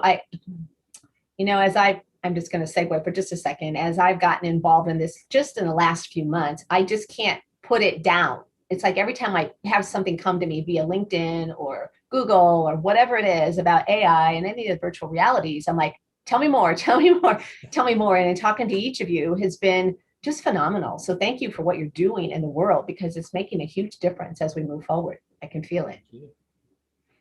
So our next speaker is Andrea Mazalin. Andrea is the founder and inventor at Revolve Air. He is also senior product designer at Lilium. In 2018, he launched the award-winning Revolve Wheel project, winning both the Asia Design Prize and the Green Product Award. The project has been showcased worldwide and during tech, design, and business events. In 2021, Andrea, I apologize. Andrea, I've been working really hard on that name. In 2021, Andrea launched Revolve Air, which plans to be the world's first wheelchair that fits the standard of the universal cabin luggage size restriction. He received a bachelor with honors at IED in Turin. He later attended the Royal College of Art in London, graduating with a master's degree in vehicle design. His experience includes working as chief designer at Grand Studio, senior exterior designer at NIO Alfa Romeo Maserati, creative designer at Pininfarina. I looked that one up, how to say it. Thank you, Google. Audi AG, GM Morum, AG, let me back up. Audi AG, GM Forum, and Clito Munari, and also as interior designer in London. His projects have been exhibited during the Beijing and Geneva Motor Show, Ever in Monaco, Matt in Roberti, and the London Transport Museum. So welcome. Thank you very much. Great introduction, was perfect. So also pronunciation was great. So. It's been an interesting journey. I love the European accents and the words. It's very, very intriguing to me. So your first question, thank you for being here, by the way. Thanks to you. You're welcome. How can VR improve the ability to create a better product, and how can VR technology reduce the number of prototypes built during a traditional product development, reducing its costs, weight, color, and materials configurations potential? First of all, thank you very much to invite me for the conference and having this great introduction. It's a good question. Let's say I'm more like into the design world, so it's a bit completely different field with respect to David and Angela. So I'm basically more using the VR technology to improve my daily job. I actually just ended now a VR session with my colleagues to visualize the next product we are developing. So what I faced through all the transportation design project I developed, and latest, of course, the wheelchair project, I really faced that the VR technology is helping the designer to build better projects, better product, because actually you have infinitive way to improve the 3D model that you are visualizing. So basically, when you create a product, you create these 3D models, and through these 3D models, normally you create a physical prototype that you test with future users, future clients, and normally this 3D model is being used then to be manufactured. VR technology is actually speeding up all this process, because you're going first to reduce the physical prototype you need. So all the design process become more sustainable, because of course you reduce cost of making these prototypes, to paint these prototypes and testing it.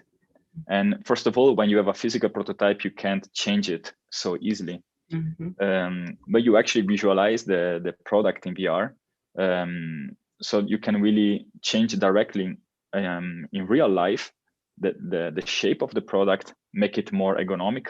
For example, for the user, in the case of the wheelchair, you can switch materials really easily. Also to have the first impact, your visual impact about the material itself. So you can really like create a super fast forward design process respect to 5 or 10 years ago, where everything was much slower. And this allowed actually to small companies, as Revolve Wheel is actually is a startup with really, where I was involved personally. You can create the quality that normally was only possible to achieve by big OEMs. Because of course, VR technology is becoming cheaper and cheaper to use for designers. And this allowed actually to get much more quality in terms of finishing and design development. And of course, you can improve the weight, you can improve a lot of things, because you can simulate all these points through the 3D process. And at the same time, you can also put the product in the right environment. For example, when I was designing the wheelchair for using in the airplanes or in the airports, I didn't need to go inside the airport or inside the airplanes, but I could actually visualize the wheelchair in the context through the VR technology. So it really gives something special, let's say, and super quick. And so apart from of saving cost through the design process, it's also giving you the opportunity to design in a more smart possibility. Yeah. I love that. I was just thinking back to my original career was in mechanical engineering, of all things. And I was on the drafting board. That kind of dates me, you guys. So then we went to CAD/CAM system, but they were huge IBM systems. And, now to do virtual reality with what you're talking about, I could see you, looking at inside of a plane or the size that you needed to fit this beautiful wheelchair that you just, created for travel is just amazing. It's mind-boggling to see what you've gone through and to know what you've gone through. And it's just fantastic, the recognition that you're getting worldwide for that product. I see it going very big for you. Thank you. Thank you. You're welcome. Yeah. You're welcome. So next question for you, what will change in the designing of future products by using VR? Getting quicker feedback from potential users, making them test the overall feeling before buying it, or anything else that you'd like to add to that? Sure. I mean, that's quite interesting how also the pandemic completely changed the way you design things. Of course, designing is like teamwork. So normally you cannot do it by yourself. There is always a limit when you do things by yourself. What I noticed since the pandemic started, of course, we were confined in our home office, in our house, working remotely with other people in the other side of the world, in US, for example, or Asia, or Europe. And basically, in that moment, our design team had the VR technology in their house. So we could actually have design reviews in our apartment and realize in full size what was the dimension of the wheelchairs, the mechanism, all the details. And that completely changed how you design things. And most importantly, also you could contact potential users and clients that you can't meet, or we couldn't meet a real person for the pandemic reason, and ask them actually feedback from them. So they were actually also able to visualize the product in VR.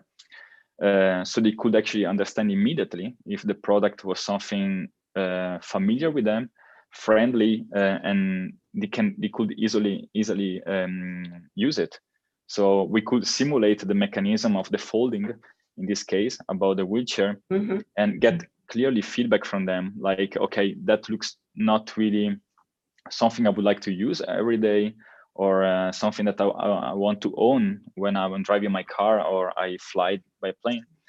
And having really interesting feedbacks, because you don't show just a picture, you don't show something that is only in the screen, but it's something that has a certain level of quality in terms of 3D, and is basically being there with the clients and discuss with them even if they are 5,000 kilometers away. So that actually improved the feedbacks you get from the client, the feedback that you get also for the manufacturers, and that also improved the cost efficiency, because I was talking with manufacturers. I didn't have physical prototypes in that moment, and I could only just talk to them and visualize with them the prototypes and getting quotation or getting feedbacks about how every part could be improved, and live make these changes, and then creating this collaboration in a more smoother way without wasting months waiting for feedbacks or quotation. So it really improved.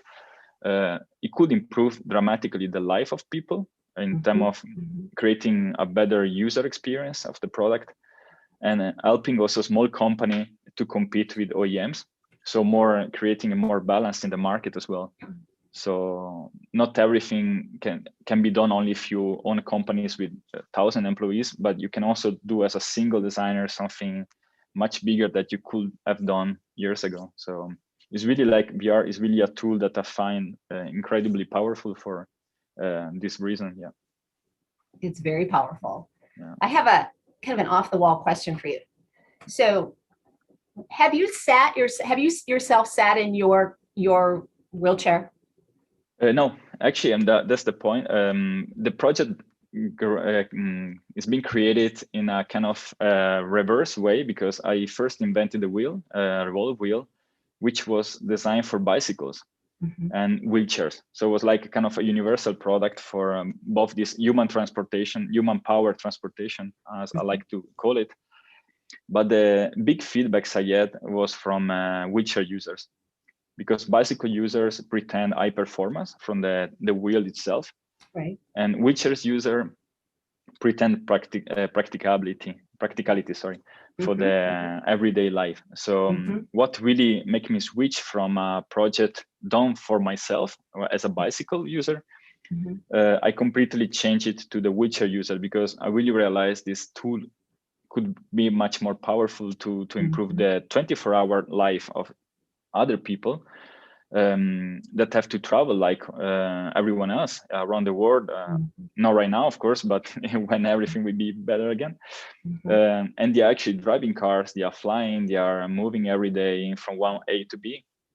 And this is why I actually get super passionate about wheelchairs, and there is a huge potential there to make better products. They are already well refined, but there is larger room to improve the user experience of wheelchair user using lightweight wheelchairs. Yeah, that's fantastic. My next career after all my engineering was the nonprofit world with the elderly in nursing facilities. That's why I spoke to that earlier. Yeah. And I can see, your product is not only for those that are traveling, like internationally, or but just day to day. I can see the elderly or even assisted living residents that want to get out with their family, that they don't need to have their big old wheelchair. They just need this smaller version of it that they can put in the back of their daughter or son's car, and they go off. I've lifted those heavy old wheelchairs. It takes everything I've got to lift one of those big old things. So there's just so much more to come on. You've got something, you got a gold mine going on there. So Thanks. Stick with that. I'm going to be excited to see what unfolds for you. Yeah, there is great news coming actually next week. So if you bump up in LinkedIn, you will see what is going to happen, especially about the materials are going to use for the wheelchair and the partners. So there is a lot of things going on there. That's and fantastic. after I'm building the wheelchair, really the feedback was great from the user itself. So they are helping me day to day to improve the product. So VR is helping a lot as well in this. That's fair. So yeah. That's fantastic. Thank you very much. Thank you. Thank you. Yeah. Mm-hmm. So as we segue to the end of our panel, originally I was asked to be a speaker, and then I was asked to also be a moderator. And of course I accepted both because here I am. I couldn't pass it up. Well, when I was posed to myself to give myself as a moderator just a few minutes to share something, and going from our original format of, Candace, what question do you want to answer?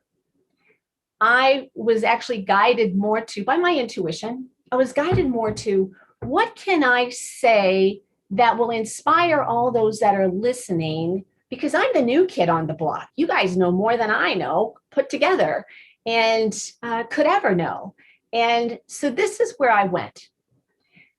I like to think out of the box. I actually prefer to push it. And I like to think without any box.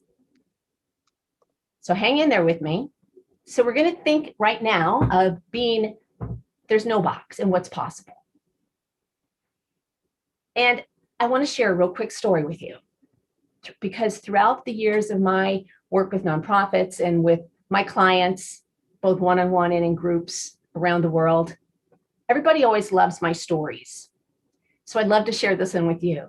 This one happened back in the end of the summer, last summer of 2020, and I'm here in the Midwest in Iowa. So I was taking my little Maltese, Rosie is her name. She's about 8 pounds. Sorry, I don't know the conversion. I know you all know. So she's 8 pounds. I was taking her for a walk one afternoon, bright sunny afternoon, and we went off the beaten path. There's a little nature area, more of a nature kind of reserve area behind where I live. And we went down that way, and we'd gone down there several times before and seen, different animals, rabbits and squirrels and birds, of course, down there. And it's just really quiet there. So she's walking along, and for some reason I was like needing to pick her up. So I'm picking her up, and she's on my left arm, and we come around the end of a building, a garage, and we're past the grass now, and it's all gravel. And there's this tube.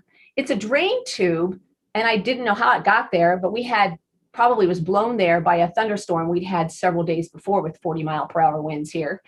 And this tube was about 10 feet long, and it's about 5 inches in diameter. It's a hard plastic.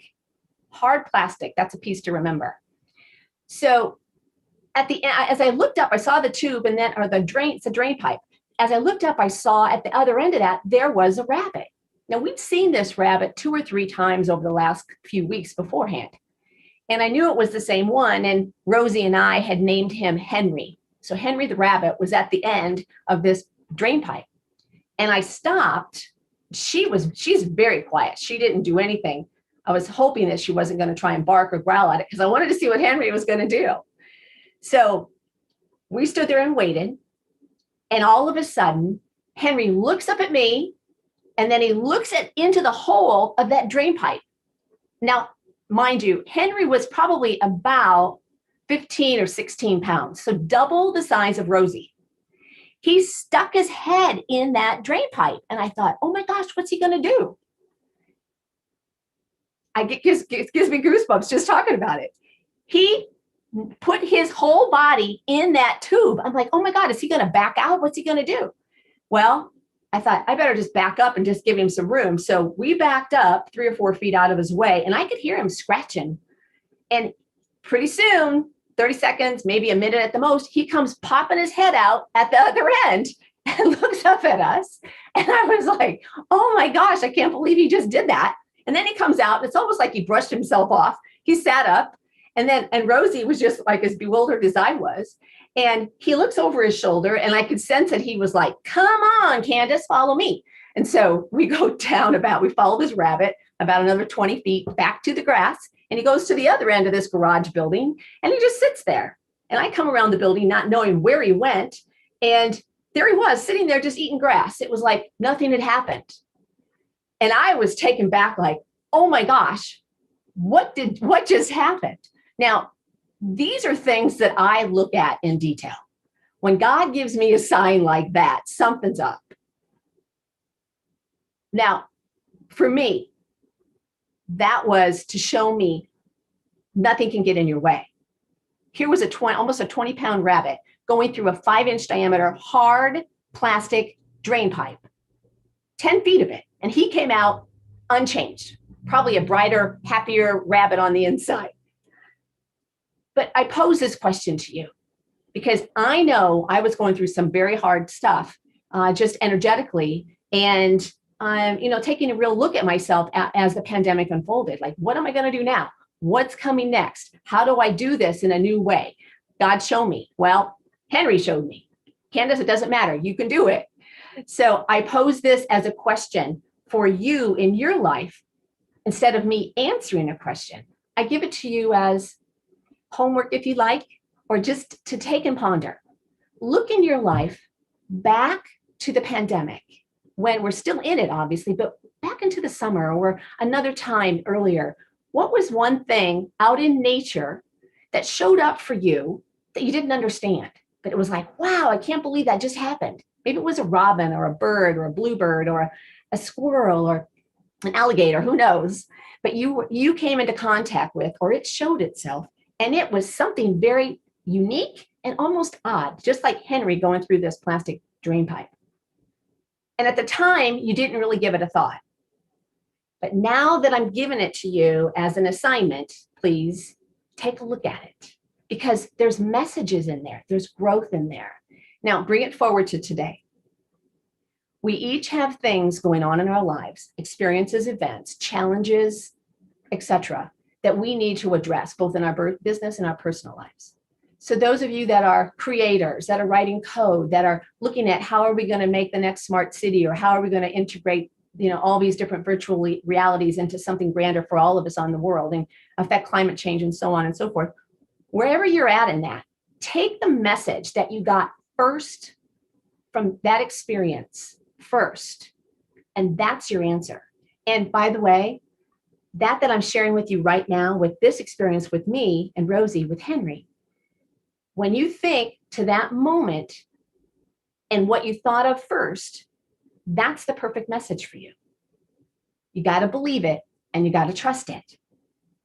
And so the bottom line is, we got to trust those messages that God gives us, that nature gives us in any capacity, because you're right on. I can tell you, you're thinking about it and you go, she can't be telling us that for some, she's got to be telling us that for a reason. It's affecting us in all of our lives. Nature is really present for us. Be there with it and trust it. Thank you very much, Candace. And thank you very much, you guys, David, Angela, Andrea, really, really insightful panel. And you went on emotional with us, Candace, here on the end of this.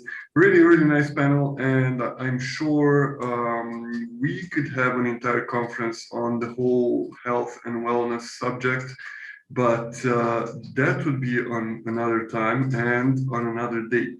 Thank you very much, guys. I'm going to clear the stage for the VR Fireside Chat with Conrad Gill, Chris Reckers, and Yang Chen. The topic would be transhumanism and the Metaverse. It's a really entangled one, and I'm really curious to see how this is going to unfold. Conrad, are you with us?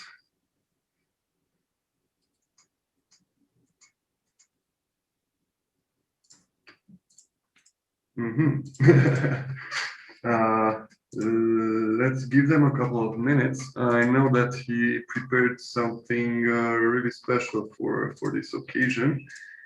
I was a couple of hours ago with him in the virtual room, and I have to say it was looking really, really nice, and we drank a virtual beer, actually. So let me try to reach out to him.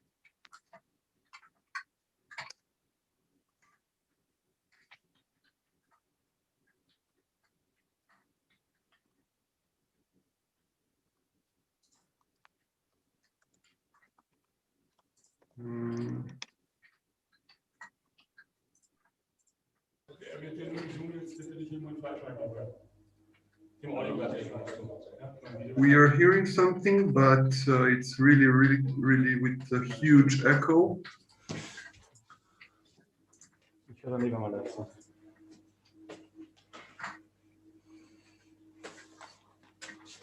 So.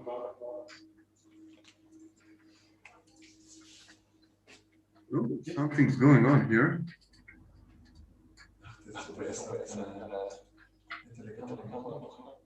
Na, oder eigentlich schon? Ja, die oben. Okay. Ja, jetzt besehen. Yes, we hear you much better, and we are seeing some fiery shades. Oh, and there is the room and the fireplace, I guess. Okay, Conrad, you have the stage. First of all, welcome everyone. I have to find my place. First of all, welcome everybody to the Fireside Chat. And for the Fireside Chat, we have something special. Actually, we have the fireside. The thing is, we ask ourselves, which embodiment should we choose? Because it's like a real conference, but at the same time, it's a virtual conference. We are doing it from within virtual reality.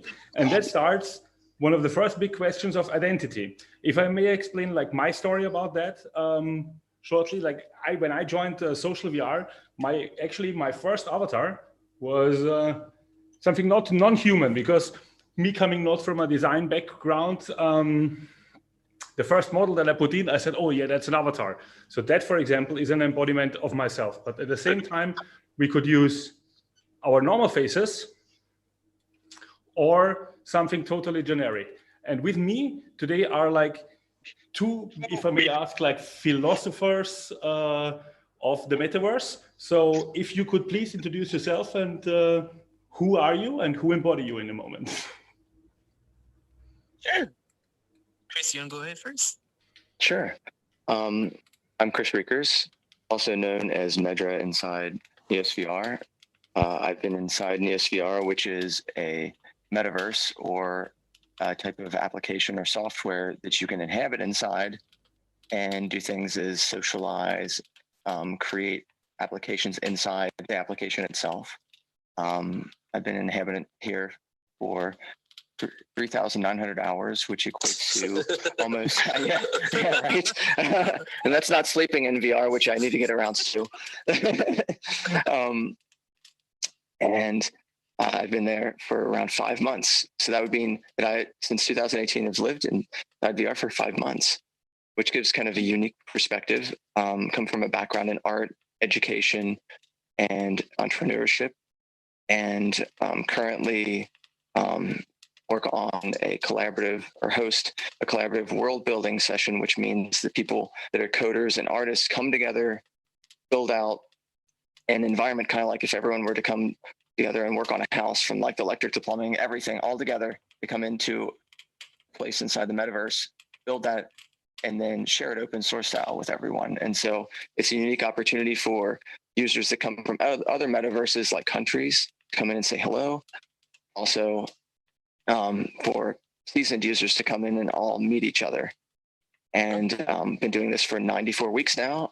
And that also allows for a certain type of perspective on the evolution of this kind of culture and whatnot. And I own a company that deals with VR experiences, or like VR films. Nice. Okay. Myself, my name is Young, and I come from the Ohio State University. And in Neos right now, one of my names is Starkido. That's what people here know me as. And I use this very interesting metaverse platform for creative collaboration, and particularly in the area of design and co-design. And what I've discovered is that of all the applications I use, this is the most perfect one for people of different skill levels and people of different skill sets to come here and work together on the same level.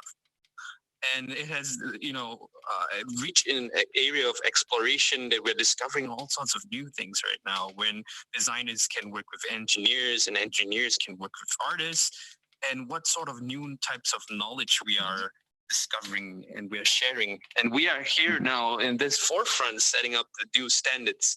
We are setting up the protocols. We are setting up the methodologies, and also the standards and ethics. So that's a very interesting time we are in right now. And yeah.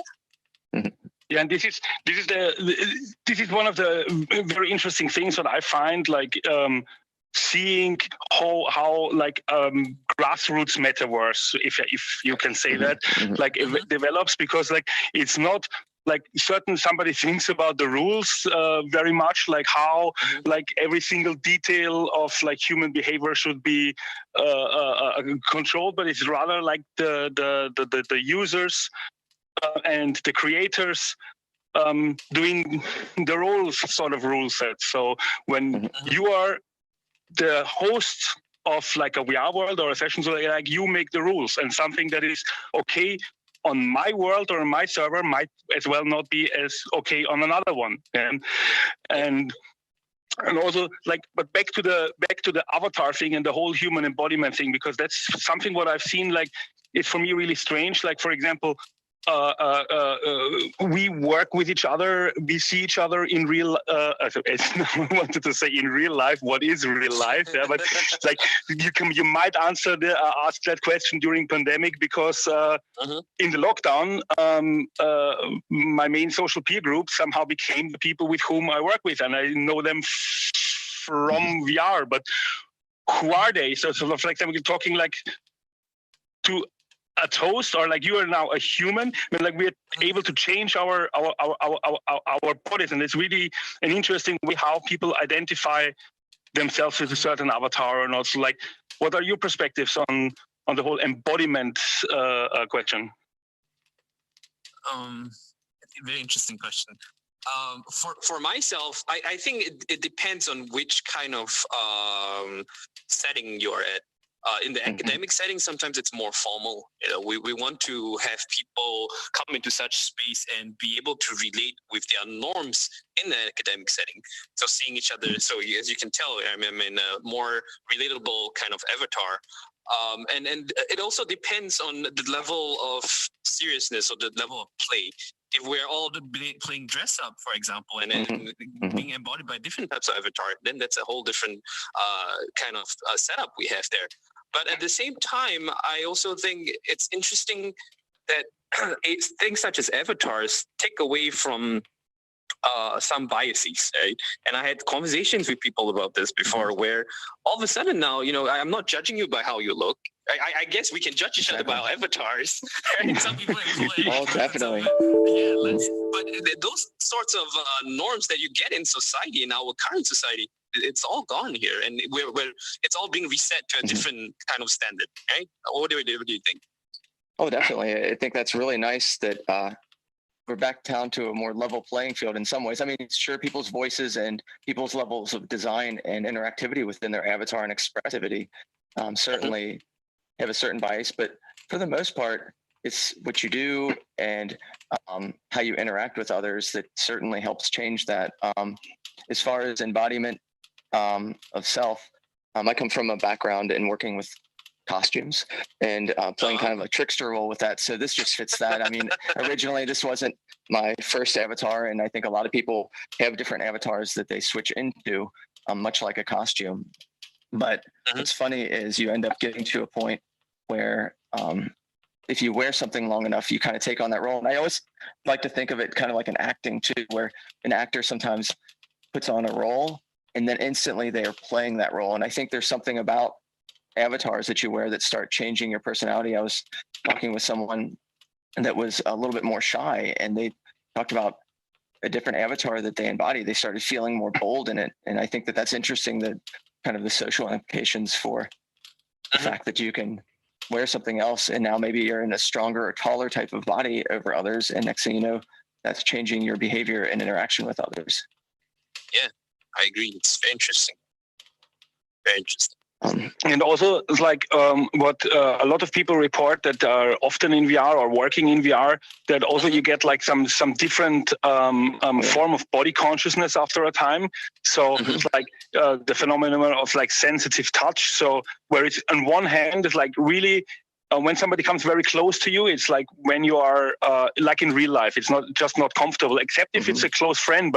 And then it's this interesting revelation when it's like, somebody who looks like, for example, like a toast or like a cat or something completely different, even like a robot or so, but you get this emotional connection with the person. And then also like your personal boundaries change, even though you're like an ocean apart from each other. Yes. And this asks for like a completely new reset of like ethics in like conversations and how you do that, because also like you can embody different things. Like it's easy because like now I'm a robot, business robot with tie. Next time I say like, okay, I use my human face or something completely what I want to be in the moment. So how is it with you? Do you identify the people more by the username or by the avatar? So like either some like maybe experiments with some research in that direction, like how people perceive each other and personality structure? Yeah, I think Pedro, you want to take this first? So let me see if I rephrase. So you're saying, how do I identify someone either by their personal, like how do I identify them? Exactly. The voice or it's like a mix of both, or like what? Well, each person I talk to, I kind of just, it would be like in real life, really like same type of thing. You talk to someone and you find what they're about. You're just like, oh, what are you into? What do you do? Like, what do you like? And then generally people's way they position themselves, that there's like, sometimes there's, for instance, a person comes in and they're just like, hey, everybody. And they have this kind of like bold, magnanimous personality. It's like, hey, it's nice to see you. And, you know, and it's kind of infectious. And then there's other people that are kind of shy. It depends. And it also, like in a creator jam environment, which is the clever thing, the goal is to try and like play an ambassadorial role. So I'm like, hey, welcome. And if someone's a little bit timid because, you know, everything's going around them is nuts, say like, hey, nice to meet you. Ideally try and keep it like calmer. Sometimes it's not so calm in there. And I do want to step back to something you were talking about before with phantom touch. That's something as far as how we interact with others. That's interesting thing to kind of note. It's I don't know if you've ever had that phenomenon, but I know people that have been surprised by it, and where it's something that's trainable, which I didn't think was possible. And they have that idea that already our brains are connecting with in this medium in a way that says, hey, wait, I can feel even though these are just an extension of my appendages. I think that's fascinating. And have you ever had phantom touch or noticed?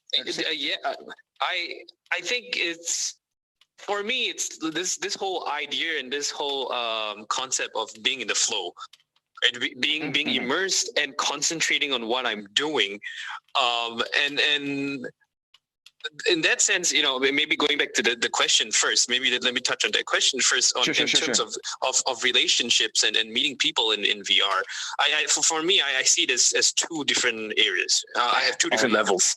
I have the one that's more professional setting, and then these participants, students or faculty, they come in and they're experiencing it for the first time, and sometimes I'm in with them in the room itself.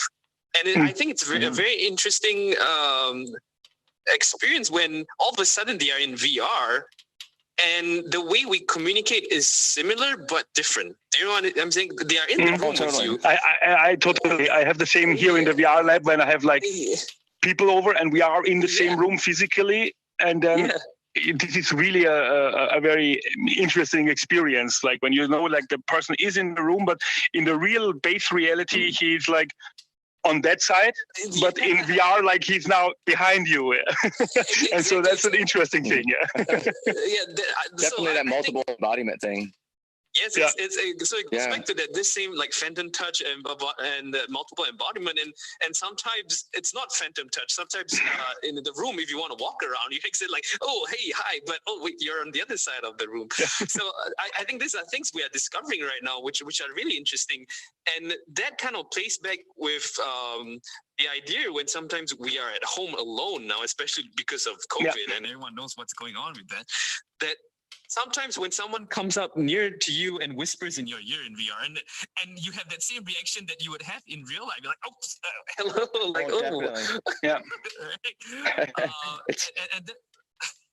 so I guess it's very interesting. And like you say, we built relationships now in VR where we know each other by our voices, by our characters, even by our gestures and our hand movements, right? True. There's some people who like to fly up more, some people who like to sit down on the ground more, right? And some people like to intrude into your personal space because they feel that's fine. But some people, even in VR, they're like, excuse me, could you please, just move away from this little bubble here. And I think that's my answer basically, if you were to ask me based on that question that question there. That was funny. You're talking about people being in like environments where there's someone else there and you're kind of pulled away from it. There's certainly some kind of weird aspect between VR and real life that feels like it's almost going underwater or behind glass or something else where, if you hear someone in real life, you're like, whoa, it pulls you out from underwater. Like you're just starting to try and breathe with your gills. And you're like, wait, what the hell's going on? Yes, that's certainly a very good thing. Yeah. And that's with the external people who aren't in VR with us, right? And that's people knocking on your door. And also, one of the things when I was talking about flow is that now we're all in here, but we've lost track of time. Right?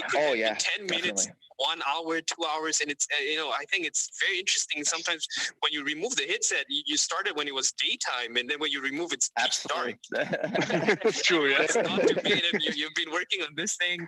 But here I find, because I get these critics, or I get this question a lot. Yeah, it's like, how is it like with like totally losing yourself, like in the different reality? And isn't there a problem like for addiction and stuff like this? But I think a bit about like this, like it is a bit like when we were like kids or with 6, 7 had our Amigas and C64. So those are like in the range of like the late 30s, early 40s. When we played with the computer, it was like a cautious act of like, I go to the computer, I switch the computer on, I wait like 5 minutes until like my game is loaded. Then I spend time with this and I spend time with this. And the same is with VR, because there is either you are in VR or you're outside VR. So I find it better to control and better to like make this distinction than in our smartphone culture when you see it like where you're permanently half on the digital. You're not really in the real world. Yeah. You're not really in the virtual world. You're in the real world, then suddenly somebody like writes your message, and then you are in this mindscape of like what this message is about, and then you get an Instagram thing, or you know, you're constantly bombarded with digital streams, and the border is not so clear. So that's why that's also one of the reasons why I think like VR is a very good detox of all this stress. As funny as that sounds, yeah. But here it's like, I am in VR. Yes, we would have all the possibilities to get our messages in here, but I would not want that because I'm here. It's a place to focus. It's a place to like enjoy presence and not to like change between 5 different Facebook messages and WhatsApp messages and Signal messages. And yeah, I get exactly what you mean. And I want to add a point to that, which I find is pretty interesting, is that I like to go to the movie if everyone has watched Inception before, right? Where they're trapped in the dream, and all of a sudden they have to be pulled out with like music. And I think it's the same thing with VR in our experiences when someone all of a sudden has their phone ringing outside, right? And they're like, oh, excuse me, and they all of a sudden get pulled out, like what you said, is like going underwater. But at the same time, in terms of the point that Conrad made about distraction, I think it's interesting because in the real world, and especially, I get a lot of this because, you know, I work with students, and you see people, even now with Zoom, you know they are reading something on the side. You know they are checking their text or watching even a YouTube video on the side. But even in VR, especially in places like this, there is a sort of a different level of immersion and concentration because it's like a meeting room. When you're in a meeting room, you put everything away. But there's also another level of play, which is interesting because now people are like, oh, let me move that tree there, or let me enlarge this fire in front of your face, you know, I'll give you an ice cream all of a sudden. So it's a very funny flow and balance, and I just find it interesting. Yeah, not to mention people have their own local interfaces, which are things that they can only see but no one else can. So they could be reading something while they're just hanging out, like, wait a second. And we'll see. I'll probably also see right now, even the cell phones are something that's really distraction. We'll see the same type of level of thing in here, you know, when everyone's more so inhabiting a type of metaverse, and like the reality and digital world kind of merge much more. We'll have much more of this. But what's cool about it is, and something I do love about VR in general is very noise sensitive. So if there's like a crowd and there's a lot of things that are just overwhelming, you can actually just, let's turn down the music for this place. Or like if you're at a club and the music was a little too loud, you're like, oh wait, I can just turn it down just a little bit. This is just right. I'll volume. Same thing. And you can do that on users and everything. Level. So what is maybe too loud for you is it's perfect. Not loud enough for me. And here about the environment, this is also like a very interesting thing that what we could discuss is like environment. Like when you take the phone analogy, for example, why I find like meeting in VR is a very good way for communication is like when you compare it to 20 years ago, again, when we had like the landline phones. So when I was calling you in your office or at home, and I have visited your place before. So I knew when I'm talking to you, like you are in a certain mindset. You're either at home, comfy, at your phone, where the cable maximum reaches to the kitchen. So you are in this somehow environment. Or I call you in the office. Or if you have a car telephone, like I know that you're sitting in your car.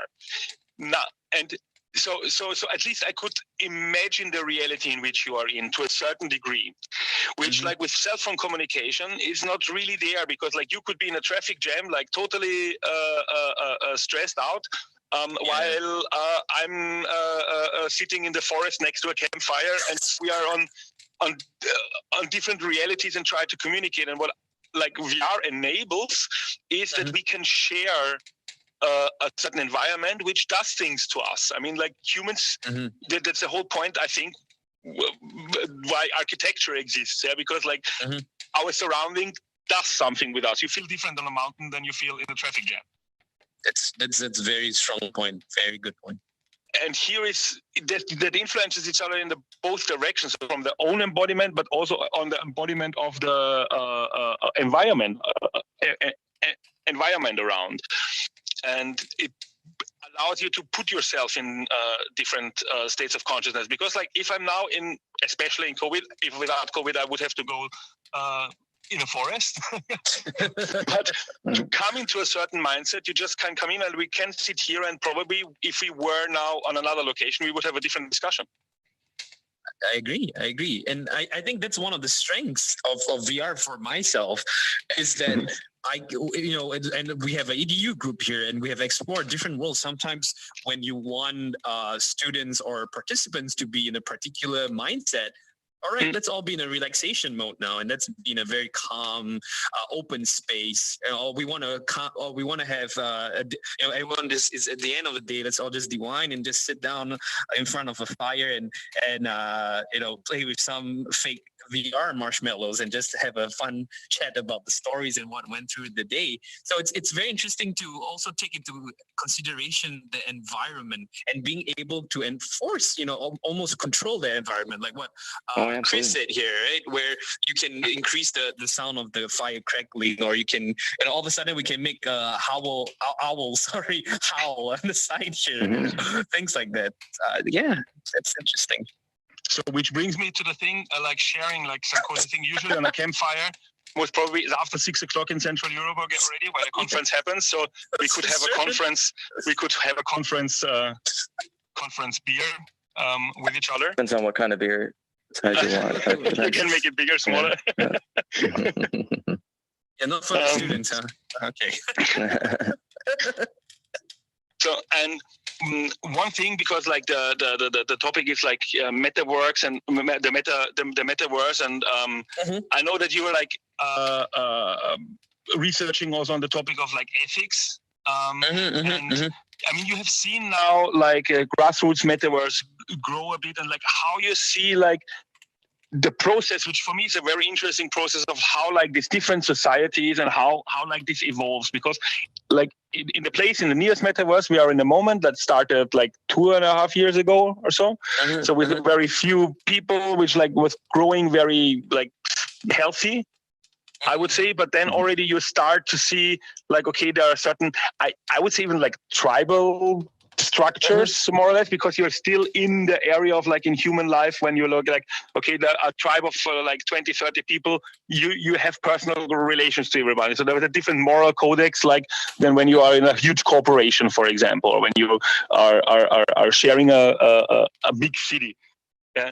And as it grows, this changes. And like, what is your perspective on like this culture building in a virtual environment without like the same laws of like environment and physics and embodiment like in the real life? Like, what's your take on that, on this building different VR cultures? What's actually happening, or is it happening, or how you see that? Yeah.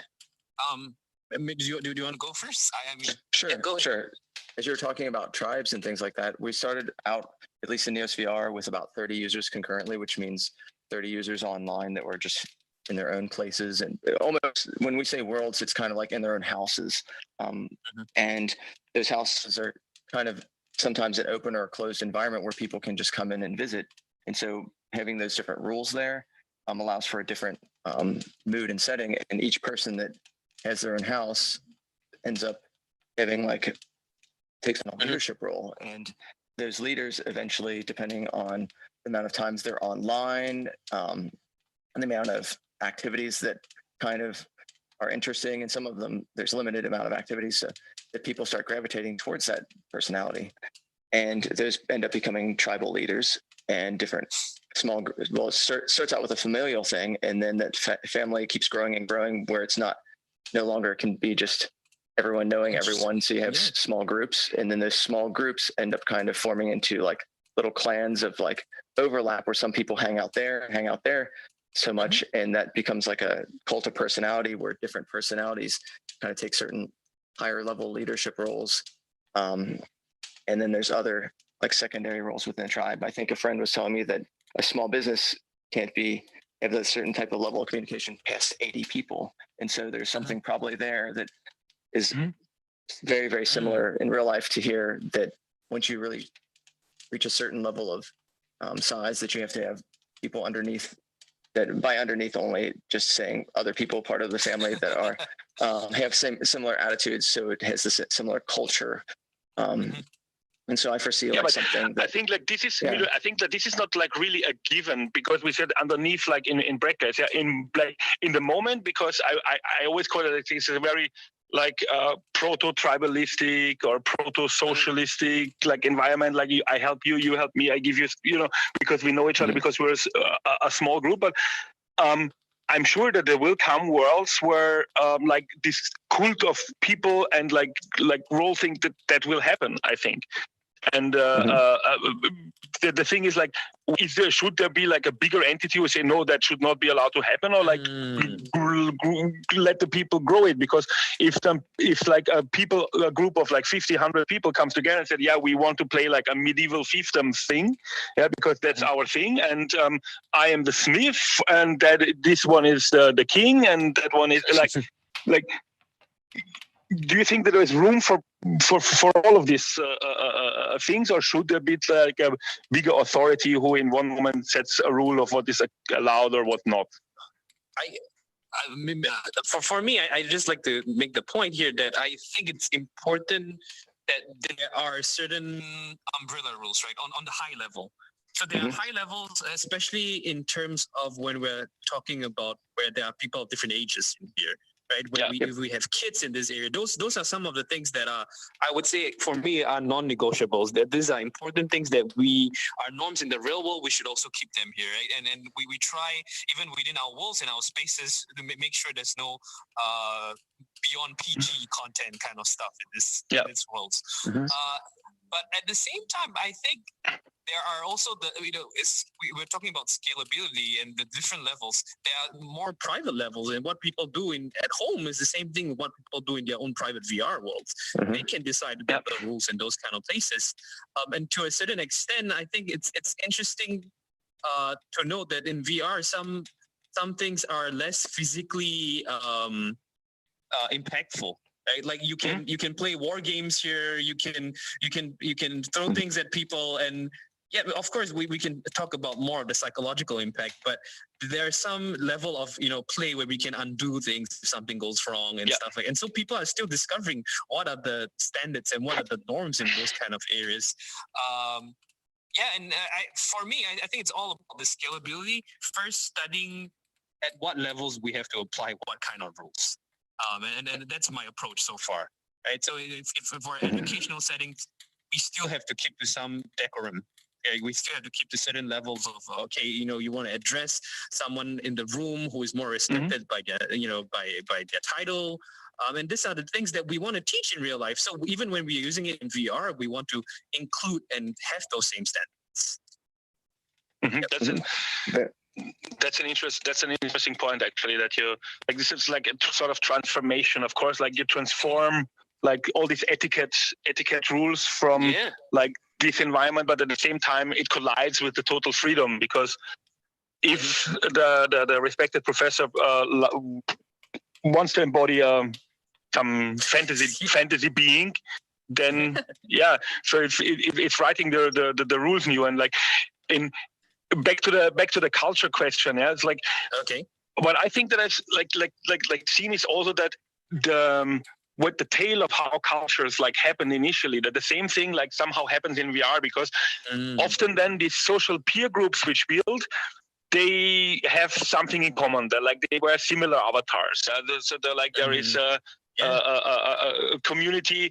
In some communities you have that, in some absolutely not, but there are some where they all look more in a Japanese style, or they all have like robot bodies or it's very interesting to see that. I mean, like, where do you think that will head to? Will they head to like that these communities inevitably grow, like humanity grow? Like, okay, first it was a tribe, but then there were so many that you had to make a like city organization and so on. Or do you think will that stay on like many different levels for forever? I mean, like you will always have the outsiders, I say now, who say that, okay, we are a group of 10 people, we don't give a rest about them about the rest, yeah, which is easier in VR. But how you see that, like this civilizatory process, if that's not like a too big of a word? Well, I mean, it depends on like each metaverse, which is the software has, that's like the country. That's like a country. And that has its own set of standards, like you're saying, the higher level. And so that has like certain terms of service that say like at this age, this is what's allowed in a place that everyone can visit. And they have their own cultural rules and just major standards. Then like in a place, we'll use NEOSVR just as the best example I can say right now. And each one of those have worlds, and those worlds can, right now they're, you know, limited amount of people can inhabit them. But imagine those worlds now are the size of an entire world or in size of an entire country. So it's like a country within a country. And so inside each one of those worlds does have a set of norms, a set of similarly interested people. And so some places can be, you know, part of a nation that's, you know, thousands upon thousands with like total anarchy. It could be like anarchist world. You go in there and you're like, uh-oh, make sure you have all of your virus protection on there, because this is, you know, that you go in here, you're going to get your money stolen if you're not like careful and everything else. Whereas you go to another place and you're like, oh, this is like a safe haven. You go here and like, there's no worries. People will help you out if you need it. You know, there's all kinds of different, and that maybe that's a smaller group or maybe a larger. And so, and it's like a house party. I mean, house party to nation. I always consider those things similar, like as far as house party has house rules. You don't go in there, you don't, you know, break bottles, but maybe some places are wild and you're like, let's just, as long as we don't burn the house down, it's fine, you know. And so these type of different rules definitely allow for a different culture within culture. So, but the idea I think mostly is to have it on the top level, have it where it's open enough that people do have the options to be whatever type of world they want it to be. And then I want to you know, echo that point there, which I agree that one of the most important things is having the choice. Yes, people having the choice, you know, because this goes back to like mental well-being. I mean, some of this experiences can be psychologically, you know, impactful on someone's own mental health. And so being able to choose is very important, and knowing which kind of group you can fit in culturally, you know, even if it's a new culture like what Conrad's talking.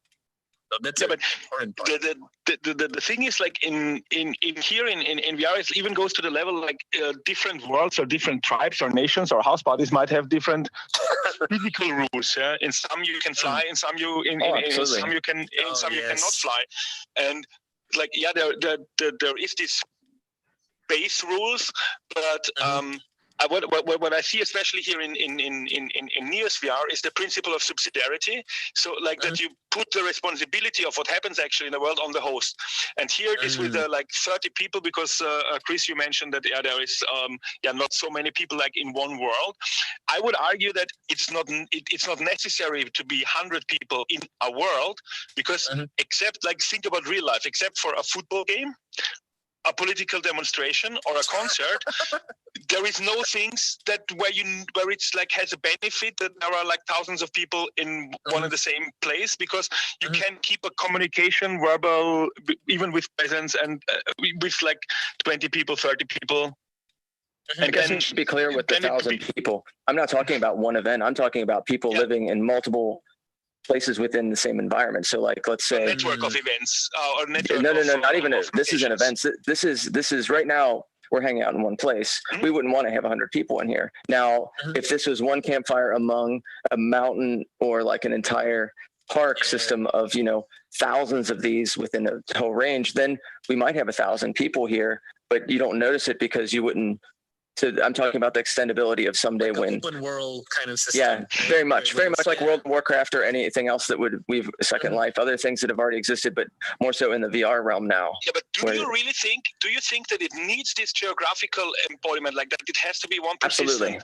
Absolutely. Do you really think? Because I think like, I think that there'll be separate worlds that you like right now. It's really more of a systematic problem than a whether this is all one world or if they're separate worlds that just seamlessly move between each other that have the same rule systems. I think that those things can go hand in hand.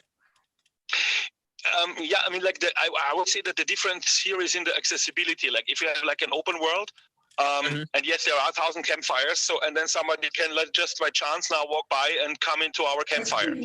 That's one case. But on the other hand, like if there are 1,000 like campfires, because it's the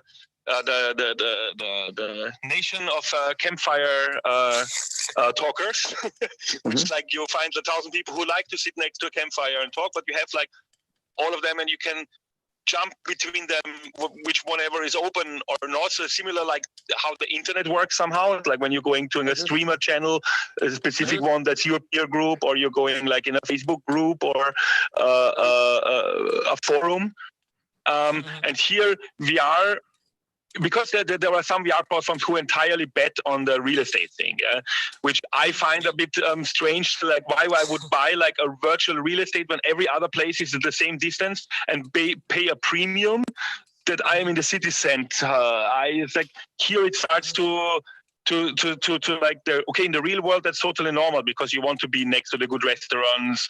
That's why you move to a city center in Europe, for example, or you want to be more in the green without all the stress, and that's why you're going outside. But here it's a question of like how it's really going. It's like how we are used from the real world. So okay, we have our real estate and guys, I'm really sure this discussion can and take these two for things in another VR week. somehow collide because we're coming to an end with this thing with edition. like the environment that is important, but I have no idea if you hear me or not. we couldn't change. What mit der Teamkonferenz? Okay. On the Zoom conference, but you're saying bye or what? Yeah, I was Okay, saying so we we say have bye. to to put an end. Okay, they just to... ended on the Zoom conference because we are out of sync, but we are still recording, so we can continue to talk. Okay. So to end on a point, I think this is an ongoing discussion. So thank you, everybody.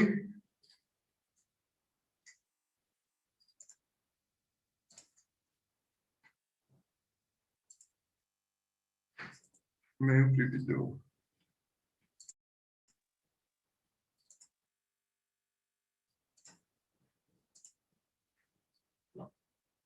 So thank you everybody for participating in the 4th edition of Tech Conference. I see that the guys in the VR are having such a good time. They're having some discussions there. We can only see their avatars at the moment. Oh, they're saying hi or bye. Bye, guys. Thank you very much for this interesting panel. I have to thank all of you again. It's been a wonderful 9.5 hours of really intense talk on various subjects. In a couple of hours, you'll have the full recording of the event on YouTube. Don't forget to subscribe to our channel to see our past and future events. I wish you all the best, and may the AR and VR force be with you guys. Bye.